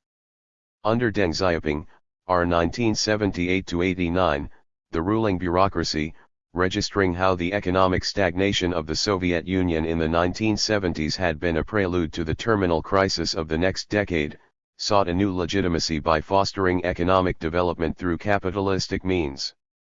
This was primarily a pragmatic turn aimed at securing the rule of the bureaucracy while fulfilling the aspiration shared by both the bureaucracy and the Chinese population to lift China out of economic backwardness onto an economic level in tune with its status as one of the 5 permanent members of the UN Security Council.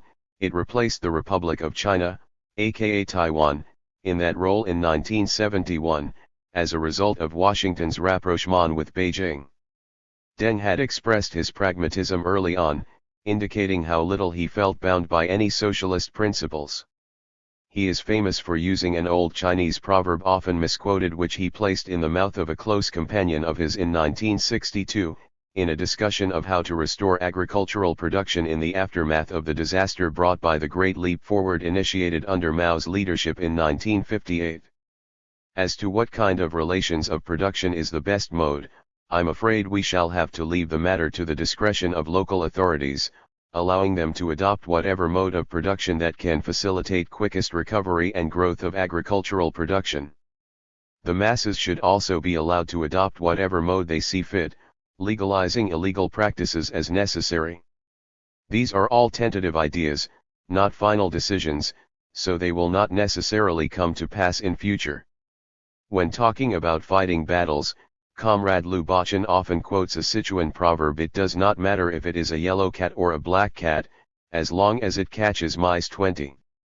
The shift to capitalism under Deng had much in common with the new economic policy, NEP, adopted in the early Soviet Union under Vladimir Lenin in 1921, except that the former was conceived for the long haul, whereas the latter was conceived as a temporary detour through capitalism, albeit initially thought to last a few decades in order to recover from the economic exhaustion brought by the war communism of the post-1917 Civil War and lay the foundations of a socialist economy and polity.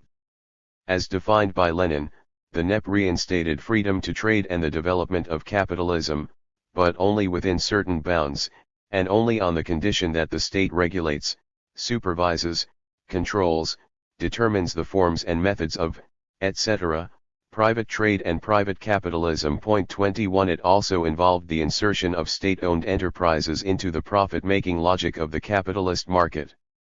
The transfer of state enterprises to the so-called profit basis is inevitably and inseparably connected with the new economic policy. In the near future this is bound to become the predominant, if not the sole, form of state enterprise. In actual fact, this means that with the free market now permitted and developing, the state enterprises will to a large extent be put on a commercial basis. 22. But another crucial difference between the NEP and Deng's perspective is that Lenin was calling on the trade unions to supervise the new economy and protect in every way the class interests of the proletariat in its struggle against capital. The above citations all belong to an official document about the role of the trade unions under the NEP. There was no such role assigned to the trade unions under Deng's project, of course. The outcomes of the two experiences were radically different.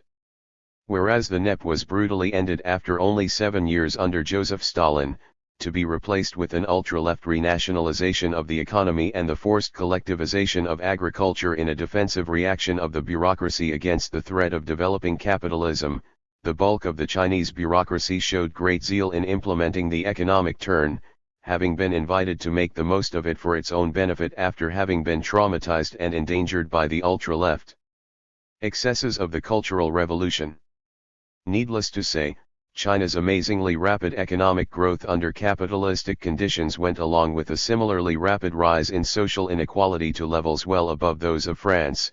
For example, 23 It was also accompanied by a massive weakening of working-class agency through the substitution of precarious rural migrants for organized state sector workers. 24 The former land of the Red Guards metamorphosed into an example of what Olungyu aptly describes as bureaucratic capitalism, involving a bourgeoisification of the bureaucracy. This resulted in a tremendous level of corruption but also injected new incentives into the fast-growing economy.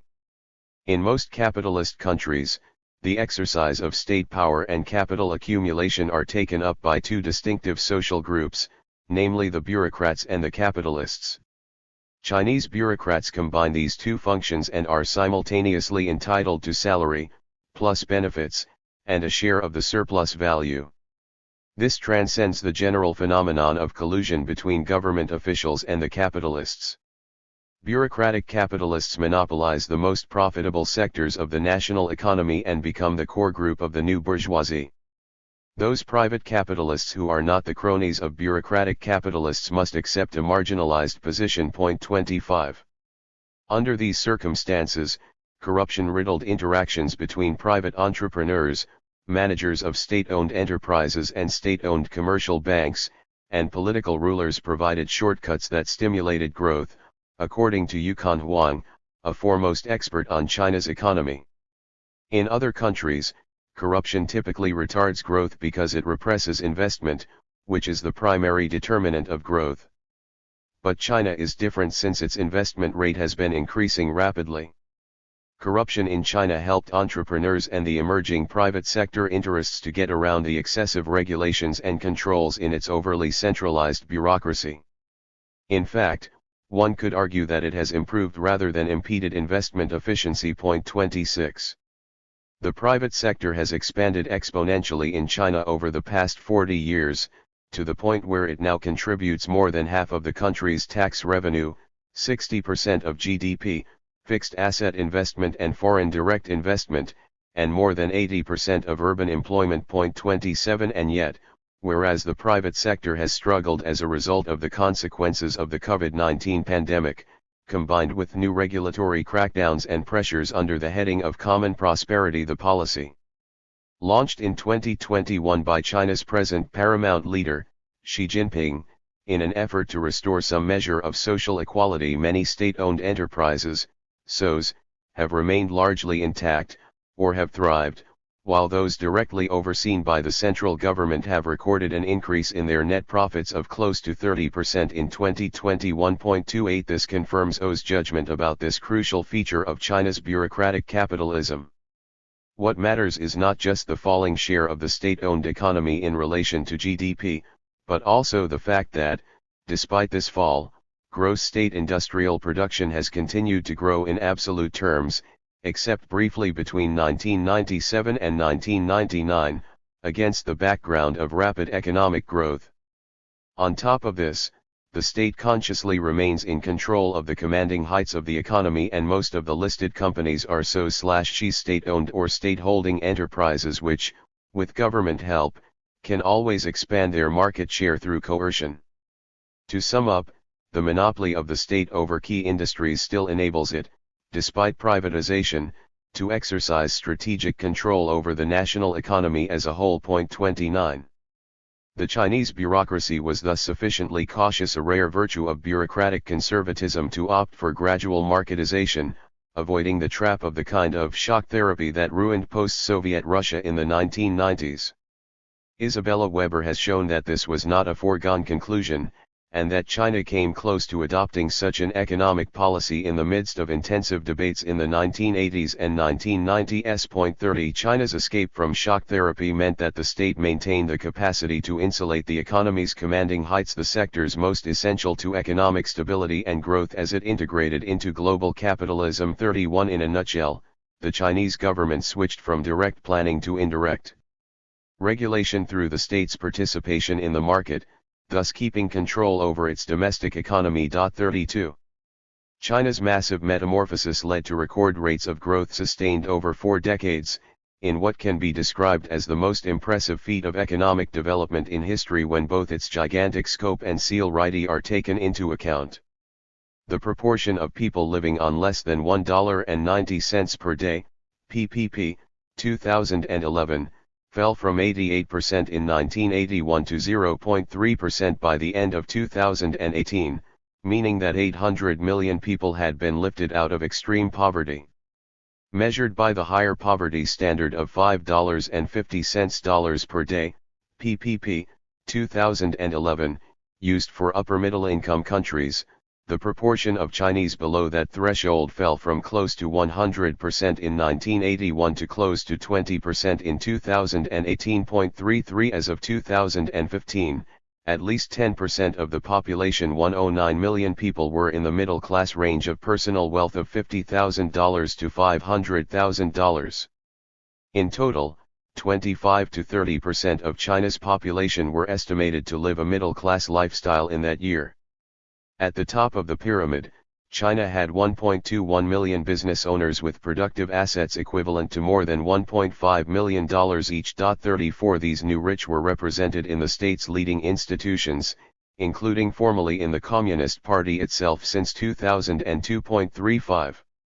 This overall picture of tremendous economic success has undoubtedly been the major source of legitimation of the Chinese Communist Party's rule since the 1990s, though Bruce Dixon is right to emphasize that it is not problem-free. Throughout the post-Mao era, China's leaders have placed top priority on achieving economic modernization through the reform and opening policies. This has resulted in rapid growth and rising living standards across the country, but also the attendant problems of uneven development, environmental degradation, a growing gap between rich and poor, and public protests over land grabs, unpaid severance and retirement packages, and other types of dislocations caused by rapid growth. Although rising living standards have produced regime support in the short run, looming challenges exist going forward. 36. In the implementation of China's epic metamorphosis, its bureaucratic capitalist ruling class needed peaceful conditions for two correlated requirements of its economic project: on the one hand, a successful opening to Western capitalism, the source of much-needed foreign direct investment and technology transfer, and, on the other hand, the possibility of dedicating only a limited portion of its resources to largely unproductive military expenditure, to the benefit of its overall economic development, thus emulating post-1945 Japan and West Germany, and conversely avoiding the disastrous effect on the economy of the USSR of the crushing military expenditure imposed by the Cold War. 37. Accordingly, China has adopted a low profile in international relations relative to its size and global status since the 1980s. This line was concomitant with Deng Xiaoping's post-Maoist radical economic shift, as he clearly explained to then-Secretary General Javier Pérez de Cuellar in 1982. Many friends claim that China is the leader of the Third World. However, we say that China cannot be the leader, because acting as the leader will breed adversity. Those who practice hegemonism are discredited, so serving as the leader of the Third World would earn us a bad reputation. We need to develop the country and shake off backwardness. The primary task we have set as the initial goal for the realization of modernization is to create comparative prosperity by the end of this century. If we can accomplish this goal, we will be in a much better position. More importantly, we shall achieve a new starting point. Within the ensuing 30 to 50 years, we shall approach the level of developed countries. We do not mean to catch up with, still less do we say to surpass, but only to approach the level of developed countries. Therefore, we cherish the hope for a peaceful international environment. 38. Henry Kissinger, one of the best Western interpreters of China's foreign policy, accurately described Beijing's post-Mao views in the following terms. Chinese leaders no longer made any claim to represent a unique revolutionary truth available for export. Instead, they espoused the essentially defensive aim of working toward a world not overtly hostile to their system of governance or territorial integrity and buying time to develop their economy and work out their domestic problems at their own pace. But even as tides were shifting, Chinese leaders projected a fiery sense of independence. They masked their concern by missing no opportunity to proclaim that they would resist outside pressure to the utmost. 39. China's leaders aspired to a world based on the principles inscribed in the UN Charter of Peaceful Coexistence and Non-Interference in the Internal Affairs of States. However, in an allusion to the turn in Western foreign policies after the fall of the USSR, Kissinger added, that proposition was exactly what the new political dispensation in the West was jettisoning. The new concept insisted that the world was entering a post-sovereign era, in which international norms of human rights would prevail over the traditional prerogatives of sovereign governments. By contrast, Jiang Zemin, R. 1989-2002, and his associates sought a multipolar world that accepted China's brand of hybrid socialism and people's democracy, and in which the United States treated China on equal terms as a great power. 40. Thus, Beijing could only be deeply frustrated by the change in Washington's attitude in the wake of the USSR's demise. The final collapse of the U.S. rival as global superpower of the Cold War era conveniently occurred shortly after the Tiananmen massacre. Washington could thus disguise behind the pretense of upholding democratic values its strategic readjustment aimed at containing the two potential peer competitors represented by a fast-rising China and a soon-to-recover Russia. See Part I. It was under the Clinton administration that this readjustment mainly occurred, but it was preceded under the last realist U.S. administration of George Bush Sr. by a major breach of the U.S. commitment, made in the famous 1972 U.S.-Chinese Shanghai Communique, which stated, "The United States acknowledges that all Chinese on either side of the Taiwan Strait maintain there is but one China and that Taiwan is a part of China. The United States government does not challenge that position. It reaffirms its interest in a peaceful settlement of the Taiwan question by the Chinese themselves. With this prospect in mind, it affirms the ultimate objective of the withdrawal of all U.S. forces and military installations from Taiwan. In the meantime, it will progressively reduce its forces and military installations on Taiwan as the tension in the area diminishes." 41. This commitment was reinforced in the last of the three joint communiques between the United States and China, where the Reagan administration had stated in 1982 that the United States does not seek to carry out a long-term policy of arms sales to Taiwan, that its arms sales to Taiwan will not exceed, either in qualitative or in quantitative terms, the level of those supplied in recent years, and that it intends gradually to reduce its sale of arms to Taiwan, leading, over a period of time, to a final resolution. 42. And yet, on September 2, 1992, in the midst of his failed campaign to secure re-election for a second presidential term, George H.W. Bush, who had refused to even recall his ambassador after the Tiananmen massacres in the interest of protecting America's long-term relationship with the People's Republic, announced to the staff of General Dynamics in Fort Worth, Texas, that he had decided to authorize the sale to Taiwan of 150 F-16 of aircraft made by them. 43. The announcement was followed by a textbook example of doublespeak. This sale of F-16s to Taiwan will help maintain peace and stability in an area of great concern to us, the Asia-Pacific region. My decision today does not change the commitment of this administration and its predecessors to the three communiques with the People's Republic of China. We keep our word, our One China policy, our recognition of the PRC as the sole legitimate government of China. I've always stressed that the importance of the 1982 communique on arms sales to Taiwan lies in its promotion of common political goals, peace and stability in the area through mutual restraint. 44. Inspired by Anthony Lake, Bill Clinton had countered his Republican rival with a ready dose of morality-based criticism, accusing him of coddling tyrants in Beijing. 45. A political orientation that would buttress his own presidential course of building on what Bush had started, partly under Clinton's pressure, regarding U.S. arms sales to Taiwan. So much was this the case that Patrick Tyler could write near the end of the Clinton era, "America is busily preparing Taiwan for war with mainland China." 46. The former chief correspondent of the New York Times lamented the fact that there had been little public debate about the military balance in the Taiwan Strait, about how much U.S. weaponry is enough and how much is too provocative. 47. And there had also been little debate within the Clinton administration, since William Perry himself was less dovish on China than he was on Russia. In 1995, then Taiwanese President Lee Teng-hui was granted a visa to visit the United States to deliver a speech at Cornell University, where he had earned his doctoral degree.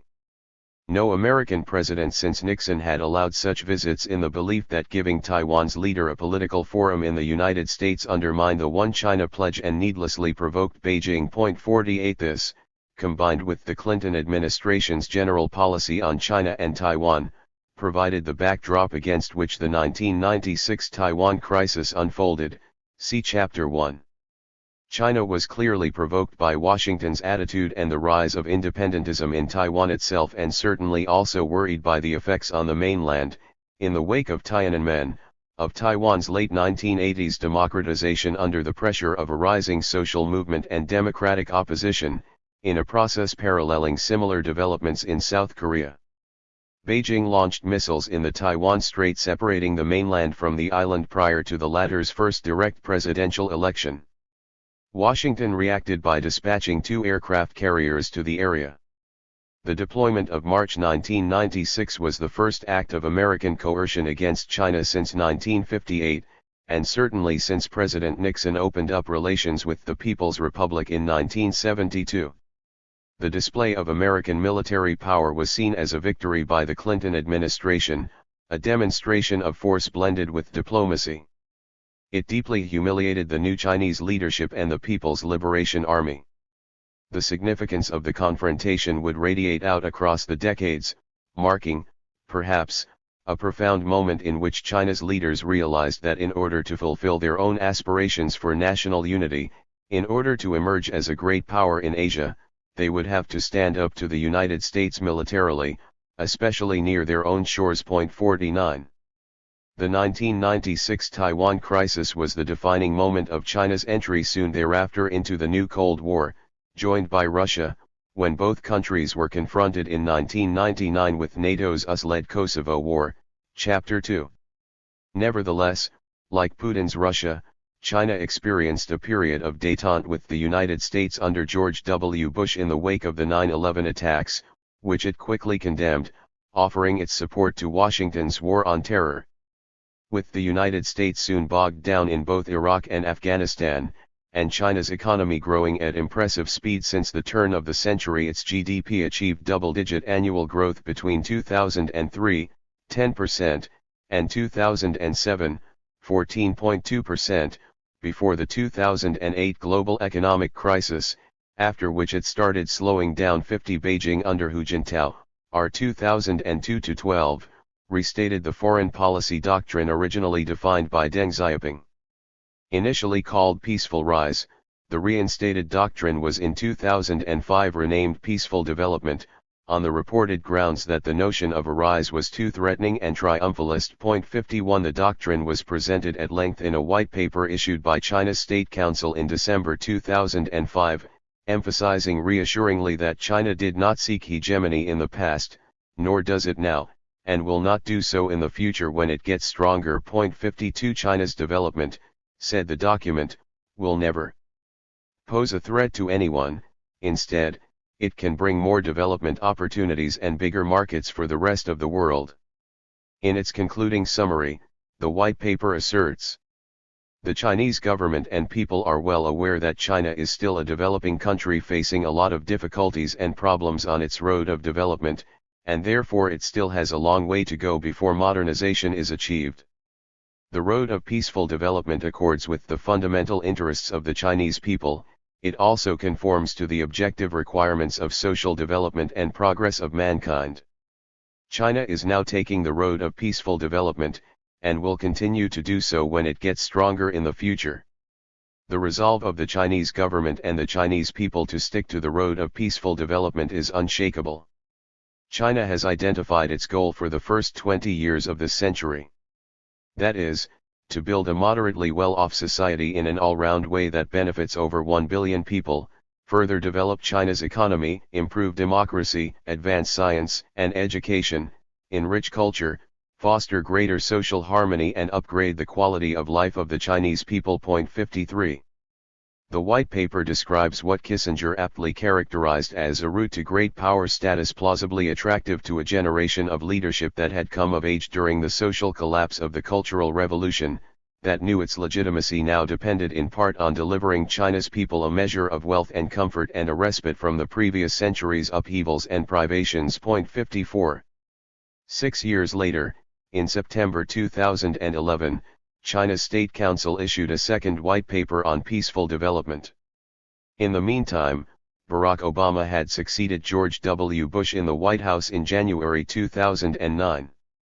The next year, the Obama administration reprised the Clinton administration's policy toward China and Taiwan, offering the latter a range of weapons deemed by Beijing to betray anew the U.S. pledge of 1982 to limit its arms sales to Taiwan either in qualitative or in quantitative terms. The new Chinese white paper, issued 3 days before the 10th anniversary of the 9/11 attacks, bears the hallmarks of the new increase in tensions.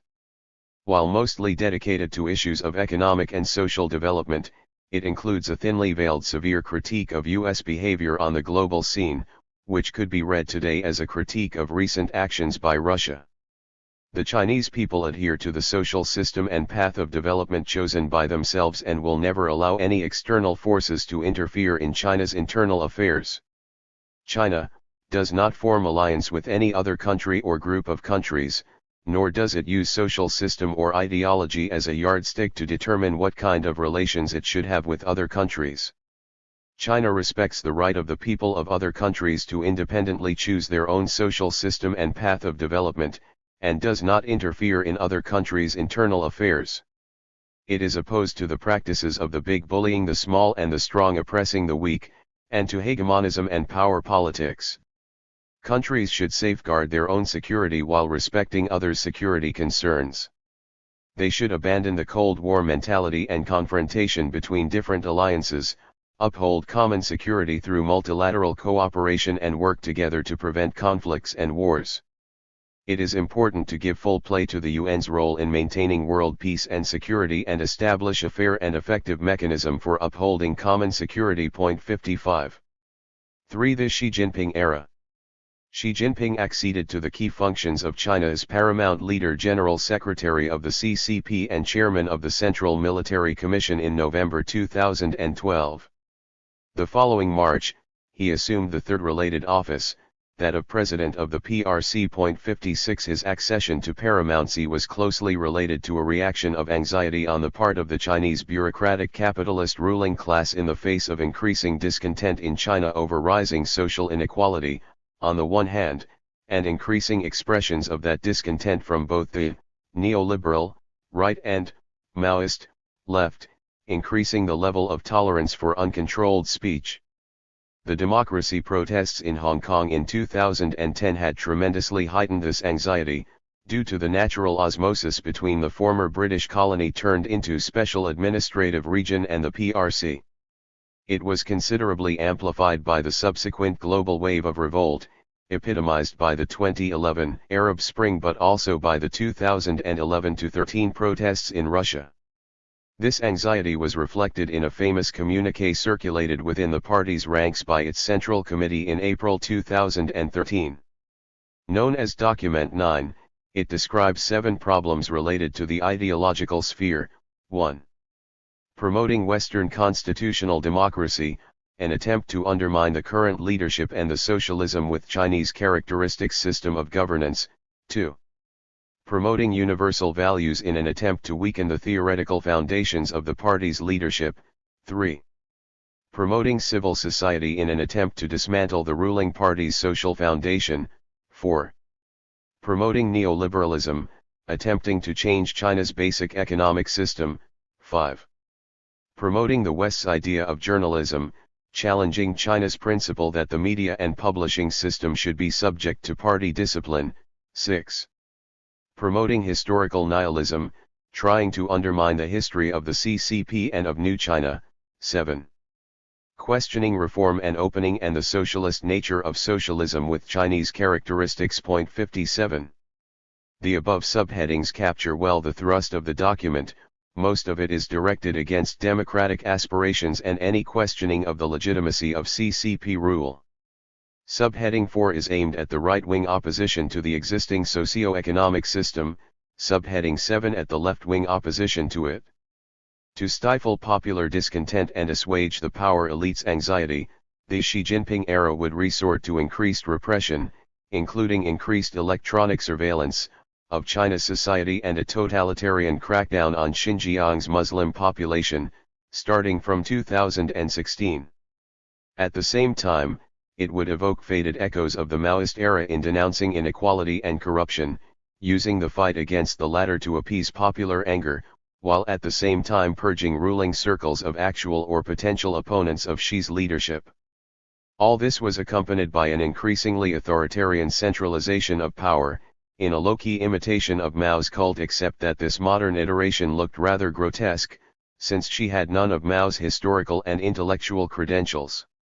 A natural corollary was the removal in 2018 of the two-term limitation on the presidency, allowing for Xi's indefinite presence at the helm. The corrective course under Xi also included a controlled whipping up of Chinese nationalism, a perennial aspect of the CCP's effort to retain ideological legitimacy. 58. Barack Obama sought to mend U.S. relations with China by inviting Xi Jinping, shortly after the latter's accession to the presidency, to a bilateral summit meeting in California, in June 2013. The two presidents agreed on a range of issues, but Taiwan remained the major bone of contention even though U.S. arms sales to the island under Obama, as well as under his predecessor Bush Jr., had not reiterated the surge they had undergone in the Clinton era. She was also frustrated by Washington's reluctance to give China a greater say in international financial institutions such as the World Bank and the Asian Development Bank. This he regarded as fitting recognition of the huge growth of China's economic power, and a demonstration of U.S. openness to integrating it into regional free trade area plans. She therefore decided to push forward two key complementary projects, building on China's massive financial power and expertise in infrastructure development, aimed at creating a regional and global economic network centered around China instead of the United States, Japan, or the EU. 59 Thus, in September 2013 in Kazakhstan, he announced the launch of what would become known as the Belt and Road Initiative, BRI, and in October, from Indonesia, the launch of what would become the Asian Infrastructure Investment Bank, AIIB. As to whether such initiatives indicate that China's mutation into one more imperialist power in the economic definition of the term, similar to the others, is complete or not, the jury is still out, as Walden Bello remarked in a nuanced booklet. 60. These two key economic schemes of the Xi era have been highly successful. At the time of writing, the number of countries that have joined the BRI by signing a Memorandum of Understanding, MOU, with China has reached 146, spread across all continents. 61 Almost all key countries of the geopolitical West in North America and Europe, along with Japan and Australia, are left out of it, but all East European states, plus Italy, have joined the scheme. The BRI's expansion was boosted by the official launch of the AIIB in January 2016, an unmitigated success, even beyond that of the BRI. The AIIB's 46 Asian member states include Australia, while Washington's most loyal ally, the UK itself, is one of the 45 non-regional member states, along with other key European states such as France and Germany. 62. This shows the extent of the failure of Obama's much-remarked pivot to Asia. The formula was taken from an October 2011 article published by then Secretary of State Hillary Clinton in Foreign Policy. The Obama administration was pondering the Iraqi defeat and the Afghan quagmire that it had inherited from the previous administration. The U.S. withdrawal from Iraq was completed by the end of that same year, while the surge in U.S. troop numbers in Afghanistan ordered by Obama during the first 2 years of his presidency had started to be reversed. The administration was also confronted with the fiasco of its intervention in Libya, where the civil war had escaped its control.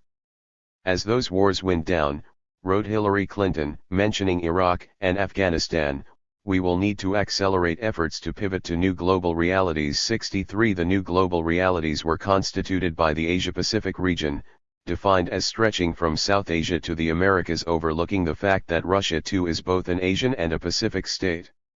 For that vast region, the Secretary of State presented an ambitious regional strategy that included building a web of partnerships and institutions across the Pacific, expansion of defense treaty alliances, and the finalization of the Free Trade Trans-Pacific Partnership, TPP, in gestation since 2008. 64 The score on all these accounts is largely in favor of China. The TPP, for which Washington had imposed standards unacceptable to China and difficult to swallow for most other partner countries, entered long and laborious negotiations. It was eventually on its way to implementation in January 2017, when Donald Trump withdrew the United States from it. The other countries involved in the TPP replaced it with the Comprehensive and Progressive Agreement for Trans-Pacific Partnership, CPTPP, which, after the removal of various clauses imposed by Washington, was brought into effect in 2018.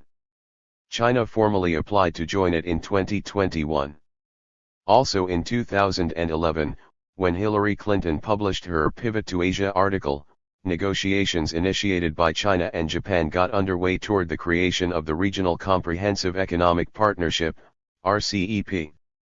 Signed in November 2020, the RCEP brought together all countries of the Asia-Pacific region located in a vast north-south corridor from China, Japan, and South Korea to Australia and New Zealand, with the exception of Taiwan, of course, as well as Papua New Guinea.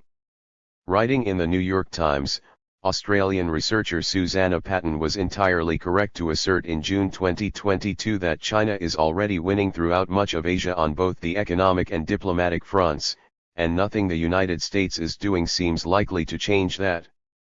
20 years ago, just 5% of exports from Southeast Asia went to China, and 16% to the United States. By 2020, they were even at around 15%. China's increasing clout becomes clearer when considering total trade. It does around 2.5 times more volume in the region than the United States. China is now the largest trading partner of almost every Asian country. Investment driven by a vibrant U.S. private sector has long been an American advantage in Asia. But that edge is rapidly eroding, too. In 2018, 10-year cumulative flows of investment from China to other countries in the region were half those of the United States.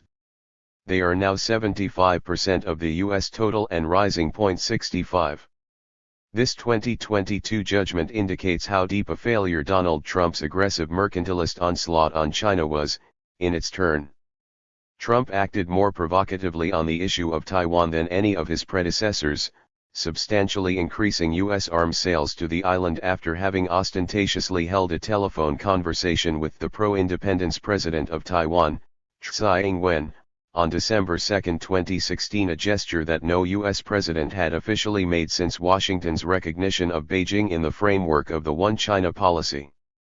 Up to the time of writing, that is, under Joe Biden as well, Washington has followed a highly provocative course toward Beijing in all respects: Taiwan, the East and South China Seas and South Pacific, anti-China military alliances, such as the Quadrilateral Security Dialogue, known as Quad, with Australia, India, and Japan, and AUKUS, with Australia and the UK, and trade and financial war. A radically different U.S. policy was possible, like the one advocated in 2015 by Lyle J. Goldstein, who teaches at the U.S. Naval War College in Newport, Rhode Island. 66.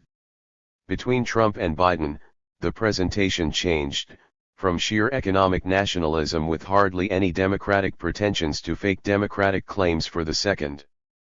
The latter were clearly illustrated by the farcical Summit for Democracy convened by the Biden administration in December 2021. The invitees included Taiwan, thus increasing China's irritation for being excluded, but also, in a brazenly hypocritical move, such great Democrats as Brazil's Jair Bolsonaro, the Philippines' Rodrigo Duterte, and India's Narendra Modi. Meanwhile, Turkish President Recep Tayyip Erdogan, arguably more democratically respectable than any of the last three, was excluded. Biden's summit, in short, was based on a very arbitrary conception of democracy. Another vivid illustration of the variable geometry of Washington's defense of human rights is to be found in its castigation of Beijing for its appalling treatment of Xinjiang's Muslims while embracing Modi at the same time, turning a blind eye to his dreadful treatment of the Muslims of Jammu and Kashmir, and to his ruling party's attitude of sectarian hatred toward Indian Muslims in general. Beijing responded to Washington's aggressive gestures with two white papers, one published in September 2019, on China's international relations, and one in December 2021, on China's democracy that works, in reaction to Biden's summit. The 2021 document, coming out shortly after another that hailed China's huge economic progress, 67 skillfully asserts, in the face of Washington's arrogance, whether a country is democratic should be judged by its people, not dictated by a handful of outsiders. Whether a country is democratic should be acknowledged by the international community, not arbitrarily decided by a few self-appointed judges. 68 China surely had a point, if we are to trust the Democracy Perception Index, sponsored by the Copenhagen-based Alliance of Democracies Foundation, which shows in its 2022 report that China scores the highest, with 83% of polled nationals asserting that it is democratic as opposed to less than 50% for the US, 69. The 2019 document offered a lengthy elaboration of the economic and political, military arguments of the Peaceful Development Doctrine. Any country, big or small, strong or weak, can achieve sustainable development only if it participates in international cooperation on the basis of equality and mutual benefit. In contrast, pursuing hegemony and militarism will only consume national strength and lead to decline.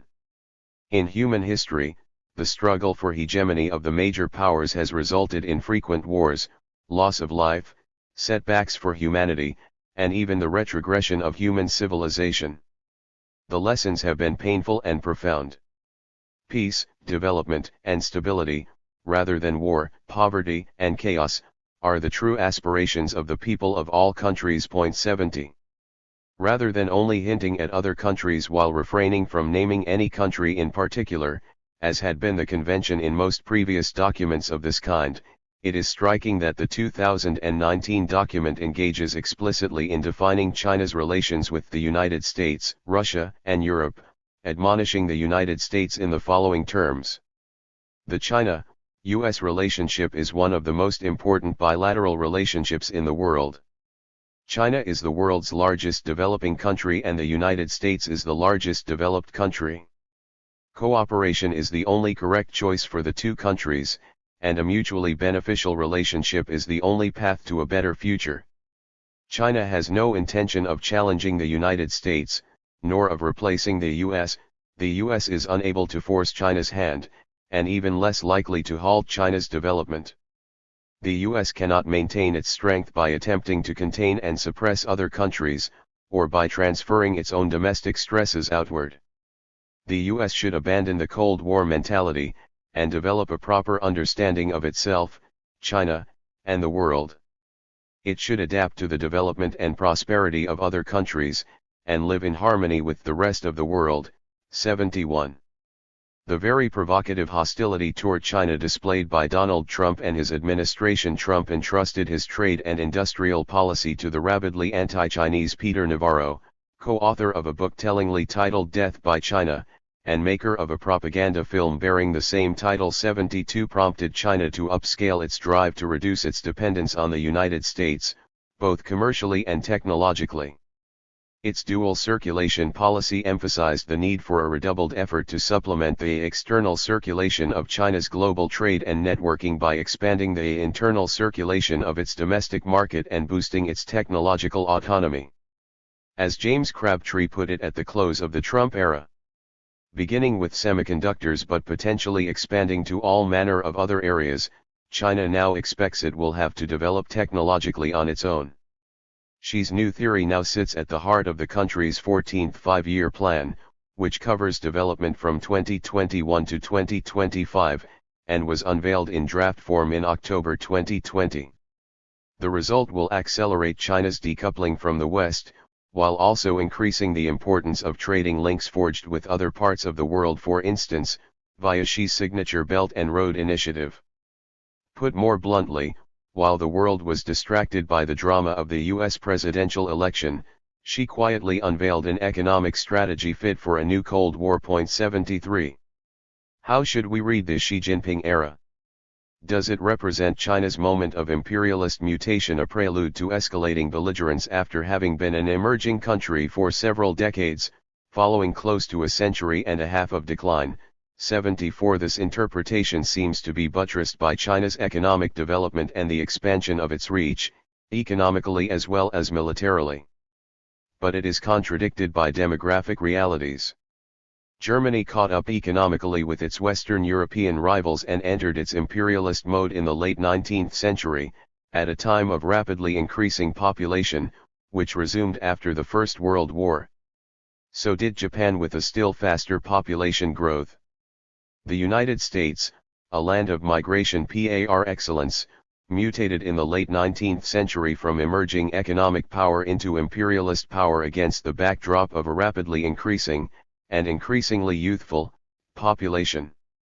By contrast, China's predicament has been insightfully described by Henry Kissinger. Part of China's spectacular growth over the initial decades was attributable to its good fortune that there existed a fairly easy correspondence between China's huge pool of young, then largely unskilled labor which had been unnaturally cut off from the world economy during the Mao years and the Western economies, which were on the whole wealthy, optimistic, and highly leveraged on credit, with cash to buy Chinese-made goods. Now that China's labor force is becoming older and more skilled, causing some basic manufacturing jobs to move to lower-wage countries such as Vietnam and Bangladesh, and the West is entering a period of austerity, the picture is far more complicated. Demography will compound that task.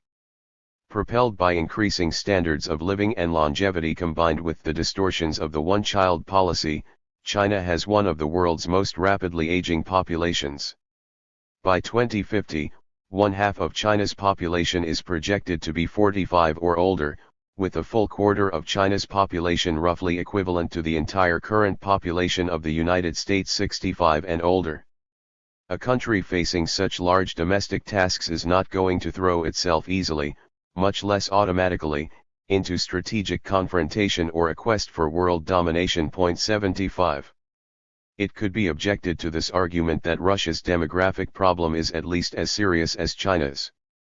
But the sheer size of China's population, close to 10 times that of Russia, along with its far higher demographic density, as well as the much higher elasticity of demand for China's exports, 20% of its GDP, double the US rate, compared to Russia's hydrocarbon exports, as illustrated by the latter's economic resilience in the face of Western sanctions imposed after its invasion of Ukraine, making China's economy much more vulnerable than Russia's. All these are formidable risk factors that can only make the Chinese leadership, still quite more collegial than Putin's regime, much less prone to adventurism than the latter.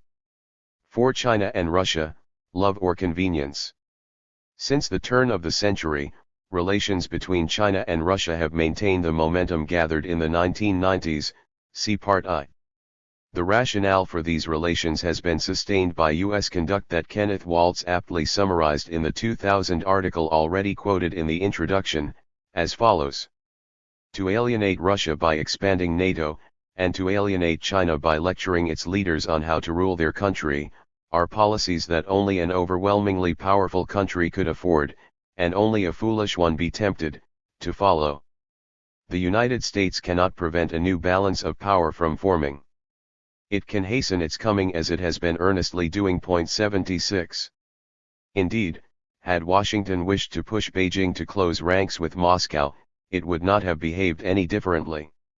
From the embargo on arms sales to China imposed in reaction to Tiananmen, forcing it to rely upon a Russia that was only too happy to sell its military hardware, to the Kosovo War, launched in violation of the very rules of international law that Washington had pledged to observe in the New World Order heralded by Bush Sr. in 1990. The 1989-99 decade durably shaped the triangular relations between Washington, Moscow, and Beijing in a bipolar opposition pitting the US-led West against the alliance of Russia and China.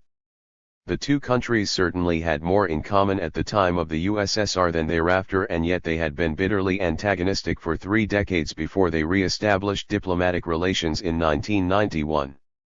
Since 1971, Washington, in the face of adversity created by the Vietnam War and economic difficulties, had smartly maneuvered to establish relations with Beijing and triangulate the global scene, even though China had hitherto been constantly outbidding the USSR in opposition to the United States. This triangulation strategy was designed and led by Henry Kissinger. Historians will gauge the effect it had on the economic path chosen by China by the end of that same decade, but that effect was certainly major. The 1980s witnessed a major setback for this U.S. strategy with the return to power of the Republicans, but with a different orientation. In the interval, 1977 to 80, the United States had reached the depths of its hardship under Jimmy Carter. Those years had seen overthrow of one of its key Middle Eastern allies, the Shah of Iran, by a fiercely anti-American Islamic revolution, the rise to power of a new Marxist state in its Central American backyard, in Nicaragua, and, last but not least, the USSR's first military incursion outside its post-1945 sphere, in Afghanistan. Together, these events made of 1979 an annus horribilis for the United States. At the same time, Vietnam's anti-Khmer Rouge regime change occupation of Kampuchea, beginning at the end of 1978, and soon followed by China's border war with Vietnam, exacerbated hostility between Moscow and Beijing, leading the latter into military collaboration with Washington, which even started selling it weapons. Beginning in 1981, the Reagan administration represented a return to the hardline Cold War discourse and behavior of the Truman years, which marked the Cold War's inception, under the heavy influence of the U.S. neoconservatives. Reagan came close to antagonizing Beijing anew on the issue of Taiwan, but quickly reverted to the Nixon-Kissinger posture. However, the terminal crisis of the Soviet Union and its imperium of satellite states in the second half of the 1980s, during Reagan's second term, was a source of such hubris and triumphalism in Washington that it became predisposed to react to Tiananmen in a way that jeopardized its triangulation strategy, leading to a rapprochement between China and Russia. This was in spite of the obvious fact that the 1989 massacre paled in comparison with the huge massacres that were perpetrated in China under Mao's Cultural Revolution, in the very midst of which Kissinger had opened dialogue with Beijing on behalf of the U.S. government. The 1990s completed the transition from triangulation to a bipolarity of circumstance, with Beijing and Moscow united in upholding multipolarity against Washington's unipolar hegemonism. The alliance between the two countries was sealed by the Treaty of Good Neighborliness and Friendly Cooperation, signed in July 2001 and ratified in early 2002. The treaty's duration was 20 years. It was agreed in June 2021 to extend it for 5 more years in conformity with its last article, which provided for successive 5-year extensions by mutual consent after its expiration. The treaty bears the unmistakable imprint of China's philosophy of international relations. Its key points are the following: it institutes a strategic cooperative partnership between the two parties, based on the 5 principles of peaceful coexistence inscribed in the PRC's constitution: mutual respect of state sovereignty and territorial integrity, mutual non-aggression, mutual non-interference in each other's internal affairs, equality and mutual benefit, and peaceful coexistence. Russia endorses China's position on Taiwan. The two states declare that they will settle their remaining territorial disputes. The military cooperation of the two parties is not directed at third countries, neither shall enter into any alliance jeopardizing the other's security and sovereignty. Both stand for the strict observation of international laws and oppose the use of force to exert pressure on others, as well as any interference in the internal affairs of a sovereign state under all sorts of pretexts. They work together to maintain global strategic balance and stability and to reinforce the central role of the United Nations in handling international affairs, particularly in the realm of peace and development, and guarantee the major responsibility of the UN Security Council in the area of maintaining international peace and security. Point 77.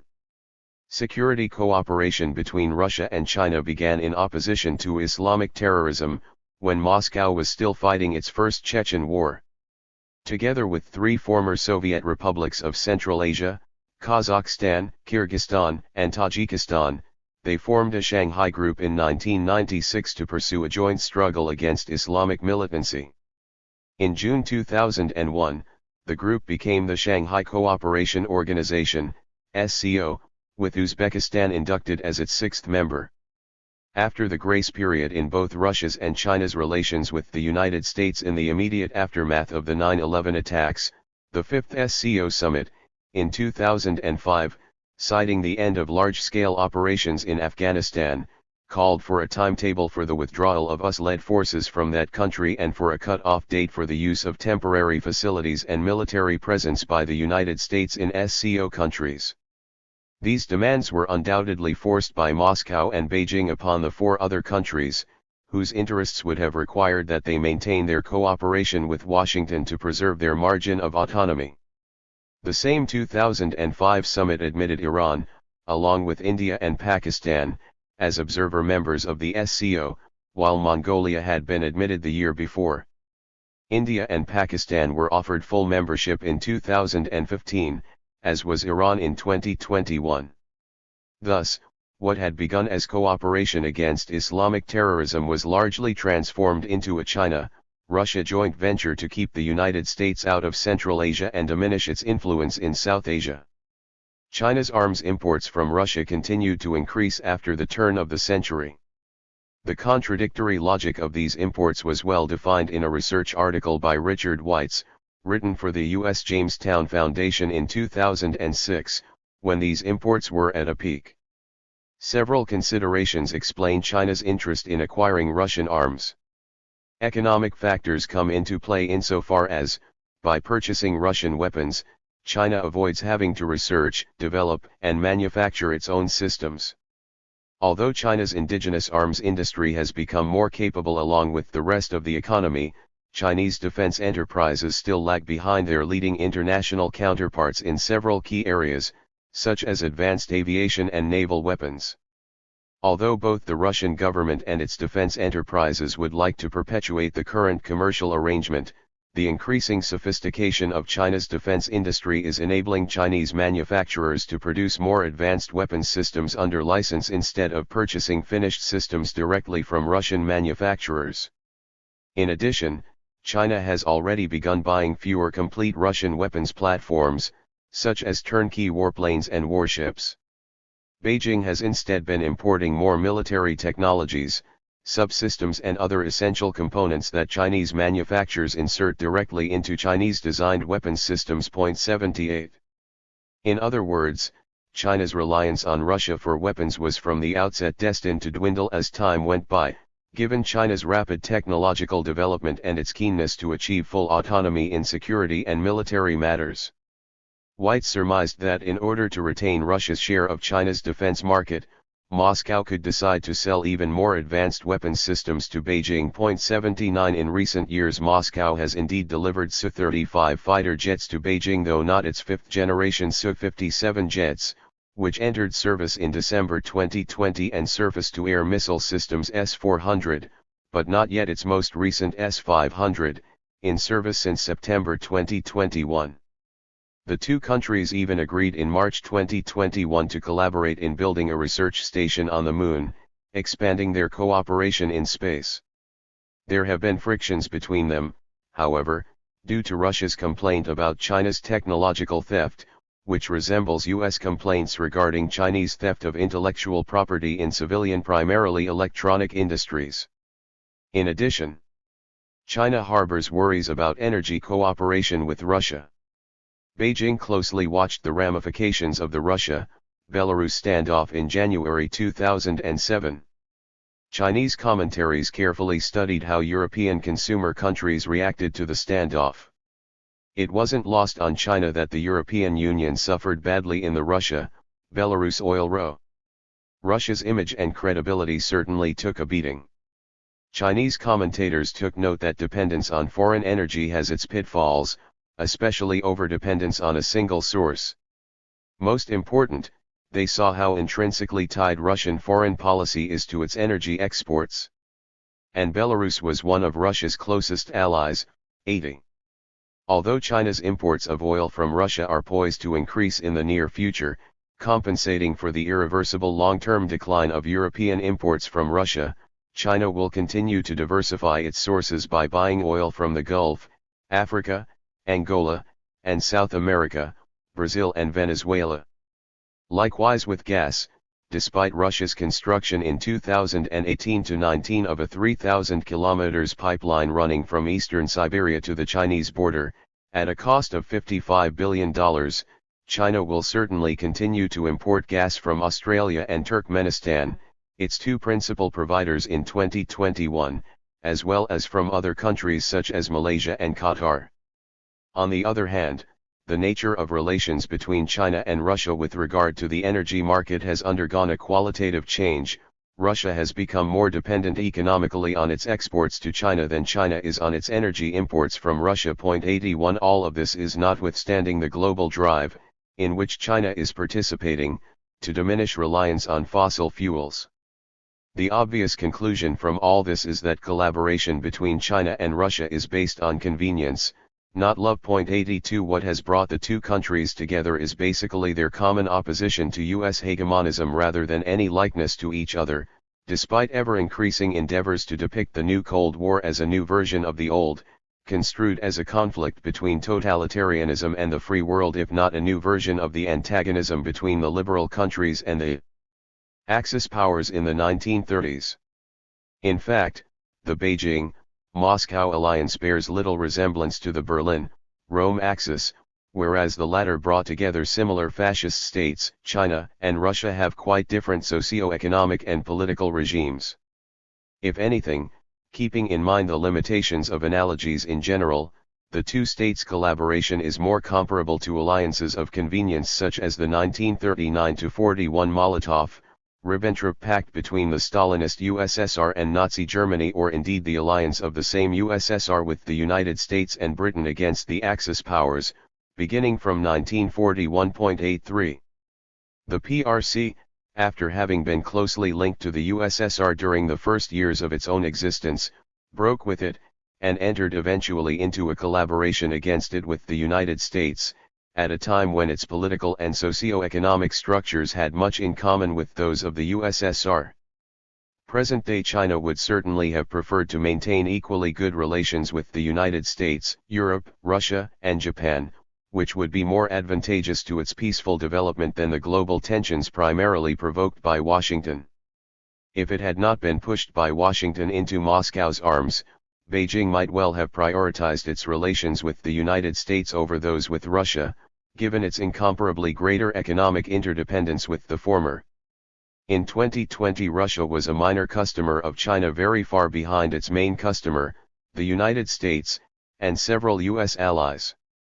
It was only its ninth supplier, accounting for only 2.8% of China's imports, behind Japan, South Korea, the United States, Australia, Germany, Brazil, and even Vietnam and Malaysia. 84.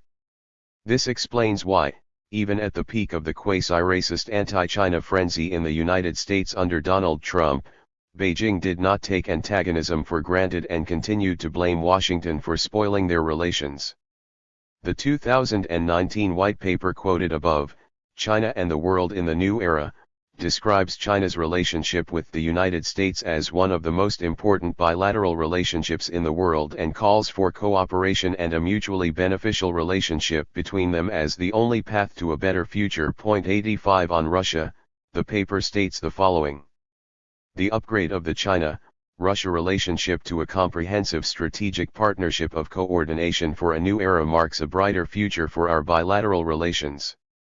China will work with Russia to build a deeper friendship between our two countries, support each other on issues concerning our core interests, closely coordinate with each other on major issues of mutual concern, enhance the connectivity of our development strategies, and push our bilateral relations to greater heights, wider fields, and deeper levels.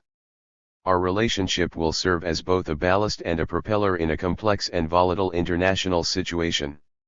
A close partnership between China and Russia contributes to world peace, security, and stability. 86.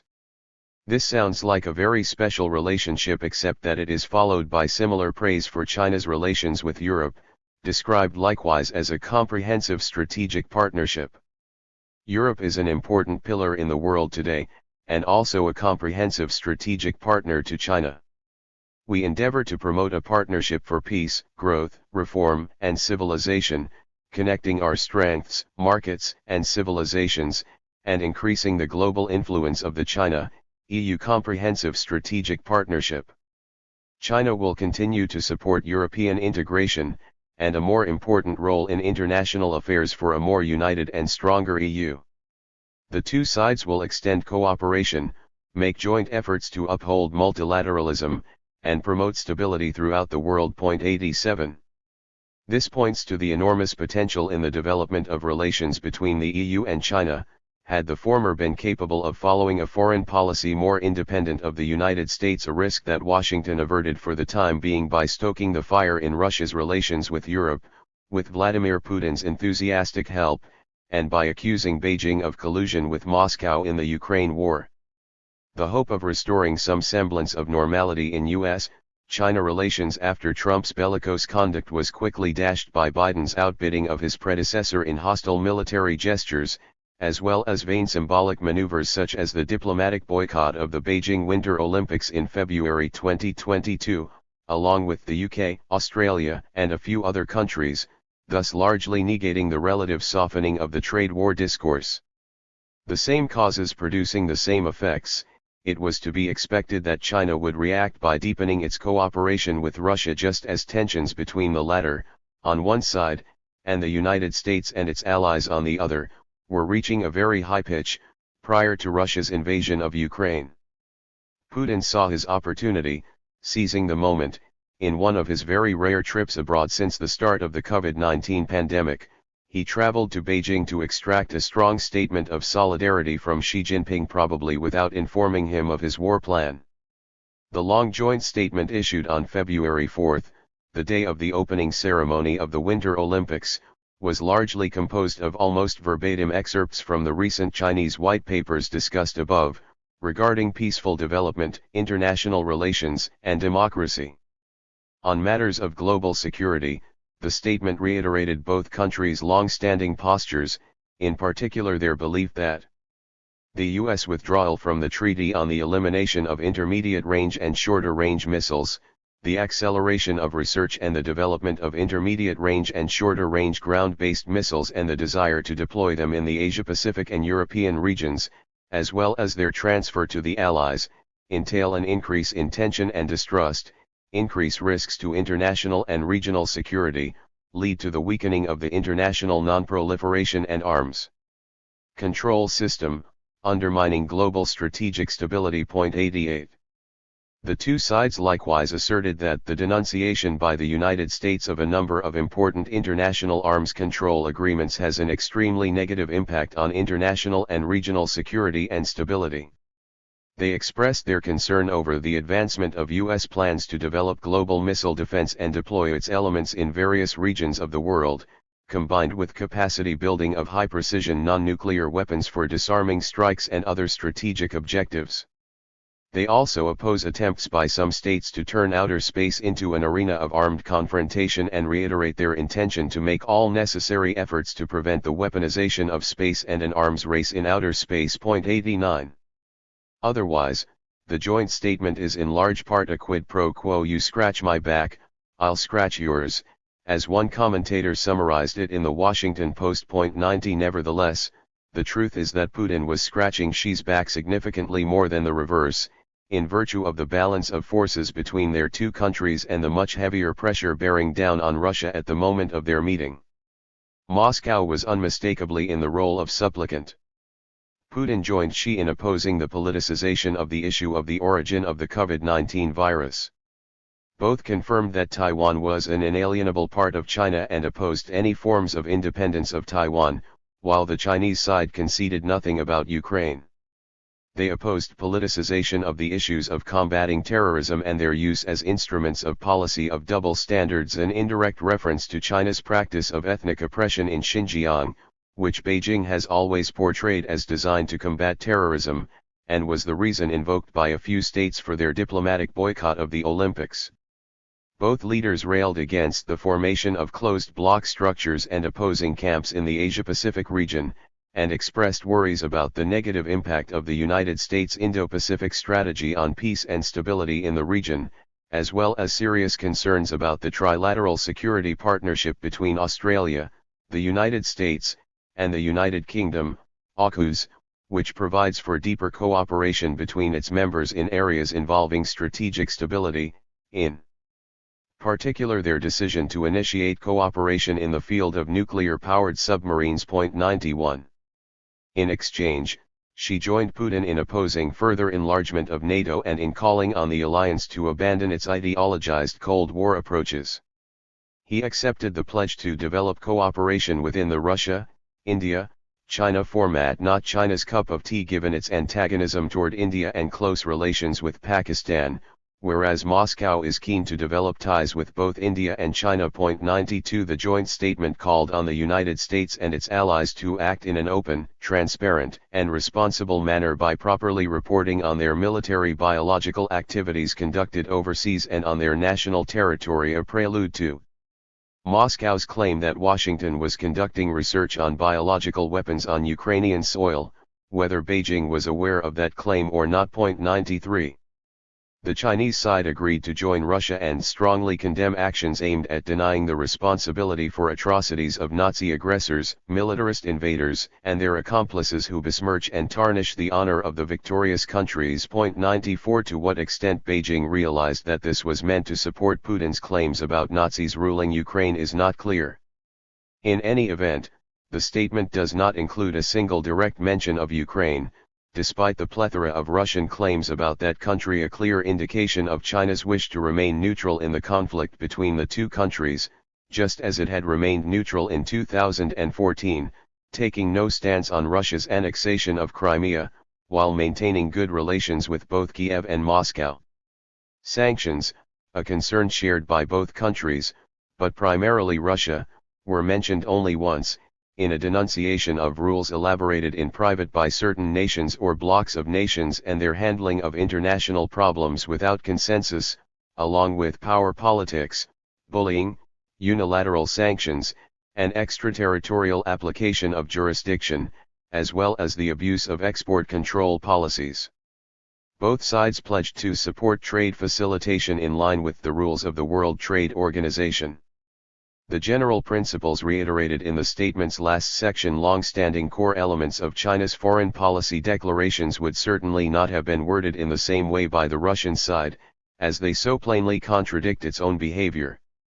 Thus, the statement affirms both sides' intention to defend the world order based on international law, including the purposes and principles of the Charter of the United Nations, while opposing the return of international relations to the state of confrontation between major powers, when the weak fall prey to the strong, the very standards that Russia would trample upon barely 3 weeks later.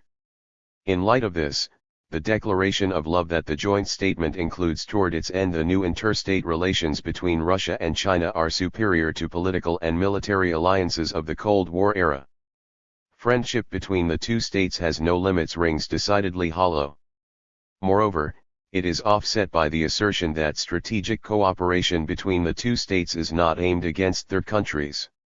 As Sergei Radchenko rightly put it shortly after the Xi-Putin summit, the biggest question about the Sino-Russian alignment is whether it will endure in a rapidly changing geopolitical environment. It is one thing for China to back Russia in opposing NATO enlargement, as it costs it nothing to do so. It's quite another for China to help Russia evade the economic sanctions it would face should it decide to invade Ukraine. It is also one thing for Russia to back China in its opposition to AUKUS, but quite another for it to support China in the event of conflict in the South China Sea or in a clash with India, with which Moscow maintains cordial ties. 95. Indeed, when Russia's invasion began, signs of embarrassment multiplied on the Chinese side. While it refrained from condemning the aggression, evincing some understanding for Russia's security concerns regarding NATO, it also did not endorse it. China did not join in imposing sanctions on Russia, to be sure, but neither did it expose itself to the risk of economic consequences by working actively to counter them. 96 It is most likely that Putin had not informed Xi, when meeting him on February 4, of his determination to launch the war. China could hardly welcome such a disturbance of the conditions of its own peaceful development, as the war and its consequences started bearing on its own economy. 97 The clearest Chinese official statement on the Ukraine war was made by China's ambassador to the United States in the Washington Post. Assertions that China knew about, acquiesced to, or tacitly supported this war are purely disinformation. All these claims serve only the purpose of shifting blame to and slinging mud at China. There were more than 6,000 Chinese citizens in Ukraine. China is the biggest trading partner of both Russia and Ukraine, and the largest importer of crude oil and natural gas in the world. Conflict between Russia and Ukraine does no good for China. Had China known about the imminent crisis, we would have tried our best to prevent it. China is committed to an independent foreign policy of peace. As a staunch champion of justice, China decides its position on the basis of the merits of the issue. On Ukraine, China's position is objective and impartial. The purposes and principles of the UN Charter must be fully observed. The sovereignty and territorial integrity of all countries, including Ukraine, must be respected. The legitimate security concerns of all countries must be taken seriously, and all efforts that are conducive to the peaceful settlement of the crisis must be supported. 98. It is true Beijing conveyed to the Chinese population a version of the events closer to Russia's view than to the West's. But that was to be expected after a decades-long display of friendship by Moscow, contrasting with the flare-up of hostility from Washington in recent years. It is also true that China participated with Russia, on May 24, in a joint flight of strategic bombers over the Sea of Japan and the East China Sea, while Putin's troops continued their invasion of Ukraine. But it would have been ill-advised for Beijing to cancel this joint drill, and thus frustrate Moscow at a time when Joe Biden was in Tokyo for a summit of the Quad, the strategic and military cooperative framework that the United States had established in 2007 with Japan, Australia, and India. Beijing can only interpret the Quad as directed against China, since there is no other issue that poses a geostrategic security concern for all four countries. Summits of Quad leaders were initiated by Joe Biden's administration. The May 2022 summit was the fourth in the year and a half that had elapsed since his investiture. It had been preceded, moreover, by one more provocative statement of the many that Biden had made on U.S. readiness to defend Taiwan, followed as usual by extenuating clarifications made by his staff. 99. Even if Beijing had been seriously contemplating an invasion of Taiwan, Putin's invasion of Ukraine must have dissuaded the Chinese leadership from attempting to invade the island other than as an absolute last resort. 100 The huge disruption that Putin's reckless adventure has brought upon Russia, especially the long-term disruption of its economy by Western sanctions of unprecedented scope, would jeopardize decades of growth in China. A move against Taiwan would thus fundamentally annul the doctrine of peaceful development. Substantially weakened, Russia has become more dependent on China than ever before. 101 But this also means that their combined power has been weakened too, thus considerably decreasing the risk of war over Taiwan. Nonetheless, as Patrick Tyler explained, bringing Taiwan back into the fold of the motherland is perhaps the most deeply felt commitment of the Communist Party leadership in Beijing and of the officer corps of the 2 million-strong PLA, who regard themselves as the guardians of the Chinese Revolution and the defenders of Chinese sovereignty. The average Chinese, of course, wants no part of war with Taiwan, or of Chinese killing Chinese. But the notion of such a war is nonetheless deeply embedded in the political culture of the Chinese Communist Party and the PLA. 102. In a conversation with Henry Kissinger in 1973, Zhou Enlai expressed these wise thoughts. We have to stress never to seek hegemony. The objective fact of the largeness of the Chinese nation and Chinese area easily creates a tendency to nationalistic sentiments and big nation chauvinism. Because if there are too strong nationalist feelings, then one will cease to learn from others, one will seal oneself in and believe one is the best, or will cease to learn from the strong points of others. With a vast population, it is easy to project big nation chauvinism feeling, especially towards smaller bordering countries. 103. China's rulers have hitherto shown acumen in containing their big nation chauvinism within limits that have allowed their nation to grow economically to its greatest benefit. This has been in spite of a continuous display by the United States of its own big nation chauvinism against them, except for a few years when Washington was facing adversity. Thus, Beijing is unlikely to cross the Rubicon in this case, the Taiwan Strait, unless it is provoked to do so by Washington and or Taipei beyond its limit of tolerance, or unless China's social and economic situation deteriorates so badly that the permanence of CCP rule comes under threat, prompting its leadership to seek salvation by whipping up nationalism to the point of going to war. The failure of Xi's zero-COVID policy, combined with rising youth unemployment, dangerously portends such a scenario, in the context of the Biden administration's clumsiness in dealing with Beijing. 104 The crackdown on Hong Kong, with the virtual ending of the one country, two systems arrangement for the special administrative region indicates Beijing's heightened anxiety about a possible contagion of large mass protests occurring there after those of 2014 and 2019 to 20.105. But, even in such a worst-case scenario, the cost of invading Taiwan, not least the destabilizing impact that an invasion would have on the mainland economically, might make a seizure of part of the island's outlying islets and archipelagos an easier course of action for Beijing, provided its purpose is primarily symbolic and its intent mainly to accentuate pressure on Taipei. 106. Postscript. This chapter was written in the summer of 2022.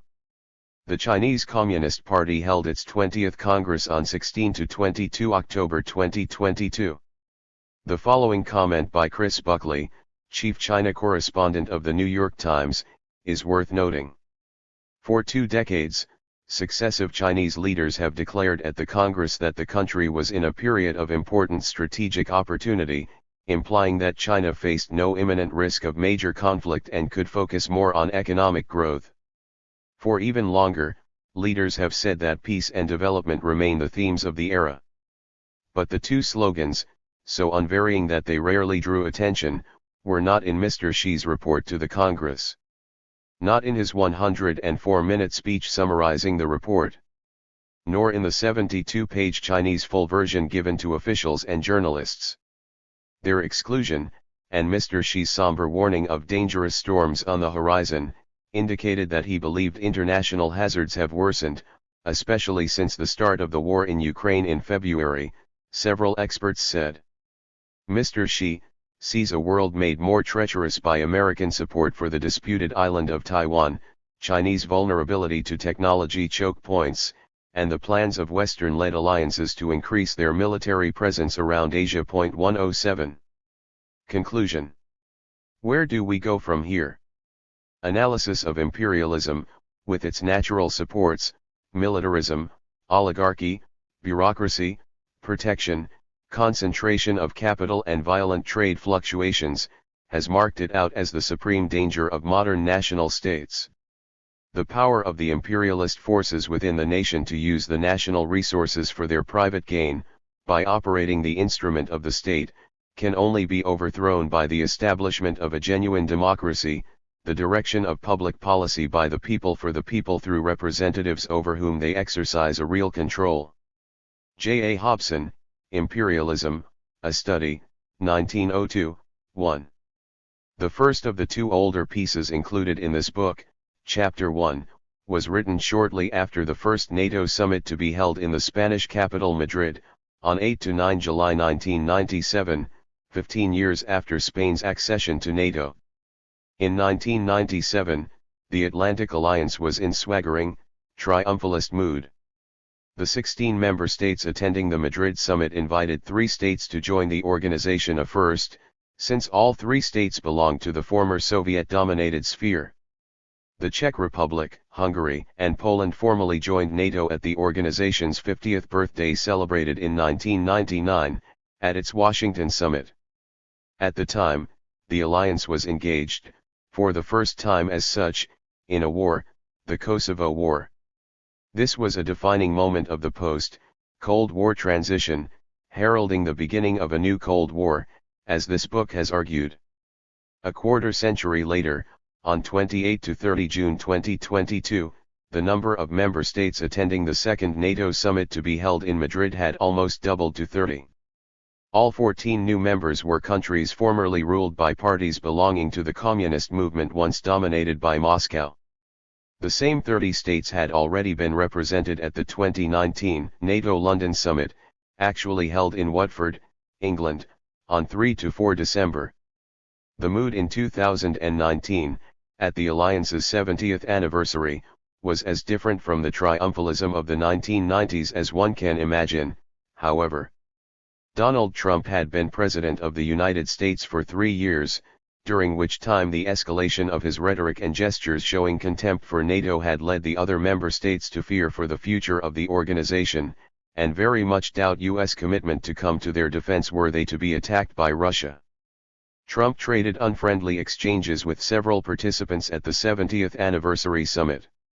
He blamed French President Emmanuel Macron for having described NATO as being in a state of brain death, probably only because he believed he was being targeted as the alliance's head rather than in defense of an organization he himself had called obsolete. NATO's mood became even more somber in Joe Biden's first year as president. The new commander-in-chief of the U.S. Armed Forces was certainly more favorable to NATO than his predecessor, and he tried his best to reassure his allies at the 2021 summit held in Brussels on June 14. But that meeting was followed soon after by the abrupt ending of NATO's mission in Afghanistan, and a little later by the tragic capture of Kabul by the Taliban on August 15, in scenes highlighting the ignominious routing of the Afghan troops that Washington and its allies had spent so much time and resources building up. This occurred 10 years after the completion of the U.S. withdrawal from Iraq, certainly the U.S. empire's worst failure since Vietnam, arguably even worse than that from the standpoint of its strategic significance. Point 2. NATO was spectacularly resuscitated from its brain death by Vladimir Putin's invasion of Ukraine. Although the alliance's raison d'etre had been revived by Putin's 2008 incursion into Georgia, and above all his 2014 annexation of Crimea and incursion into Ukraine's Donbas, these events were regarded as truly worrying only by states that had previously been under Moscow's thumb. In a sense, part of the power elite in countries like France, Germany, and Italy showed some understanding for Putin's actions, which they saw as a natural consequence of the anti-Russian and unilateralist course pursued by Washington under George W. Bush against their own preferences. With the appearance of Donald Trump, it had turned out that an important section of the U.S. power elite itself shared the same lack of concern, out of an affinity with Putin's far-right appeal and an understanding for his own imperial requirements, which they deemed to be not that different from theirs after all. Russia's invasion of Ukraine changed the whole picture. NATO's former lethargic state was a key factor in Putin's ill-conceived decision to invade. It backfired spectacularly. Not only is NATO's anti-Moscow sense of purpose reinvigorated to a degree unmatched since the initial and tensest phase of the Cold War, but 2 new major European states have applied to join the alliance. This is as significant an addition as that of the first 3 East European states that were co-opted in 1997. Finland and Sweden are 2 rich and militarily strong states that have maintained a neutral status for decades, until Putin's aggression convinced them to depart from it. Most importantly, their accession to NATO, if finalized despite Turkey's attempt to extort anti-Kurdish measures in exchange for green-lighting their admission, would considerably lengthen the alliance's direct border with Russia, see Chapter 3. But what is even more important than this new major enlargement of NATO is what may be considered the alliance's second key mutation since the one decided by its Rome summit in 1991, see Chapter 2. It will be recalled that the new strategic concept adopted by that summit of a reborn NATO responded to the existential dilemma summarized by the phrase "out of area or out of business." It thus transformed NATO from a strictly defensive alliance into a so-called security organization, in other words, an organization that can be involved in security operations, and even wars, outside its original area of competence, limited by the 1949 treaty to the territory of any of the parties in Europe or North America, or any territory under the jurisdiction of any of the parties in the North Atlantic area north of the Tropic of Cancer. Thus, NATO began after 1991 to intervene in military operations or missions beyond its members' territory, first in the Balkans, culminating in the 1999 Kosovo War, then much further, in Afghanistan for 20 years in the wake of the 9/11 attacks, then in Iraq after 2003, and later in the bombing of Libya in 2011. For many years, the fiction was entertained of a special relationship between NATO and Russia, and of a partnership for peace between NATO and the Russia-dominated Collective Security Treaty Organization, including Armenia, Belarus, Kazakhstan, Kyrgyzstan, and Tajikistan. While NATO and Russia were effectively engaged in Cold War, like zero-sum maneuvers. This hypocritical situation was terminated in 2014, as was Russia's participation in the G7, renamed G8 for some years, another consolation prize granted to Russia in 1997 to attenuate the impact of NATO's eastward expansion. Tension had in fact been mounting dangerously before Russia's annexation of Crimea. In November 2013, NATO forces conducted a major exercise in Latvia and Poland, rehearsing how to fight against an invader. Steadfast Jazz, as the exercise was named, was seen as NATO's response to Zapad 2013, held in September by Russian and Belarusian forces within test grounds in both countries, including Kaliningrad. According to NATO's interpretation, it simulated an offensive operation against Poland and the Baltic states. 3. A NATO diplomat told Reuters he believed there was little doubt Moscow was preparing its military for potential conflicts with well-armed nations. That has a lot of us scratching our heads and thinking, why, the diplomat said, adding that NATO states had made clear they had no ambitions to expand eastward. Why in the world would you actually be arming yourself for a conflict with us? Isn't that all a monumental waste of resources? 4. This last remark referred to the fact that Russia had announced in 2012 that its defense budget would rise by about 25%, to more than those of France and Britain. Moscow announced that it was hoping to equip at least 70% of 1 million active duty personnel with modern weapons, including 2,300 new tanks, 1,200 new helicopters, 15 new surface ships and 28 submarines. 5. It took only a few months before the exercises became reality, with Russia's annexation of Crimea and incursion in the Donbas. Accordingly, NATO ended its pretense of partnership with Russia. At its summit held in Wales on 4–5 September 2014, the organization adopted a strategic reorientation. For more than 2 decades, NATO has strived to build a partnership with Russia, including through the mechanism of the NATO-Russia Council, based upon the NATO-Russia Founding Act and the Rome Declaration. Russia has breached its commitments, as well as violated international law, thus breaking the trust at the core of our cooperation. We continue to believe that a partnership between NATO and Russia based on respect for international law would be of strategic value. We regret that the conditions for that relationship do not currently exist. As a result, NATO's decision to suspend all practical civilian and military cooperation between NATO and Russia remains in place. 6. Russia's illegal self-declared annexation of Crimea and Russia's continued aggressive acts in other parts of Ukraine were put on a par with the spread of violence and extremism in North Africa and the Middle East.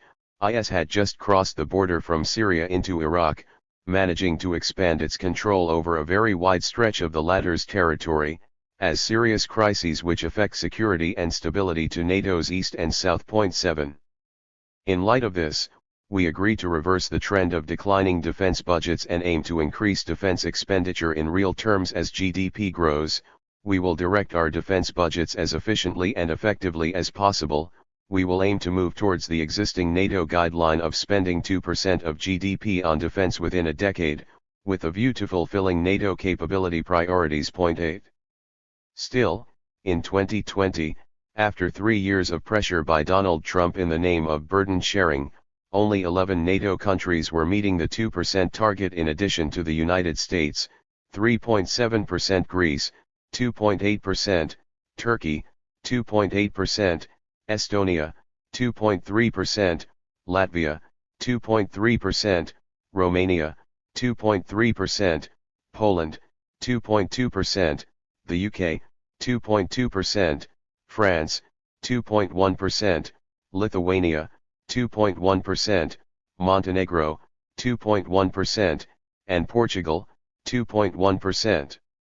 18 countries were below the target: Norway, 1.9%, Bulgaria, 1.8%, Croatia, 1.8%, Slovakia, 1.8%, Hungary, 1.6%, Italy, 1.6%, Albania, 1.5%, Canada, 1.4%, Czechia, 1.4%, Denmark, 1.4%, Germany, 1.4%, the Netherlands, 1.4%, Spain, 1.4%, North Macedonia, 1.3%, Belgium, 1.1%, Slovenia, 1.1%, Luxembourg, 0.8%, and Iceland 0.9%.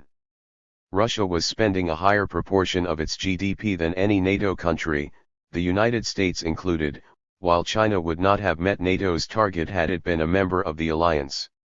A comparison between the military expenditure of the three powers of the strategic triad relative to their respective GDPs, Fig. 1, shows how much Russia was punching above its weight, given that its economy was much smaller than that of the two other powers. Figure 1, the United States, Russia, and China, military expenditure as a share of GDP, 1992 to 2020. Source, CIPRI. Russia went on a military spending spree starting from 2008, when oil prices reached a peak. It stayed the course through the ups and downs of its hydrocarbon-based revenues, so that its military expenditure as a share of GDP peaked at 5.4% in 2016, after 2 years of depressed prices, and remained on a trend exceeding 4% over those years. This prioritizing of military expenditure remained a constant after the end of the USSR in 1991, despite the collapse of Russia's economy in the 1990s. Only once did Russia spend less than 3% of its GDP on its military in 1998, the year prior to the Kosovo War. The United States embarked on a sharp long-term increase in its military spending, both in absolute terms and as a proportion of GDP, after 2001, boosted by the wars launched by the Bush administration. The withdrawal of U.S. troops from Iraq in 2011 permitted a reduction of U.S. military expenditure to a low of 3.3% of GDP in 2017-18, before it resumed its rise. The levels of both countries' military expenditure relative to their GDP sharply contrast with that of China, which has remained substantially lower and steadier. In billions of constant US dollars, the picture is quite different, Fig. 2. It shows the huge amounts of military spending by the United States, and their renewed rising trend since the turn of the century, resumed after a post-Iraq decline in 2012-17. It also shows by how much the United States outspends its two main rivals. China's military spending has risen steadily along with its economic power, but it remains way below what it could afford to spend. The limitation of Russia's economy, whose GDP puts it roughly on a par with Brazil and South Korea, is expressed in the fact that, despite significantly higher military spending relative to its GDP, the gap between its absolute level of military expenditure and those of the two other triad powers has tended to widen since the turn of the century. These levels of military expenditure maintain a permanent readiness for war, the hallmark of a Cold War, with the United States leading the way after having waged more and larger actual wars than any of its rivals since the end of the Cold War. From a longer historical perspective, the United States has maintained in permanence a very high level of military expenditure since the Second World War, with 4 waves of ebb and flow around the wars of Korea, Vietnam, Iraq, and the record peacetime expenditure of the Reagan era, Fig. 3. A new wave began to build under Trump in the absence of any major war, and is clearly destined to carry on soaring against the backdrop of Russia's invasion of Ukraine and increased U.S. hostility to China. Figure 2, the United States, Russia, and China, military expenditure in constant 2019 US dollars, 1992 to 2020. Source, CIPRI. Figure 3, U.S. military expenditure in constant 2019 US dollars, 1950 to 2020. Source, CIPRI. Before Russia's invasion of Ukraine, Joe Biden had requested $813 billion in expenditure for military purposes for the fiscal year 2023, $773 billion for the Pentagon, and an additional $40 billion for defense-related programs at the FBI, Department of Energy, and other agencies.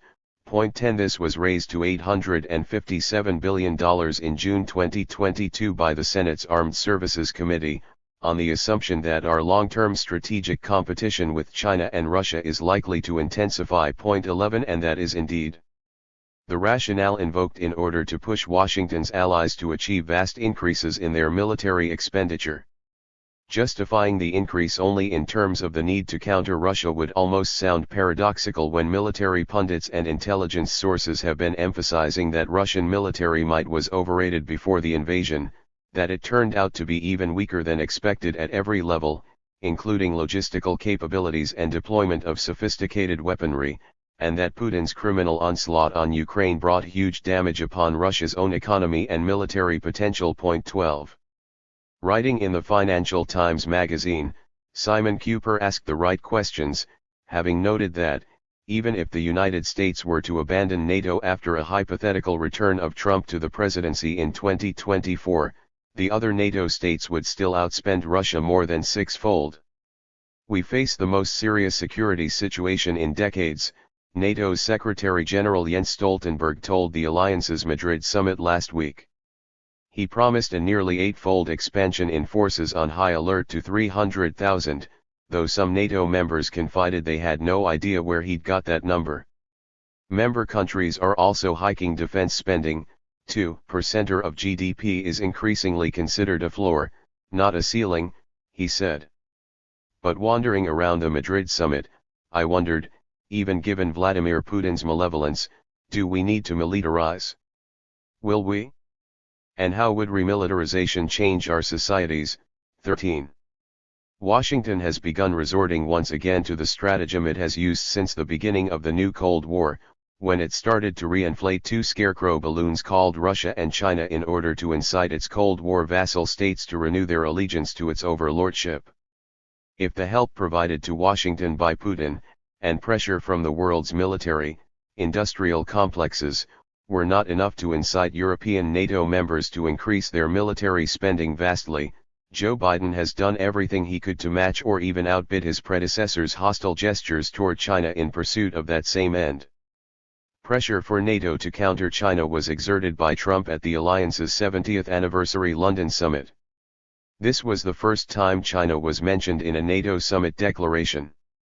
A single, almost Sibylline, sentence read, "We recognize that China's growing influence and international policies present both opportunities and challenges that we need to address together as an alliance." 14 This was all that the US president managed to get NATO's European members to concede with regard to China.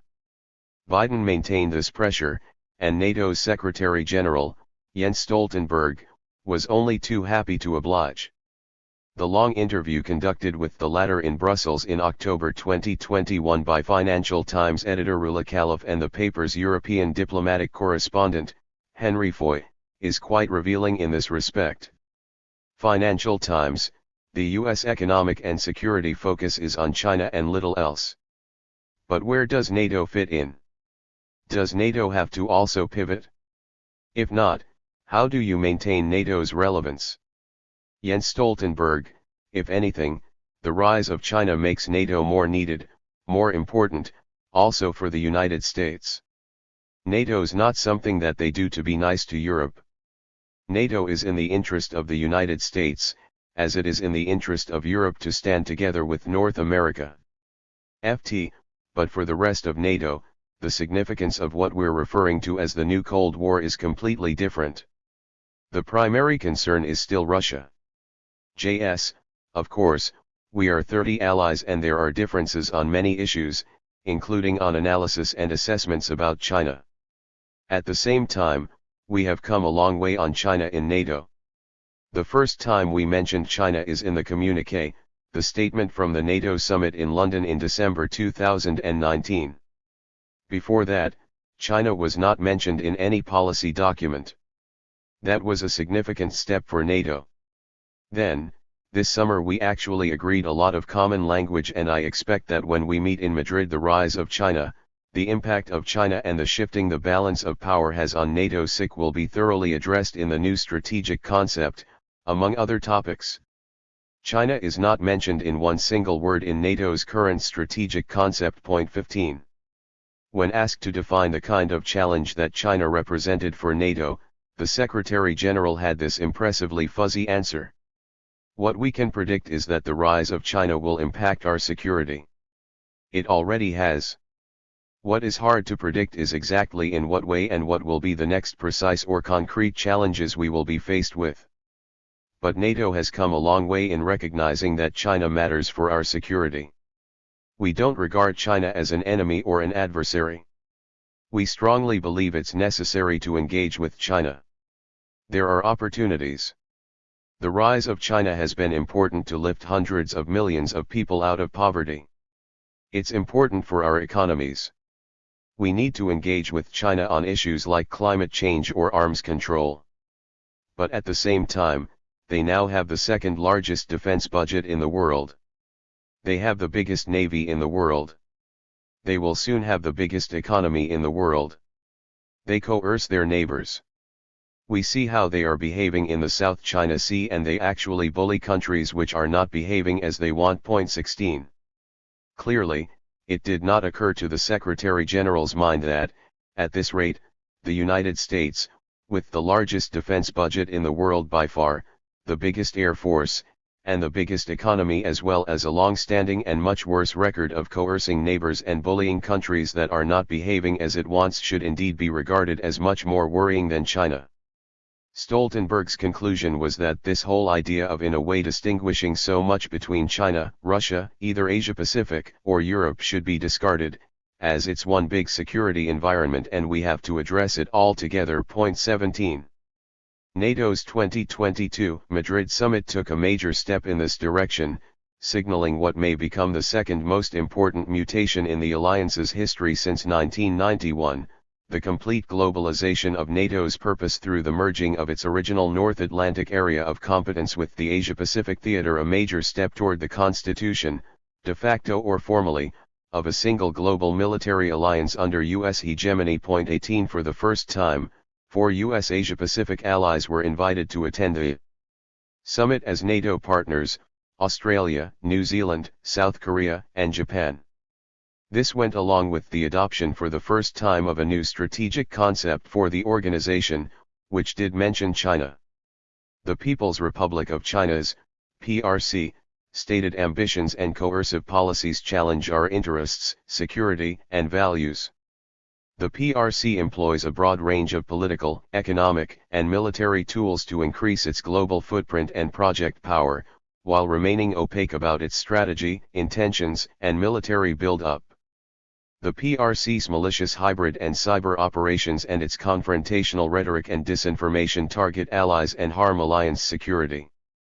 The PRC seeks to control key technological and industrial sectors, critical infrastructure, and strategic materials and supply chains. It uses its economic leverage to create strategic dependencies and enhance its influence.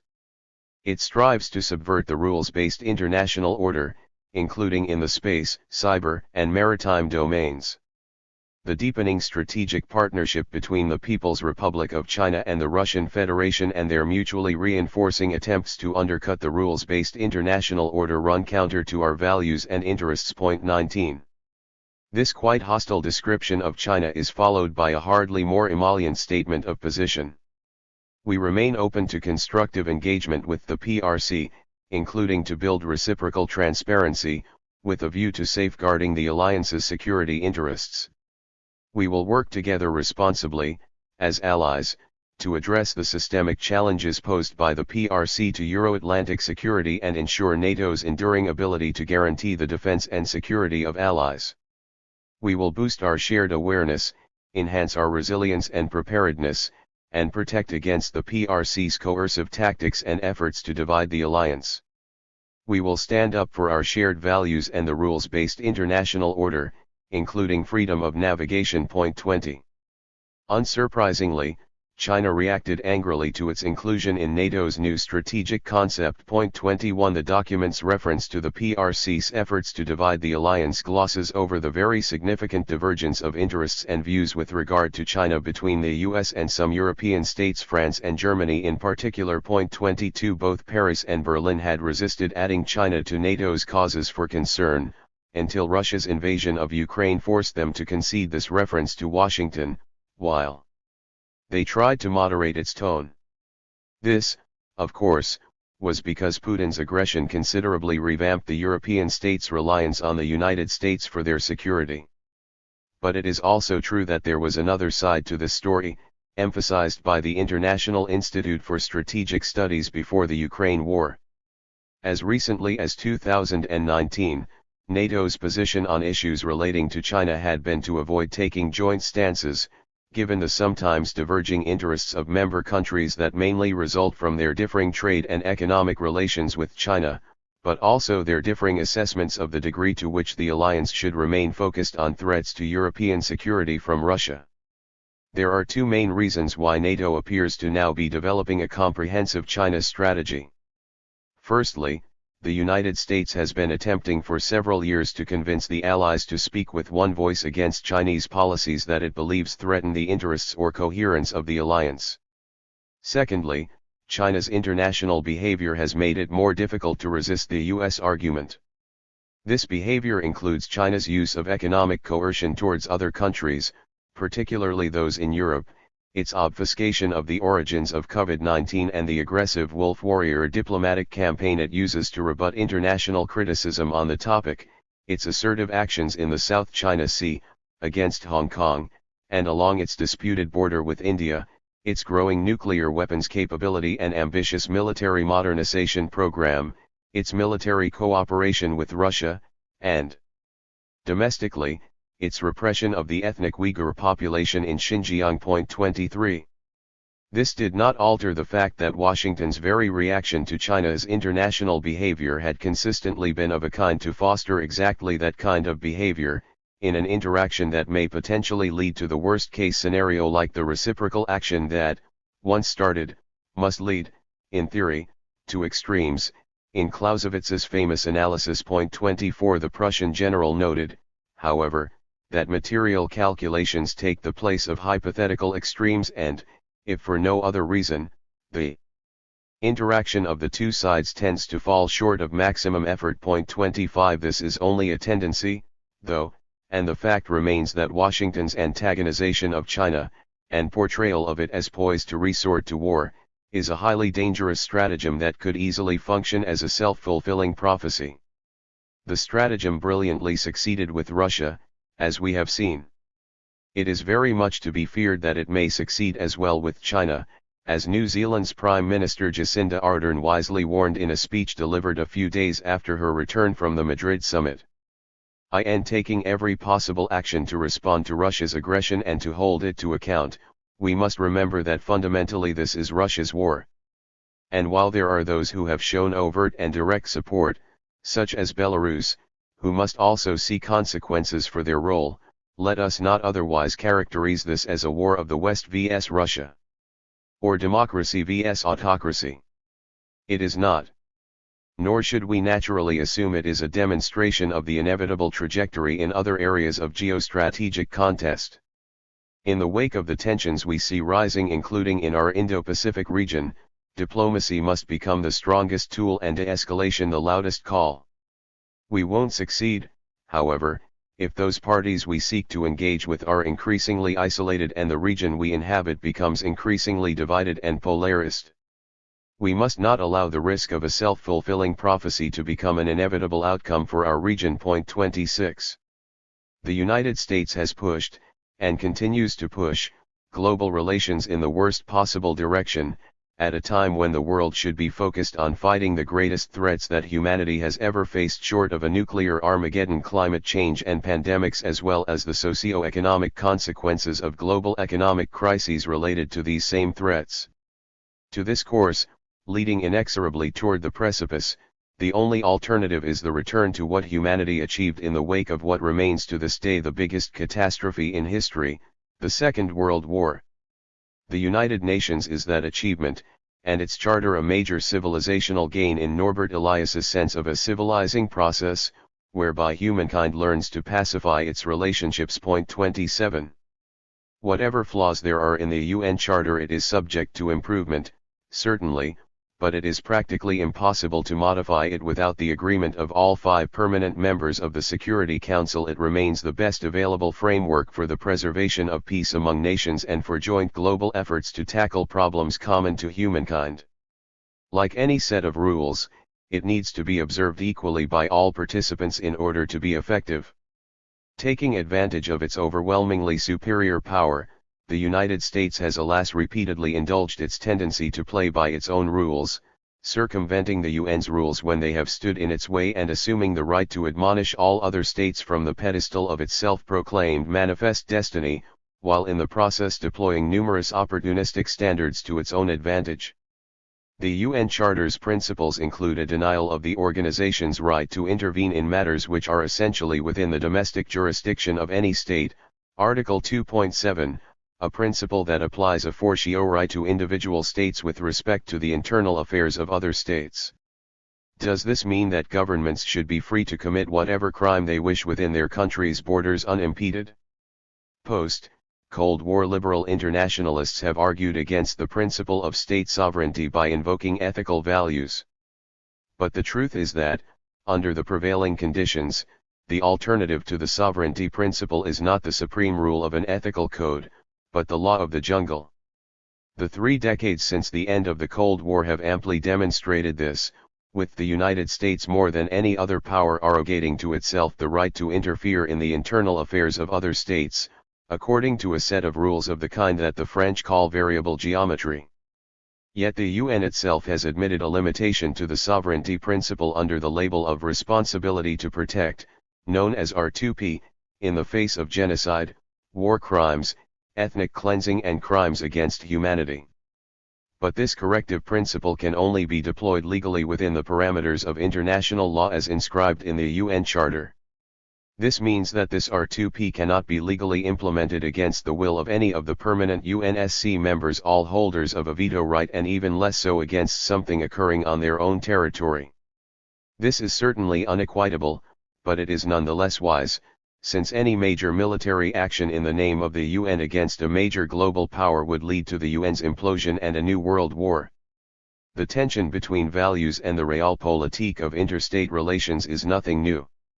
It reached a maximum pitch with the advent of Bolshevik power and the initial revolutionary years of the Soviet Union. And yet the Bolsheviks themselves had to learn how to navigate the dual policy of combining the dedication to world revolution of their party and international movement with the imperatives of national security and state interests represented by their government. 28 states must respect the code of conduct constituted by the UN Charter and international law. Social movements, political parties, and non-governmental organizations, for their part, are not bound by such constraints in expressing their views on domestic situations in countries other than their own. Thus, for example, it is perfectly legitimate for social movements, political parties, and NGOs to express their concern for the population of Xinjiang, and to campaign against the persecution of its Muslim population by the Chinese authorities, but it is not the business of the US government to lecture Beijing about it when it has itself oppressed and massacred a much larger number of people in countries other than its own since the middle of the past century, not to mention its historical legacy of genocide against indigenous peoples and enslavement of African captives. Such stances on the part of the US government in fact represent a disservice to the causes it purports to espouse, since they are conducive to Washington's hypocrisy, variable standards, and ethnocentrism being exposed, and resented by most of the world. Governments remain free, of course, to condition their economic relations and any facilities they grant to other governments on their observance of fundamental rights, be they human rights, including women's rights, or labor rights. But for such a policy not to be construed as a hostile gesture dictated by interests, and invoking rights merely as a pretext, it must be systematically and equally applied to all countries in the world, not applied to some while sparing others, often worse, for the sake of maintaining strategic or economic interests. It is also proper and just for governments to arm victims of foreign aggression or crimes against humanity in their fight against their oppressors, as Moscow and Beijing armed the Vietnamese, and Washington and its NATO allies are arming the Kurds and the Ukrainians as long as the aggression or massacre cannot be stopped by nonviolent means. These are the principles that should govern international relations.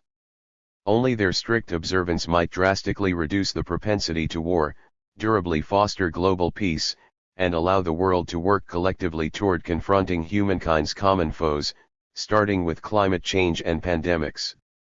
The fight against climate change, in particular the greatest threat facing our species, and one that exacerbates all other threats, requires the cooperation of all states. It also requires a massive transfer of resources. For this, the obvious source that could be tapped without harm to other social needs consists in the insane amounts of money spent every year on the development and acquisition of means of destruction and the maintenance of armed forces. More than $2 trillion, $2,113 billion, in 2021 alone, according to CIPRI's calculation, under the guise of defense, but in what is in fact a race to the abyss. This indispensable transfer necessitates a sustained drive toward global disarmament that should originate in the UN General Assembly, which may make recommendations to this effect to the members or to the Security Council or to both, according to the UN Charter, Article 11.1. Such a plan was devised in an appeal issued in December 2021 by over 50 Nobel laureates in natural sciences, plus other signatories, which submitted the following common-sense scheme for a reversal of the present trend in military spending. 29. We have a simple proposal for humankind. The governments of all UN member states should negotiate a joint reduction of their military expenditure by 2% every year for 5 years. The rationale for the proposal is simple. Adversary nations reduce military spending, so the security of each country is increased, while deterrence and balance are preserved. The agreement contributes to reducing animosity, thereby decreasing the risk of war. Vast resources, a peace dividend of as much as $1 trillion by 2030, are made available. We propose that half of the resources freed up by this agreement are allocated to a global fund, under UN supervision, to address humanity's grave common problems, pandemics, climate change, and extreme poverty. The other half remains at the disposal of individual governments. All countries will therefore have significant new resources. Some of these can be used to redirect the strong research capacities of military industries towards urgently needed peaceful applications. 30. In order to be most effective, the global movement against climate change should integrate such a disarmament perspective into its fundamental demands. 31. Building a strong global movement for the related purposes of fighting climate change and achieving disarmament is the most crucial imperative of our time. Gilbert Achcar is Professor of Development Studies and International Relations at SOAS, University of London. He is a frequent contributor to publications including The Nation, Jacobin, and Le Monde Diplomatique.